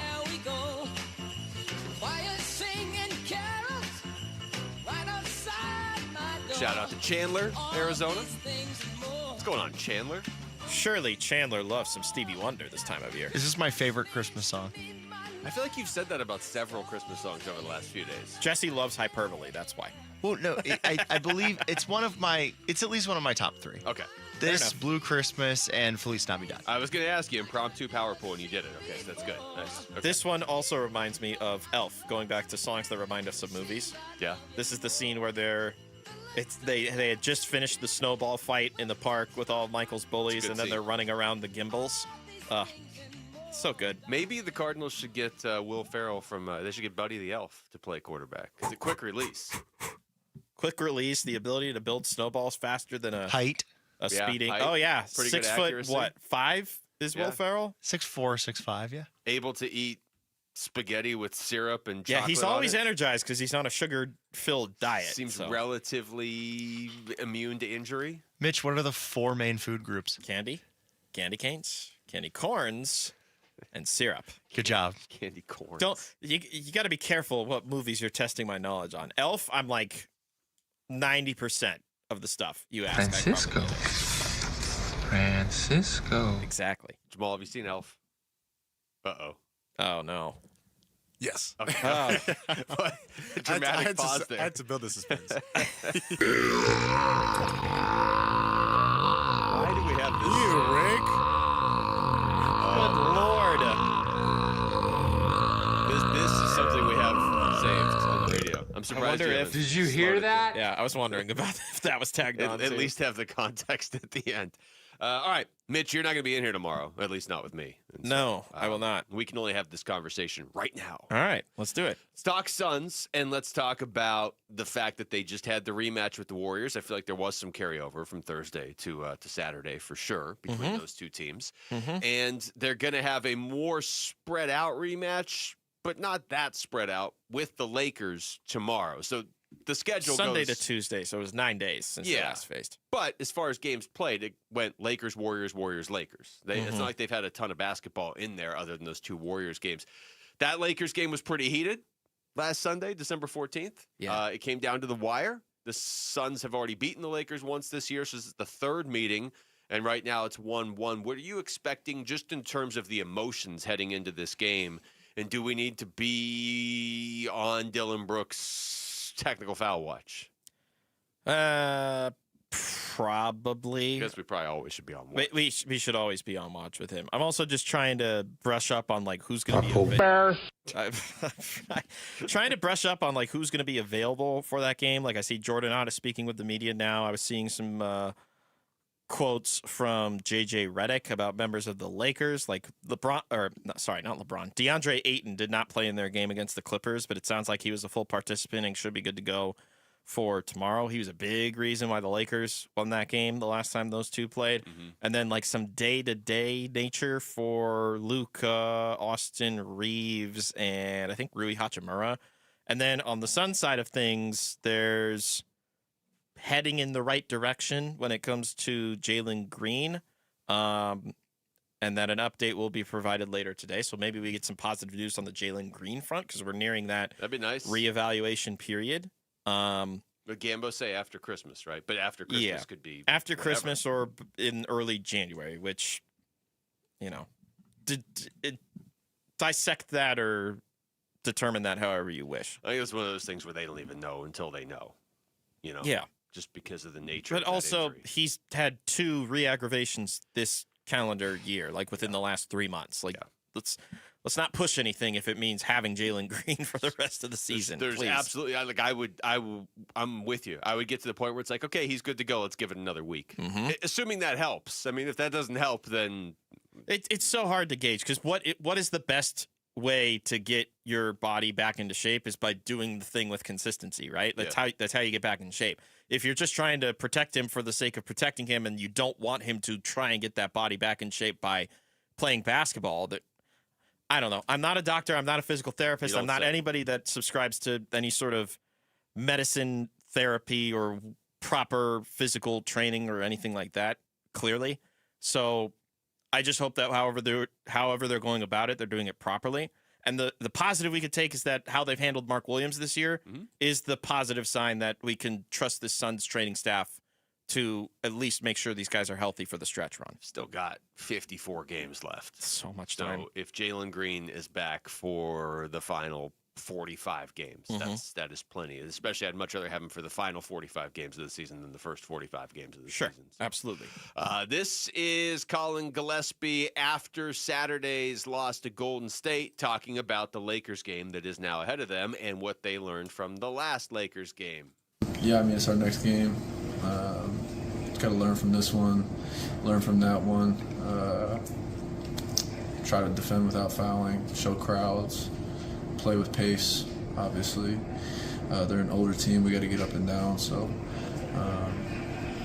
just defend without fouling, try to make it as difficult as we can. We know they got guys that are going to score the basketball, put the ball in the basket, but if you keep them off the line, rebound the ball, and get out and run, we'll just do what we do. The defense has taken a bit of a step back the last few games, and then also paired with the inconsistencies with shooting on offense, that hasn't helped their cause either. So they really need to hone in on some of the finer details that they've been really good at in the early part of this season, and maybe that'll be the solution in being able to slow down the likes of Luka, LeBron, and apparently DeAndre Ayton. And I'm really concerned still about the possession battle in particular and the rebounds, because the Lakers, mind you, killed them in the rebounding department the last time they faced them, and the Suns have not out-rebounded opponent since. So if they get back to being who they are for a full 48 minutes as opposed to 24 of those 48 minutes, then I give them a much better shot than the previous meeting that they had against them. The Lakers, too, in particular, I'm sure they're not the only team the Suns have played this season multiple times that has learned things about their first meeting with the Suns and adapted and adjusted. But it just seems like it's the most obvious with the Lakers because the first meeting was not that long ago. It was only 3 weeks ago. And the Suns won that game. They kind of won it going away. And that was the game afterwards where J.J. Redick was like, okay, look, it's very clear. If you don't play well against that team, you're going to get exposed. They're going to basically, they're going to embarrass you. And I don't have the full cut in front of me, but like you just remember how upset he was before he even started talking. Like it was this long sigh. And the Lakers, I believe, were on a 7-game winning streak coming into that game. It's not like the Lakers, like when Jonathan Gannon sighs before he talks, I get it because they've won 1 game in 3 months. The Lakers were winning, and J.J. Redick sounded so distraught after that loss to the Suns in L.A. that you knew the Lakers were going to look different the second time around, and they did. And the Suns still almost came back and beat them. So this sets the stage for a potentially really fun, charged, volatile game tomorrow. Now, those are all adjectives you can use to describe the way Dylan Brooks plays basketball as well. And he was asked about learning how to have a short memory in the NBA. This was late last week, and this is what he said. Yeah, it takes a couple of years in the NBA because there's so many games. In college, you can dwell a little bit. You hear your coach talk about it for 2-3 days and you play a game, but in the NBA, there's games coming all the time, so you gotta learn from it and get to the next game.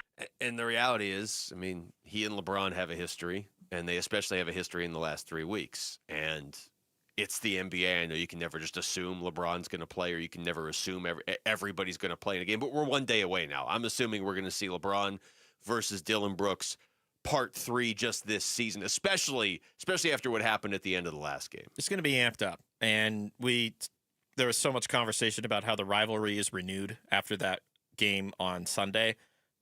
I can only imagine how much more the intensity is going to be up. It's going to be in Phoenix, so I'm sure there's going to be a raucous crowd, and I'm sure there's going to be a healthy amount of gold in the stands as well.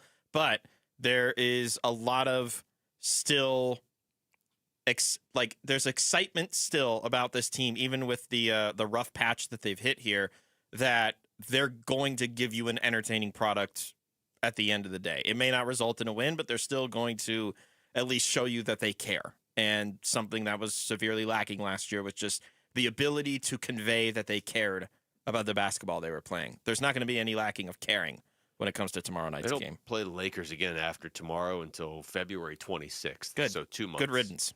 Nice stretch tired there. Of the Lakers. They go Celtics, Lakers. Like, you talk about playing like 2 of the most iconic franchises. You go Celtics, Lakers, Sacramento. A little bit of a trade. Sacramento's pretty iconic. Yeah. In terms of how not to run a franchise. We come back. We'll get back into ASU and the ramifications of what happened for Kenny Dillingham and Sun Devil Athletics on Saturday, because we're going to talk to Sun Devil source publisher Chris Cartman will join us next. It's Wolf and Luke at Arizona Sports, the local sports leader.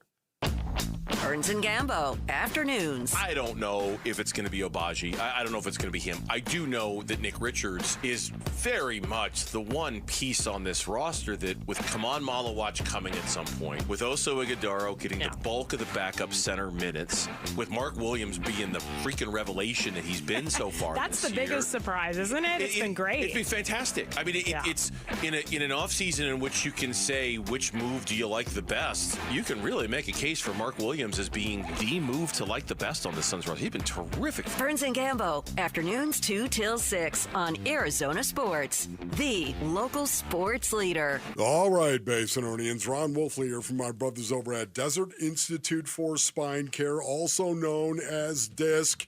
Listen, if you're having neck or back pain, then you need to go see the best of the best, and that is Desert Institute for Spine Care. The reason you should choose them varies in need, of course, but they have award-winning doctors and provide a broad range of treatments for you, Basinonians. DISC provides pain mapping and a careful diagnostic approach to figure out exactly what will be best for your issue, and then they back that with proven success and trust, of course. Listen, the DISC doctors often train doctors from around the world on best practices and techniques as a world leader. If you're experiencing any kind of neck or back pain like I was, then text SPINE to 620-620. Text SPINE to 620-620 for DISC. $5,000. That's the average amount of money people in the U.S. are now spending on gas in a year. $5,000. That's crazy. If you drive, you have to download Upside, the free app that gives you cash back every time you get gas. That's right. You can earn real cash back with Upside just by buying the gas you're already buying. You can literally start earning cash back today. I use Upside every time I fill up, and I've already made around $200-$300. You're putting gas in your car anyway. Why not get real cash back? If you like free money, download Upside. I'm saving the cash I earn from using Upside to help pay for a vacation later this year. Download the free Upside app now to earn cash back every time you buy gas. Use promo code POWER to get an extra 25 cents per gallon on your first tank. You can cash out anytime right to your bank, PayPal, or a gift card for Amazon and other brands. Just download the free Upside app and use promo code POWER for a 25 cents per gallon bonus on your first tank. That's code POWER for a 25 cents per gallon bonus. Hi, I'm Andy, your friend and jeweler at Shane Company. As a product development manager, I make sure every piece of fine jewelry at Shank Company is meticulously designed for quality. From 14-karat gold chains, pearl necklaces, diamond studs, and of course, dream engagement rings. We know you can get your holiday gifts anywhere these days, but knowing your loved one's gift was crafted by master jewelers? It's a difference everyone can see and feel, no matter the price. All of our fine jewelry begins with a vision by our in-house designers. Then, we ensure each piece meets our high-quality standards every step of the way, including the smallest details. It's why our jewelry comes with our all-inclusive, free lifetime warranty that covers everything and doesn't cost a dime. At Shane Company, there's no shortcuts, just craftsmanship. Because a friend wants your fine jewelry to be nothing short of perfect. Come see for yourself. Visit us in-store or at shaneco.com. Shane Company, your friend and jeweler. When it comes to vision, the name you need to know is Dr. Jay Schwartz at the Schwartz Laser Eye Center, the team eye doctor for the Phoenix Suns and Arizona Diamondbacks. Ready to ditch glasses and contacts? LASIK is your winning play, an advanced laser procedure that reshapes the cornea for sharp, clear vision. Quick procedure, fast recovery, and trusted results. If you're not a LASIK candidate, no need to worry. They've got options like the Evo ICL, an implantable lens that works with your natural eye, or the Clear Lens Exchange, a procedure that replaces your eye's natural lens for lasting clarity. There's free consultation at all 3 Valley locations, Scottsdale, Glendale, and Mesa. Schedule now at teamidoc.com. That's teamidoc.com, or call 480-483-EYES. That's 480-483-EYES. It's the Schwartz Laser Eye Center, trusted for over 25 years. I'm Jesse Morrison with Trending Now, presented by Parker & Sons, heating, cooling, plumbing, and electrical. The Arizona Cardinals lost their 7th straight game yesterday, falling 26-19 to the Atlanta Falcons at State Farm Stadium. Injuries continued to plague the Cardinals as Walter Nolan III and Garrett Williams were carted off the field. According to NFL Network's Ian Rappaport, Williams is feared to have torn his Achilles. Arizona head coach Jonathan Ganon will join Burns and Gambo at 3. And Kenny Dillingham is not going anywhere. ASU and its head football coach agreed to an amended contract on Saturday. For more on the deal, head on over to arizonasports.com. This report is brought to you by Casino Arizona and Talking Stick Resort. Win big at Talking Stick Resort. Earn entries all December for a chance at $10,000 or a 2026 Mercedes-Benz AMG GT. Details at talkingstickresort.com.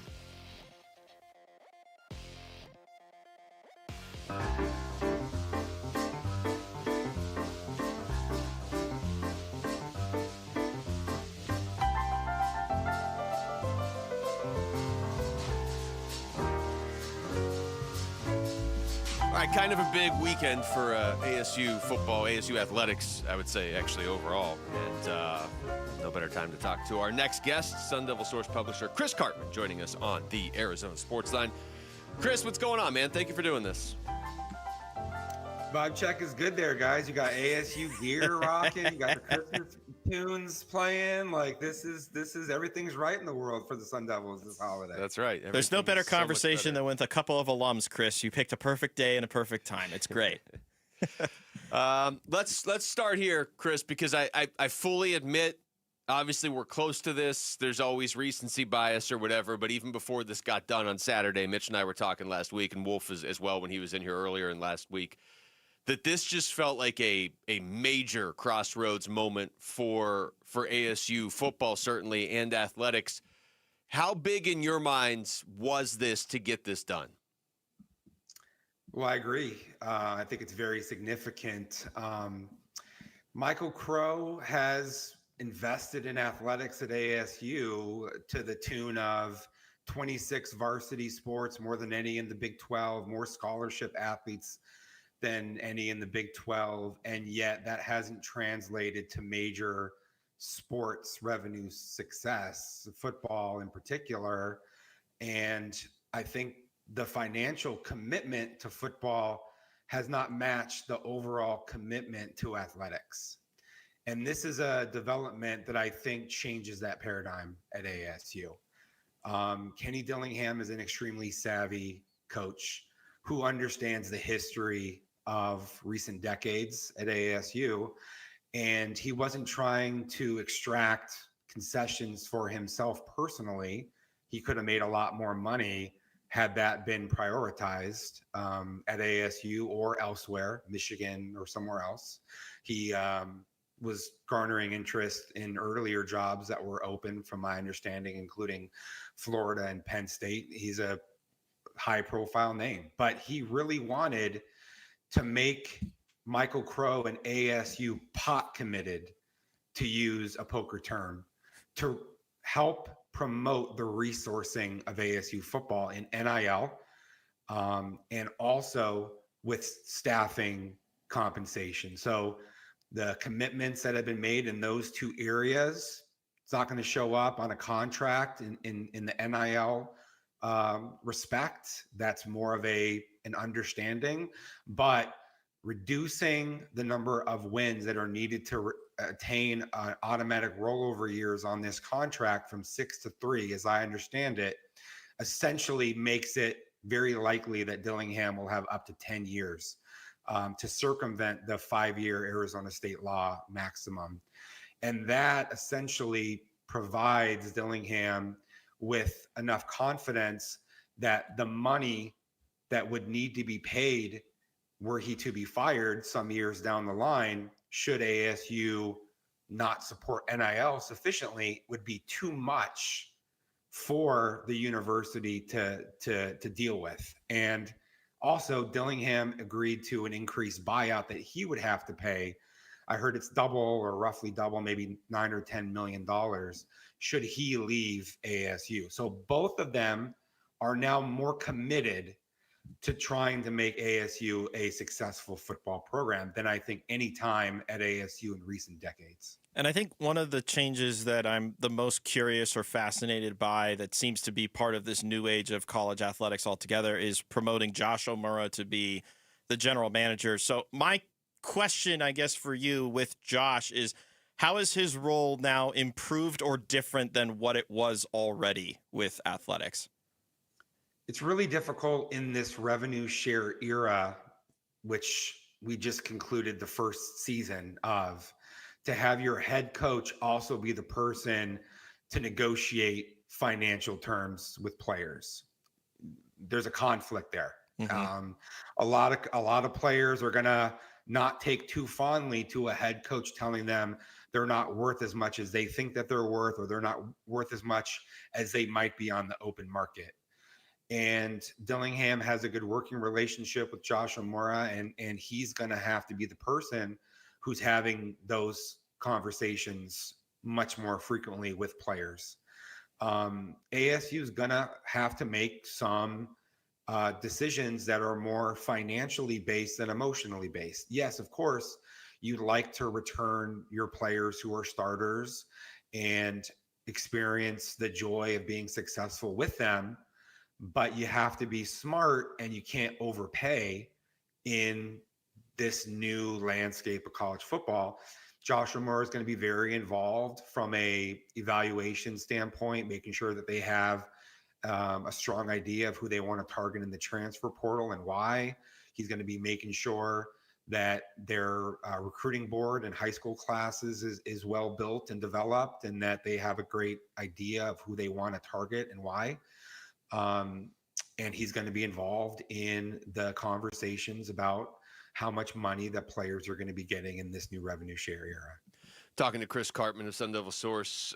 Chris, ironically, I guess the last couple of weeks have sort of highlighted how activated the Valley is, for, to use that term, because everybody was freaking out a week ago on Saturday. And I mean, you were there, you were in the middle of it, and Kenny shows up to practice and everybody's kind of calm again, and they freak out again for another week. In retrospect, looking at this, and Mitch and I were talking about this last week too, I have to think when Kenny Dillingham took the job and had these grand aspirations, he knew if he was actually going to get to that point, he would probably have to stay here at some point while big programs were making offers. When you look back at this now, do you think it was ever even really that close that he was going to leave, or was this sort of the plan all along? Because he has been consistent that this is where he wants to be, and Graham Rossini was pretty consistent that they were going to get it done. Yeah, look, there was more of a chance of Dillingham departing than I think people will understand. It took 3 weeks roughly from the day after the Territorial Cup until Friday for them to come to an agreement. And ASU moved pretty significantly on the longevity piece at a minimum. I mean, maybe the compensation for his staffing was easy or not that difficult to accomplish, but to be committed to having to pay a coach 5 years, 6 years, 7 years of salary should you fire him is a difficult thing. And yeah, everybody's going to try to have a united front and say, hey, there was really not that much to worry about. But this wasn't easy, and it was a challenge, and there were legitimate questions as to whether Dillingham was going to feel confident enough to make the agreement had ASU not moved a fair amount in the negotiation. So how close was it? I think that's kind of hard to say, but if we had been today with no agreement and Michigan had been wanting to meet with Dillingham and ratchet things up, I think we would be in a very different place right now. Yeah, I would 100% agree with that. So now that massive piece of the football offseason is out of the way, taken care of, obviously quarterback is of a priority for them to figure out in the transfer portal in the offseason. But where else are you looking, like position-wise, for this team where they absolutely have to prioritize adding somebody either via transfer or some other means necessary?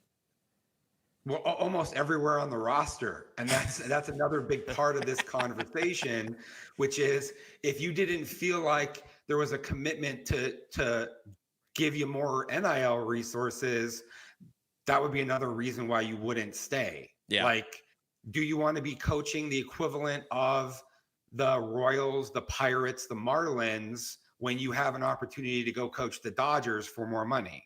Right? That's kind of what we're talking about here.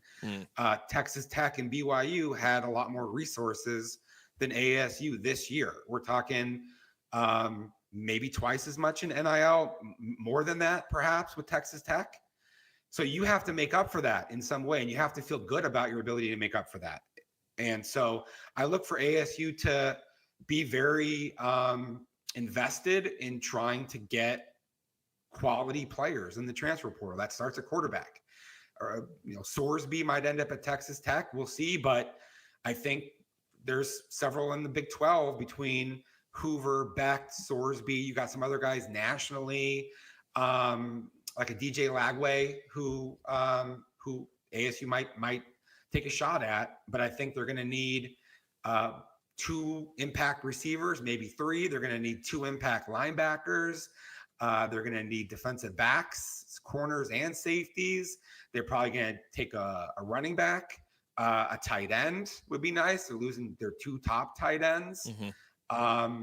Pretty much everywhere you look on the roster, I like their young offensive line. They have multiple freshmen that are very promising, a couple of whom were starting at the tail end of the season, and others who are second stringers that I think are ready for an elevated role. But even at offensive tackle, they probably need a guy or 2. So we're talking about 20-ish transfers that we're going to see rolling through, names of commitments and announcements over the course of the next month or less than a month. And this is going to be a very exciting time to really get a sense of, okay, now that this deal has been done, how much is that going to impact what's possible for ASU's roster from a financial standpoint? Chris Cartman, it's always great to catch up with you, man, but especially this week after everything that happened. Thank you. My pleasure, guys. Merry Christmas, happy holidays. Merry Christmas to you, too. That's Chris Cartman of Sun Devil Source right there joining us on the Arizona Sports Line. We're giving you the chance to win tickets to the Verbo Fiesta Bowl January 8th. Listen for the code word during Bickley and Murata, Wolf and Luke and Burns and Gambo. When you hear the code word, text it to 620-620. If you're looking for extra chances to win, head to the live video stream on our YouTube page, arizonasports.com, or the Arizona Sports app. When we come back, is the Cardinals quarterback of the future hidden deeper in the 2026 drafts? We'll get you some names maybe to keep an eye on next. It's Wolf and Luke, Mitch Feraldis in for Wolf on Arizona Sports, the local sports leader. Win tickets to the Verbo Fiesta Bowl from Arizona Sports. This show's keyword is celebrate. Celebrate. Text the word celebrate to 620-620 right now. Celebrate. Text celebrate to 620-620 for your chance to win tickets to the Verbo Fiesta Bowl. Message and data rates may apply. All right, Basinonians, Ron Wolfley here from my brothers over at All Pro Shade Concepts. Go to allproshade.com for more information. When you work with All Pro Shade Concepts, you're working with the most trusted local shade company available here in the Basin. Voted #1 by Ranking Arizona for patio shades in 2024. They have an A+ rating with the Better Business Bureau, and you can check out all their 5-star reviews on Google. There's over 1,000 of them. Installation is all done by their in-house team. No subcontractors. The installers are shade experts, and they've installed thousands of shades here in the Basin. They'll work around stucco or tile or work on your pillars for a seamless fit, allowing you to close in your patio with shade and then open up that same patio with a touch of a button. These shades are commercial-grade, industrial strength, hundreds of colors, durable fabric to withstand the Arizona sun. Choose from manual or motorized sealed track or cabled shades. Go to allproshade.com. That's allproshade.com. No gift? No problem. With Target's last-minute gifts, the holidays are a breeze. You can score on the hottest toys, beauty must-haves, chocolatey stocking stuffers, and much more. And if you need it now, no worries. Swing by any Target store today and snag all the stocking stuffers and gifts for the most magical season yet. Step into the holidays, check off everything on your list, and save big on your last-minute gifts. Only at Target. Restrictions apply. Oh, how's that flu, babe? Did you take DayQuil Intense Flu yet? Nah, I got this. Ugh, okay, I don't got this. You stay on the couch, and I'll grab the DayQuil. Undo your flu symptoms with DayQuil Intense Flu. DayQuil Intense Flu provides powerful relief of your flu symptoms. I'm ready for that to-do list. Wow, you do got this. DayQuil Intense Flu. The daytime coughing, aching, fever, under your flu, medicine. Use as directed, keep out of reach of children. Cardinals fans, football is back, and Kilt Lifter from Four Peaks has your game days covered. Whether you're posted up at home or cheering with your crew at Four Peaks 8th Street Pub in Tempe, Kilt Lifter is the ultimate game day companion. Arizona's favorite award-winning amber ale, bold, smooth, and brewed for Sundays. This season, lift your game with Kilt Lifter. Welcome back to Winter Hack Radio, the place for clever hacks to survive the season. Icy driveway? Well, try spreading sand or birdseed to help with traction. Snowy puppy paws? Well, grab a whisk, brush it off, done. Catch COVID-19? Well, just get... Actually, there's no hack for COVID-19. But if you test positive, prescription medications for COVID exist. Ask your doctor if they're right for you. Visit PfizerForAll.com to learn more. Sponsored by Pfizer. FIFA World Cup 2026 is coming soon, but your opportunity to be there starts now through an exclusive offer with an eligible Bank of America Visa credit card. For a limited time, become a new customized cash rewards or unlimited cash rewards Visa credit card holder, and you will be eligible for a chance to purchase FIFA World Cup 2026 tickets. Learn more at BofA.com/cardFWC26. What would you like the power to do? Bank of America, proud to be the official bank of FIFA World Cup 2026. Bank of America NA in partnership with Visa. Terms apply. Warrants reserved.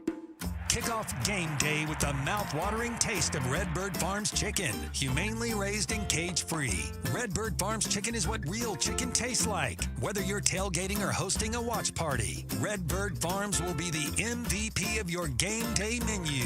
Tackle your hunger with Redbird Farms chicken. Available at Albertsons, Safeway, and Bash's'. Grill it, fry it, put it in parm. As long as you make it Redbird Farms.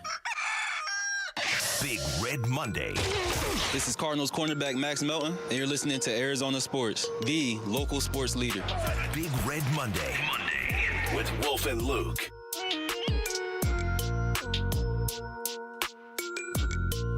All right, final segment of the show.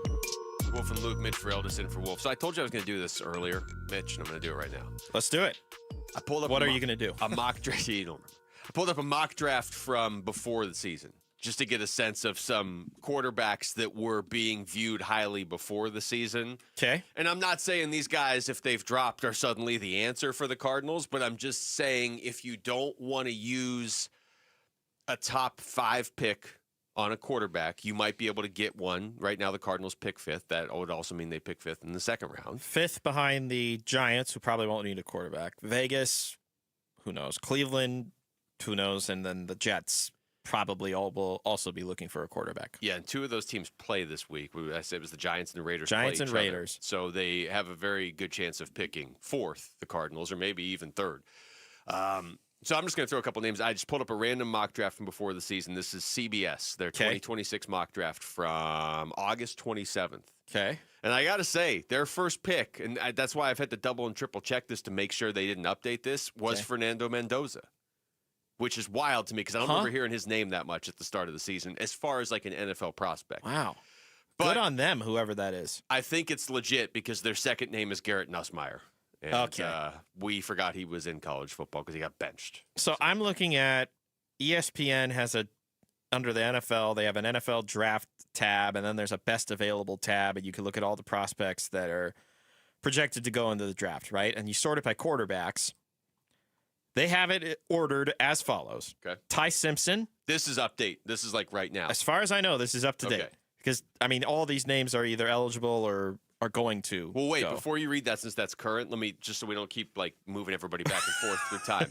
Okay. There was 5 quarterbacks in this mock draft before the season in the first round. Okay, you name your 5, and I will tell you the 7 players that are in the ESPN's top 100. So this was about a week before the start of the NFL season. CBS, and these guys were apparently pretty forward-thinking if they had Mendoza at number 1. Okay. They had Garrett Nussmeier at number 2. He's not going number 2 now. They had Lenoris Sellers number 3. Okay. They had the Cardinals picking 16th. Wow, those were the days.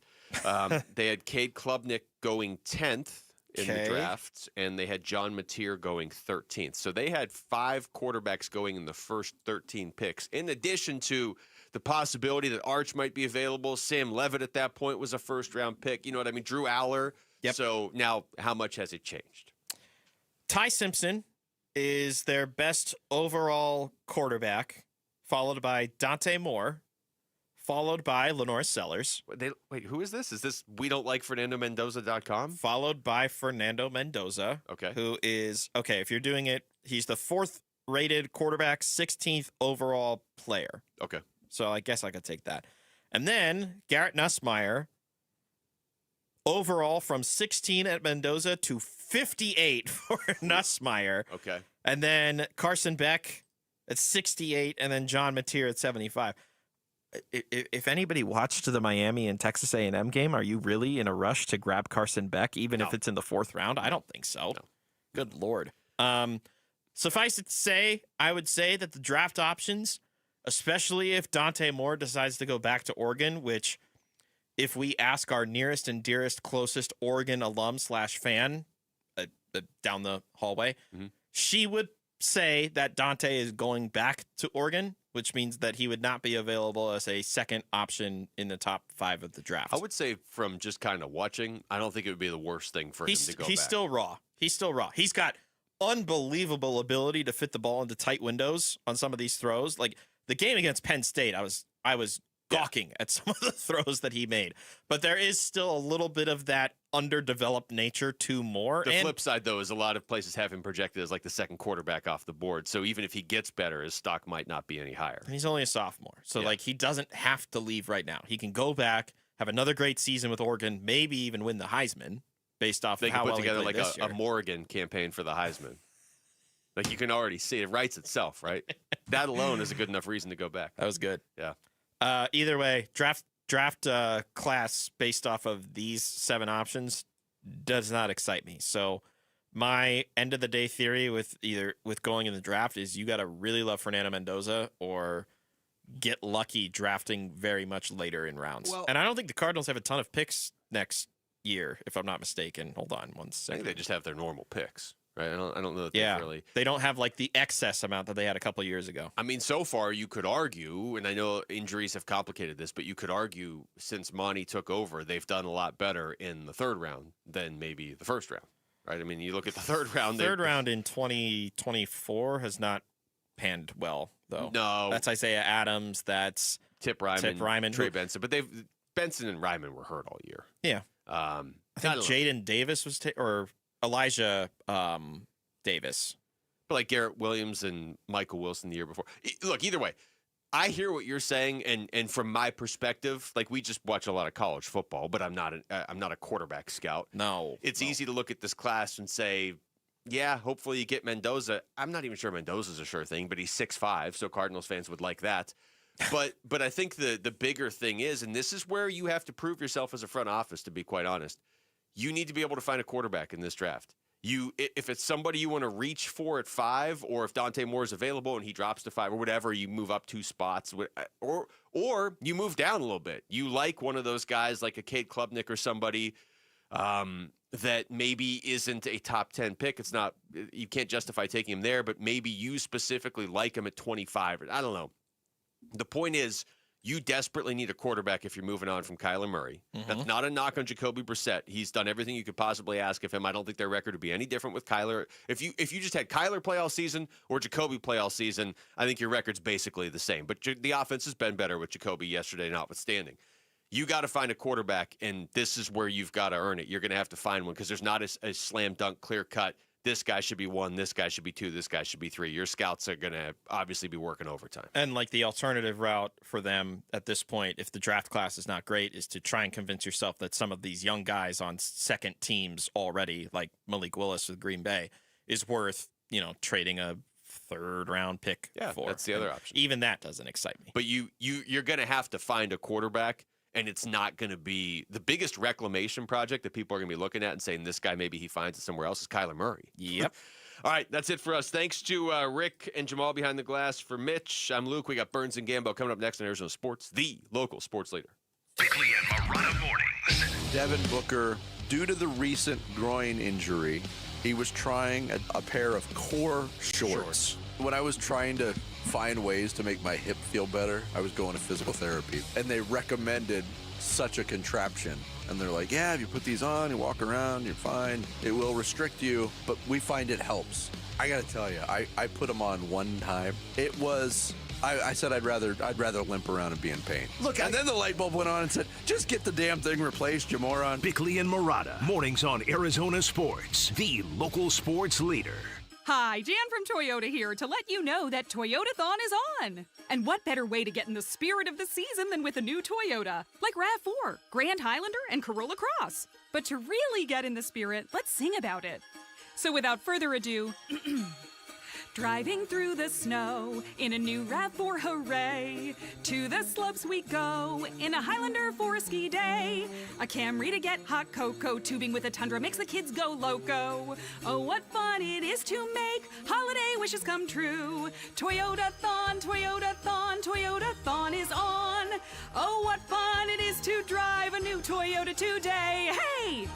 Presto! A new holiday classic! Let's sing it again! Toyotathon, Toyotathon, Toyotathon is on. Dealer inventory may vary. Toyotathon ends January 5th. See your participating dealer for details. Have you guys tried these holiday cookies?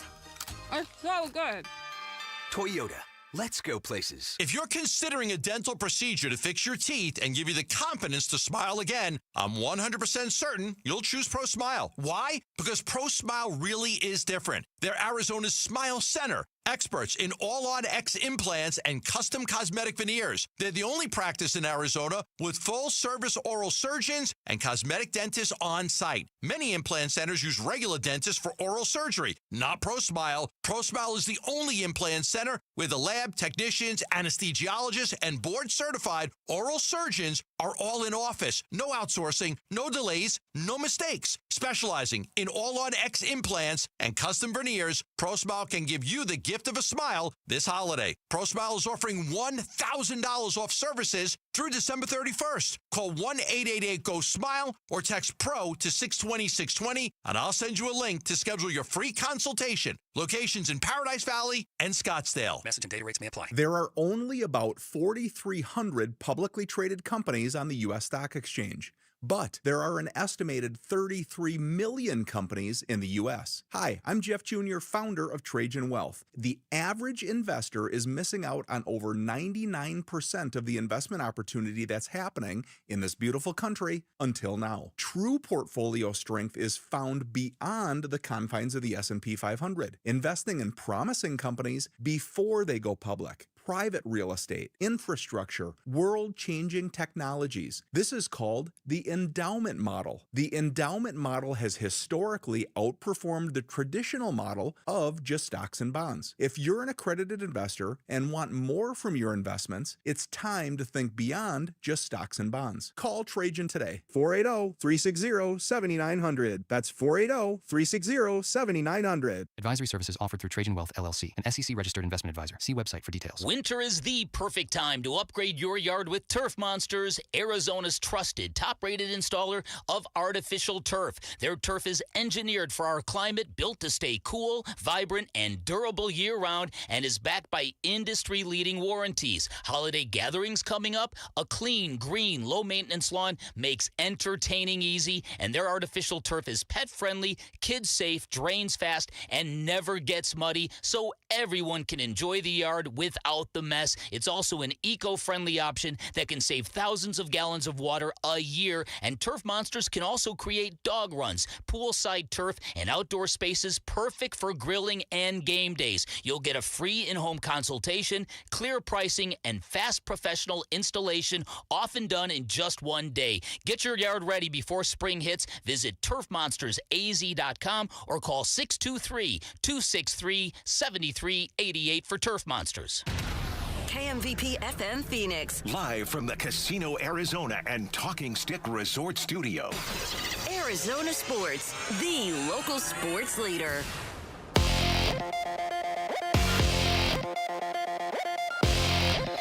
I'm Jesse Morrison with Trending Now, presented by Parker & Sons, heating, cooling, plumbing, and electrical. The Arizona Cardinals lost their 7th straight game yesterday, falling 26-19 to the Atlanta Falcons at State Farm Stadium. Injuries continued to plague the Cardinals as Walter Nolan III and Garrett Williams were carted off the field. According to NFL Network's Ian Rappaport, Williams is feared to have torn his Achilles. Arizona head coach Jonathan Ganon will join Burns and Gambo at 3. And Kenny Dillingham is not going anywhere. ASU and its head football coach agreed to an amended contract on Saturday. For more on the deal, head on over to arizonasports.com. This report is brought to you by America Roofing. Why should you choose America Roofing? It's Arizona's largest roofer, A+ with the BBB and winner of the 2025 Roofing Contractor of the Year. Save 12% at americaroofingco.com. Arizona Sports, the local sports leader. Burns and Gambo starts now. Straight up to the claw on this Monday afternoon. Good afternoon and welcome into today's edition of the Burns and Gambo Show here on Arizona Sports, the local sports leader. My name is Dave Burns, alongside the one, the only, Kellen Olson, filling in for Gambo for the final 2 days, at least the final 2 days for me this week. What's going on, Kel? What's up, buddy? Can I start with a shout-out? Shout away. I want to give a shout-out to my father's Montana State Bobcats, moving on to the FCS title game in football. They have been there a handful of times. They have not won a title since 1984. Oh, wow. It has been a long time. They're consistently involved in the bracket. They face their rival Montana Grizzlies. I've got this whole thing in my family.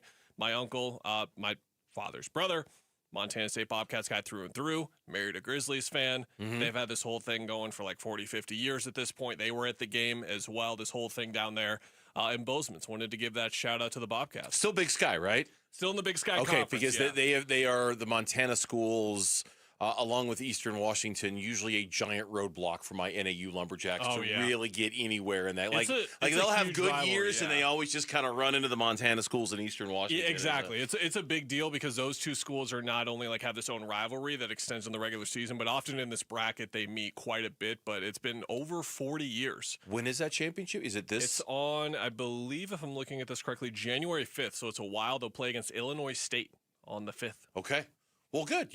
And your dad must be very happy, very excited. He was very excited. The group chats for him were flowing plenty. He was having a good day. That's good. That's good. So we've got some good news, right? Like it wasn't okay. That's good news.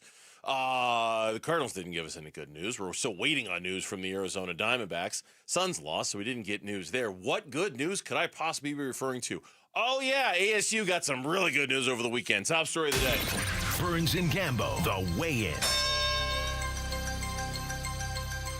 Kenny Dillingham on getting the deal done because the deal went and got done this weekend. Yeah, I mean, it's something we've been working on for 6 weeks, so it's good to finally get it done. Saturday morning, woke up to the news that, or was up when the news came down, I should say. I was already up when that happened. That Kenny Dillingham has reached an agreement with Arizona State University on an amended contract, one that raises his salary, but that is not what this is about. It's one that gives them a greater pool upon which to draw when it comes to their staff. It's one that certainly allows for the hiring of a general manager. It's one that allows for them to have a budget that is, when it comes to assistant coaches and support staff, is reportedly the largest in the Big 12.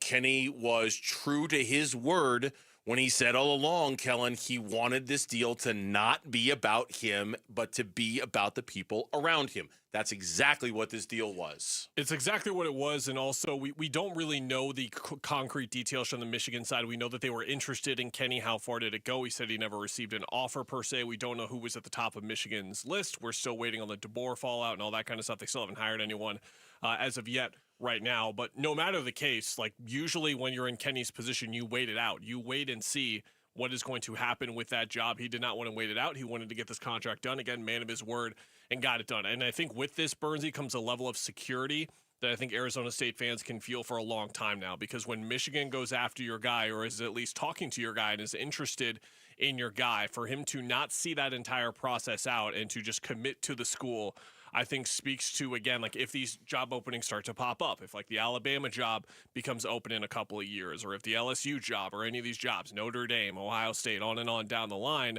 I think that when his name comes up in those conversations, we can now cite back to December 2025 when Michigan was right there in the hunt for him and he turned them down. Yeah, it's hard to, there are bigger, better jobs than Michigan, but there aren't many bigger, better jobs than Michigan. And so I think for me, that is that is sort of the somewhat like insurance policy that you have now in your back pocket if you're an ASU fan. Hey, my guy said no to Michigan, and if he's going to say no to Michigan, he's going to say no to fill in the blank, right? And you can almost fill in the blank. Now, that, of course, is dependent on a few things. I mean, number one, ASU still has to be relevant and successful in football, and everybody has to follow through on the money commitment and the portal and things like that. Like this trying to create a football blue blood powerhouse out of almost not like thin air, but a program that we've always talked about. Can they get there? Can they get there? Can they get there?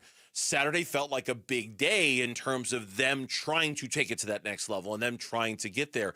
I think that if ASU were smart, they put billboards up all over town that said, like, what were we talking? Kenny said no. Mm-hmm. Kenny said no. I gave you permission to put him in Tucson, Burns. You can do it. That's okay. Or cite that ASU's all-time record against Michigan is now 2-0 when you count the 1986 Rose Bowls. Well, I saw somebody tweeted that over the weekend. I thought that was really clever. It was a great day for ASU, and quite frankly, the day that we were waiting for something like this. It was either going to be Michigan hired somebody else, or it was going to be ASU announced this. Until we got to that moment, we were never going to be comfortable. Now we can relax and be comfortable. Yes, and I think now it's something we're going to talk about a little bit later in the show, is to what extent does this help the program in its yearly turn through now? Like, is this something we can look at and say that this program being capable of holding on to its coach in a way that many other programs are incapable of doing? What does this, should we be even more optimistic about the direction Arizona State football is heading in already? I'm not really sure necessarily, but what I do know is the fact that they kept Kenny is the more important part. Like, you can look at what this means in terms of, okay, what does this mean in terms of like the budget for the future, their standing as a football program, all that kind of stuff. The more important part is like inside of it, which is that they kept Kenny, and that's going to just make them better as it is. On what this means for the program, here's what Kenny said on Saturday when he was standing in front of the Pat Tillman statue at Mountain America Stadium. I've said from the start, my goals and objectives of being here and what I want to do, and I think it just shows that we're continuing to head in that direction. And college football, I've said it multiple times, it's absolutely chaotic and nuts right now. So there's got to be not just what somebody's doing 1 year, not what they're doing in 2 years. You've got to have a plan to be able to stay aggressive in this thing for 3, 4, 5 years down the road, because you don't know when it's going to end. And if you don't have that, then you're just a ticking time bomb to failure. And I think we're now in a position where we can have that stability, have that support to our players, to our coaches, that hopefully we can create that stability and continue to move forward and progress with the crazy times, which could change today what the standard is to win. And hopefully we continue to press as an institution to meet those standards, and I think we will. It's been a real tense last 2 weeks. Were you surprised? Yes. That this is how it ended up? That it ended in this way. I thought we were going to get a bang of like Michigan hiring someone else and then the contract extension coming right after that as well. I thought that he would at least see out the Michigan cycle. Here's the thing. Maybe he has, and maybe they're just hiring DeBoer whenever Alabama's done, and maybe that's the under the table, behind closed doors agreement that is already kind of there. But it is interesting that it never really got to the point from Kenny's perspective where like offers, interviews, things like that didn't really get there. Yeah, and that's where I do think what's kind of relevant to the conversation to a certain extent was their level of interest in him. He said it over the weekend. I never spoke with them. My agent did. They never offered me a job. You referenced all this just a second ago. But I do wonder, if Kenny played this hand as perfectly well as a hand could be played. Like did he in fact know that he wasn't their first choice? Did he in fact know that he was kind of overstate, not that he was overstating it, but that Michigan's interest in general was overstated on Kenny Dillingham, and he was using that to his advantage. And I just keep thinking back to that day, was it Tuesday of last week, when every reporter in town is giving him the opportunity, hey, make us feel better. Hey, make us feel like you're not, nope, this is what I want. And I wonder if even in that moment he knew, I'm not getting the Michigan job, but I'm going to use the perception that I'm getting the Michigan job to get every single thing I've ever wanted for this program. Because it feels like, not that he played ASU, I'm not saying that, just that he had a hand and he knew how to play it and he went out and executed it very well. And we have Michigan to thank for that, because if this, I don't think if this goes down, we never see this type of change, certainly this year, maybe even next year as well. Like, let's say they win 8 or 9 games again next year. Is Kenny going to get this type of extension per se and get like everything that he could ever dreamed of it? If you want to go that far, I don't know the exact details, but it's got to be right around there. Not without Michigan's help. Not without their help, for sure. So shout out Wolverines. Thank you. Yeah, this is Graham Rossini. Over the weekend, he met in between basketball games for ASU. Well, I mean, leadership matters first and foremost. And so when you've got great leadership in your program, we're going to do everything we can to build around that momentum that leadership creates. And it's about longevity. It's about sustainability. It's about the tools for our coaches in any of our sports to do their job at the highest possible level. And so really an easy decision to want to extend him. A lot of details that we wanted to get right throughout that process. It was Graham Rossini from over the weekend. When we come back here on the Burns and Gambo show, the Arizona Cardinals lost. The Arizona Cardinals also lost 2 more players who had to be carted off the field and more who were not able to finish the game. And the real unfortunate part is the bleed over into next year. We'll talk about it next. Burns and Gambo with Kellen filling in. Arizona Cardinals football. Intercepted. What a catch on the far sideline by C.J. Henderson. And that guy made a great play. I got to do a better job, give him a better ball. The Falcons beat the Cardinals 26-19. More reaction to the Cardinals losing their 7th straight coming to you on the Arizona Sports YouTube channel, the Arizona Sports app, and Arizona Sports 98.7.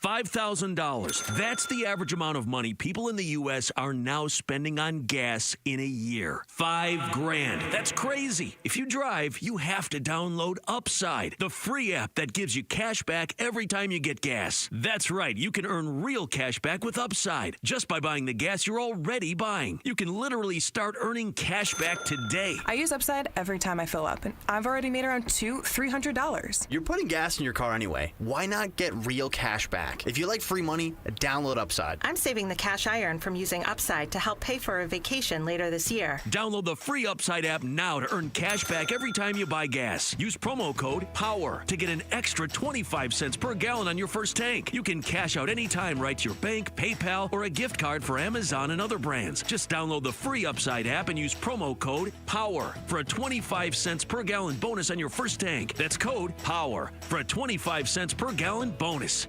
Hey, Arizona, it's Vince Marotta with some big news for you. If you missed the holiday kickoff, don't worry. Earnhardt Buick GMC is keeping their savings going. We're talking favorites like the 2026 GMC Sierra 1500 for up to $13,000 off MSRP, and the all-electric 2025 Hummer SUV and pickups. Get yours for up to $18,000 off MSRP, or take advantage of 0% APR financing. And folks, that's just the start. Even the sleek 2025 Buick Enclave SUV is yours with a savings of up to $9,000 off MSRP. You want it? Earnhardt has it all, priced to move right now.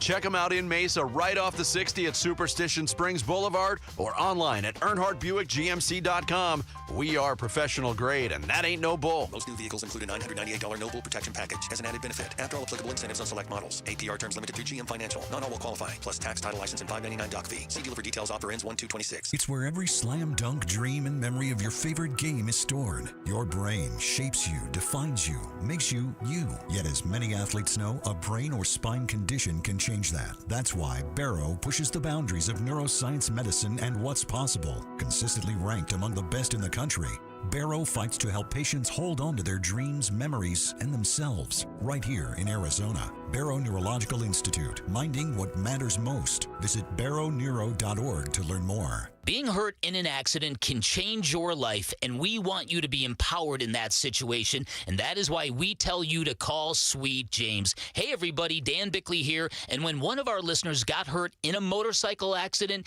he was shocked by the lowball offer he got from the insurance company, and he called Sweet James, and his new team of attorneys helped him get the medical care needed to get on that bike again, and then they fought tirelessly to deliver a $400,000 win. Now, no firm can guarantee outcomes, but if you're ever hurt in an accident, you need a team of local attorneys who have the care, the skill, and the resources to win the most for you, and Sweet James brings over 500 trials of experience to every case, big or small, and that is why they win 98% of the time, and they win big. Call Sweet James at 800-9-million. That's 800-9-million. Find them online at sweetjames.com. Proud partner of your Phoenix Suns. This holiday season, when you get them Steel, batteries are included. Buy select battery tool sets and get a free extra battery. Visit SteelUSA.com for gift ideas and seasonal savings. Happy holidays from Steel. Offer valid for a limited time only at participating dealers while supplies last. Big Red Monday. This is Cardinals cornerback Max Melton, and you're listening to Arizona Sports, the local sports leader. Big Red Monday. With Burns and Gambo. Kellen Olson's in for Gambo today. Here on this week before Christmas edition of the Burns and Gambo Show, or the week of Christmas edition of the Burns and Gambo Show, with a shout out to our friends and our audience in Goodyear. Thanks for hanging out with us here in Goodyear on today's Burns and Gambo Show. Okay, it's not so much that they lost again, and now it's 12 of 13, and it's 7 in a row, and how I admit yesterday, Kellen, I had my I surrender moment when it comes to still insisting I want this team to win games. I surrendered yesterday. I honestly surrendered yesterday when they carted Walter Nolan off the field early in the second half of that game, and watching it happen twice in a game and watching him in tears and watching him be upset was kind of the moment where I'm like, I officially really, truly don't care whether they win this game or not, because they're just running out of dudes. And at this point, I immediately went to the NFL scoreboard and started looking at games and how it impacted the Cardinals in their – and that's the effect the injuries had on me yesterday, because win or lose, what happened yesterday against the Atlanta Falcons has almost no bearing on my football-loving life.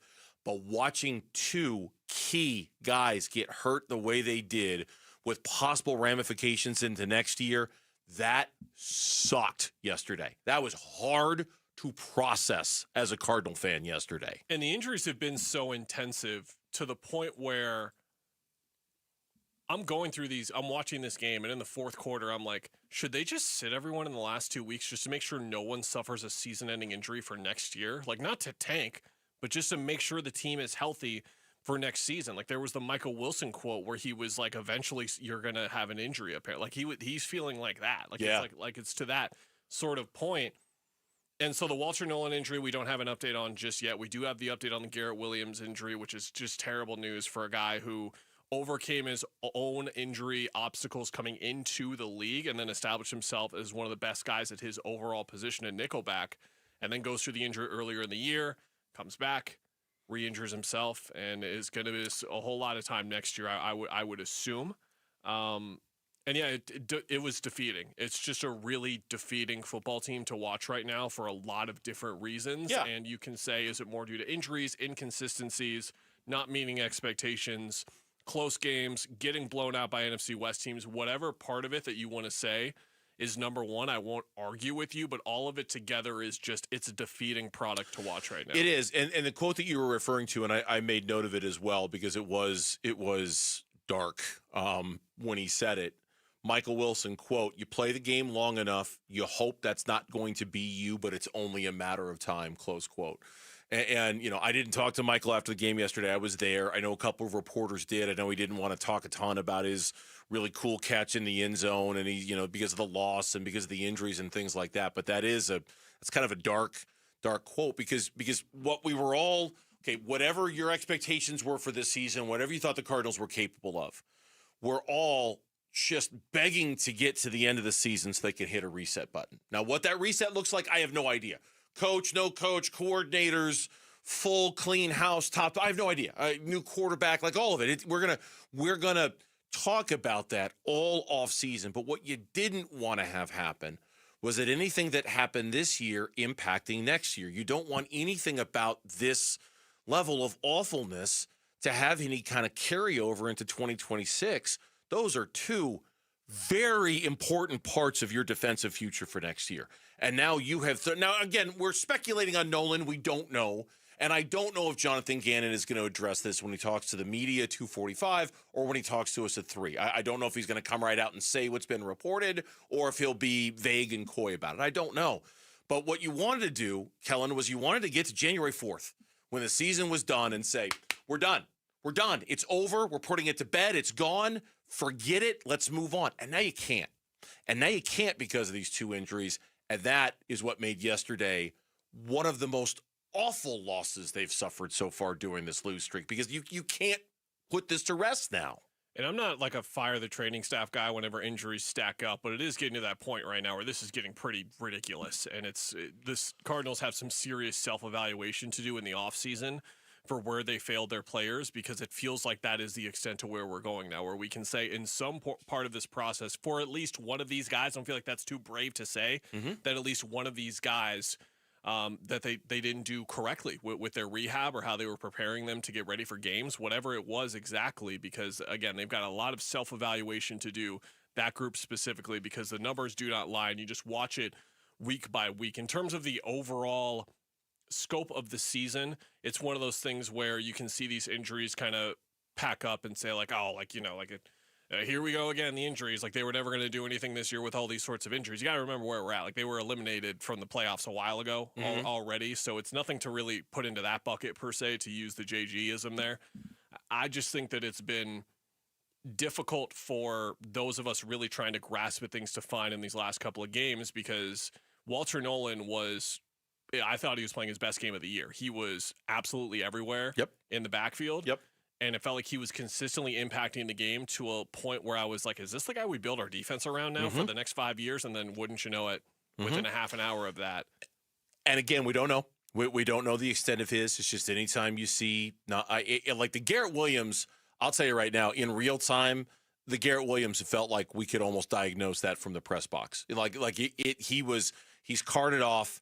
He was ruled out very quickly for the rest of the game. It was announced as an Achilles very early in the process. I'm like, sometimes there's a little bit of a delay when they announce these injuries, and certainly there's usually a delay when they say so-and-so is questionable to return to the game or doubtful to the return of the game. When they said Garrett Williams was out and they did it as quickly and as definitively as they did. And then they said Achilles. That's when you knew that was bad deal. Jonathan Ganon, yesterday after the game, reacting to the injury. Yeah, it's my reaction to all injuries. It sucks, we've had a lot of attrition. It's hard, But I thought Jaden came in there and battled. I thought the DB coaches did a good job because Buddha was in and out. JT's obviously down. Guys went in there and fought their tail off and executed pretty well. To your point about the training staff, Jonathan Ganon has vaguely referred to some level of self-evaluation that the organization will do when it comes to their training staff. I know our own Tyler Drake asked him a question about that a week and a half ago. I know last night he was asked a question by Teo Mackey from AZ Central, and he basically said it's just not the time right now to have that conversation. But I do know, Kellen, in the past, he has made references to not necessarily firing all the training staff. He of course, didn't say anything like that.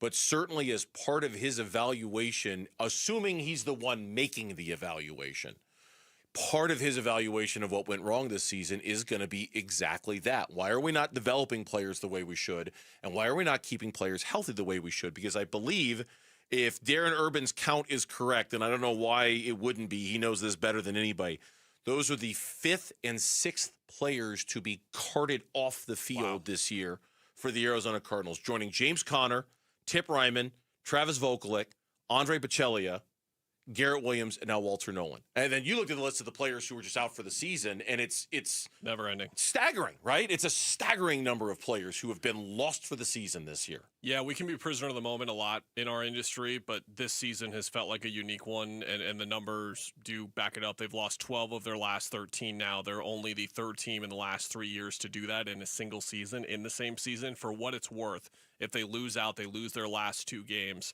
They'll be the first team in 5 years to lose 14 of their last 15 in the same season. The last team to do that was the Jacksonville Jaguars in 2020, who went 1-15. They lost their first 15 games before winning their last one. So it has felt like unique, and we've been through a lot of lows as Cardinals fans throughout the last 30 years here, but this has felt special. Walter Nolan and Lauren, thank you for passing this along to me in teams here on his Insta page.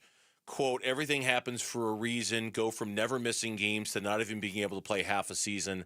The Lord has my path already written, and this is just a bump in the road that he has put in front of me to overcome, like all the other battles he has tested me with. I know that with the strength of him, I will come back even better than before. You can never hold down one of his strongest soldiers. Time to get back to work and show the world it's not about how you get knocked down, but your willingness to get back up and fight again. Safe to assume the news isn't going to be great with him, just based off of that. And to your point, Walter Nolan, you say whatever you want about his stock and his draft stock and where he was on draft night. His availability was never the problem. That was not like Garrett Williams. Okay, that's why he was there in the 3rd round. He had some issues in college, and they knew that he wasn't going to be available right away. That was not the problem with Walter Nolan. He was almost spotless in his college career, I believe, in terms of the injury. So I don't know. I don't know what the answer is other than to kind of shake your head. It doesn't feel like just bad luck. No, it doesn't. No, it doesn't. It doesn't. And I hate to, like you, I hate to just lob that grenade, and say, hey, what are you guys doing over there? Because I know a lot of people were doing that with the Diamondbacks this year. But it does feel like something they really have to evaluate sincerely. When we come back on the Burns and Gambo show, the Suns lost a close one to the Warriors, and in the process is giving us things to be a little worried about. That's next on Burns and Gambo. Kellen filling in. Bickley and Marotta mornings. I think that the one thing that we have said repeatedly about Kenny Dillingham is he gets it. He gets it on a lot of different levels, and he gets it on the level that I am going to have to push this school well past their comfort zone to fund this program in ways they never have. Bickley and Marotta, mornings on Arizona Sports, the local sports leader. Hey, it's Gambo, back to tell you about Stuart Willis and Asset Preservation Wealth and Tax, where they are fiduciaries. That means they are legally obligated to put your best interests first. Their pricing is fair, transparent, and reasonable without the Wall Street games. If you are looking for a financial advisor, I highly recommend the same guy I use, Stuart Willis. He can help you with 5 locations in the Valley. He can help you with your retirement plan, your financial plan, your tax plan, and your estate plan. Look, there's never a better time to start with a good financial advisor than right now. It doesn't matter if you're in your 20s, 30s, 40s, 50s, even your 60s. It is the right time to make sure you've got the right financial advisor that can help you get to where you want to for retirement. I recommend Asset Preservation Wealth and Tax, 5 locations in the Valley. All you have to do is call them at 602-877-PLAN, and you could get a free portfolio review. That's right, nothing to lose and everything to gain. Call 602-877-PLAN. Freeway Chevrolet. The year is almost over, but you can still unwrap huge savings at Freeway Chevrolet. Right now, get up to $11,000 off new 2025 Silverado 1500 Crew Cabs. Chevrolet. Together, let's drive. Up to $11,000 off select new 2025 Silverado 1500 Crew Cab models from dealer inventory. Excludes Trailbox. Not available with special financing, lease, and some other offers. Restrictions apply. Take new retail delivery by January 2nd, 2026. CVS Health supports people in the moments that matter, from picking up a prescription to connecting care. With nearly 5 million daily interactions and serving 185 million consumers and 1.5 million healthcare professionals, CVS Health holds a trusted place in healthcare. By simplifying care and improving health, we're helping people get the care they need. Learn more at cvshealth.com/Investor Day. This message comes from Viking, committed to exploring the world in comfort. Journey through the heart of Europe on an elegant Viking longship with thoughtful service, destination-focused dining, and cultural enrichment on board and on shore. With small ships that bring travelers closer to the destination, there's more time to explore. And every Viking voyage is all-inclusive, with no children and no casinos. Discover more at Viking.com.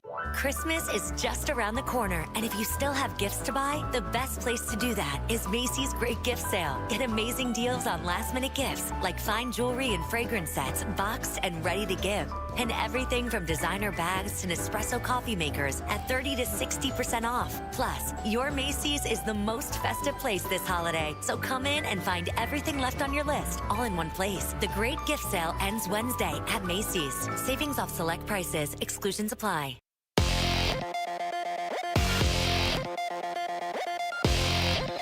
I'm Jesse Morrison with Trending Now, presented by Parker & Sons, heating, cooling, plumbing, and electrical. The Arizona Cardinals lost their 7th straight game yesterday, falling 26-19 to the Atlanta Falcons at State Farm Stadium. Injuries continued to plague the Cardinals as Walter Nolan III and Garrett Williams were carted off the field. According to NFL Network's Ian Rappaport, Williams is feared to have torn his Achilles. Arizona head coach Jonathan Ganon will join Burns and Gambo at 3. And Kenny Dillingham is not going anywhere. ASU and its head football coach agreed to an amended contract on Saturday. For more on the deal, head on over to arizonasports.com. This report is brought to you by America Roofing. Why should you choose America Roofing? It's Arizona's largest roofer, A+ with the BBB and winner of the 2025 Roofing Contractor of the Year. Save 12% at americaroofingco.com.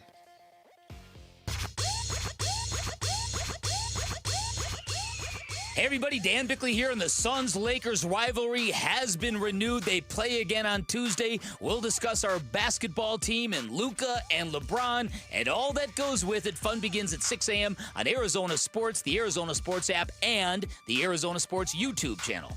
O'Neal looks, finds Gillespie in the corner. He gives it back to Royce. He lost the handle, and Booker can't grab. Now he does. Has to force up a half-court shot. It's no good at the horn, and it is going to be game over. The Warriors win it tonight, 119-116 the final. Warriors go up 2-1 in the season series, which will wrap up in the desert in February.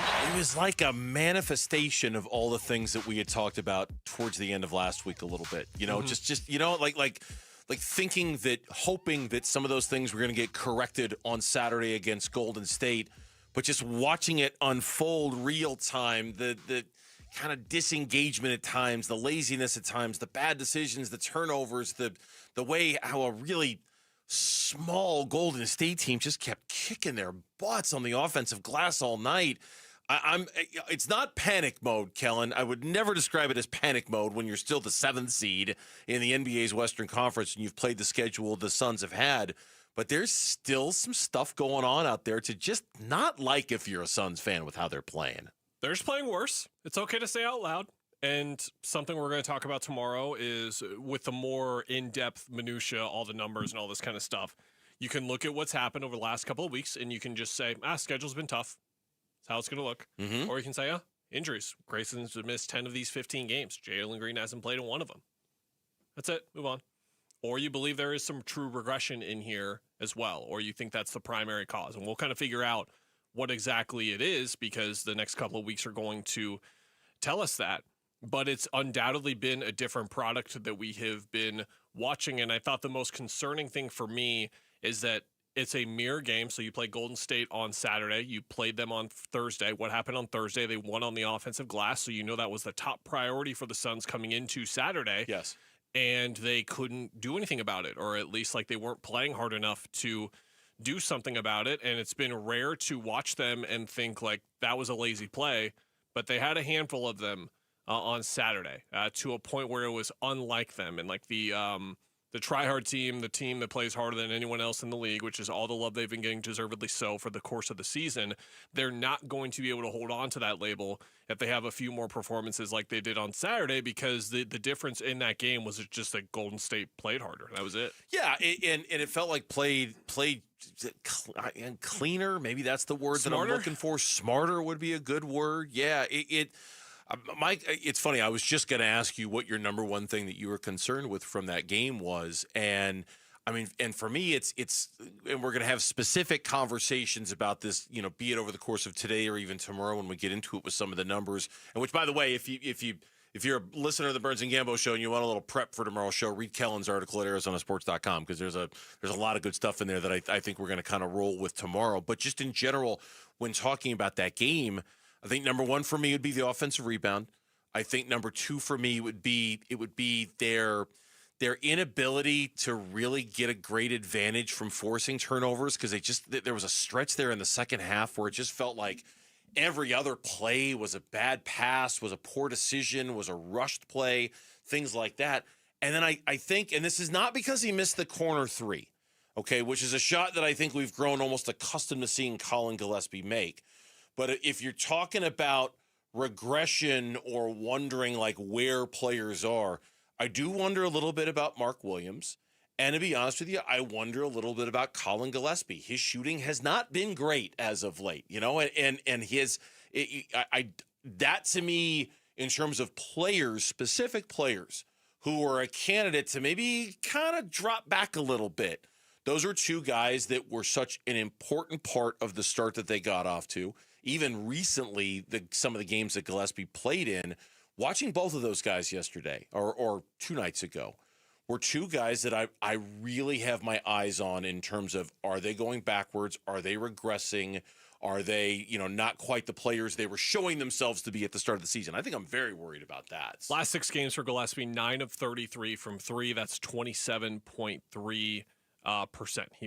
He's still shooting pretty well on the year overall. And if you look at before that, so in his first 22 games of the year, he was shooting 44% from 3. So some major drop off there. And this is something we talked about last week, where it's like, okay, is this ultimately the role catching up to Colin Gillespie? And what I mean by that is Colin has had an exceptional season. Nothing changes about the 6-game stretch and all of a sudden it's a dud. No, he's been great. But is this a guy that is ultimately best served in a role where he plays 18 to 20 minutes a game? Is it something where he is best served as a third guard or maybe even a fourth guard, where if you start him, eventually this kind of stuff is going to catch up to you? And we see this all the time from guys across the league, where their three-point shooting numbers are great in certain roles, and then if you increase their role or alter their role, those numbers will start to go down. I think that's something that he's been doing a lot in these last 6 games, especially with Grayson Allen and Jalen Green out, is getting some of those quicker threes up as well, whereas some of them are coming a few feet behind the line as well, and those are the ones that the coaching staff wants him to take. He should keep taking. Those just aren't really going in right now. And then, of course, the one you think about is the one in the corner, which I don't even think too much about because they never should have even been in the game in the first place. There was just some wacky stuff happening towards the end of the game, like Steph not getting the and one call there when he clearly got fouled, or Jordan Goodwin banking in that 3. There were certain elements of it where I'm even Colin Gillespie's made 3 was completely fluky. No, I guess I only point out the corner 3 just because in all that craziness, they set it up perfectly, right? Like, I mean, that play, the way it kind of broke, that's exactly the guy in that exact moment you would want taking that shot from that exact spot, right? Like that's I don't know if you could have handed it to him any better. I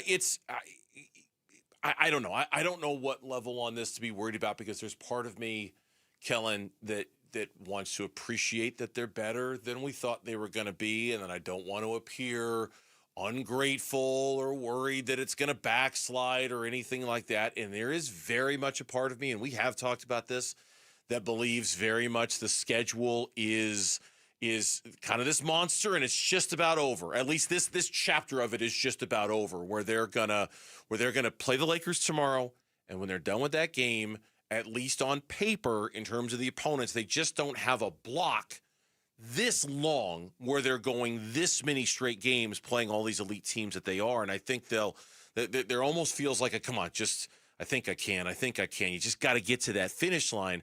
I think that plays a role in it, but I'm also not, I don't have my head in the sand about they're not playing the same level of basketball they were playing before. And again, the context of the standings matter, because we were talking 4 to 6 weeks ago, like the bottom 5 of the West is going to be such a dumpster fire that you might just get in top 10 no matter what, even if you kind of start to really trail off a little bit.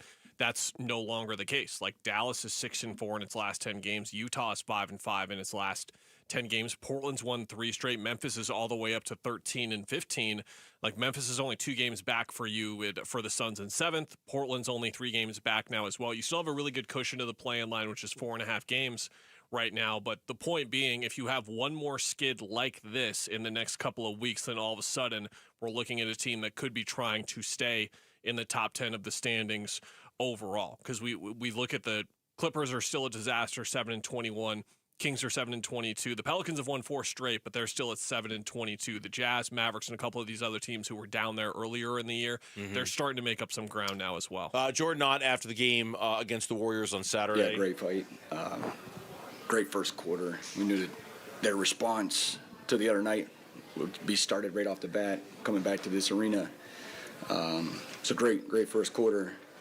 And then, we just got in the lulls and ended up behind and easily could have packed it in, but that's not what this group does. So Book was amazing, obviously.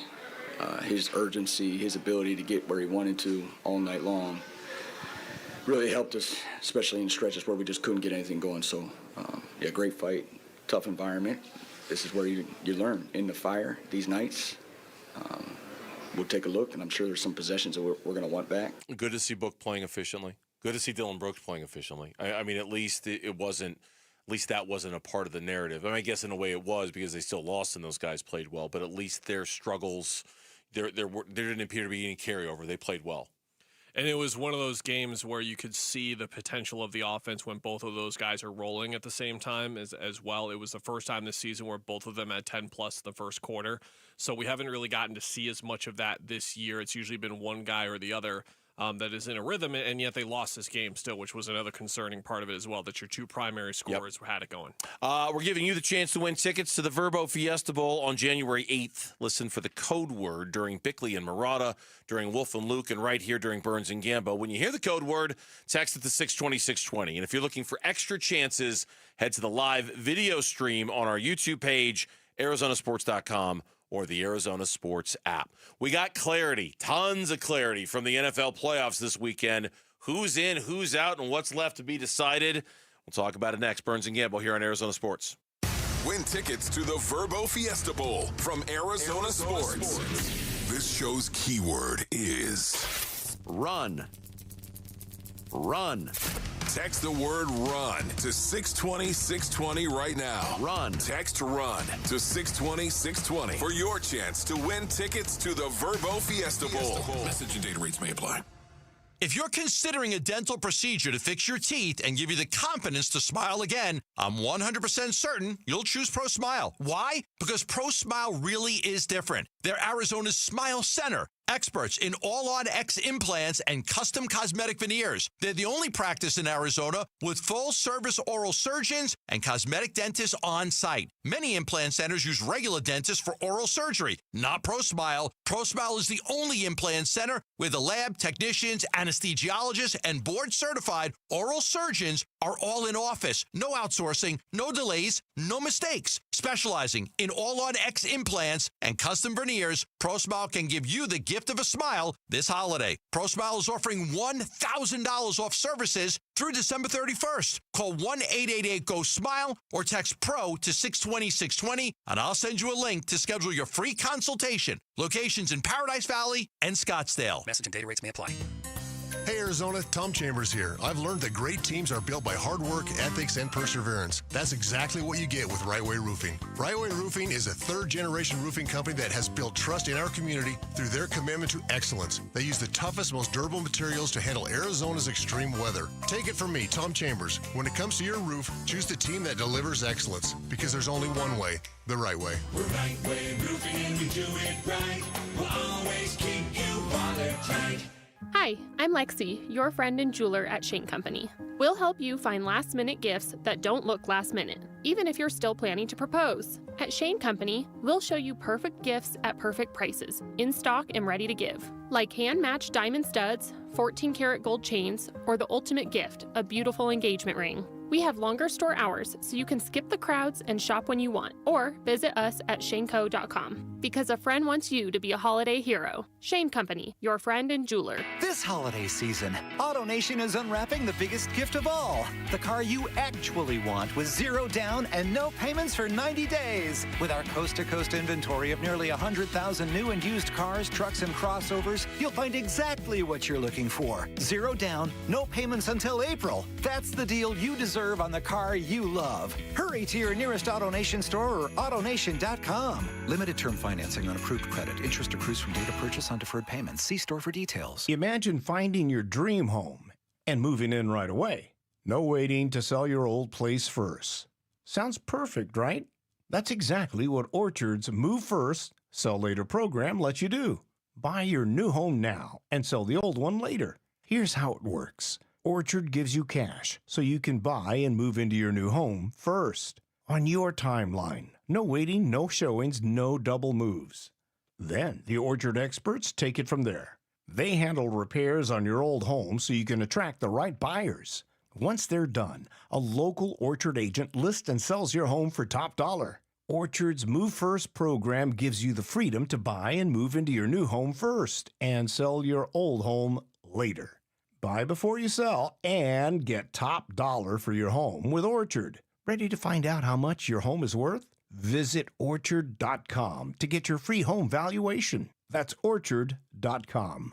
The Burns and Gambo Need to Know Social Poll. Presented by Sanderson Ford.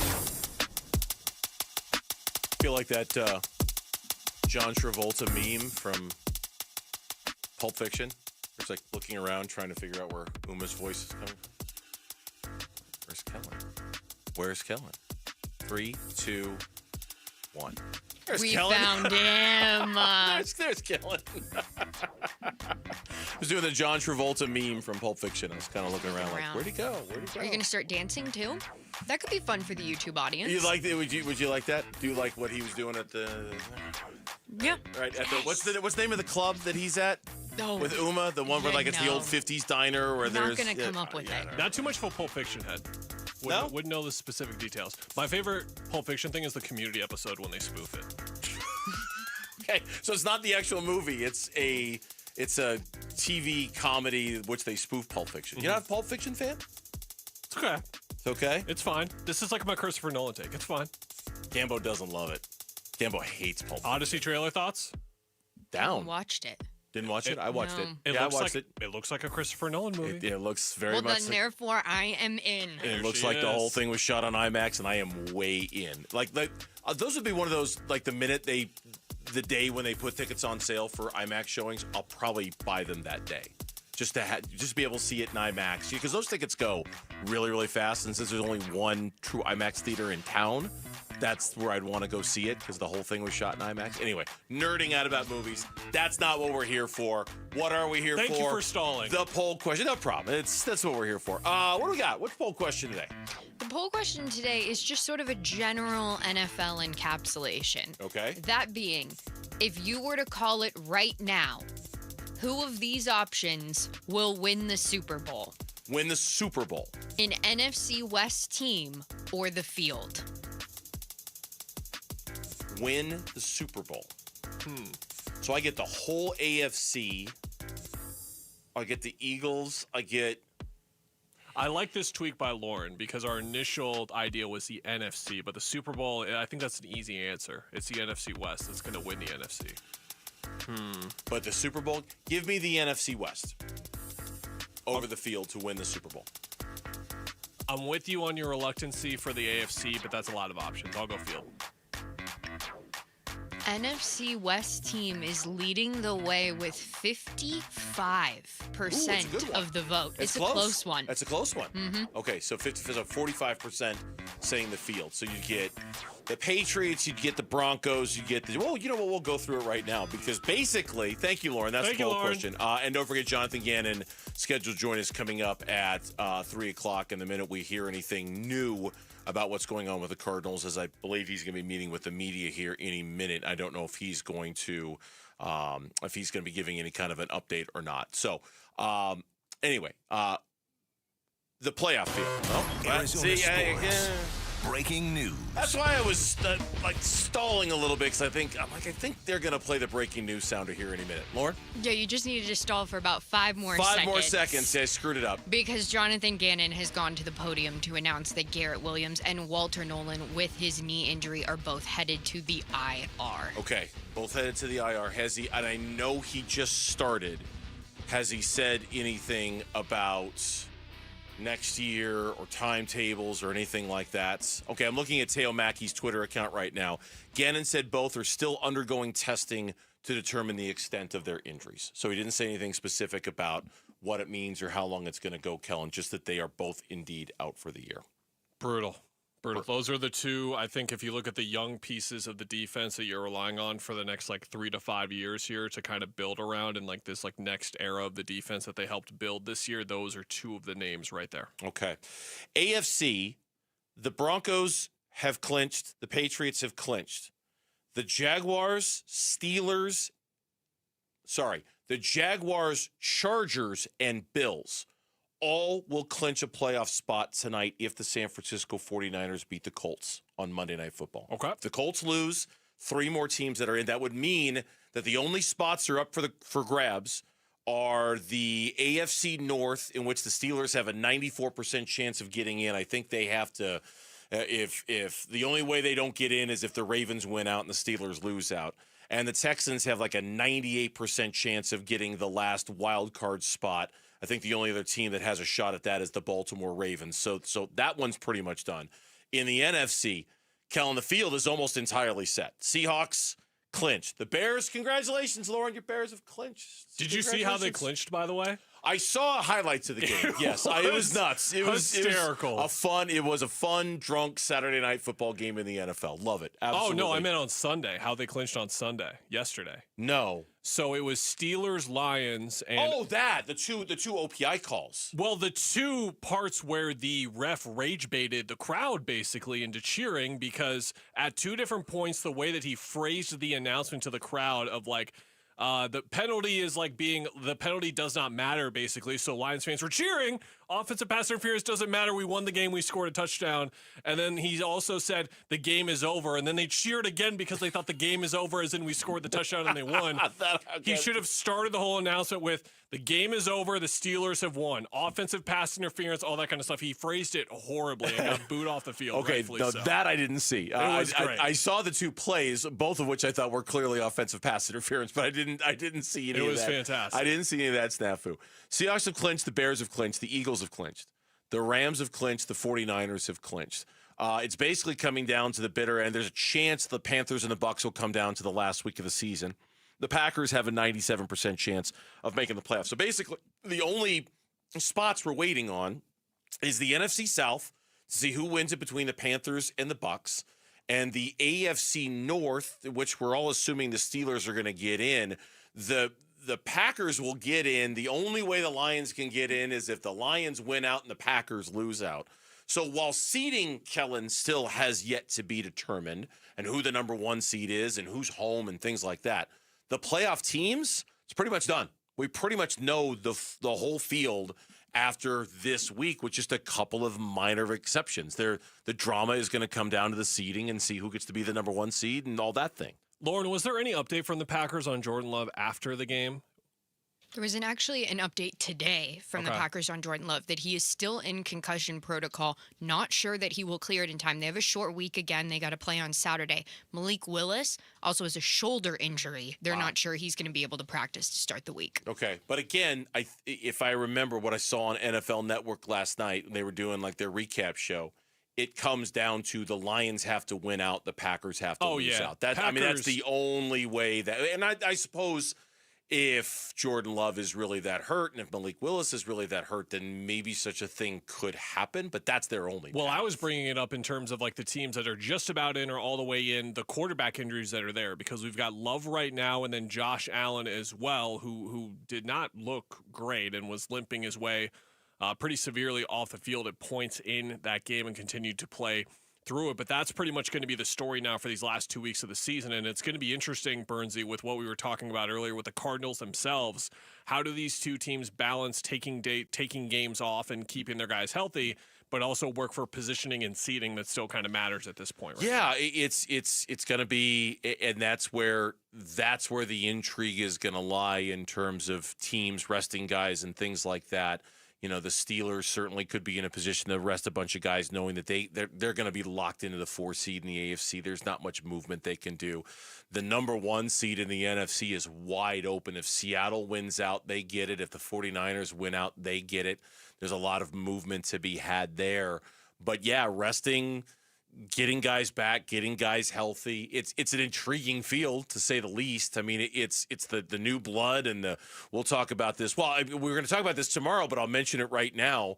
Last night, the Bears, the 49ers, and the Jags. No, I'm sorry. The Patriots, the 49ers, and the Jags all clinched spots last night. They were all last place teams last year. It's not a worst to first, but it's a worst to you're in the playoffs kind of situation, which is good enough for those fan bases.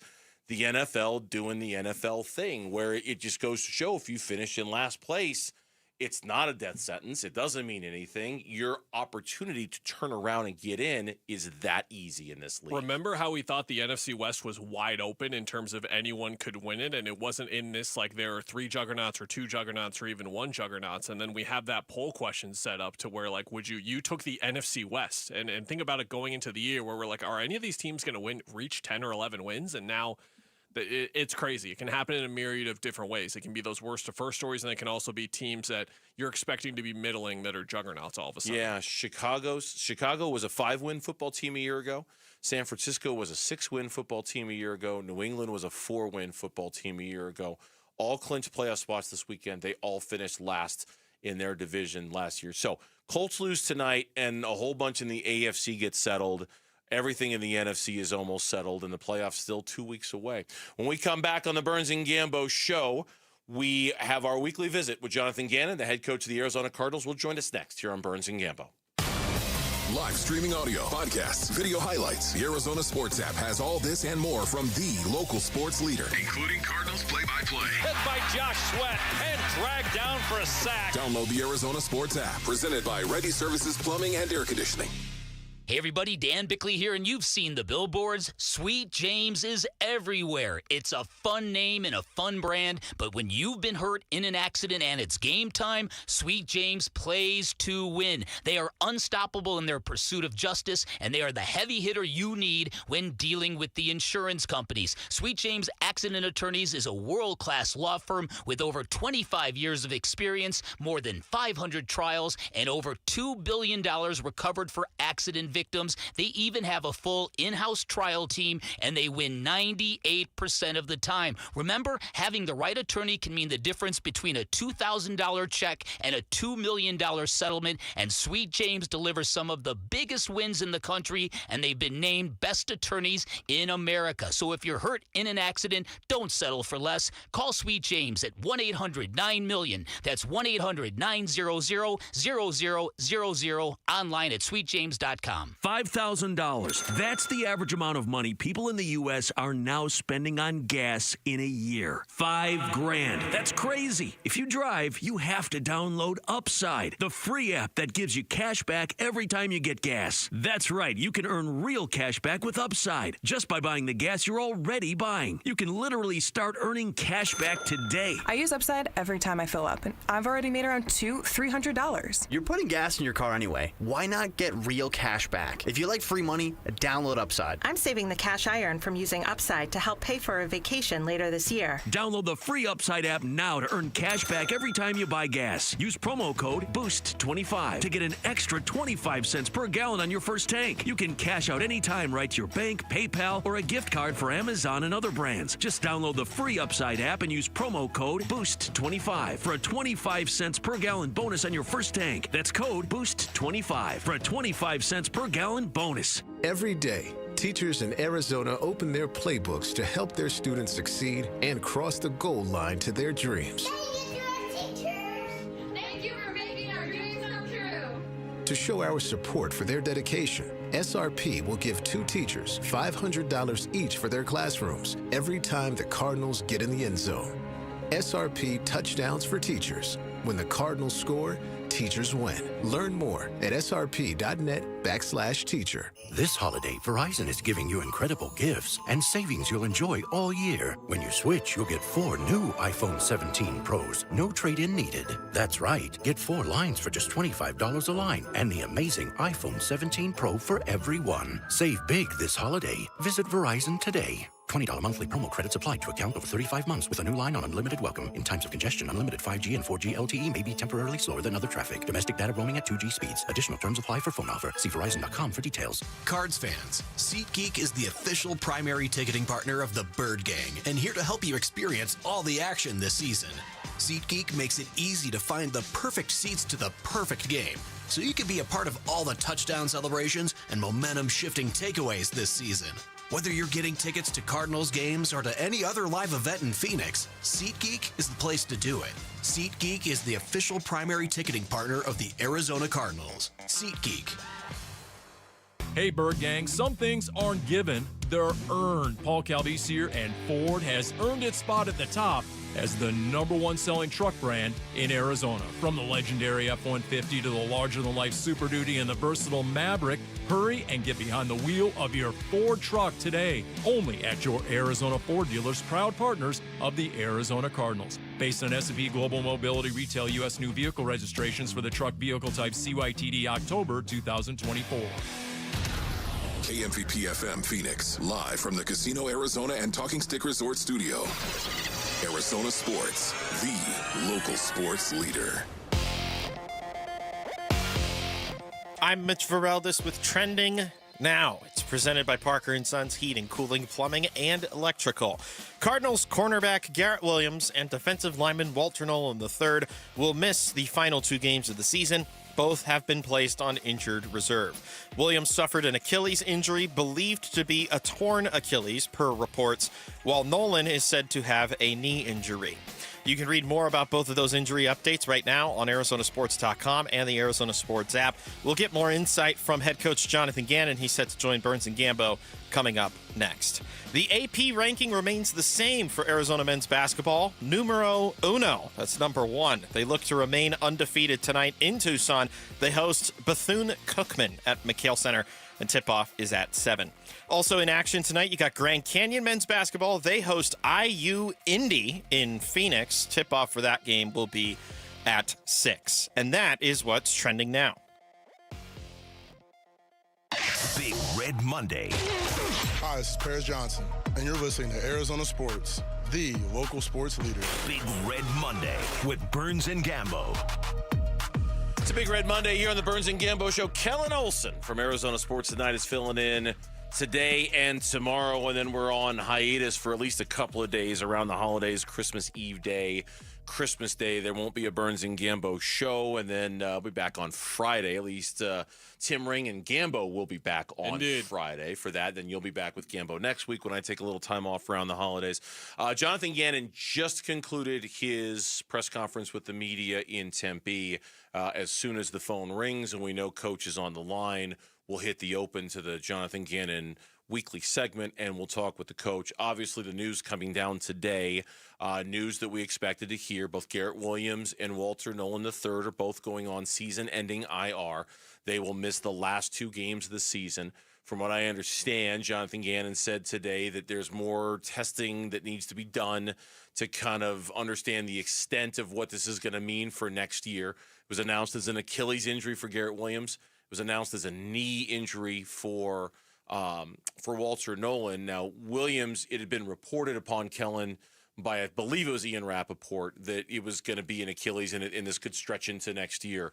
Nolan, we saw an Instagram post for him, a rather somber one, in which certainly you think the news that he got was really bad. Now we just have to find out. I don't expect us to know today, but find out how much of next year is going to be affected by these 2 injuries to 2 of your key guys going into next season. Yeah, a lot of our conversations centering around the defense in the offseason, looking at the draft, looking at free agency, are going to be looking at which guys are you building around, and now, unfortunately, which of those guys you are building around are healthy as well. So if we know that Nolan will be ready for the start of the season, that's a huge thing to have down. It really affects a lot of what they're going to have to try and do across the board with their team and figuring out who's back, who's not, and what this next roster is going to look like next year, because I'm guessing there's going to be a whole lot of changes. Yeah, and I mean, just and there will be, and just spitballing these things. You talk about injuries, like if it is a torn Achilles, or let's say it is an ACL injury for Walter Nolan, which we don't know for sure, but if that's what it is, then you start talking about timelines of 9 to 12 months. Well, if you're talking about 9 months, there's at least a chance of an availability in the early part of the schedule without having to miss too much. If it's the longer end of the spectrum, then you're talking about the whole season that said player would miss. I mean, and in between that is where reality often lies. This isn't a linear process. Not everybody comes back in the same way, in the same time frame, and it takes guys longer than other guys. And so for this regime, I think it's gonna make it especially tough, Kellen, when you consider how many resources they used on the defensive side of the football this last offseason, and how I had assumed that most of the resources this offseason were going to be used on the offense. And after yesterday, and after the performance of the defense in general for the last month and a half, I don't think you can make that assumption anymore about how they're going to spend their resources and allocate them this offseason. I don't think you can. Yeah, because you had certain ideas in mind, right? Like Calais Campbell is coming in. He's going to spend some time there this season, but then you would assume like that's a spot that Walter Nolan is going to step into next season more predominantly and be out there a whole lot more than the other names. And you look across the board at corner now is one that comes to mind as well. In the secondary, you look at linebacker as well and just wonder across the board with this defense what it's going to look like and what the core needs are. It all starts with health and getting these updates. Yeah, and we're talking about 2 essential positions here now. You're talking about an inside pass rush from the defensive tackle position that is enormous.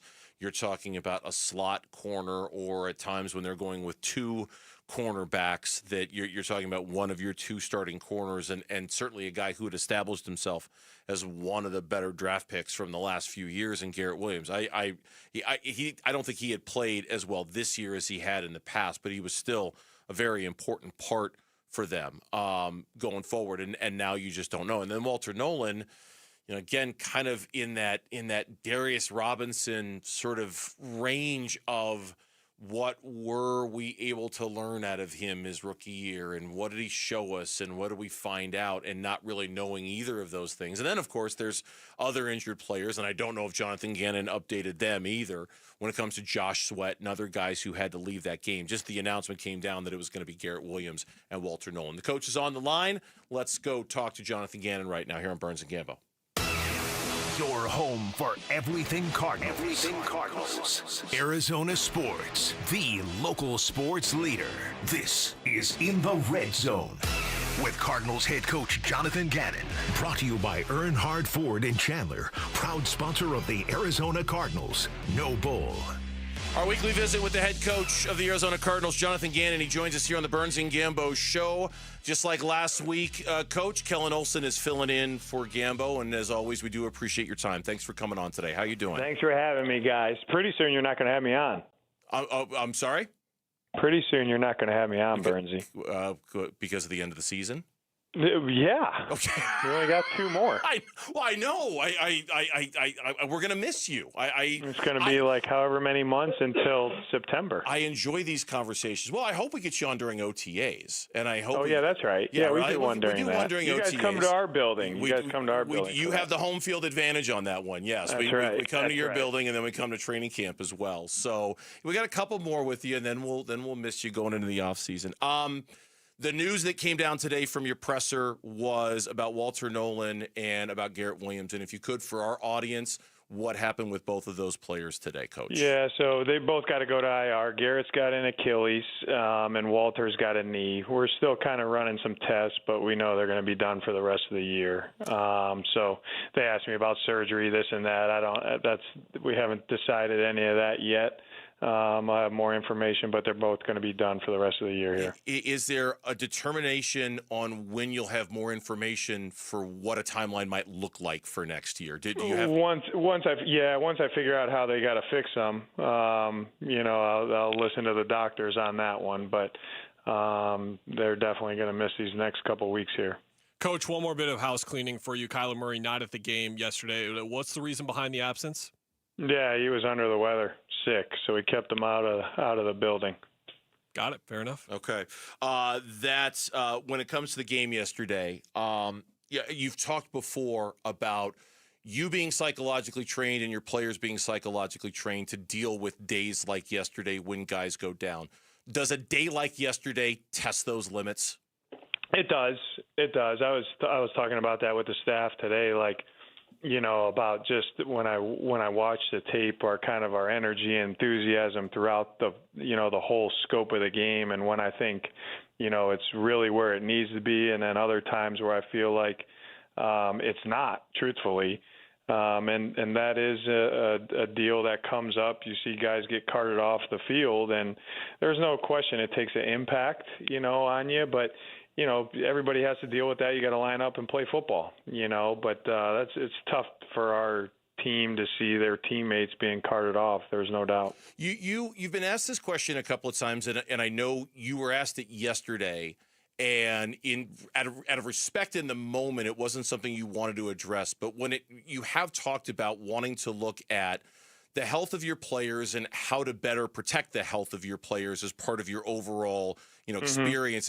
Is what does that look like exactly when you do decide to tackle that? How exactly Burns, do you? you look at we've done a good job. I feel like since we've been here this year, for the 3 years that we've been here, is a little bit of an outlier with the number of injuries, the injuries being significant. I look at it as, and the NFL does, you look at times missed, games missed. That's how you kind of equate that. And we are very high this year. And like I say, it's not one person it's a kind of an organizational thing. So Obviously I'm focused on Cincinnati right now, but I know that has happened. And you try to make adjustments throughout the year to try to help a little bit with the health of your team, but that is kind of a deep dive moving forward. I love everybody that we have in all those spaces. I trust them all. We got good people. But it's my job to make sure that we're looking at everything and seeing what, buttons we can push that'll keep them a little bit healthier. Coach, to go back to Walter, I just want to focus on how he was playing before the injury. Even in that game, it felt like he was phenomenal. We talk so much about guys who get hurt in their rookie year and how it's a lost season and how their second year can become like their second rookie year in a way. But Walter seemed to go above and beyond that and just be able to make an impact right away. In your experience as a coach, what allows guys as rookies to do that when maybe they miss camp or miss significant time and come in and make an impact still? Yeah, Kellen, that's a good question. I mean, he's shown he can be a blue chipper. There's no doubt in my mind. And it's unfortunate because he's missed some time here now, a bunch of time, at the start, and when we missed all of camp and then all of those games early in the year, and then he came back, played well, and now he's going to be done for the year. But he's definitely a cornerstone that we can build around, that he can impact the game, run and pass, and he's going to be a really, really good player. Will Johnson and Max Melton at corner have been in and out of the lineup throughout the season due to injury. When they've been in, what have you seen from them in terms of turning into legitimate building blocks for the future in the same way you're talking about Walter? Yeah, I got high hopes for all those guys. And, Denzel Burke, too, now has strung together some really good performances. I think, he ended up, his role kind of changed in the middle of the year with some injuries, things like that. And he was playing extremely well, and we felt comfortable to leave him in. Yesterday, Denzel and Will, I thought they played extremely well. There was no doubt they can play winning football for us. And just like Walt, too, and a lot of our guys, I don't feel like they are at their ceiling by any way, shape, or form. And they've shown that they can go handle the brunt of a week-to-week basis of lining up, playing some of the best receivers out there. They're going to have a big-time challenge this week and go toe-to-toe. And that's been good to see, man. It really has. Jonathan Gannon joining us for his weekly visit here on the Burns and Gambo Show. To what extent was Atlanta selling out to take away Trey, and then how do you counter-move that over the course of a game or even the course of a season, given the year that he's had so far? Yeah, pretty high clip of shell there that they played, more than they've played kind of all year, I think, the games at least that I watched and what the numbers kicked out. But, I thought that's why we ran the ball a little bit better versus some lighter boxes. I would say they fit it pretty good in shell even, but I thought the run game, we took advantage a little bit of that. And then I think other guys stepped up. The guy, they were trying to take away, pack the middle of the paint, make sure that we couldn't throw one-on-one balls outside. And I thought Higgins did a great job. Elijah had a career day. And that was credit to Jacoby getting on to his progressions when his first or second read wasn't there, getting the ball checked down or, for some catch and runs to Elijah or whatever. But there's no doubt they said we're not going to let the passing game beat us today. With the running game getting back to expectations, what did you see beyond the lighter boxes on the tape that you liked and saw the return to form we expect from that group? Yeah, I liked our movement inside. We're covering people over, but it's just technique and fundamentals, playing with good pad level, moving guys. I always say when we put four hands on a guy, he's got to move, and I thought that we did a pretty good job of that yesterday. I thought the backs, Corey and Mike did a good job, Amari, hitting it up in there, breaking a couple tackles. I thought it looked good yesterday. Kind of piggybacking off of that question, the situation that you're in now with all the injuries has allowed other guys the opportunity to play. It looks like to the naked eye, John Gaines is one of the guys who's really making the most of that. How have you assessed him and in general the offensive line and how they did not only in the run game but in protecting Jacoby yesterday? Yeah, I thought we had a couple I would call them like late wins by the defense in the down protection wise. I always think we can firm it up, but we didn't have a lot of free runners. The one free runner is a 6-man, and we got the ball out to Higgins for a first down, so that was good. I think Gainesy's been doing a good job, and really he's kind of that center, guard type. He can play both. Obviously, he did yesterday, honestly, with Yelda going down, then Yelda came back in. But I think he's really done a good job. I think Josh Fryer has done a good job filling in for Paris. Beach is battling. I think Isaiah really probably had one of his better games yesterday. He's done a good job with some resiliency, how the season started. Then kind of, as we've been going along, he got back into the lineup, and I think he's playing really good ball right now. Yeah. Coach, we appreciate it. Bundle up. I haven't looked at the weather. I'm assuming it's going to be not 40 bad. And rain. Not bad. Okay, 40 and rain. All right, stay dry. We'll Thank talk you guys. next Monday. Have a happy holiday now. You too, Coach. Have a happy holiday. Okay. Yep, absolutely. Thank you, Bye-bye. Coach Jonathan Gannon, our guest here on the Burns and Gambo Show. Shout out to Glendale for joining us here on the Burns and Gambo Show. Appreciate you, Glendale, for hanging out with us on this Monday. When we come back, the latest on Ketel Marte, including a new team that has entered the fray. We'll talk about it next on Burns and Gambo. You've been listening to In the Red Zone with Cardinals head coach Jonathan Gannon. Brought to you by Earnhardt Ford in Chandler, proud sponsor of the Arizona Cardinals. No Bull, your home for everything Cardinals. Arizona Sports, the local sports leader. 8-time Pro Bowler, 3-time All-Pro First Teamer on the NFL's 2010s All-Decade Team. He's Patrick Peterson, P2. Patrick Peterson out of LSU to the house. And he joins Wolf and Luke every Tuesday morning at 11:15 to talk football on Arizona Sports 98.7, the Arizona Sports app, and the Arizona Sports YouTube channel. Listen to what folks are saying about NoBull.com. NoBull.com. Search and even start buying your car online. And every deal has a personal touch, like working with a friend or neighbor. NoBull.com. With new and used vehicles for every budget. Specials, low payments, and this is huge. Quick financing. Just go to NoBull.com. Shop local. Shop Earnhardt. Shop NoBull.com. Simple as that. Having insurance isn't the same as having State Farm. It's like wanting a psychic that helps you, but getting one that just ruins surprises. I see. Your friend's throwing you a surprise party. Well, that's ruined. I see. The end of your favorite show. Madison stays with Braden. Can I get a refund? I don't see that. You wouldn't settle for just any psychic, so don't settle for just any insurance. Get the real deal with State Farm. Like a good neighbor, State Farm is there. Hey, Bird Gang, it's go time. Paul Calvisi here for your Arizona Ford dealers. Whether you're headed to a game or an epic desert weekend, Ford has the power, capability, and style to get you there your way. From the league-leading F-150 and playmaking Bronco family to the do-it-all Explorer and Expedition, Ford gives us the options to win on every drive. The road is yours, Bird Gang. Go out and own it in a Ford. Only at your Arizona Ford dealers, proud partners of your Arizona Cardinals. On February 21st, the Arizona Cardinals Foundation will host the first ever Cardinals Climb. State Farm Stadium will transform into a mountain-like experience with trail-inspired routes for all ages and abilities, raising funds for 4 organizations benefiting Arizona's special needs community: Barrow Neurological Foundation, SARC, Special Olympics Arizona, and Treasure House. Registration is open now at cardinalsclimb.com.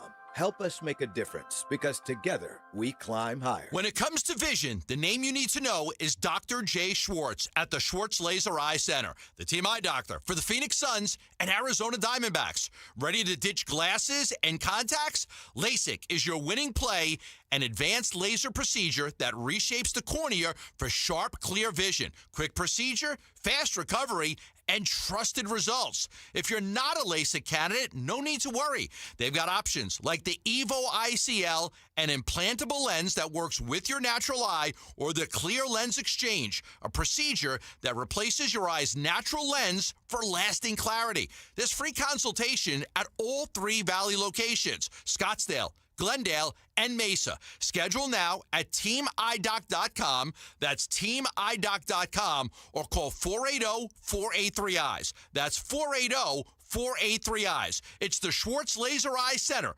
trusted for over 25 years. 1-877 Cars for Kids. KARS Cards for Kids. Ready to get rid of that old car? Donate it to Cars for Kids. Call 1-877-CARS-FOR-KIDS to reach a friendly live agent. Donation's super easy, and your car can be picked up as soon as tomorrow. Call us now, 1-877-CARS-FOR-KIDS. 1-877-CARS-FOR-KIDS. Donate your car today. Hurry! It's our last chance to donate for 2025.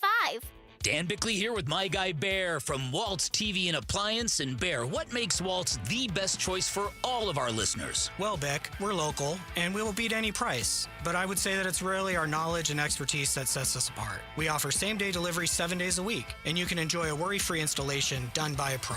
Or come see us and get what you want when you want it. Take your fandom to the next level by visiting Waltz off the I-10 in Warner or online at waltz.com. Shop local. Shop Waltz.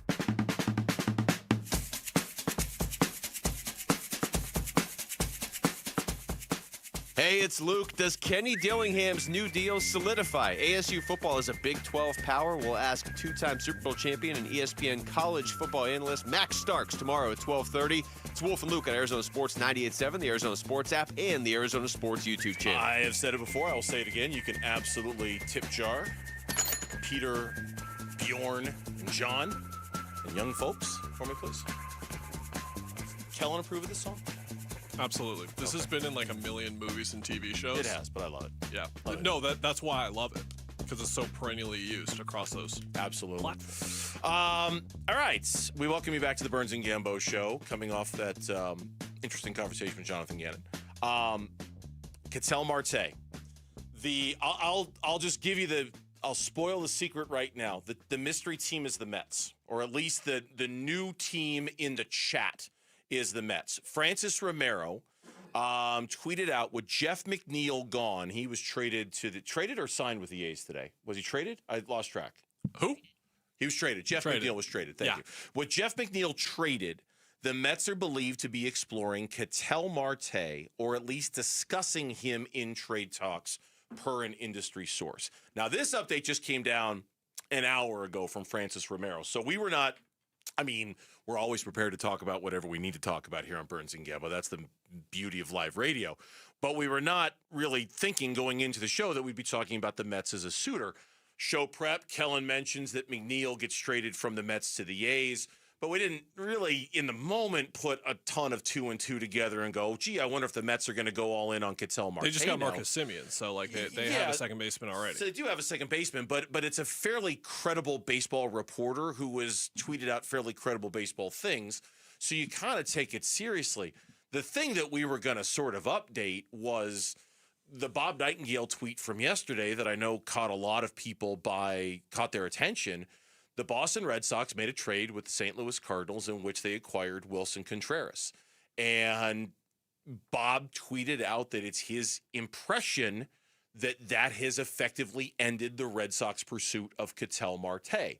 That doesn't mean this thing is over, but he made it sound like that's kind of it. That they've, not that they're done building their roster, but that this, and then Ken Rosenthal, Kellen, kind of doubled down on the reporting and said, yeah, right now, the Boston Red Sox have a big, gaping hole in which it would feel like Alex Bregman is the natural fit for them to now re-sign him when it comes to their salary structure and their payroll and their things like that. So now we're left to wonder if the Red Sox are out on Ketel Marte and if anybody is left in on Ketel Marte at this point. So something that I've been looking at right now is Jeff Passan's story from a few days ago where it was the top of the market bats. And I think the logical thing that we were kind of thinking about going into this whole period of time is, okay, if you don't want to pay $1 gazillion for Kyle Tucker, or you don't want to pay $1 gazillion dollars for Pete Alonso, or any of these big-time bats like a Bregman perhaps, and you want someone more on a budget and instead a trade would fit your profile better anyway,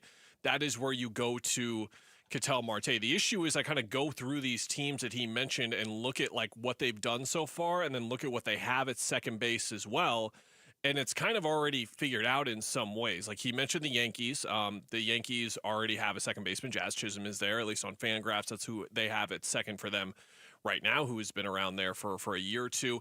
Now he mentioned the Mets already, but again, they've got Marcus Semien. Maybe they could just loop Ketel Marte as like a predominant DH. Alex and I were talking about it in the newsroom. That's why I was late stumbling in here, by the way. I'm clearing up baseball talk with our own Alex Weiner as always. Good. And he was like, maybe they could move Semien to third and put Marte at second more, but it doesn't make a ton of sense. The Cubs are mentioned. They already have Nico Horner at second, who's one of the best second basemen in baseball. Philadelphia Phillies, they have Bryson Stott, who's like okay and fine, I guess. Maybe they could go get him as well. Detroit, we talked about the Gleyber Torres thing a bit, so I just don't really see a team that is like, that is the obvious Ketel Marte team. It felt like it was Boston because of what they were doing, stocking up starting pitching and having the need there as well. But they've gone out and used their assets in a different way and used them in enough of a way where Nightingale reports they're out on Marte as well. So it might just come down to a matter of like the right team just not being out there at the right time. I go back to a tweet from Gambo last week, and Gambo doing the Gambo thing, chasing down stories and checking on things even when he's on vacation. And I don't believe Gambo's tweeted anything recently about this, but last week on December 18th, so 4 days ago, he tweeted out, nothing is imminent on the Ketel Marte trade front, but this is going to end and soon. I do not see this dragging out much further.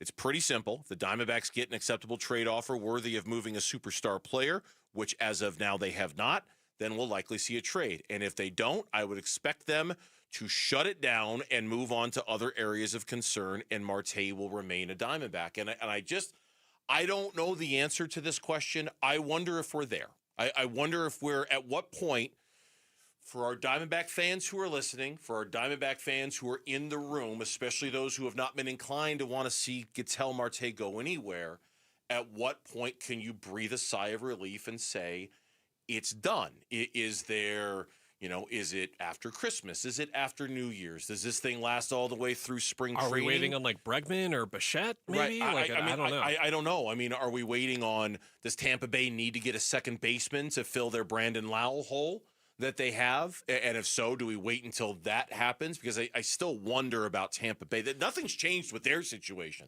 They still made a bunch of moves last week that certainly seemed like they were creating a possible spot for Ketel Marte. I just don't know if they have anything the Diamondbacks would want in a trade outside of Ryan Pepio. I don't know the answer to that. Does it feel like the Diamondbacks are waiting, though? Does it feel like they're not going to make another major move unless they know on Marte or not? Because a closer is sitting right there, and they're just about all gone. I see, that's the thing, and that's where Gambo's reporting, I think, is especially relevant here. They can't wait forever on this. At some point, they've got to move on, and maybe this is just a big giant game of chicken between the Red Sox and the Diamondbacks when it comes to Ketel and Alex Bregman. Hey, the Red Sox are afraid to acquire Ketel because the minute we do, we think you're going to sign Alex Bregman, and we don't want that.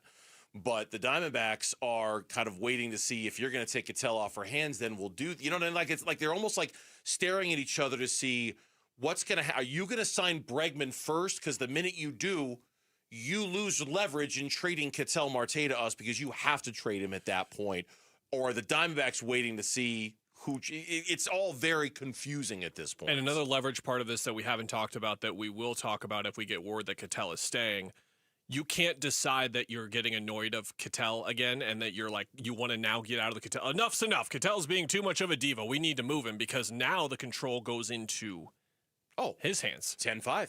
The 10-5 rule next year. Guy. So if you're still feeling any kind of way, they need to trade, because that's the last thing that can happen is that next year or the year after that, they decide they eventually want to trade him because the value dwindles significantly because of how much control that he would gain in the process. This is not something that happens too much in baseball, but it undoubtedly would happen here. It happens almost every time in basketball. I can't tell you how many Diamondback fans, and I'm sitting in a room with one of them right now, would be so happy if the Diamondbacks, if we were to learn through sources, Gambo's reporting or others, that the Arizona Diamondbacks have shut down Ketel Marte trade talks and that they are moving on. One of my best exhales of the year as an Arizona sports fan would be that moment. Would just be like the sigh of relief that I would get. And perhaps we're getting close because I'm scrolling through my Twitter mentions right now because I believe it was on, here it is, Ken Rosenthal on his Fair Territory podcast. And I quote, "It seems to me the Diamondbacks want to move on the talk of trading Ketel Marte." whether that's posturing, leverage, the way the sausage gets made, the way the game gets played, or if that's really how it is, I don't know. But if the Red Sox are indeed moving on, or at least the Diamondbacks trying to make the Diamondbacks think they're moving on, we'll see if the Diamondbacks actually keep him. And if they make another big dollar deal, if they're even capable of doing that, you would think that would signify they're done with it. That's where we stand with things right now, which isn't even to mention Alex Bregman, which we'll get into in a little bit. When we come back, does Kenny Dillingham staying in the Valley now change our expectations of this program on a year-to-year basis? We'll talk about that next on Burns and Gambo. Wolf and Luke, middays 10 to 2. The Giant remains awake. If they go out and they win another 9 or 10 games again next year, it's going to keep staying awake as long as Kenny keeps improving this program year after year after year. And you're Kenny Dillingham and you come in here 3 years ago and your plan is to do all these things, wake the sleeping Giant, activate the Valley, get ASU to this level where they are a perennial Big 12 contender, not just for a year or two. You had to know somewhere way before you ever got to that point, a bunch of other major programs were going to come calling. You can't get to where he ultimately wants to get to at ASU without turning down a significant job opportunity to stay here. Wolf and Luke, middays 10 to 2 on Arizona Sports, the local sports leader. All right, back here for Liberty GMC, 87th Avenue and West Bell Road in Peoria. Shopping by online all the time. LibertyGMCAZ.com, where not only is the year-end savings event going on right now, all the GMCs that you want, whether it's the Sierra 1500, whether it's a Terrain, whether it's a Yukon or a Yukon XL, they've got them all at Liberty GMC. They've got the best deals. Some of the least deals right now on the Terrains and the Yukons in particular are just extraordinary. You're going to love them. Get in before the end of the year so you can take advantage of the year-end savings. And certainly when it comes to servicing your car, get in and see Liberty GMC too, because the turnaround time is super quick. They've added a late night shift. Drop your car off by 8 p.m. at night. It's ready for you the next morning. That's awesome. Concierge service. They'll come to you, pick up the vehicle, bring it back to the shop, fix it, and drop it back off. It's all better at Liberty GMC. 87th Avenue and West Bell Road in Peoria. Shop them by online all the time. LibertyGMCAZ.com. GMC, we are professional grade. Hey everybody, it's Dan Bickley, and Arizona is finally cooling off, but before you kick on the heat, make sure your system is ready. Parker & Sons has been keeping Valley homes comfortable for over 50 years, and their fall HVAC tune-up is fast, affordable, and can save you from a chilly surprise. Call Parker & Sons because comfort specialist isn't just a slogan, it's a promise. Call Parker at 602-2-REPAIR, that's 602-2, then our EP AIR for Parker & Sons. Christmas is just around the corner, and if you still have gifts to buy, the best place to do that is Macy's Great Gift Sale. Get amazing deals on last-minute gifts like fine jewelry and fragrance sets, boxed and ready to give. And everything from designer bags to Nespresso coffee makers at 30 to 60% off. Plus, your Macy's is the most festive place this holiday, so come in and find everything left on your list all in one place. The Great Gift Sale ends Wednesday at Macy's. Savings off select prices. Exclusions apply. You're going to do a Neil Diamond show? A Neil Diamond experience from Focus Features. Are you ready to sing? Critics and audiences are raving. Song Sung Blue is fantastically entertaining. It's good. So good. With powerhouse performances from Hugh Jackman and Kate Hudson. Tell me I'm doing the right thing. You are. Based on a triumphant true story about never giving up on your dreams. Sold out shows. We're sold out? Song Sung Blue, rated PG-13. May be inappropriate for children under 13. Only in theaters this Thursday. A new diamond era begins. Desert Diamond Casino White Tanks is now open. An atmosphere sparkling with excitement and top names like the legendary Morton's Steakhouse and signature Starbucks coffee. Best of all, this stunning new destination is right at Loop 303 and Northern Parkway. So come and live the diamond life. Desert Diamond Casino. An enterprise of the Donna Automation.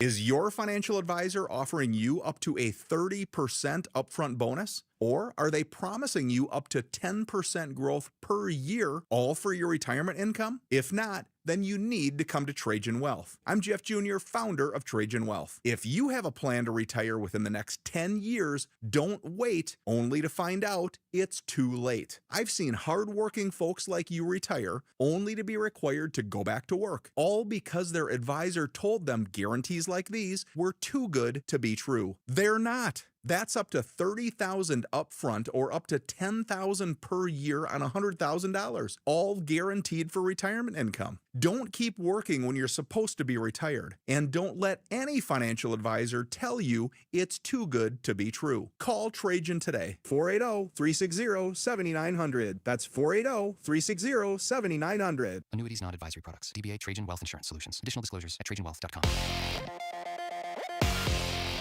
I'm Mitch Vareldis with Trending Now. It's presented by Parker & Sons Heating, Cooling, Plumbing, and Electrical. Sorry, I tried to leave the microphone behind. Cardinals cornerback Garrett Williams and defensive lineman Walter Nolan III are going to miss the final 2 games of the season.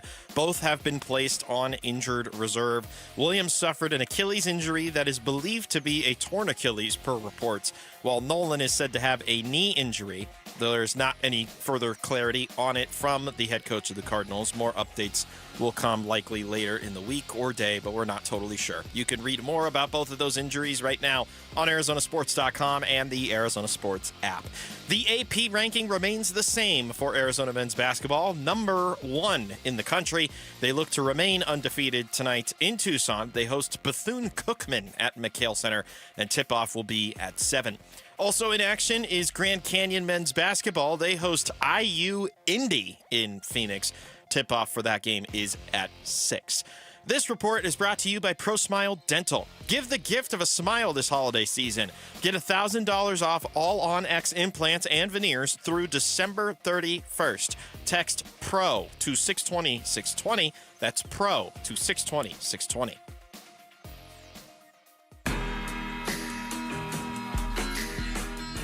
Hey, it's Vince Marotta. Join us Tuesday morning. All the latest on the Suns as they get ready for the Lakers and the latest fallout from the Cardinals' 7-game losing streak. Join us starting at 6 here on Arizona Sports 98.7, the Arizona Sports app, and the Arizona Sports YouTube channel. Yeah, I think the support is the proof's in the pudding. We sold out every game this year. That's unbelievable. I think we've got to continue to do that. Can we sell out every game, every season ticket earlier in this process? Right? Can we get more local businesses involved? Can we get people who aren't involved, who maybe didn't go to Arizona State or who did go to Arizona State and are far away? Can we get the Phil Mickelsons involved? Right? Can we get these guys involved in our program, the John Rahms? Can we get people back involved in this program and get them involved in a level that everybody knows, man, these guys love Arizona State.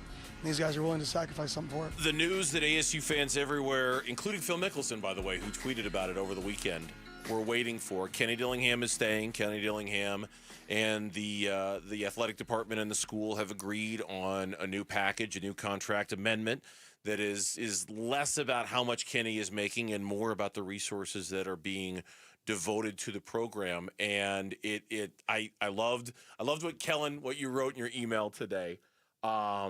The football school is football schooling. Out of the way, guys. You phrase. I mean, and this way is to get to it. This is, and that's what this is. All right, this is the quotes from Graham Rossini were even more like, "Hey, look, the whole sleeping giant thing. We want to be done with that. We want to wake this thing up, and we want to be woken up for good." And I do wonder, with all the excitement about Kenny saying no to Michigan, the additional financial incentives that are going to be provided for the program, do we need to raise our expectation level for ASU on a consistent basis? You asked the question in your email, and I think it's, frankly, the question to ask about ASU football right now.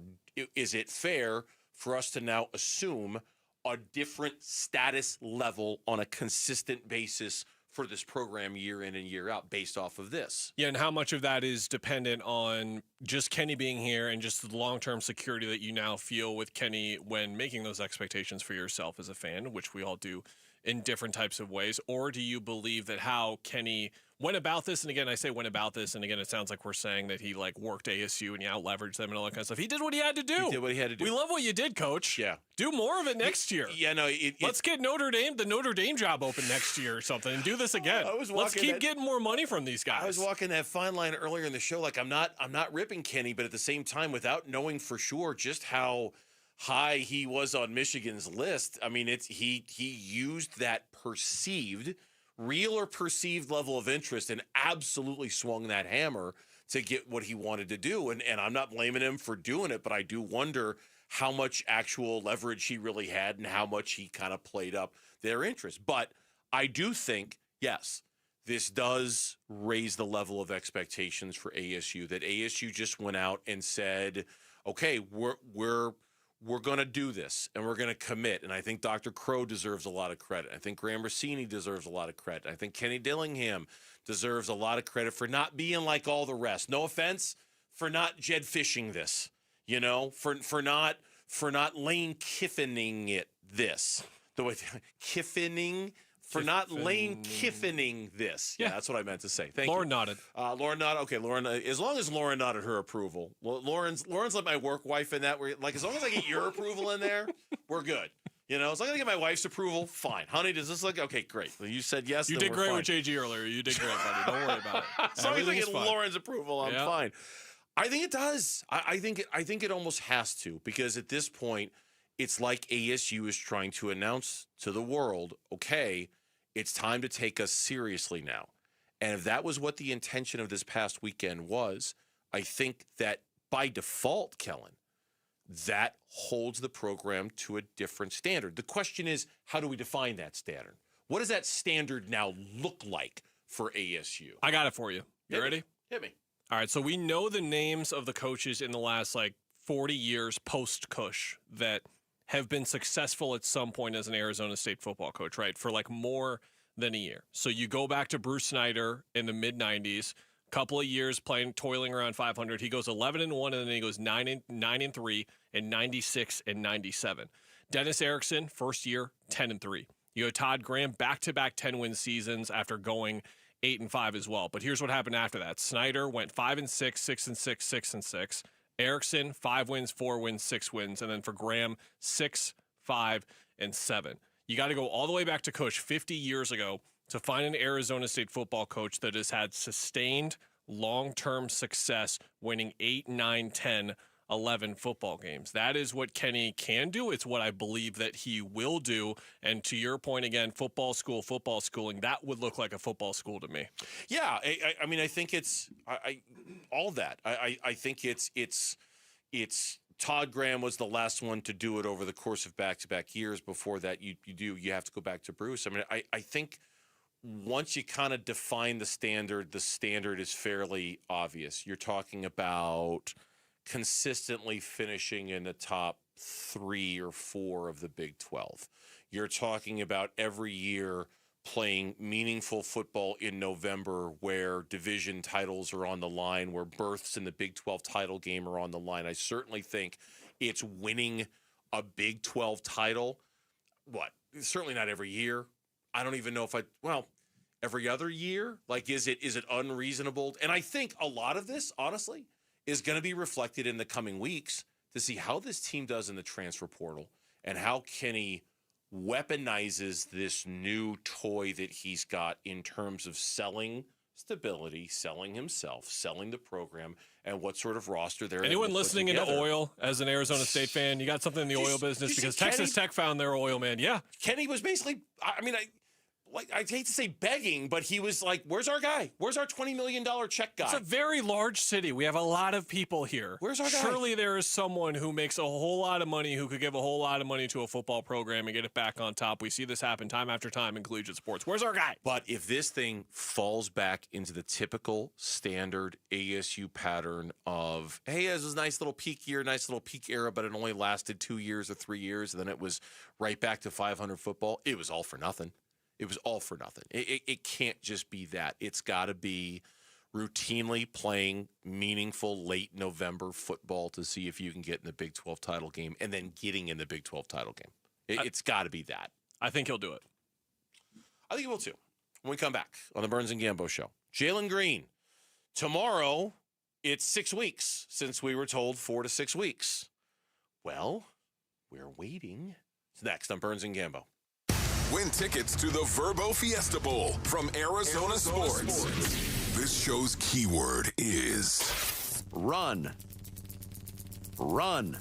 Text the word run to 620-620 right now. Run. Text run to 620-620 for your chance to win tickets to the Verbo Fiesta Bowl. Message and data rates may apply. Hey, it's Gambo, and Christian Brothers is celebrating 50 years in business, and they've got something special for you.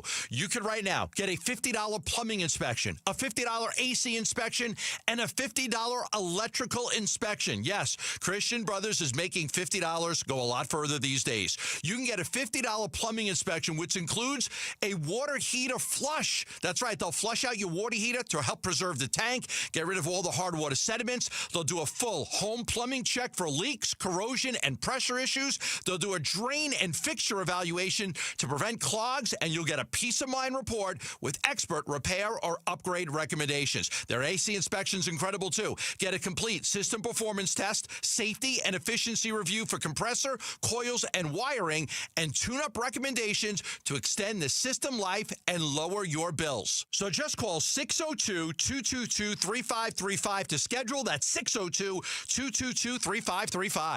Enter to be the next Arizona sports fan of the game, presented by Redbird Farms Chicken. Win tickets to a Cardinals home game, be featured on the Jumbotron, and receive a $100 grocery gift card. Text Redbird to 620-620 to enter to win today. Message and data rates may apply.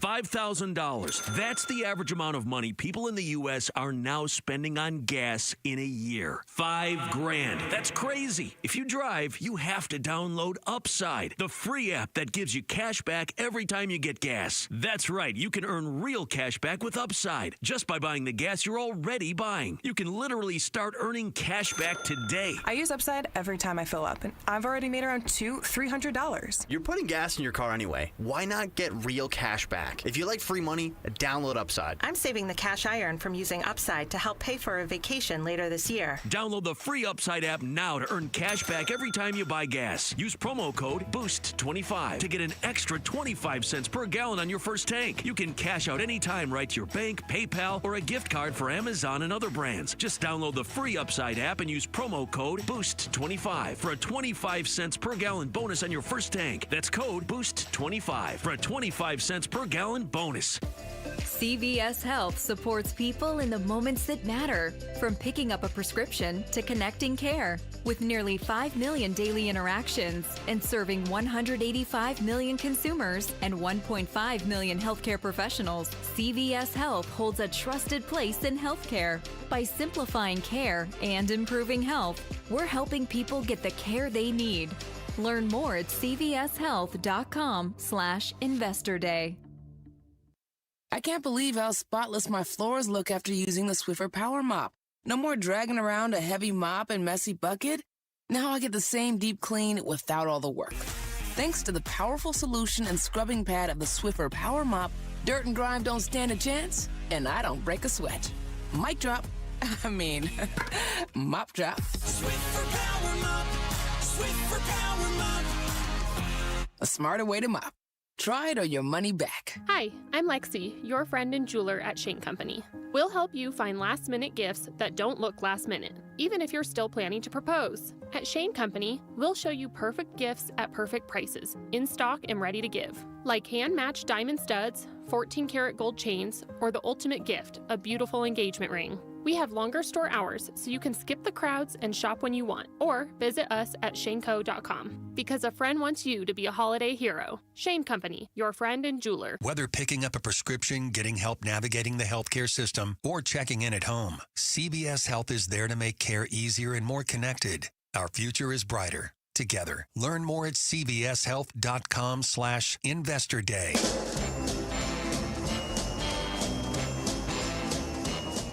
Hey, it's Luke. How chippy will the latest edition of Suns Lakers get? We'll get you ready for the game tomorrow at 10 a.m. It's Wolf and Luke on Arizona Sports 98.7, the Arizona Sports app, and the Arizona Sports YouTube channel. Kellen pointed it out earlier. Always tip jar in the Christmas music. I thought of you guys. Sunday morning, my wife and I were sitting around the tree drinking our coffee, and I put on the Charlie Brown Christmas vinyl.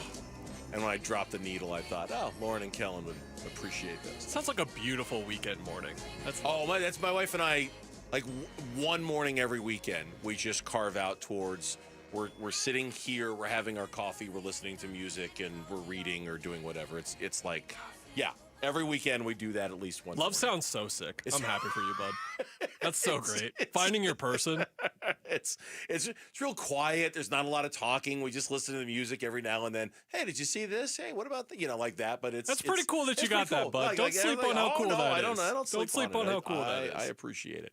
This is Jordan Ott from practice today. As Kellen noted and others have noted, tomorrow is 6 weeks from when we were told 4 to 6 weeks on a reevaluation of Jalen Green, right? Tomorrow is the Otherwise, the Suns will be arrested. They'll go to prison because, this is the super serious stuff about the injury timelines. The NBA injury police will arrest the Phoenix federally Suns. Prosecuted if you do not adhere to these timelines. So Jordan Ott was asked the "How is Jalen Green progressing?" question. Yeah, it's still great progress. I think everything's headed in the right direction. There is an update coming later today about that, Dwayne. So, but yeah, everything seems to be good.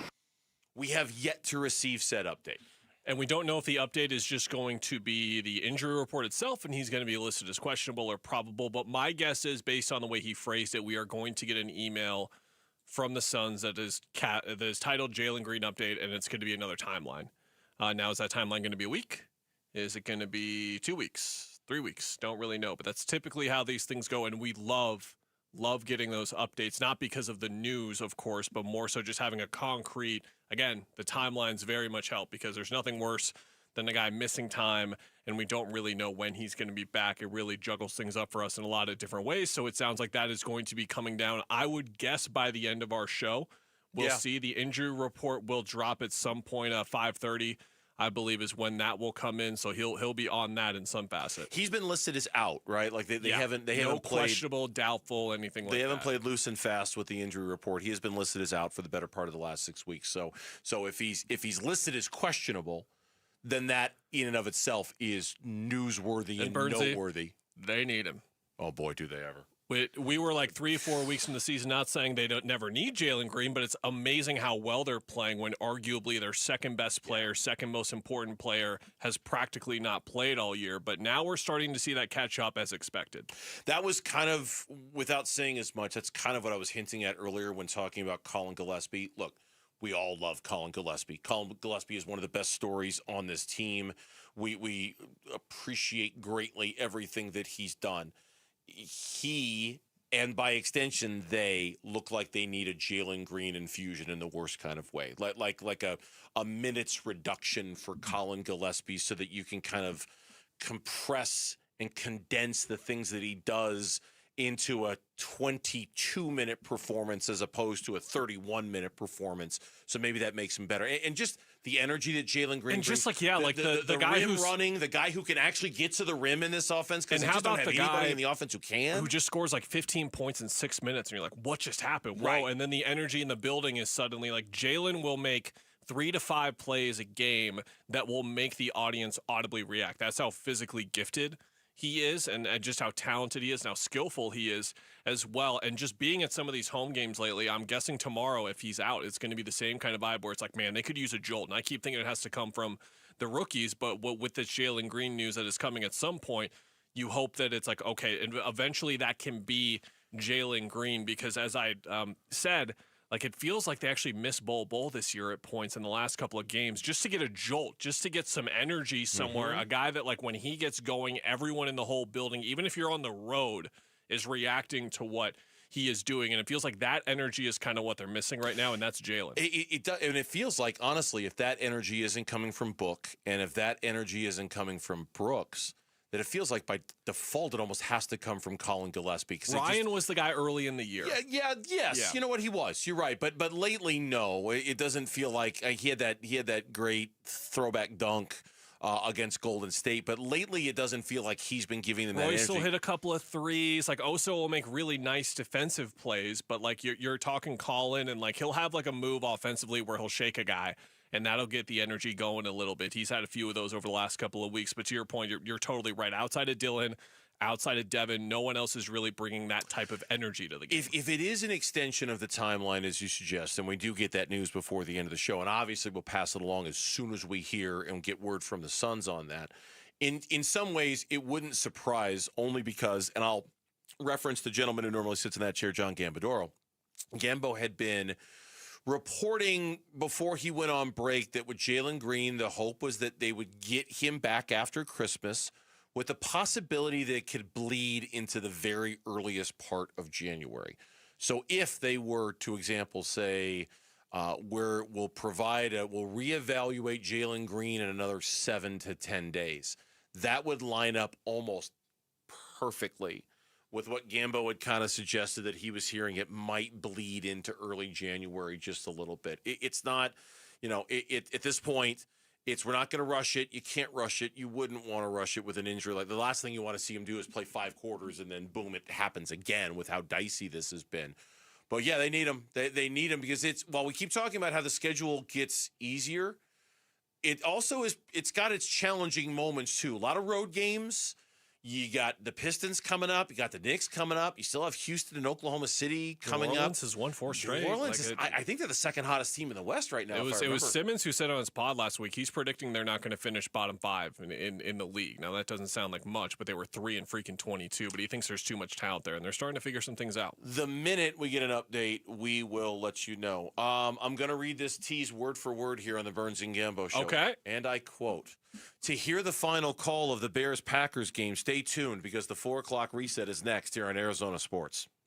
Arizona Cardinals football. Thought we battled. I love the resilience. Thought we battled in there. Ultimately fell up a little short.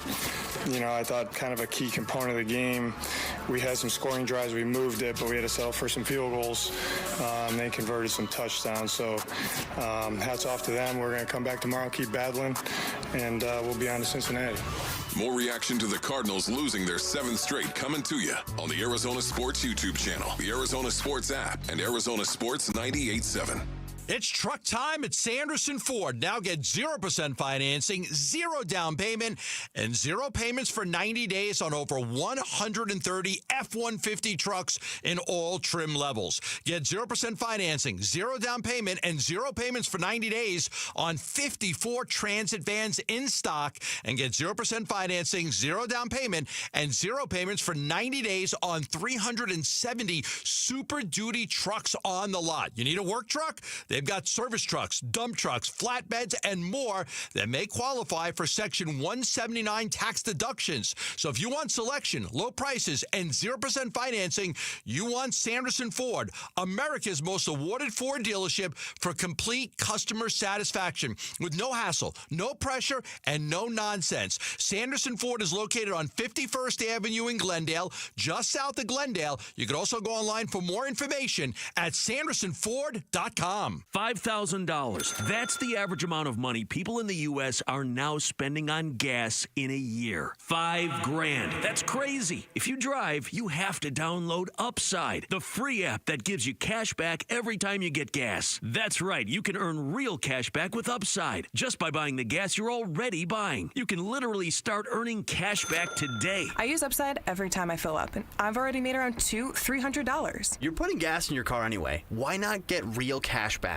If you like free money, download Upside. I'm saving the cash I earn from using Upside to help pay for a vacation later this year. Download the free Upside app now to earn cash back every time you buy gas. Use promo code BOOST25 to get an extra 25 cents per gallon on your first tank. You can cash out anytime right to your bank, PayPal, or a gift card for Amazon and other brands. Just download the free Upside app and use promo code BOOST25 for a 25 cents per gallon bonus on your first tank. That's code BOOST25 for a 25 cents per gallon bonus. There are only about 4,300 publicly traded companies on the U.S. stock exchange, but there are an estimated 33 million companies in the U.S. Hi, I'm Jeff Jr., founder of Trajan Wealth. The average investor is missing out on over 99% of the investment opportunity that's happening in this beautiful country until now. True portfolio strength is found beyond the confines of the S&P 500, investing in promising companies before they go public. Private real estate, infrastructure, world-changing technologies. This is called the endowment model. The endowment model has historically outperformed the traditional model of just stocks and bonds. If you're an accredited investor and want more from your investments, it's time to think beyond just stocks and bonds. Call Trajan today. 480-360-7900. That's 480-360-7900. Advisory services offered through Trajan Wealth, LLC, an SEC-registered investment advisor. See website for details. Picture it, your holiday table,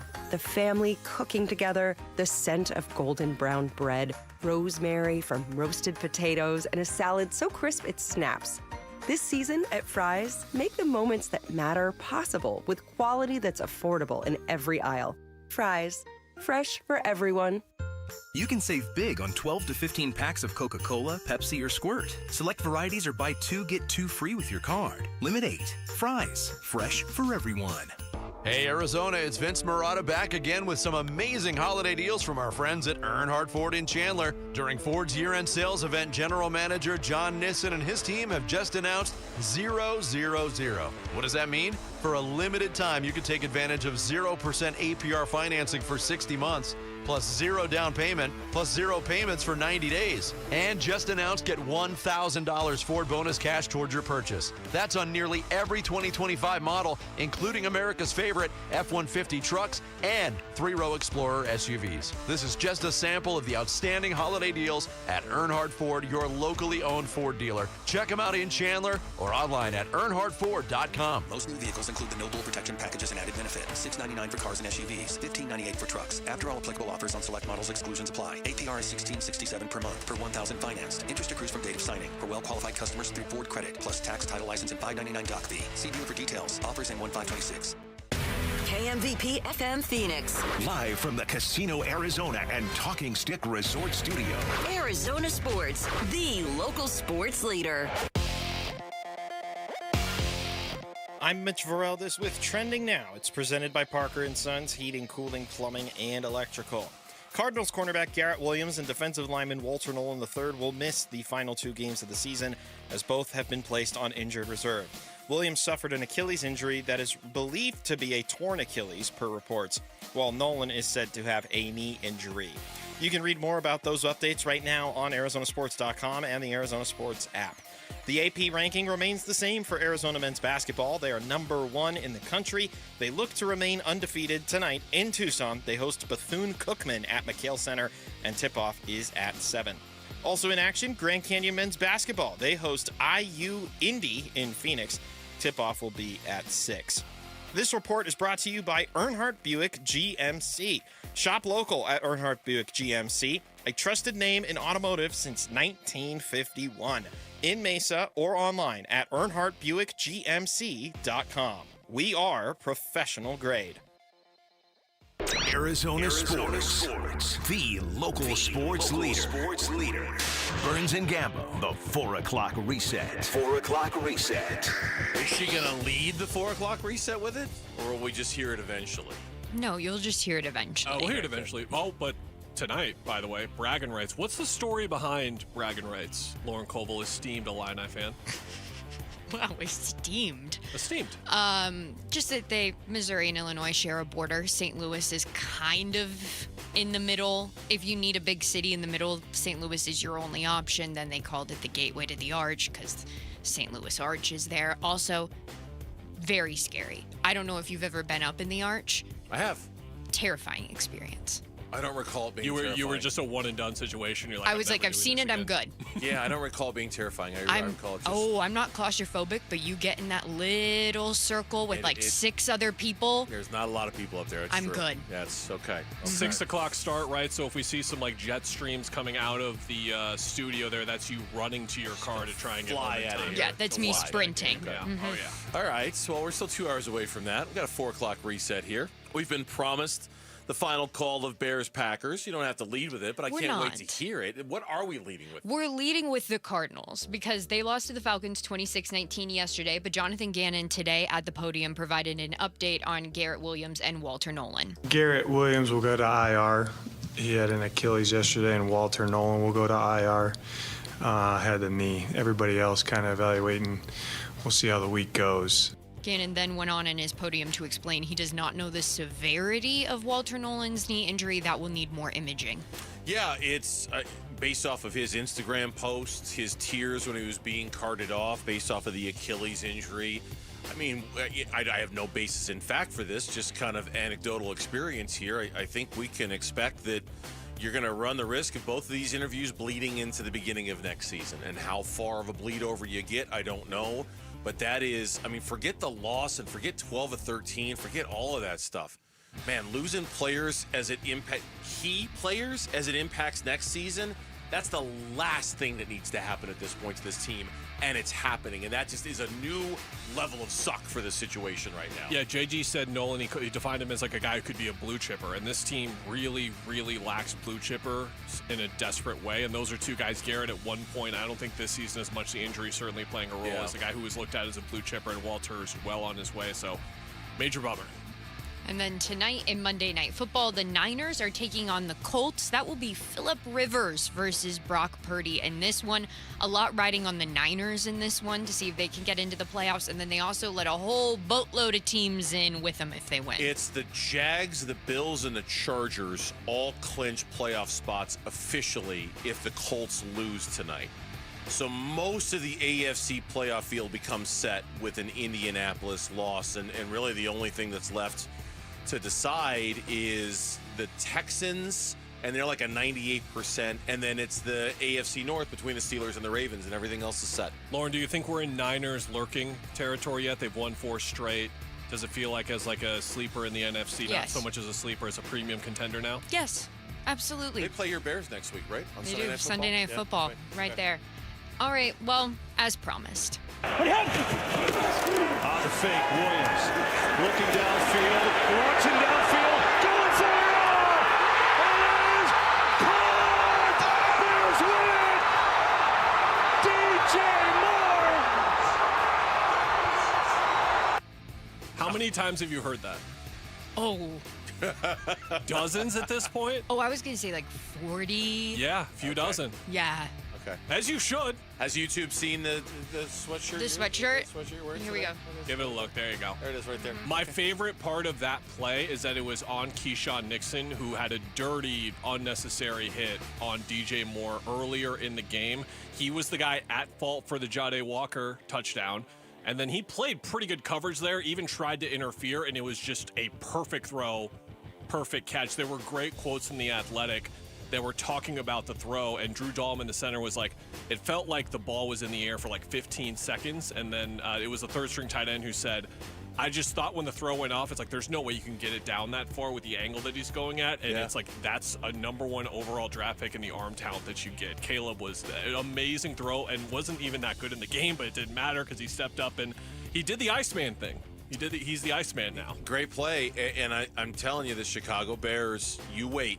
The Chicago Bears are going to serve as an inspiration to Cardinal fans everywhere all offseason long as the team whose situation you're going to want to mimic this offseason. Is that, hey, if the Bears can do it, no disrespect, but if the Bears can do it, so can the Cardinals. I mean, that last place team, great division where all of the 3 ahead of you seem to be miles ahead of you, and yet here the Bears are winning the NFC North and being the 2 seed, maybe even higher than that when it's all said and done. They're the model. The turnover differential thing is crazy. It went up 1 more in this one, right? Because of Nashawn Wright and the play that he made. They just find a way to create giveaways and then not turn over the ball themselves. It's remarkable. Their defense isn't even that great. They just force a bunch of turnovers. And also, what could be exciting for Cardinals fans, that play where Caleb throws the touchdown to DJ Moore, it's first down.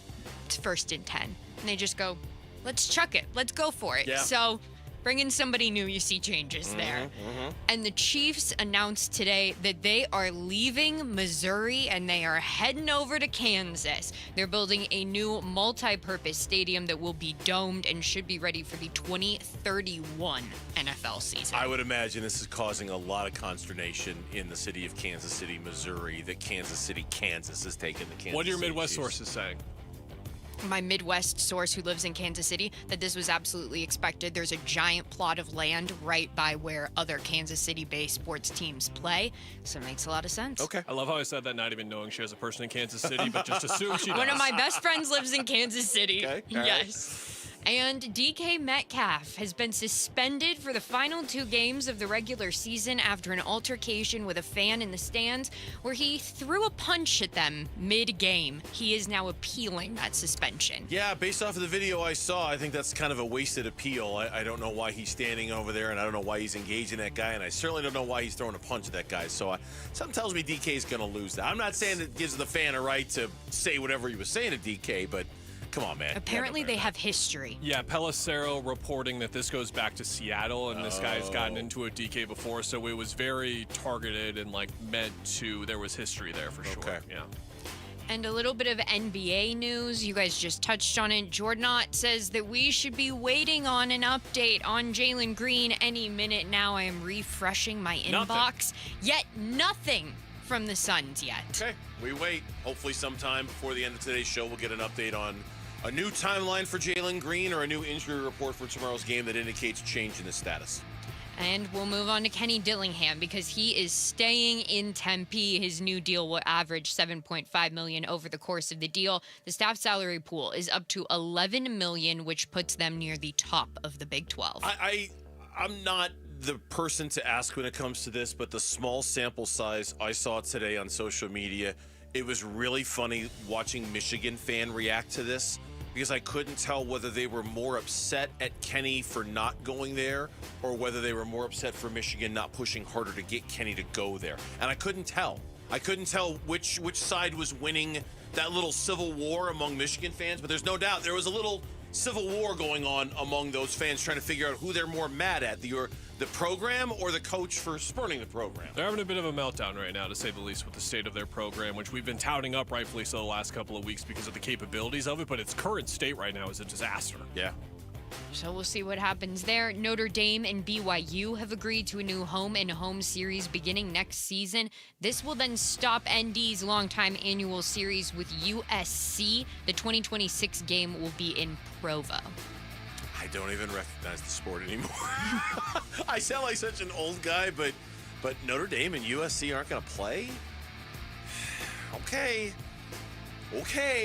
It seems like college football is going there first, to the point of bringing up bragging rights, like U of A and UCLA still having it in basketball. Hopefully it doesn't trend into college basketball, because that's where we'll have real issues here on this program specifically. And a perfect transition there, Kellen, Thank you. into college basketball, because U of A is still ranked number 1 in the AP poll. But if we want to look at the voting breakdown, oh my gosh, number 2 Michigan is closing the gap. U of A is on top for the 3rd straight week, receiving 38 first-place votes, but the Wolverines had 19 first-place votes. That's 4 more than last week. They beat LaSalle by 50. That's all they did. Congratulations. We do that every week to those types of teams, too. We beat San Diego State by 25, held them to under 50 points. Yeah, that wasn't impressive enough. Big second half, right, in that game? I didn't watch the Here's the issue. It It started at 8:30. Everyone was asleep. Like I said, all these East Coast voters, they probably watched the game was total. right on after the Bears game, so I was wide freaking awake. Hell yeah. Could have run a marathon. Wired. Yep. In U of A, they're back in action tonight against Bethune-Cookman. That game starts at 7 p.m. tonight. And with that, that's 4 o'clock reset. All right, Lauren, thank you very much. We do appreciate that. Christmas through New Year's Day is the lowest week of the year for blood donations, and January is the highest blood usage month of the year for patients. As we come out of the holiday season, please consider making a blood donation on Sunday, January 4th at Vitalent's Saving Arizona Blood Drive. Schedule your appointment now at vitalent.org/saveaz. The Big 12 will be a conference of new quarterbacks next season, and it's got us wondering if this is going to be the norm for next year, future years. That's coming up on Burns and Gambo. Arizona Cardinals football. Back to pass Brissett. Cardinals down 7. Throws to the far side, and it is intercepted. What a catch on the far sideline by C.J. Henderson. He was juggling it as he went to the ground, but it's ruled an interception. Atlanta takes over, leading 26-19 with 1:23 to go. More reaction to the Cardinals losing their 7th straight coming to you on the Arizona Sports YouTube channel, the Arizona Sports app, and Arizona Sports 98.7. Protect your home and auto by bundling them with Progressive, and you'll have a little less to worry about. But we know you'll find other things to worry about. Like that text you just got from your boss. Hey, call me when you get a sec. Hey, call me when you get a sec.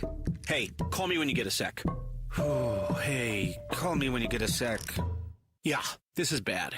Oh, well, at least you protected your home and auto with Progressive, so you don't have to worry about that. Progressive Casualty Insurance Company affiliates and other insurers not available in all states. This new year, get started on your next success with University of Maryland Global Campus. An accredited state university, UMGC offers online and hybrid classes, along with more than 135 skills-based degrees and certificates in fields like business, cybersecurity, healthcare, and more. Gain the skills you need to achieve your career goals. Apply now and save with no application fee. Classes start January 7th. Learn more at umgc.edu. Certified to operate in Virginia by Chev. When you switch to Progressive and bundle your home and auto, you could save hundreds, and that's a surprising amount of money. Whoa, that's like farmer's market money. That's like give me a gallon of that locally sourced raw honey money. That's certified organic heirloom tomatoes in every imaginable color except red money. That's let's get 2 pounds of pink oyster mushrooms money. I'm not even sure I like pink oyster mushrooms. Guess it's time to find out, because you could save hundreds when you switch to Progressive and bundle. Then the world is your pink oyster mushroom. Progressive Casualty Insurance Company, affiliates, and other insurers. Not available in all states. Quiet down, here she comes. Surprise! Your accountant just emailed to say your quarterly taxes are way higher than you were expecting. At Progressive, we know small business owners don't usually like surprises because they cost you money. But a good surprise that could save you money? Getting discounts with a commercial auto quote from Progressive. Also, your favorite employee is leaving. They're going to pursue their dream of being a veterinarian. Surprise yourself. See if you can save in as little as 8 minutes at ProgressiveCommercial.com. Progressive Casualty Insurance Company and affiliates. Discounts not available in all states or situations. Hey everybody, Dan Bickley here with my good friend Shane O'Hanrahan, GM of Chapman BMW, the guy that can literally make your dreams come true. Bick, you know I love your show and your listeners, and I want everybody in the audience to know that you have a friend in the business at Chapman BMW. This is not lip service. Come down, take a test drive, find what you like, then ask for me by name and get your hookup. Find out how easy it is to do business with a great family. That's Chapman BMW, 2 great locations. 1 great experience. I just want to entertain people and make a living. From Focus Features, they had a dream. I want to sing, I want to dance, I want to garden, I want a cat. All they needed was each other. We should call ourselves Lightning and Thunder, a Neil Diamond experience. This Christmas, based on a true story. If you've ever had a shot, pal, this is it. Hugh Jackman, Kate Hudson. It's good. So good. Song Sung Blue, rated PG-13. May be inappropriate for children under 13. Only in theaters this Thursday.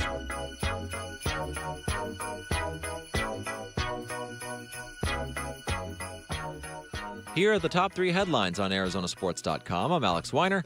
Cardinals defenders Walter Nolan III and Garrett Williams will go on season-ending injured reserve. Arizona holds at number 1 in the latest college basketball rankings. And there is a report that the Red Sox are, quote, expected to end pursuit of Ketel Marte after trading for Wilson Contreras. Those are the top 3 headlines on ArizonaSports.com. I wonder if the folks in Apache Junction feel like this is one of the worst Christmas songs out there. And I know Kellen doesn't because he just went tip jar. To be clear, I tip jarred it on behalf of my mom, who is a diehard Beatles, Paul McCartney fan specifically. So if I didn't tip jar it, she would feel a spiritual imbalance somewhere that I caused. So I need to maintain that vibe. Lauren pointed in a very accusatory finger at me. I like this song. I just know, and I don't want to besmirch the fine people of Apache Junction, but I know there are some people who consider this to be just the most god-awful Christmas song ever. I don't. I like it. I didn't grow up on much of this style of music. My parents didn't put a ton of it on, but the Beatles and Paul were perennially on around our house, and so this song every year was up, and it's great. It's cheesy, but that's fine. I mean, a lot of Christmas music is cheesy. I like it. It's jingle bells, jingle all the way. That's kind of cheesy, and yet it's a banger. It is indeed. Kenny Dillingham said he never doubted ASU would come through with the goods. I really didn't. I mean, everything takes time. This is a $4.5 billion enterprise. It's a big, right?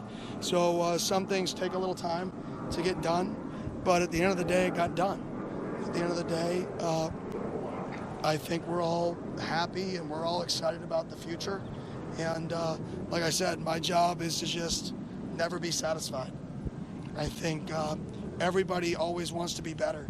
And the university has done their part. And certainly ASU fans, Graham Rossini, everybody connected with the program, the boosters, everybody. I mean, it was a weekend to celebrate that you can keep your coach and keep him from going to Michigan and give him the things that he wants, that he feels like he needs to make this a perennial football powerhouse, the kind that we've been dreaming of. I mean, I've lived here my whole life. It's the thing we've been dreaming about our entire lives for anybody who's lived here for a long time or was an ASU fan or an ASU booster. Now, the nuts and bolts of how it's going to work, because the portal is going to open up on January 2nd. The Sun Devils need a quarterback. Half of the conference needs a quarterback. It's wild. Half of the quarterbacks in the conference are looking for a new team. I mean, it is, and I would assume, again, without any inside knowledge at all, Kellen, I would assume that there have been some back channel conversations out the wazoo right now about who's going where and who's doing what. And How dare you question the moral integrity of college football? So I do wonder what ASU has in mind as a way to flex their newfound position of, hey, take us seriously. We're a football school now because of what we've done. What does that look like quarterback-wise on January 2nd is the answer I can't wait to see. One of the things I really hope to that joke that I just made about college football is, like, I hope we start to get NIL numbers, because it would be really interesting to compare how much each team is going to pay for a quarterback, because we'll know by name, we'll know by stature even with these moves where this pecking order lies, right? Like Texas Tech, Baron Morton is gone. He's going to graduate. I assume Hammond, the freshman who filled in a bit, is just going to step in and take that role. We'll see, though. Maybe they're not that confident in him, and they'll go shopping elsewhere. They've got a big budget to do so. Bachmeier with BYU, there's nothing really there, but it would be very surprising if he left, considering the true freshman origins there. Devin Dampier at Utah says TBD. Connor Weigman at Houston was one of the few that said, like, he just plans to be back right now, didn't leave it, like, open to anything. We haven't heard anything official on Noah Fafita yet. We know Sam Levitt at ASU is gone. Iowa State, that was the big one to develop over the weekend. Rocco Becht entering the portal as well. Avery Johnson at Kansas State, nothing there. Yet TCU, Hoover's gone. Cincinnati, Sorsby's gone. And then at Baylor and Kansas, you've got Robertson and Daniels both graduating as well. So the majority of the conference, at least like the top 12 schools, in my opinion, in the conference, you've only got really BYU and Houston that look like they're in a concrete position with their quarterback right now. There'll be a few, like I think Noah will be back. Maybe Avery Johnson will be back at Kansas State too, but the majority of them will be looking for a quarterback. So this will give us a good inclination as to where this pecking order lies, at least on the portal. At least on the portal, and at least, and you know, two beyond the Big 12, which I think it's fair to look outside of it a little bit. What is Miami gonna do at quarterback? What is Oregon gonna do at quarterback? And quite frankly, what is Dante Moore gonna do? And how is that gonna dictate what Oregon does? Dante Moore, he threw a couple picks in that game, but otherwise his numbers look pretty good, and he led a pretty robust Oregon offense over the weekend in their win against James Madison. I don't know if that sways his mind about going into the NFL or not, but I mean, they're going to impact this if one of these Big 12 quarterbacks ends up going to an Oregon or a Miami or something like that. I think, to me, the fascinating, unanswerable question with this right now is that ASU has what they consider to be, at least what I think they consider to be, a quarterback recruit coming in that they really, really like in Jake Fetty out of Texas. Okay, you can't, in some ways in today's college football, you can't have it both ways. If you go into the transfer portal and you get a big guy and you spend a lot of money on a big guy, you run the risk of a year from now, Jake Fetty being the one in the transfer portal because he looks around and wonder whether he's got a future there or not. And so how can he, not only how does he attack the portal and how much money does he spend in the portal, and what quarterbacks out there prioritize being coached by Kenny, but also how does he balance quarterbacks he's recruiting, whether it's a four-star Jake Fetty, whether it's the four-star guy who's coming in 2027 versus his level of aggressiveness on the portal, I think is going to be a really delicate balancing act for him to kind of manage. If he doesn't go out and get a big name in the portal, can we assume that he looks at Jake Fetty as the guy who's ready to go in year one as a freshman? But if he does go out and get another quarterback, he might lose Jake Fetty a year from now. It's a weird place to be in. I asked you this question about the Cardinals last week. Do you think we'll be in a position battle for quarterback for the Arizona State Sun Devils through spring, or will we know there's a de facto guy? I think you were more direct with the Cardinals. You said there'll be a guy. Yeah, I wasn't I? Mm-hmm. I think there's going to be a guy. Okay. I think they're going to go get a guy. I think your hesitation lies with how much work they have to do, right? We'll get to that a little bit later in the show, but they have a lot of gaps to fill with this money. They do. They do. But the reason why I think they're going to get a guy, I think there's going to be a quarterback out there, a smart quarterback with smart representation, who is pulling the quarterback aside and saying, look, dude, you might be an NFL quarterback. Look at Sam Levitt. Look at Sam Levitt. He was a backup at Michigan State who was going nowhere. He went in with 1 year under Kenny Dillingham, was being talked about as a Heisman Trophy winner and a first-round pick in the NFL draft. Now, Sam might not end up being that. He probably won't. But I think there's going to be a really smart quarterback out there with some really smart advisors who are going to say it would be really wise of you to go get coached by Kenny Dillingham to up your value. And when that guy says he's interested in coming here, I don't think Kenny's going to have a choice. Yeah. But to go out and get that guy to keep this thing rolling next year rather than bank on whether a freshman is ready to be the dude next year or not. Well, we look at the Michigan situation. Bryce Underwood was hoping. He was hoping that Kenny Dillingham was going to come there after the freshman year that he had and how uneven it was. And he should have been rooting for them to get Kenny Dillingham. I agree with you. I think that Kenny has built up this national reputation right now, not so much as a quarterback whisperer per se, but a guy that will maximize talent at that position. So we talk about how the college football world is changing and how much agents are perennially involved and how much the agents are trying to do what's best for their guy in terms of what's best for business. What's best for business is having your guy play for Kenny Dillingham. When we come back on the Burns and Gambo Show, Monday Blitz Time, our weekly segment where we take calls on the state of the Arizona Cardinals at 602-260-9870, 602-260-9870. The question for today's Monday Blitz simply is this. With the season nearly done and with an eye on draft positioning, what position do you have an eye on for the Cardinals when it comes to the draft? What should they be focused on? Quarterback, offensive line, defense. There are so many. Where should they start come draft time, and how much attention are you paying to where the Cardinals finish in the draft? 602-260-9870 is the number. The Monday Blitz, your calls coming up next here on the Burns and Gambo Show. Bickley and Marotta mornings. These are all a little early tests, and everything about the season is still trending in a very good way, but we're getting into that stretch of the NBA schedule now. There's not going to be long lapses in between games. This Lakers game is going to be hugely entertaining because it feels like that rivalry is back in some level, right? After that, there's a handful of very winnable games, but the Suns have to be playing at that level where they were handling inferior competition. Bickley and Marotta, mornings on Arizona Sports, the local sports leader. Hi, I'm Lexi, your friend and jeweler at Shane Company. If you're planning to propose this holiday, we're ready to make creating your engagement ring a warm, welcoming experience. At Shane Company, we're all about your style, your budget, your dream engagement ring. Explore the widest selection of diamonds and ring settings ready for you to see in person, or visit us at shaneco.com. You'll have your ring in days, not weeks. Our friendly jewelry consultants don't work on commission. There's never any pressure, just perfect proposals. Shane Company, your friend and jeweler. A new diamond era begins.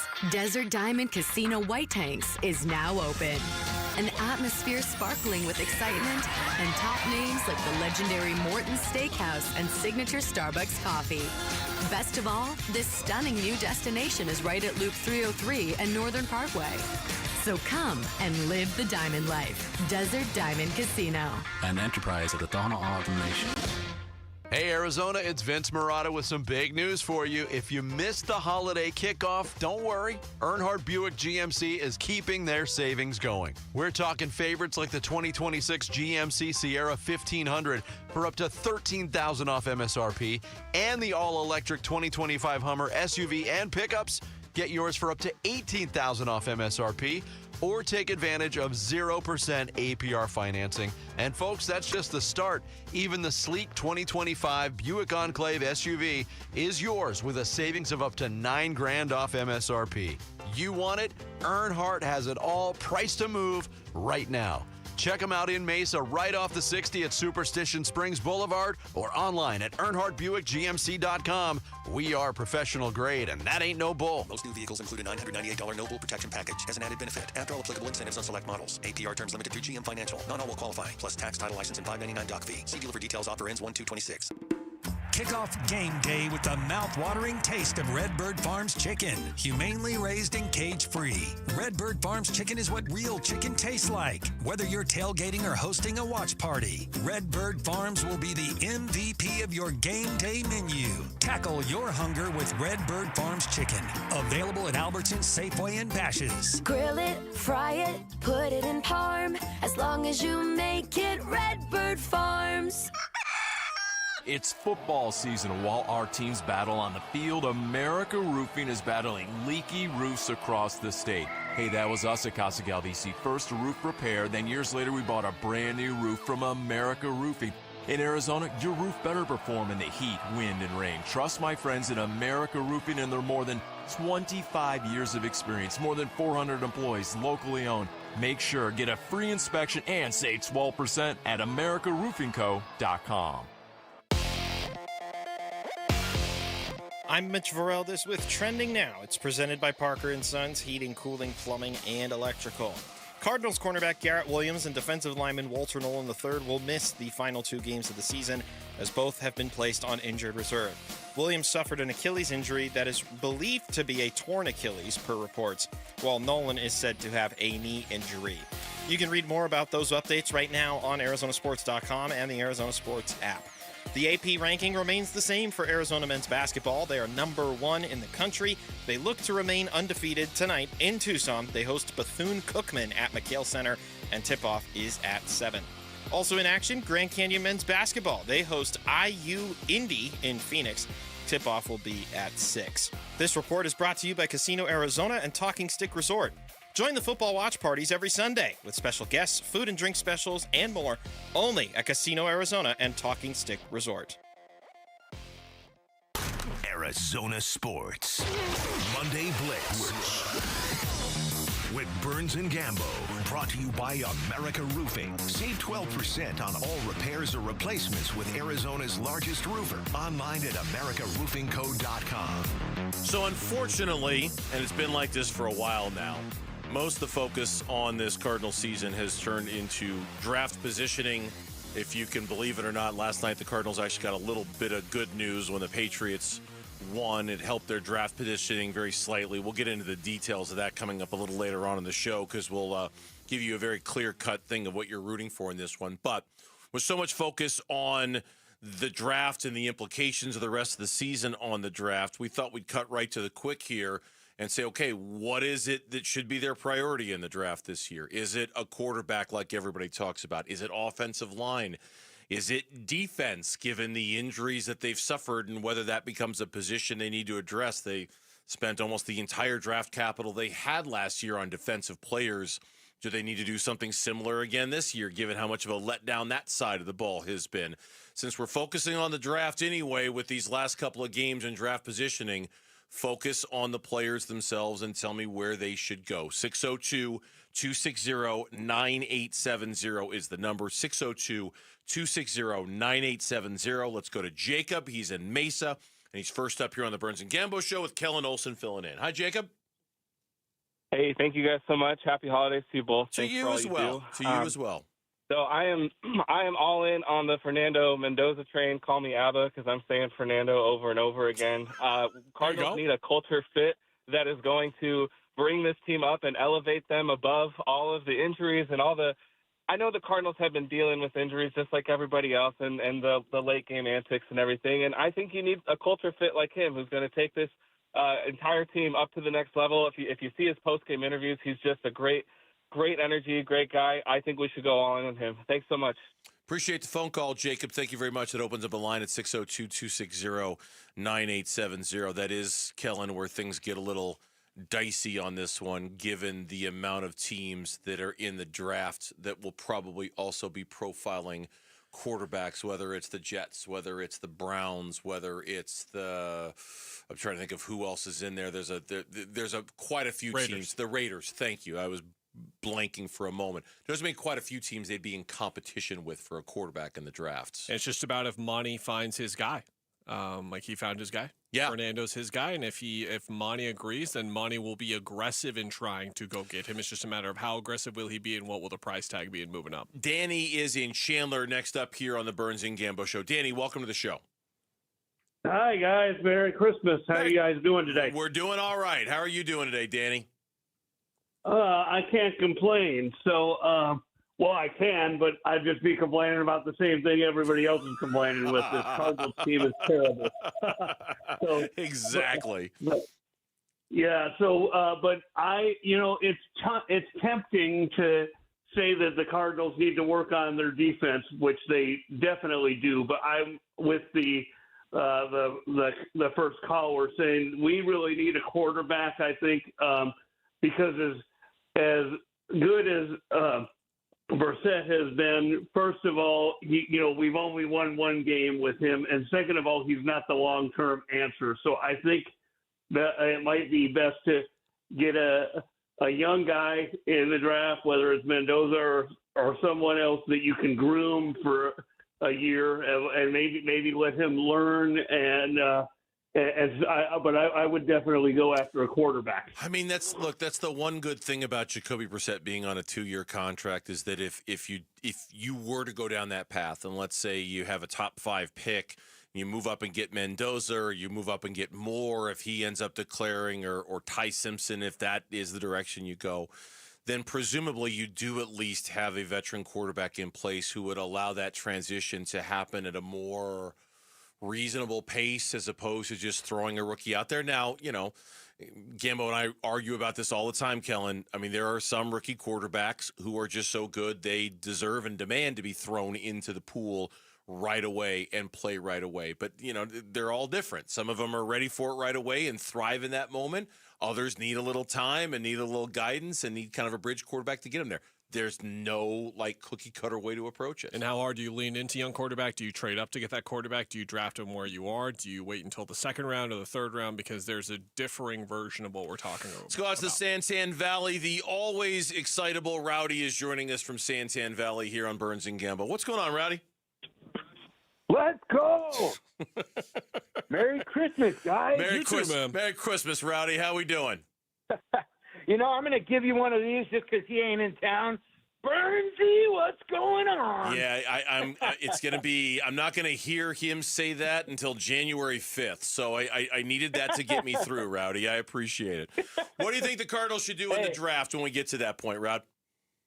All right, man. Our first-round draft pick needs to be an offensive lineman. It needs to be the best lineman in – who won the Outland Trophy this year? Who's the big stud that's moving people? It would have been great last year if we could have got that lineman that the Cowboys ended up picking.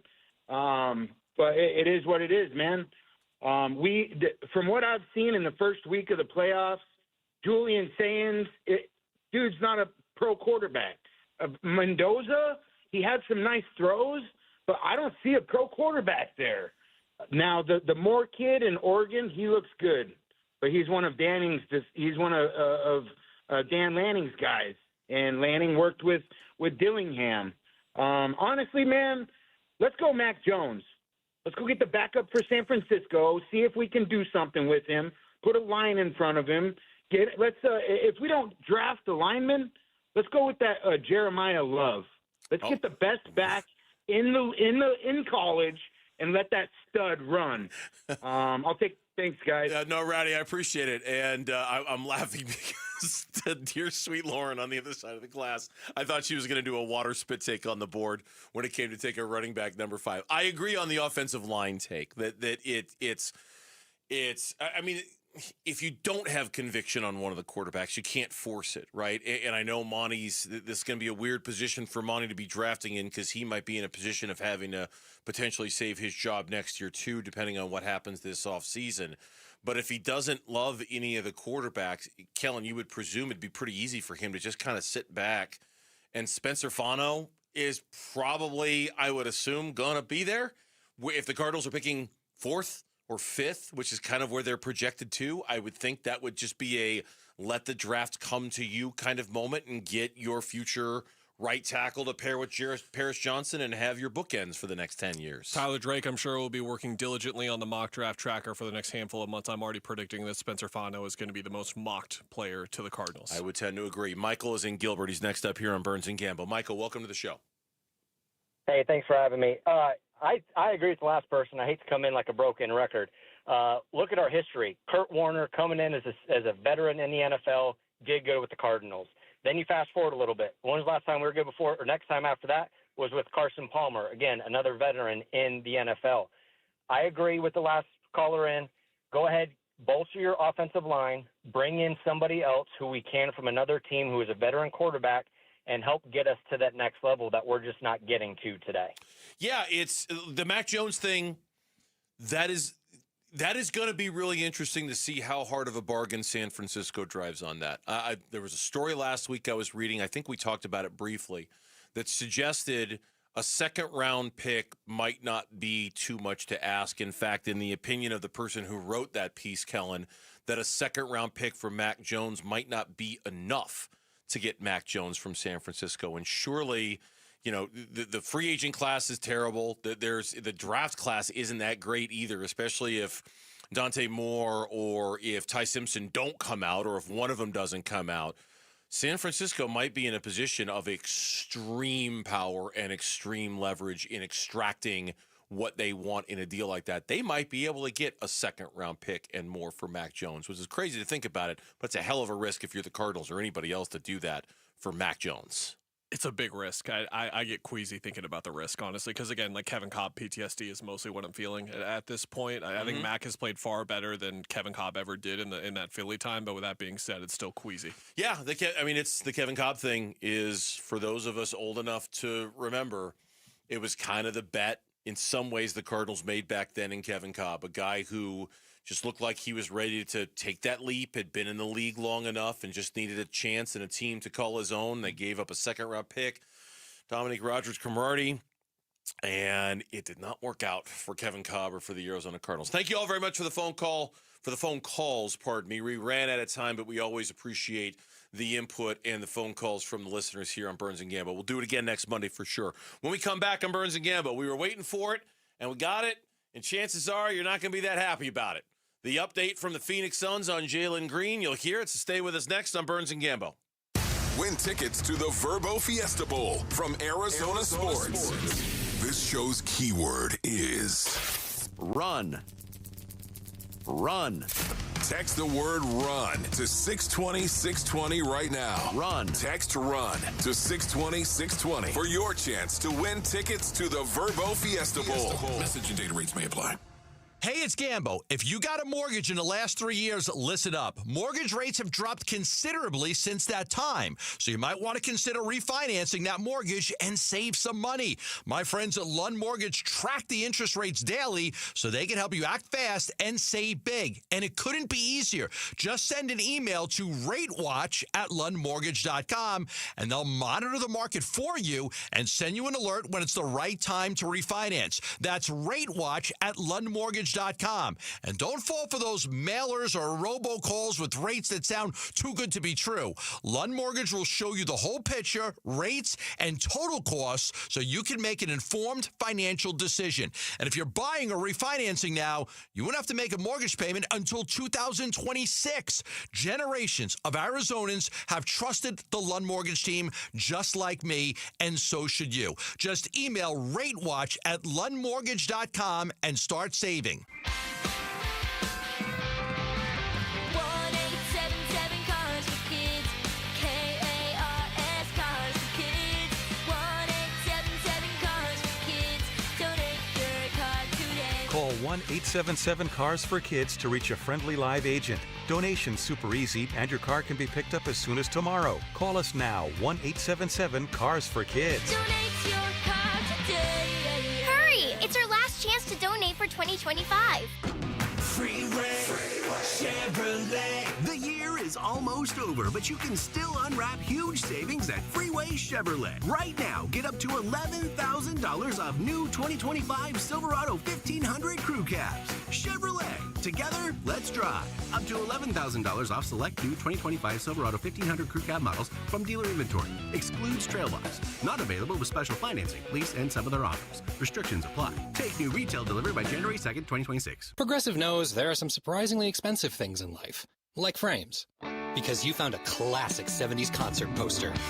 But when you went to get it framed, you realized the frame will cost about 4 times the amount of the poster. Which is actually absurd because no one will be looking at the frame, and if they are, then you severely overestimated how cool this poster is.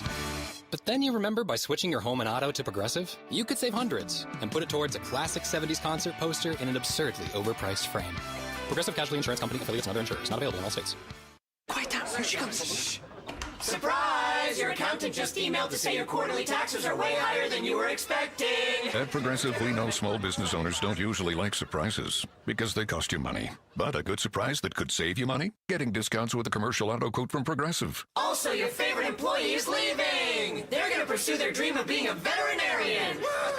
Surprise yourself. See if you can save in as little as 8 minutes at ProgressiveCommercial.com. Progressive Casualty Insurance Company and affiliates. Discounts not available in all states or situations. Hey everybody, Dan Bickley here, and you've seen the billboards. Sweet James is everywhere. It's a fun name and a fun brand, but when you've been hurt in an accident and it's game time, Sweet James plays to win. They are unstoppable in their pursuit of justice, and they are the heavy hitter you need when dealing with the insurance companies. Sweet James Accident Attorneys is a world-class law firm with over 25 years of experience, more than 500 trials, and over $2 billion recovered for accident victims. They even have a full in-house trial team, and they win 98% of the time. Remember, having the right attorney can mean the difference between a $2,000 check and a $2 million settlement, and Sweet James delivers some of the biggest wins in the country, and they've been named best attorneys in America. So if you're hurt in an accident, don't settle for less. Call Sweet James at 1-800-9-MILLION. That's 1-800-900-0000, online at sweetjames.com.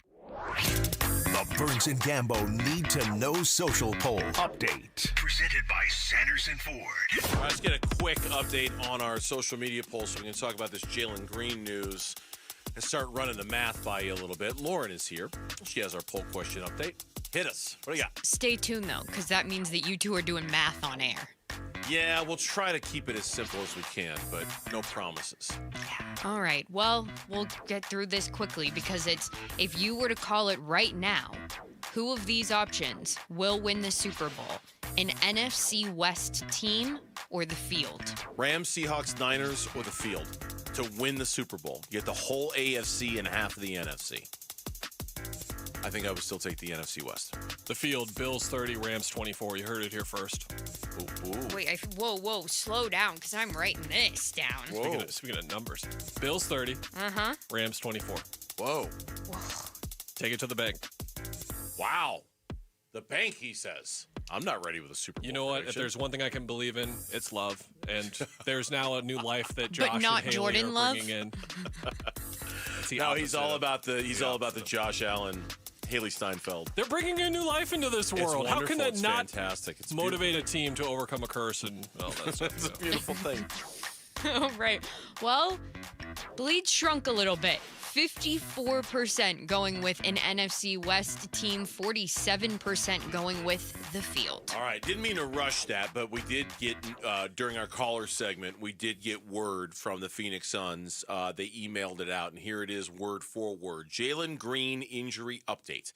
Phoenix Suns guard Jalen Green was recently reevaluated and continues to make good progress through his rehabilitation for a right hamstring strain. He will next be reevaluated in 2 to 3 weeks.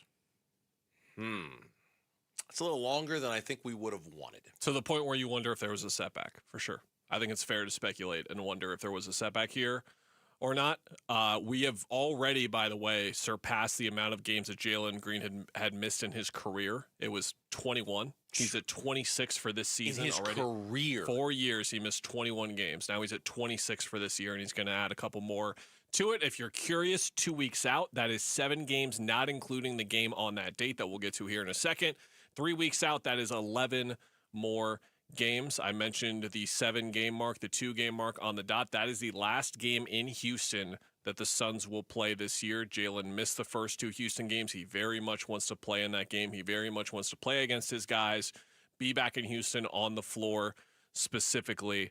When they were last here, like he's still like catching up with Alpi, catching up with the men, like those guys he's still very close with. So I'm sure that game specifically means a lot for him to come back with, and it's of significance here because that is exactly when the 2-week period would reach. So you said if it's 3 weeks, it's 11 games he would miss? Yep. Right? That would take you through to a Tuesday, January 13th game at Miami. That would be the return date if after 3 full weeks they said he's good to go. That's 39 games. That's half the season that you're playing without him. Yep. If it's 3 more weeks, that's half the season that There you go. See, he had the math down. Well, it's very, very, very remedial stuff here. You're getting applause. Thank you.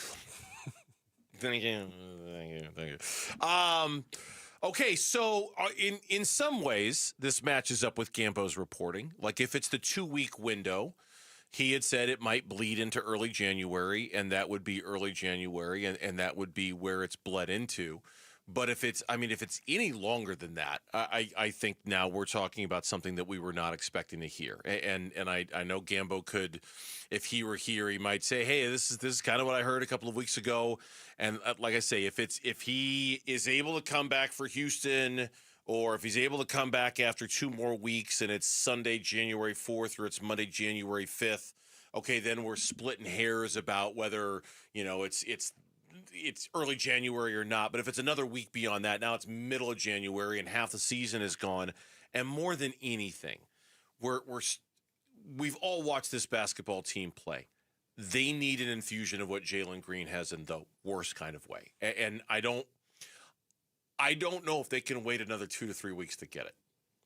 Like I'm now at the point where I'm kind of nervously watching these games, wondering, has there been regression? Is there going to be infusion? Is there going to be some sort of a change to the dynamic?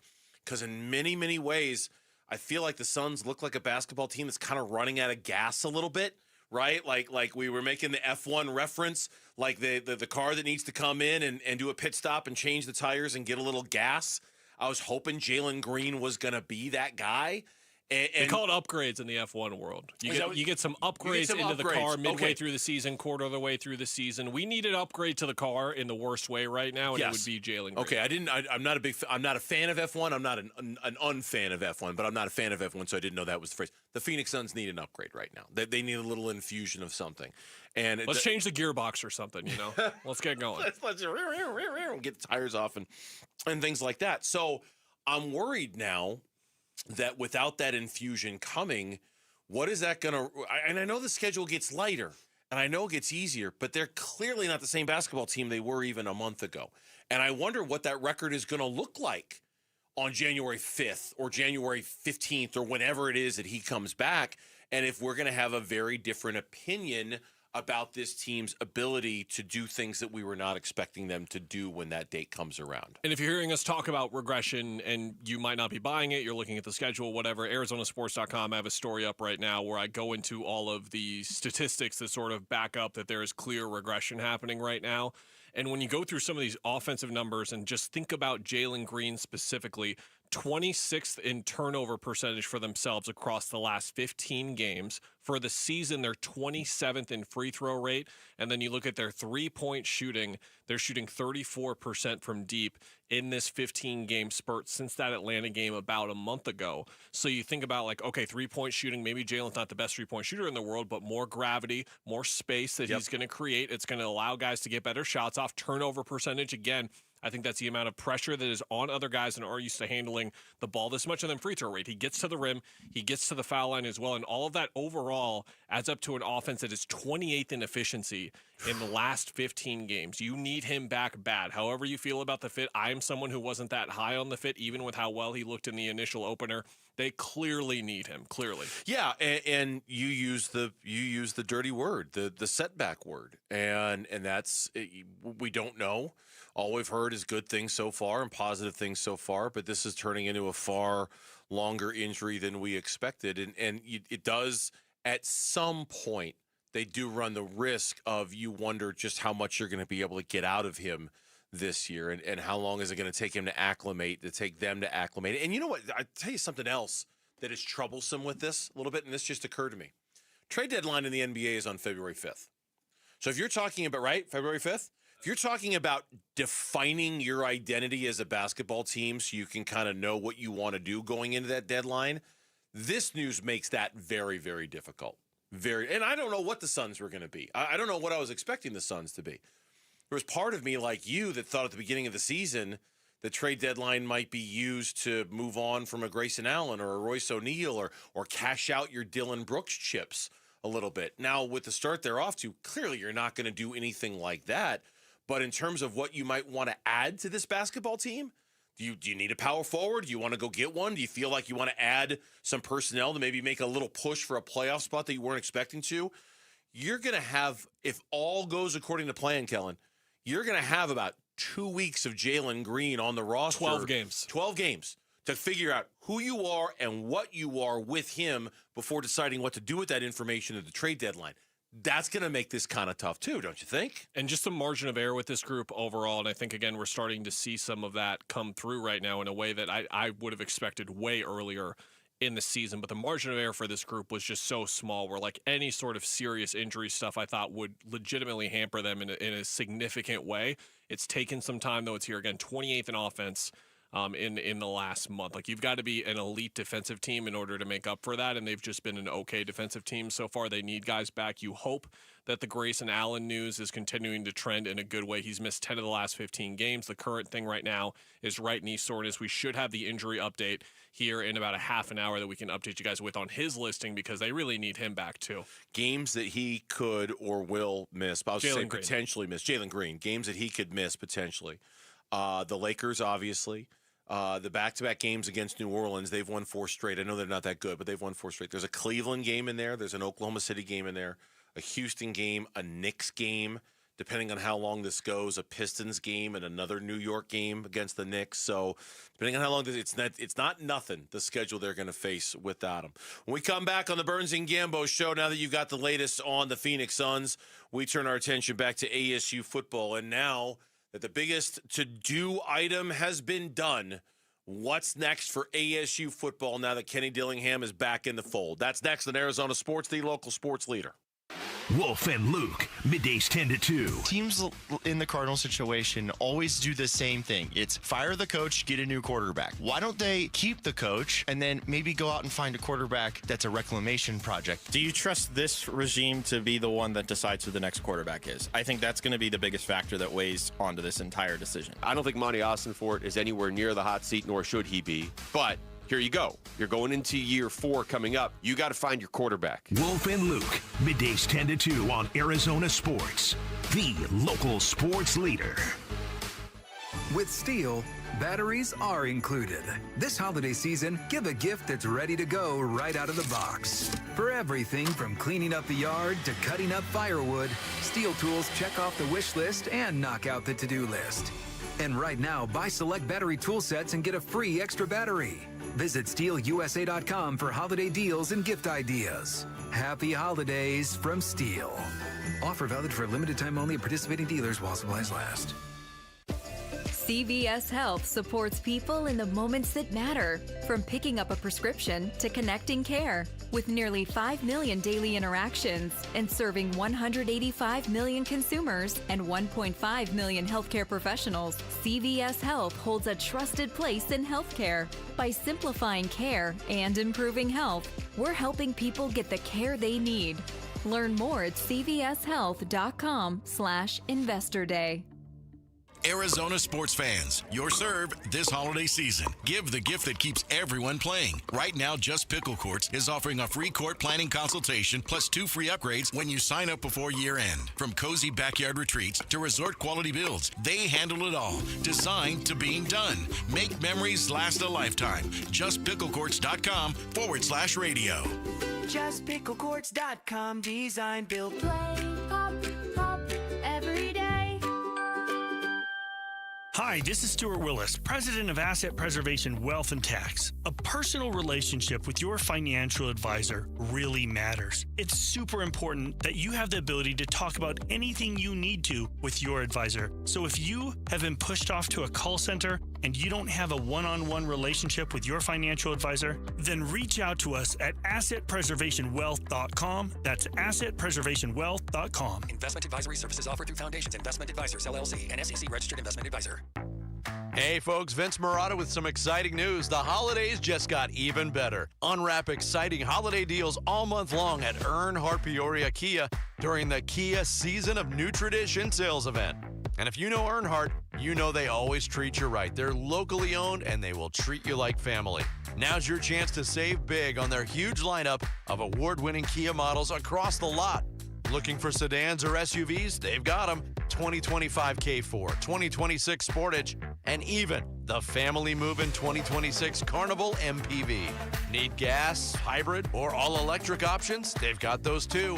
Plus a sharp selection of Kia-certified pre-owned vehicles ready to roll. Earnhardt Peoria Kia is the place to shop for a car, and these new Kias are incredible. Come check them out and discover what drives you this holiday season at 91st Avenue north of Bell Road or online at earnhardtpeoriakia.com. Welcome back to Winter Hack Radio, the place for clever hacks to survive the season. Icy driveway? Well, try spreading sand or birdseed to help with traction. Snowy puppy paws? Well, grab a whisk, brush it off, done. Catch COVID-19? Well, just get...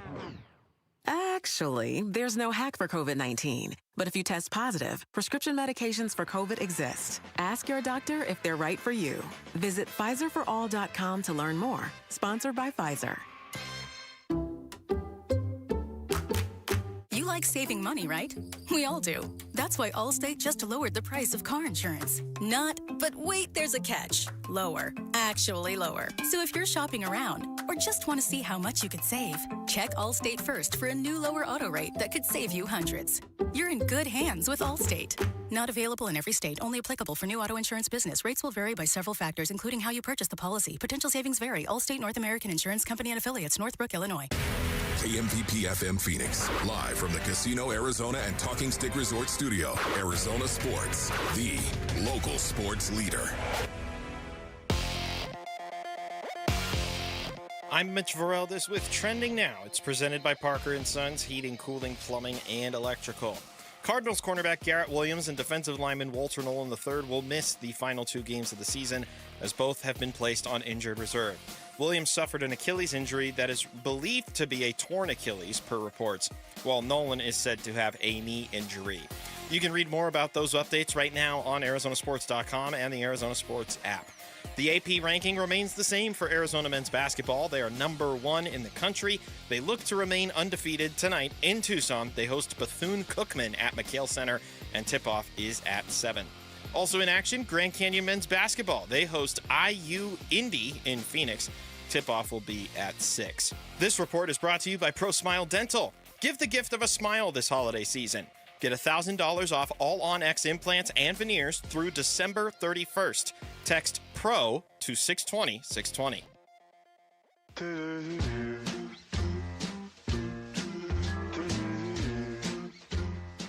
Hey, it's Luke. Does Kenny Dillingham's new deal solidify ASU football as a Big 12 power? We'll ask 2-time Super Bowl champion and ESPN college football analyst Max Starks tomorrow at 12:30. It's Wolf and Luke on Arizona Sports 98.7, the Arizona Sports app, and the Arizona Sports YouTube channel.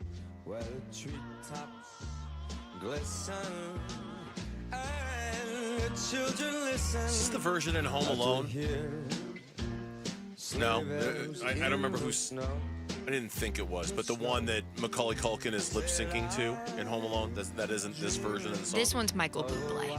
That's definitely not the one from Home Alone. That's who it was. I was trying to think, like, when I've been making the Mariah Carey point lately, there's like one more like recent reiterations where I love them. It's Bublé, the man. My daughter loves. Are we pro Michael Bublé in this household? Yeah, I am. I'm pro Bublé. Lauren's nodding, 2 thumbs up. Yeah, okay, Bublé's- good. Bublé gets Making it sure, done. like the Paul McCartney thing, we were like, okay. Yeah. Is everyone cool? Is everyone cool? Pro Bublé. Pro Bublé. I was gonna say something else. What was I gonna say? Oh, it was there. Oh, we're not gonna get a white Christmas. Isn't it supposed to rain on Christmas? Right? Like I think so. Yeah. I think it's supposed to rain. Fine. Different. You know, honestly, like I'm down with that. Maybe like some people want it sunny and 72. What was the last one we had here? It was like, I remember my family still has the photo of us outside when it did snow on Christmas, or snowed around Christmas time here. Here? Yeah. I don't remember what year it was. It would have been up around the 98 or Scottsdale 99, Cave I wanna Creek say. area. Yeah, a little bit. It was We got a bit in NoFo one year. Yeah, we did. Yeah. 5 o'clock hour here on the Burns and Gambo Show. Kellen Olson in for Gambo. He'll be in tomorrow as well. And then we're off for the next couple of days for Christmas Eve and Christmas Day. And then Kellen and Tim Ring will be tag teaming it with Gambo on Friday of this week and all throughout the course of next week as well, because I'll be taking a little time off for the holidays. So Kellen is always doing the thing and getting the work done this time of year.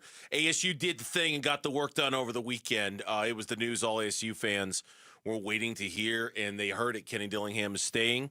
He's agreed to the amended contract that gives him, a bump in pay, but that's not what this is really about. It's not an exorbitant bump based off of the reports that I read. It's really more about increasing the salary pool for the assistants. Certainly, it sounds like a promotion of one of his staffers to more of like a general manager type role is in the offing as well. And just by and large, an idea of committing to the program financially to allow it to keep up with other programs in the Big 12 when it comes to the financial commitment and the infrastructure that needs to exist. So now that all that's done, what is next for ASU? And it kind of starts with the transfer portal on January 2nd and a whole bunch of needs to fill for a program that's got. I saw where CJ Fight is coming back, and that was a big one. It's like you need to like limit it, because like Javon Robinson was you would project a starting corner again next year. You couldn't afford to lose any more guys to the portal. So CJ coming back is huge. Good player, a good player, a good Sun Devil. And not just the portal, losing guys to the NFL draft, losing guys who have declared themselves for the NFL. The Raleek Brown hole is going to be a big one for them to fill with him declaring for the draft. And they've already done some of this. They've got the top-rated JUCO offensive lineman in the nation who's coming in as part of their recruiting class. I believe they've got him slotted right away on the offensive line. But if we're going to have a conversation about what's next for ASU, there's hardly a position on the roster that doesn't need to be addressed in one way or another by Kenny. So it's a good thing they did get this done when they did, before it kind of bled into the work they need to do now. If this had lingered much longer, I would have legitimately worried that it might have impacted the work they needed to do in the portal and bringing in the talent they needed. They've got a lot of work to do. Damon Allred had a story a few weeks ago on ArizonaSports.com that kind of ran through the pecking order, and it's like I can look at this list and see the amount of seniors on it. Damon's the guy that's going to know, like, okay, maybe these are some guys that have stood out in practice but haven't necessarily gotten the amount of snaps that you would expect. And now with the opportunity that they're going to have like a lot more. He said the top offensive linemen, in snaps at each of the 5 positions will be gone, including at center. So that's where you mentioned picking up that JUCO left tackle is going to be huge. But at running back, it's like, do you just bring back the guys from last year? Kyson Brown, Kanye Udo could just both come back, and that's running back done. Wide out, you're going to lose Jordan Tyson. You're going to lose Malik McClain. Jalen Moss would be back. Eusebio would be back. Like, you'd look for Jaron Hamilton to step up a little bit more as well. But the allocation is certainly going to go more towards the defense, where like Keith Abney declaring, you've got Miles Rouser gone. You've got Javon Robinson entering the portal. Xavier Alford was another guy that declared as well. And a lot of seniors just everywhere. Prince Dorba, Keyshawn Elliott, Jordan Crook, on and on down the list. Kangaika, Watley. They've got so many seniors on that defense, where we talked about continuity is such a huge strength for the team coming into this year. A lot of that was tied to how many seniors they had on the defensive side of the ball, and they're going to have some cleanup work to do. And they've already been developing some guys like Wilson was a nice find for them. Boogie Wilson was a nice addition for them at the midpoint of the season, and was a guy like, okay, he's made a few plays, he's been solid. We're going to see that guy in a much bigger role next year for sure.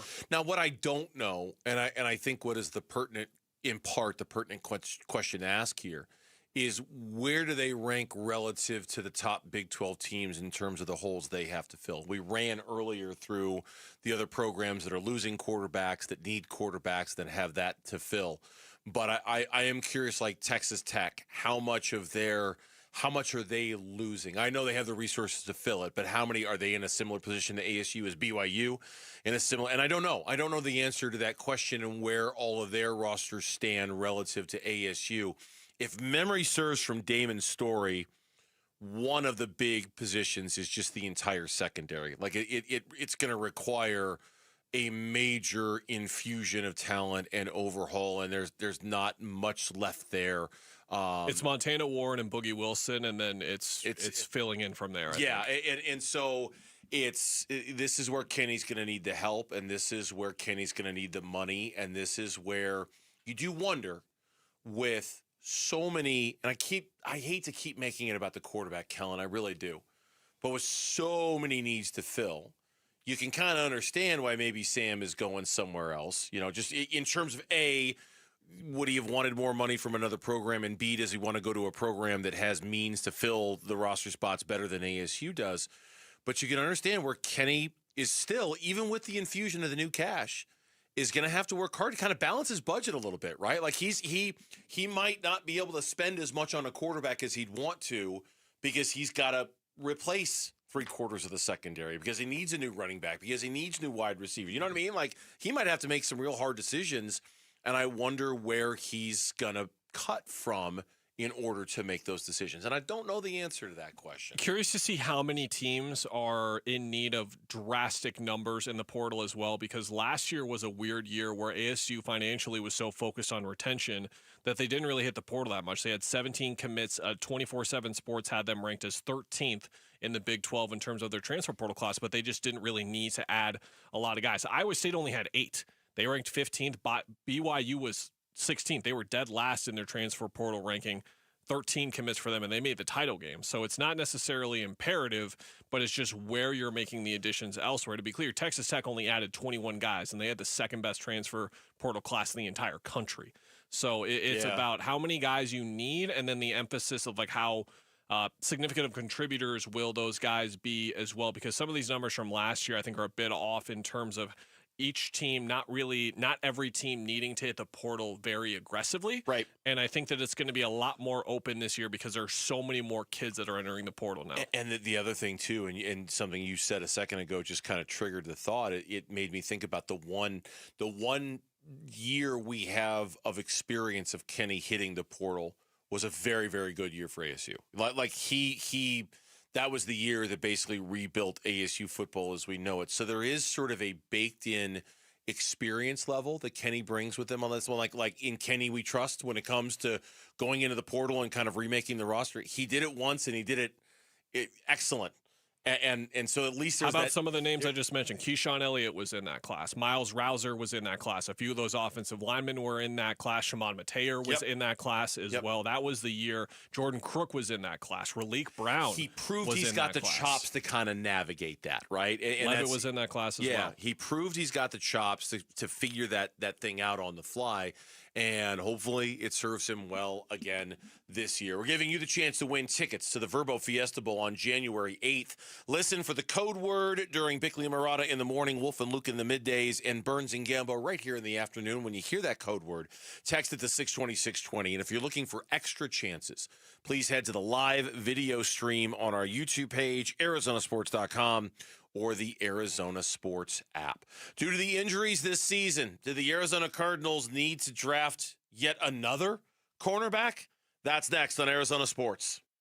NFL record for most punt return touchdowns in a season. Played 10 of his 13 NFL seasons for the Cardinals and officially retired a Cardinal this summer. He's Patrick Peterson, P2. Patrick Peterson out of LSU to the house. And he joins Wolf and Luke every Tuesday morning at 11:15 to talk football on Arizona Sports 98.7, the Arizona Sports app, and the Arizona Sports YouTube channel. There are only about 4,300 publicly traded companies on the U.S. Stock Exchange. But there are an estimated 33 million companies in the U.S. Hi, I'm Jeff Jr., founder of Trajan Wealth. The average investor is missing out on over 99% of the investment opportunity that's happening in this beautiful country until now. True portfolio strength is found beyond the confines of the S&P 500, investing in promising companies before they go public. Private real estate, infrastructure, world-changing technologies. This is called the endowment model. The endowment model has historically outperformed the traditional model of just stocks and bonds. If you're an accredited investor and want more from your investments, it's time to think beyond just stocks and bonds. Call Trajan today. 480-360-7900. That's 480-360-7900. Advisory services offered through Trajan Wealth, LLC, an SEC-registered investment advisor. See website for details. $5,000. That's the average amount of money people in the U.S. are now spending on gas in a year. $5,000. That's crazy. If you drive, you have to download Upside, the free app that gives you cash back every time you get gas. That's right. You can earn real cash back with Upside just by buying the gas you're already buying. You can literally start earning cash back today. I use Upside every time I fill up, and I've already made around $200-$300. You're putting gas in your car anyway. Why not get real cash back? If you like free money, download Upside. I'm saving the cash I earn from using Upside to help pay for a vacation later this year. Download the free Upside app now to earn cash back every time you buy gas. Use promo code BOOST25 to get an extra 25 cents per gallon on your first tank. You can cash out anytime right to your bank, PayPal, or a gift card for Amazon and other brands. Just download the free Upside app and use promo code BOOST25 for a 25 cents per gallon bonus on your first tank. That's code BOOST25 for a 25 cents per gallon bonus. Choose hope for children in foster care through Child Crisis Arizona.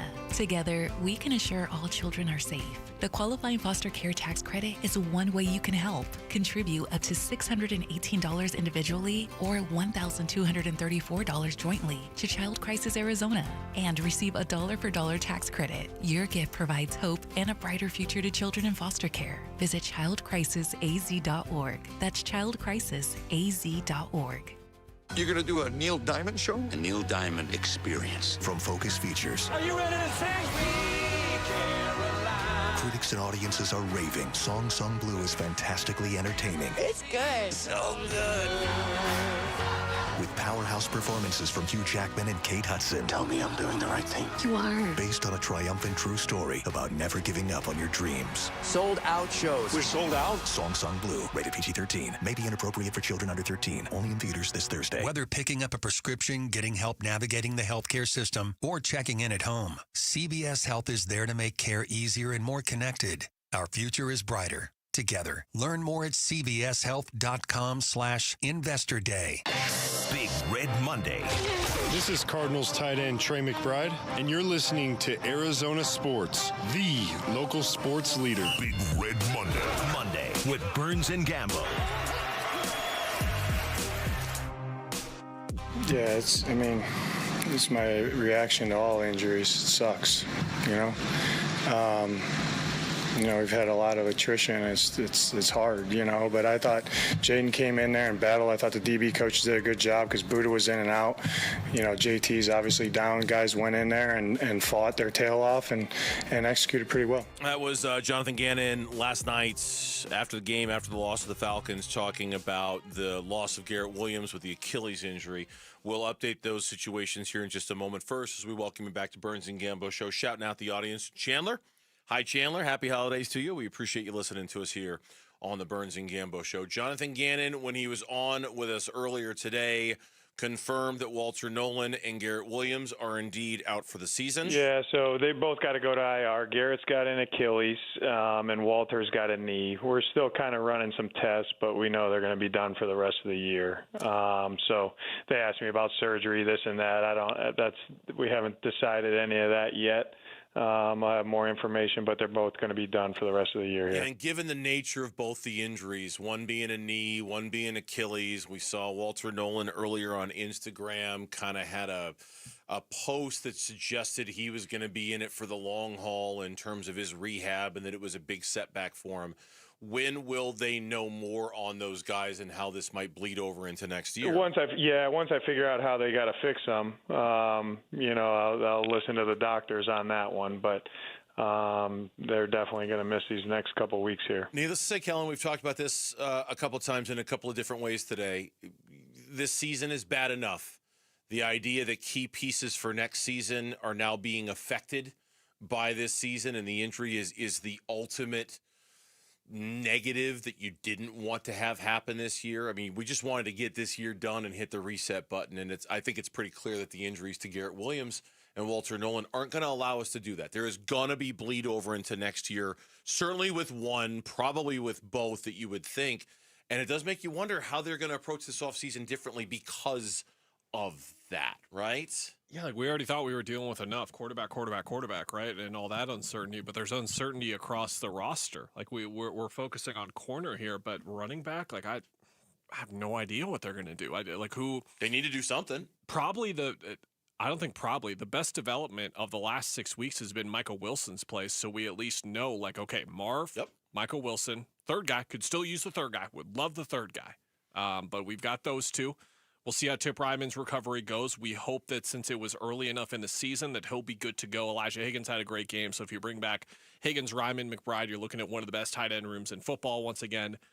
Defensive side of the ball, you look through that defensive line. It's like, okay, Dalvin Tomlinson's been playing a little bit better in the last few weeks. Calais, does he want to run it back again? Then you've got Walter there.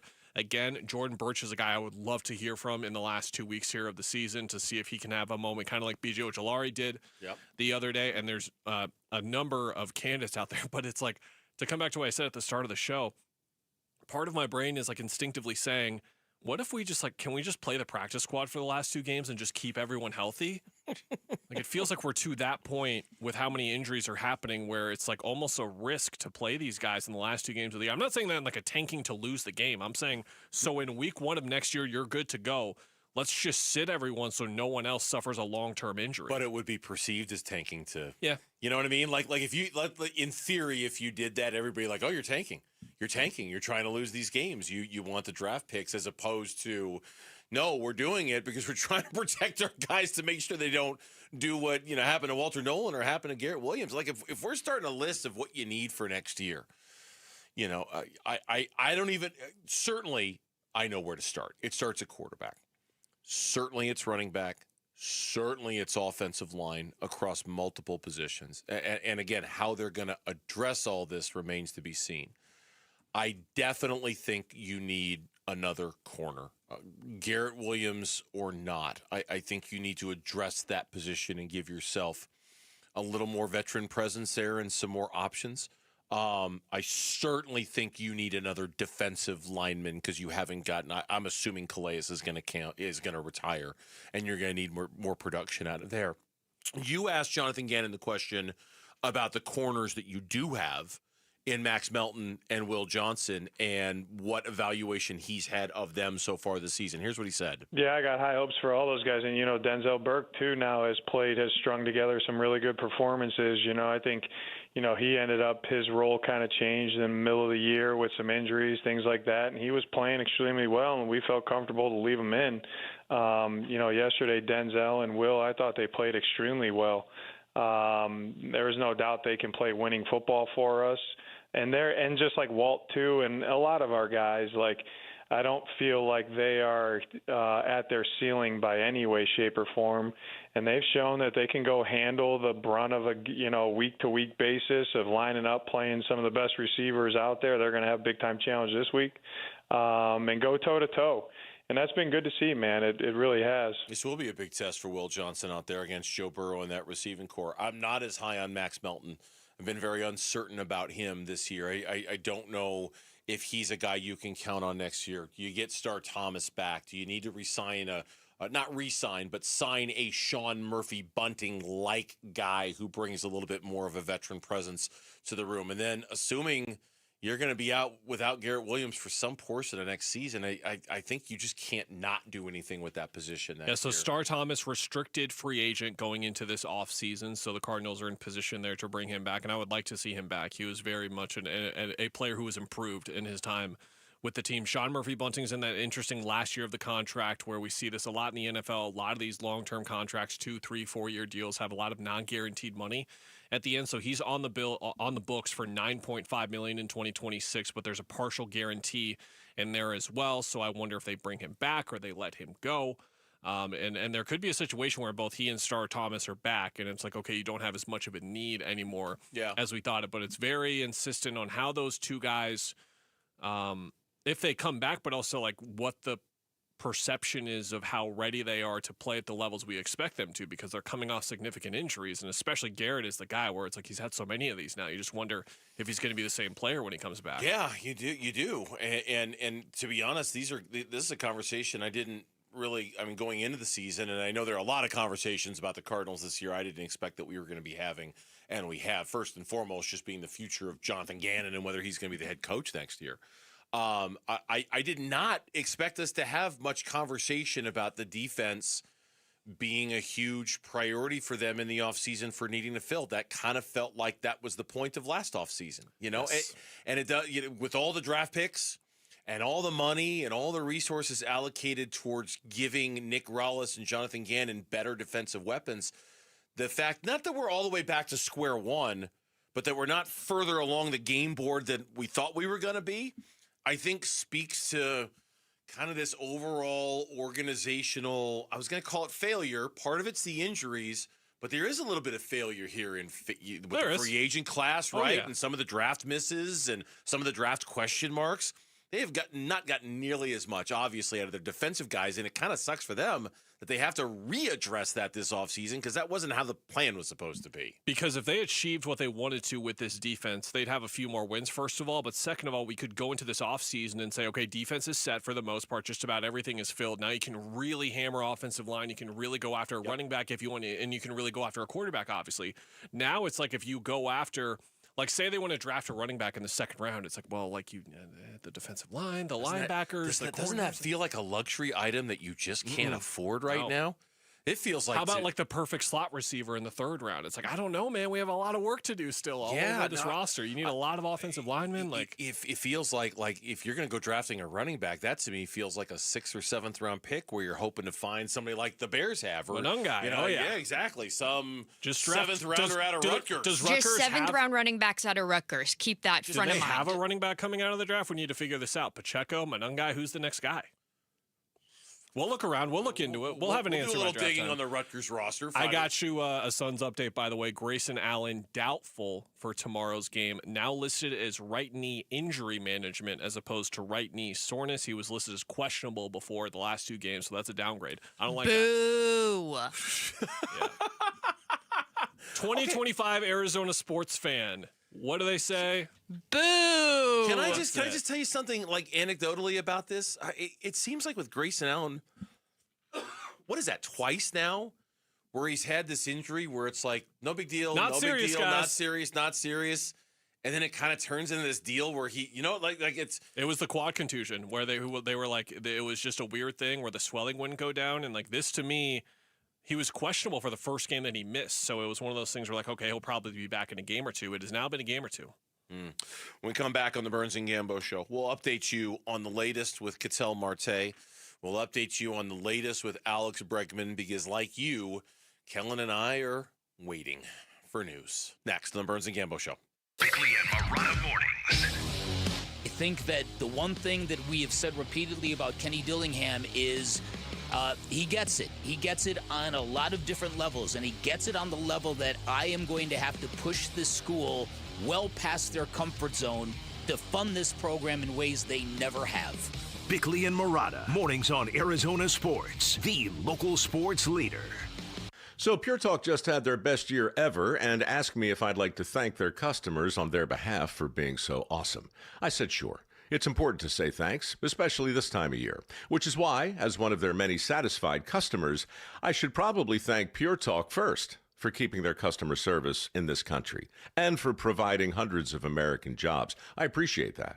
I also appreciate their Roundup program, which makes it easy to support America's Warrior Partnership and join the fight against veteran suicide. And I love that Pure Talk donated 1,000 hand-sewn Made in America flags to veterans around Independence Day. And of course, I really appreciate their generous support of my own foundation, MicroWorks, and their commitment to help us train the next generation of skilled workers. Having said all that, it's now my pleasure, on behalf of everyone at Pure Talk, to thank you sincerely for choosing to do business with an American wireless company that actually stands for something. And one more thing. Merry Christmas. Dan Bickley here, and cooler weather means open windows. But what about the air inside your home? You might be surprised at the gunk you are breathing in your personal space. Good news is Parker & Sons offers air quality solutions that will keep your family breathing easy. From duct cleaning to air purifiers, they've got tools to clear the air 24/7. Call Parker & Sons today at 602-2-REPAIR. That's 602, the number 2, then REPAIR for Parker & Sons. gallons. $5,000. That's the average amount of money people in the U.S. are now spending on gas in a year. $5,000. That's crazy. If you drive, you have to download Upside, the free app that gives you cash back every time you get gas. That's right. You can earn real cash back with Upside just by buying the gas you're already buying. You can literally start earning cash back today. I use Upside every time I fill up, and I've already made around $300. You're putting gas in your car anyway. Why not get real cash back? If you like free money,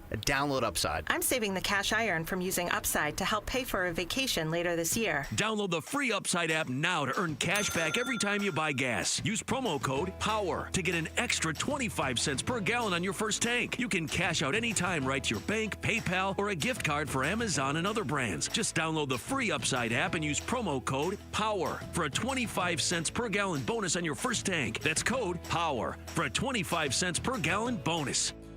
Hey, Arizona, it's Vince Marotta back again with some amazing holiday deals from our friends at Earnhardt Ford in Chandler. During Ford's year-end sales event, General Manager John Nissen and his team have just announced 000. What does that mean?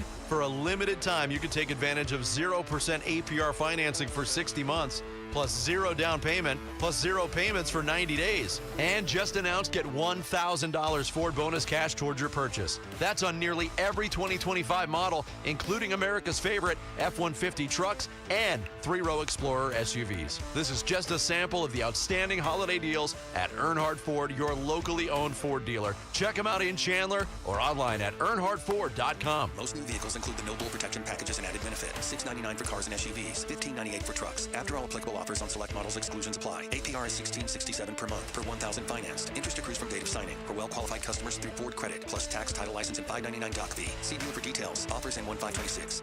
Collectors! Front Row Card Show is returning to Phoenix. Join us at the Renaissance Hotel in Glendale on December 27th and 28th for a special holiday show. Baseball, football, basketball, and hockey cards. Plus Pokemon, Marvel, Star Wars, and comic books. CGC and JSA will be there. So bring your cards, comics, and autographs to sell, trade, or get them graded. Hundreds of vendors, thousands of dollars in free prizes. Don't miss it! Front Row Card Show, Renaissance Hotel in Glendale. Saturday and Sunday, December 27th and 28th, 11 to 5. For more info, go to frontrowcardshow.com. That's frontrowcardshow.com. I'm Mitch Varel. This with Trending Now. It's presented by Parker & Sons Heating, Cooling, Plumbing, and Electrical. Cardinals cornerback Garrett Williams and defensive lineman Walter Nolan III will miss the final 2 games of the season, as both have been placed on injured reserve. Williams suffered an Achilles injury that is believed to be a torn Achilles, per reports, while Nolan is said to have a knee injury. You can read more about those updates right now on ArizonaSports.com and the Arizona Sports app. The AP ranking remains the same for Arizona men's basketball. They are number 1 in the country. They look to remain undefeated tonight in Tucson. They host Bethune-Cookman at McHale Center, and tip-off is at 7. Also in action, Grand Canyon men's basketball. They host IU Indy in Phoenix.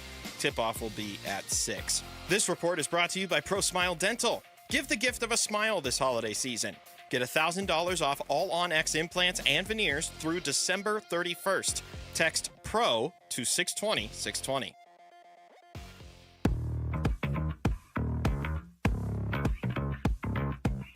Hey everybody, Dan Bickley here, and the Suns-Lakers rivalry has been renewed. They play again on Tuesday. We'll discuss our basketball team and Luka and LeBron and all that goes with it. Fun begins at 6 a.m. on Arizona Sports, the Arizona Sports app, and the Arizona Sports YouTube channel. I don't really have a... I don't have a report card for you. Sorry.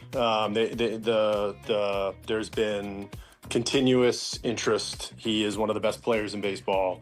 The interest would be reflective, I think, of what you would imagine it to be. That is Mike Hazen from a conference call last week, I believe, if memory serves. It was the day they announced the Merrill Kelly signing, and Merrill Kelly jumped on a call as well and met with the media when he was asked to kind of gauge how the interest in Ketel Marte compares from earlier in the process to now, and I'm not giving you a report card on that. I can, at this point, we here on the Burns and Gambo show can only tell you what has been reported by others. And once again, I feel compelled, Kellen, to share with the audience our collective shock as a show that we are now 1 day remaining in your fill-in stint for Gambo, and we have yet to hit the breaking news sounder about quite frankly, anything with the Arizona Diamondbacks as it relates to free agency or the hot stove league, right? We've hit it. We talked about Alex Bregman when that story broke, when their interest in Alex Bregman was reported for the first time. Okay, that was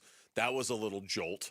But the fact that we are one day left and you're Phil Instant sitting in that chair next to me on Burns and Gay, and we haven't had any news at all from the Diamond. No Zach Gallen news, no Ketel Marte news, no random Hazen trade out of nowhere. No random Hazen trade, nothing. And it makes me wonder if we're going to get any of that news tomorrow in our last show before we head into the break for Christmas Eve and Christmas Day. I have no idea. But as of right now, nothing so far. It's just like, yeah, it's very surprising because I feel like we were trying to like not temper expectations for people last week, but we were just under the belief that we were going to see some fireworks on the Diamondbacks from the Diamondbacks essentially. And we got the Merrill Kelly news, but that was not so much expected as like if you had to take one guess at something that was going to happen this offseason for the Diamondbacks, your highest guess would have been Merrill Kelly coming back and re-signing with the team, and number two would have been some sort of resolution on the Marte trade, whether he's getting traded, whether he's staying here. And it's in this pattern now where I think we're not done. That's going to be my take. I don't think we're done because I think we would have heard if we're done. You had the Rosenthal tweet from a few hours ago on the pod where it sounds like it's trending in the direction of being done. But what I think is happening is we're in a holding pattern, and I can't tell what it's for. It's either that the offer isn't quite good enough from a specific team, or the offer actually is good enough, and we're just waiting for Alex Bregman to sign somewhere so one of these teams knows, and then they trade for Ketel Marte, or waiting for maybe Bichette to sign somewhere, and then one of these teams knows, and then they trade for him. Not really sure, but I think we're waiting on something, and then the news is going to happen right then. I tend to agree, and I don't know what it is that we're waiting for either. I don't know. Are we waiting for, is Boston waiting to see if they can re-sign Alex Bregman and that takes them out of the Ketel Marte running? Are they already out of the Ketel Marte running? Bob Nightingale, the esteemed baseball writer for USA Today over the weekend, caught a lot of the locals' attention when he tweeted out that the Red Sox, who acquired first baseman Wilson Contreras from the St. Louis Cardinals, are now expected to end trade talks with the Arizona Diamondbacks for second baseman Ketel Marte. There was then a conflicting report of that from a sports analyst who covers the Red Sox and does Spanish play-by-play social media, who thought that the talks between the Red Sox and the Diamondbacks were going to intensify about Ketel Marte. So you kind of had two conflicting reports there. It does, and I guess what I'm waiting on, probably more than anything, and just knowing what I know about Gambo, I guess what I'm waiting for, and not to put any pressure on the guy because he's on vacation and I want him to enjoy his time off, I'm wondering when we're going to get that tweet from him that says, the Diamondbacks have called this off, they're not trading Ketel Marte. Are we going to get that? Because Gambo's last reporting on this was late last week, in which he suggested that there was an expiration date on this, that there was going to come a time when the Diamondbacks were just going to say, enough, we're not doing this anymore, we're keeping him, and it's time for us to move on to other areas of business to improve our team. I assume if we were there, we would have heard about that. Maybe that's what Rosenthal's reporting was kind of suggesting, was that we're there and the Diamondbacks have decided not to move on, and yet I just can't shake the feeling that the Red Sox might still be interested, and maybe they're just playing possum a little bit, or that the Rays might be interested, and they're trying to not give up everything the Diamondbacks want. I just don't know how much longer the Diamondbacks would be willing to wait before they just say, okay, fine, we're just gonna keep them. Screw it, we're not doing anything. It just feels like these teams should really want Ketel Marte too, because he's an awesome baseball player. He's just one of the best players in the league. He's the best player at his position specifically. And if it's really the difference between your fourth-rated prospect and your top prospect in a player of his caliber, I was looking at some of the numbers on Arizona Sports at Night a few weeks ago and going through like, okay, who were the top players in OPS plus like the last 3 years? And the list that Ketel is on is superstar, superstar, superstar. Rafael Devers, superstar, superstar, superstar. And Devers, of course, infamously, is the guy that the Red Sox traded because they were tired of him. It's like, okay, are the Diamondbacks in that position now where they're tired of him? That's the only reason why I have to believe that there's a holdup here from a not meeting the price perspective, where teams are wondering if everything that they're hearing from the Diamondbacks clubhouse on him not so much is true, but could be a problem for them or that they could handle it. But I think, again, you just have to look beyond that and look at even when he's not taking his days off, that he's a phenomenal baseball player. He dropped off defensively, I thought, rather circumstantially, or not circumstantially, excuse me. He did a whole lot last year. I thought that he was one of the best defensive players at his position 2 years ago. Last year, dropped off for sure. But at the plate, again, we're still talking about like one of the best hitters in the league right now. Like, you'd be crazy not to take a serious look at him and give up what you need for him. Yeah, and then on the other side of the equation, the Alex Bregman side of the equation, while we're waiting on Ketel, we're kind of waiting on Alex Bregman. And frankly, the news of the Diamondbacks' reported interest in Bregman isn't even a week old. I think that came down Wednesday of last week, if I'm not mistaken. Ken Rosenthal, again, baseball insider from The Athletic and Fox, wrote a story for The Athletic in which he said the Red Sox have created a financial path for a big move. Alex Bregman should be their first choice. And he basically paints this picture of a Red Sox organization that financially is absolutely locked and loaded and ready to be able to pay Alex Bregman what he thinks he's owed. Now, we all know the suggestions on the Red Sox. They don't like giving out long contracts, expensive contracts to players that are that old. It kind of runs counterculture to what they're about and what they do. And so there's probably a little bit of hesitation there. And who knows, maybe the Diamondback story was floated as kind of leverage to get the Boston Red Sox to play ball and pay Alex Bregman that money. But that, and I think you're right in that the three premier sluggers that are still on the market in free agency, Kyle Tucker, Bo Bichette, and Alex Bregman, it's almost like Ketel Marte has to wait for those guys to find homes so that a team can go, we didn't get any of those three guys. We wanted to. We were outbid. We still want to make a splash. We still want an at-a-bat. Okay, now we'll talk to you about Ketel Marte once those three sign, which is why I wonder if any artificial deadline the Diamondbacks put out there is kind of a fake one. You know, kind of like oh, no, we're done. And then Bregman goes here, Bichette goes there, Tucker goes there, and somebody calls him up and says, okay, were you kidding, or are you actually done talking about Ketel? Because I'm ready to deal now. I didn't get any of those three guys, and I want to add a big bat this offseason. For both of you, do you remember Christmas Eve, Christmas moves? Is that status quo to just like be business is good? I wonder if that's a soft deadline too. Like if we get this done by Tuesday night, otherwise we're keeping him. I don't know. I mean, it's not a deadline for any moves across Major League Baseball. No, it's not. But I wonder, like, from a business perspective, if we're all going to spend time with our family. That's like the status quo around the league. Like, we're not going to be taking calls on Christmas or anything like that. So I'm curious to know if there's any more like deadlines to do with the calendar specifically. Like, is it tomorrow night? Is it at the end of next week? Like, I'm looking at specific points on the calendar that could trend us in the right direction. It's a great question. It'd be easy to find out, go back and look at the transaction history of Major League Baseball last year and see if any deals were done on December 24th or December 25th. I don't recall. Corbin Burns happened on the 27th, the 28th. I was at Disneyland last year. I know of a way to look this up where I can like look through past and tweets, so I'll have an answer on the other side of the break. Okay. Sure. I'm just curious. I'm curious if deals do come down on Christmas Eve or Christmas Day. I bet they do, but I don't know. So we're waiting. Bob Nightingale suggests the Red Sox might be out on Ketel Marte, and it might be they're ready to move on. That could be smoke. That could be real, but we all still wait for news from the Diamondbacks and Major League Baseball when it comes to some of these players. When we come back, should we not expect as many changes as we think for the Cardinals this offseason? That's coming up on the Burns and Gambo Show. Win tickets to the Verbo Fiesta Bowl from Arizona Sports. This show's keyword is run. Run.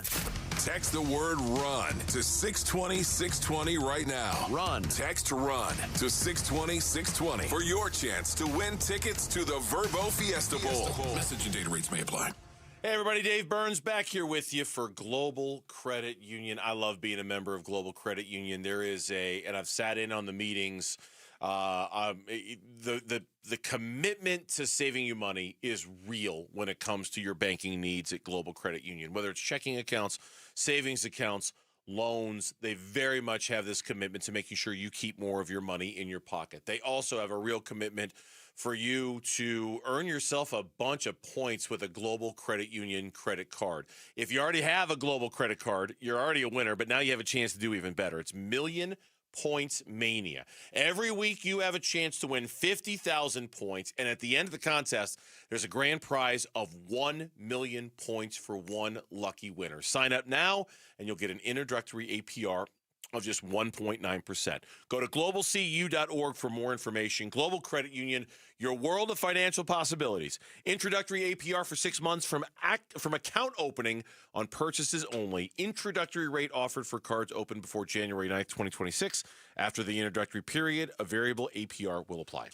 250,000 people across Arizona rely on St. Mary's Food Bank every day. Your donations make feeding them possible, and you can benefit too. In Arizona, there's an incentive called the Arizona Charitable Tax Credit. You can make your donation today and get it back up to $987 on your taxes when you file. It's a great way to help your neighbors in need. For more info, visit stmarysfoodbank.org.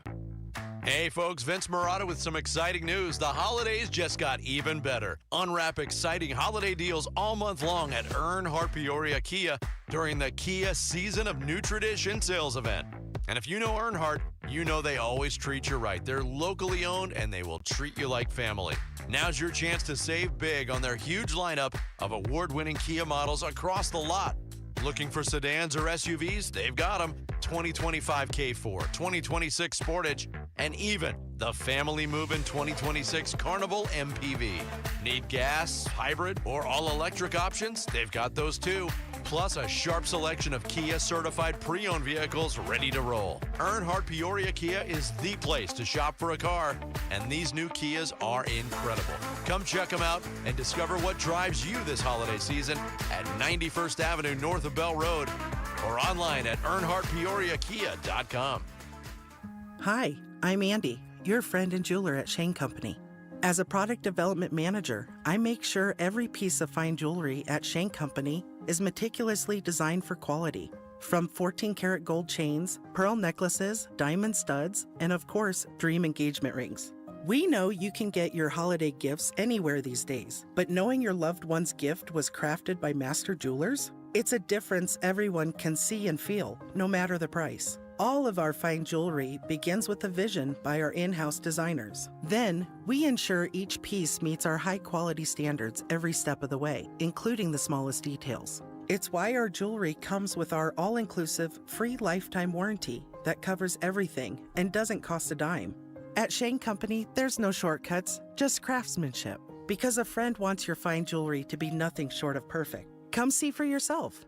Visit us in-store or at shaneco.com. Shane Company, your friend and jeweler. Hey everybody, Dan Bickley here, and you know I'm a big fan of Sonic and their all-star selection of burgers, and now they have added an MVP to their lineup, and this one is so good you should head to Sonic right now. Introducing the all-new Pretzel Bacon Sonic Smasher, 2 hand-smashed Angus beef patties, crispy bacon, pub sauce, plus a buttery soft pretzel bun. It is the ideal burger for armchair quarterbacks everywhere, and only at Sonic. Live free. Eat Sonic. Arizona Sports, the local sports leader. Burns and Gambo, what's on tonight? All right, what's on tonight? The games that we're going to watch this evening, and it's brought to you by Global Credit Union. Explore the benefits of becoming a member today by going to globalcu.org, your world of financial possibilities. You have got tonight's college basketball on tap in addition to Monday Night Football. Grand Canyon is hosting Indiana University Indy tonight at 6 o'clock. Is that IUPUI? It's IU Indy is what it says on our schedule. Oh, if Lauren doesn't know that is a small school. That is a tiny, tiny school. I just clicked on it to be sure. IU Indy at Grand Canyon, 6 o'clock tonight. Okay? Bethune-Cookman is at Arizona tonight at 7 o'clock. And then Monday Night Football this evening is the San Francisco 49ers visiting the Indianapolis Colts. Phillip Rivers getting the start at quarterback. And once again, should the Colts lose tonight's game, that would mean that the Jaguars, the Chargers, and another team in the AFC would clinch a playoff spot.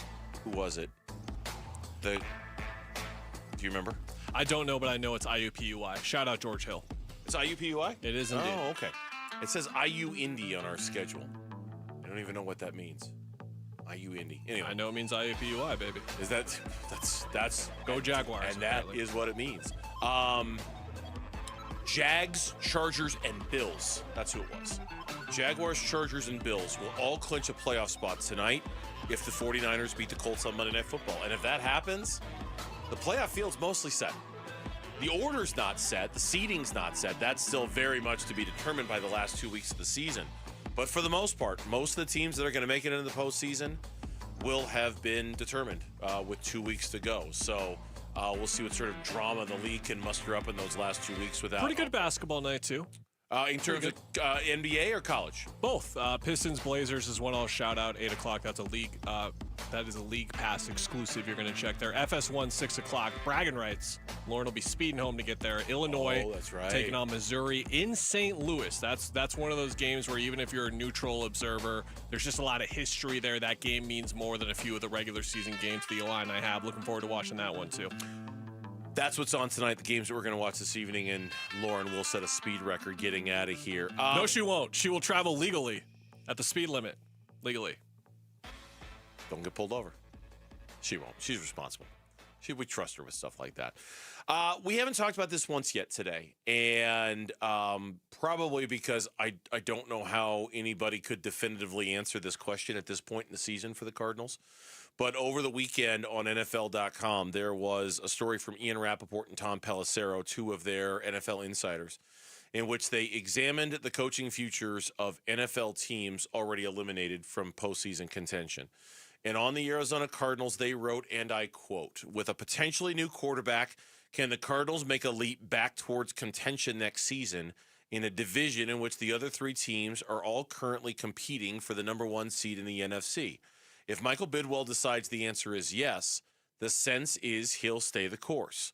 Putting all the factors together and noting the overwhelming number of injuries this year, one wouldn't expect a change in Arizona." Close quote. I saw that quote, Kellen, make the rounds on social media. Whenever that story was published, whether it was Saturday or Sunday, I don't quite remember. And I'll say it again. I don't know how anybody could know that at this stage in the game, given how much of a thud this season has ended with for this team. I don't know how you could predict whether Jonathan Gannon's going to be back next season or not. Just history tells us with the amount of losing that they have done and teams that have lost to this degree, whether it's over the 3-year tenure that Jonathan Gannon has had or this season specifically, that head coach is gone. So this would be a unique case if Jonathan Gannon was brought back. It would be. It would be quite unique. And then you look at, again, how they've been losing these football games. Not recently, but just back when the season had a lot more stakes. And you look at how they got in this position.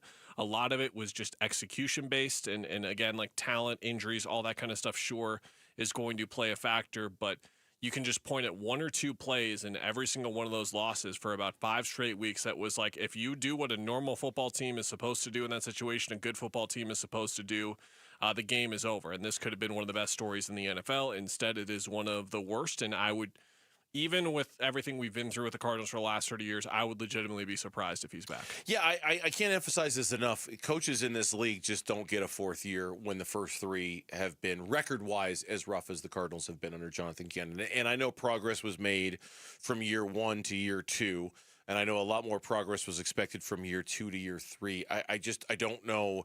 I think it's going to be really, really hard for him to, not that he has to convince Michael, but for Michael to be convinced that they're headed in the right direction when they've taken such a step backwards. And even if he is able to keep his job, boy, next year he starts on the hottest of seats. And I don't know if that's going to be fair to expect any level of success out of them next year, depending on how much roster rebuilding they have to do. But if he does stay around, and if he is going to be the coach next year, I mean, we're talking from week 1. You're on the hot seat. You're being judged. Are you going to make it past your bye week? Are you going to make it past the first 6 weeks of the season if you don't get off to a good start? Fair or not, that's how it's going to be. I tend I tend to think that he's not going to be back. I just, the record speaks so loudly, and the league's history of not sticking with guys after 3 years with that little success. I don't know how they don't do that. I don't. Especially if they draft quarterback in the first round. You can't have that uncertain foundation. You can't. And you know, bringing in a different kind of coach you're setting your quarterback back if you bring back the coach, draft a quarterback, and then have to change coaches on that quarterback a year from now. Now you're kind of resetting everything with him too. Final thoughts on the Arizona Cardinals game. The 2-minute warning happens right now. Arizona Sports, the local sports leader. It's the Burns and Gambo 2-minute warning. Final thoughts on yesterday's Cardinals game. Brought to you by Arrowhead Honda. Looking for a rugged SUV or a sleek sedan? Head down to Arrowhead Honda and score big. Tell them Michael Wilson sent you. All right, final thoughts on the Arizona Cardinals loss to the Atlanta Falcons last night. And as is tradition, I'll go first on this one. And unfortunately, what also is tradition is that given all the losing, sometimes the 2-minute warning turns into an attempt to find something positive that happened from the day before. And for me, it wasn't that hard to find the positive from yesterday's game. That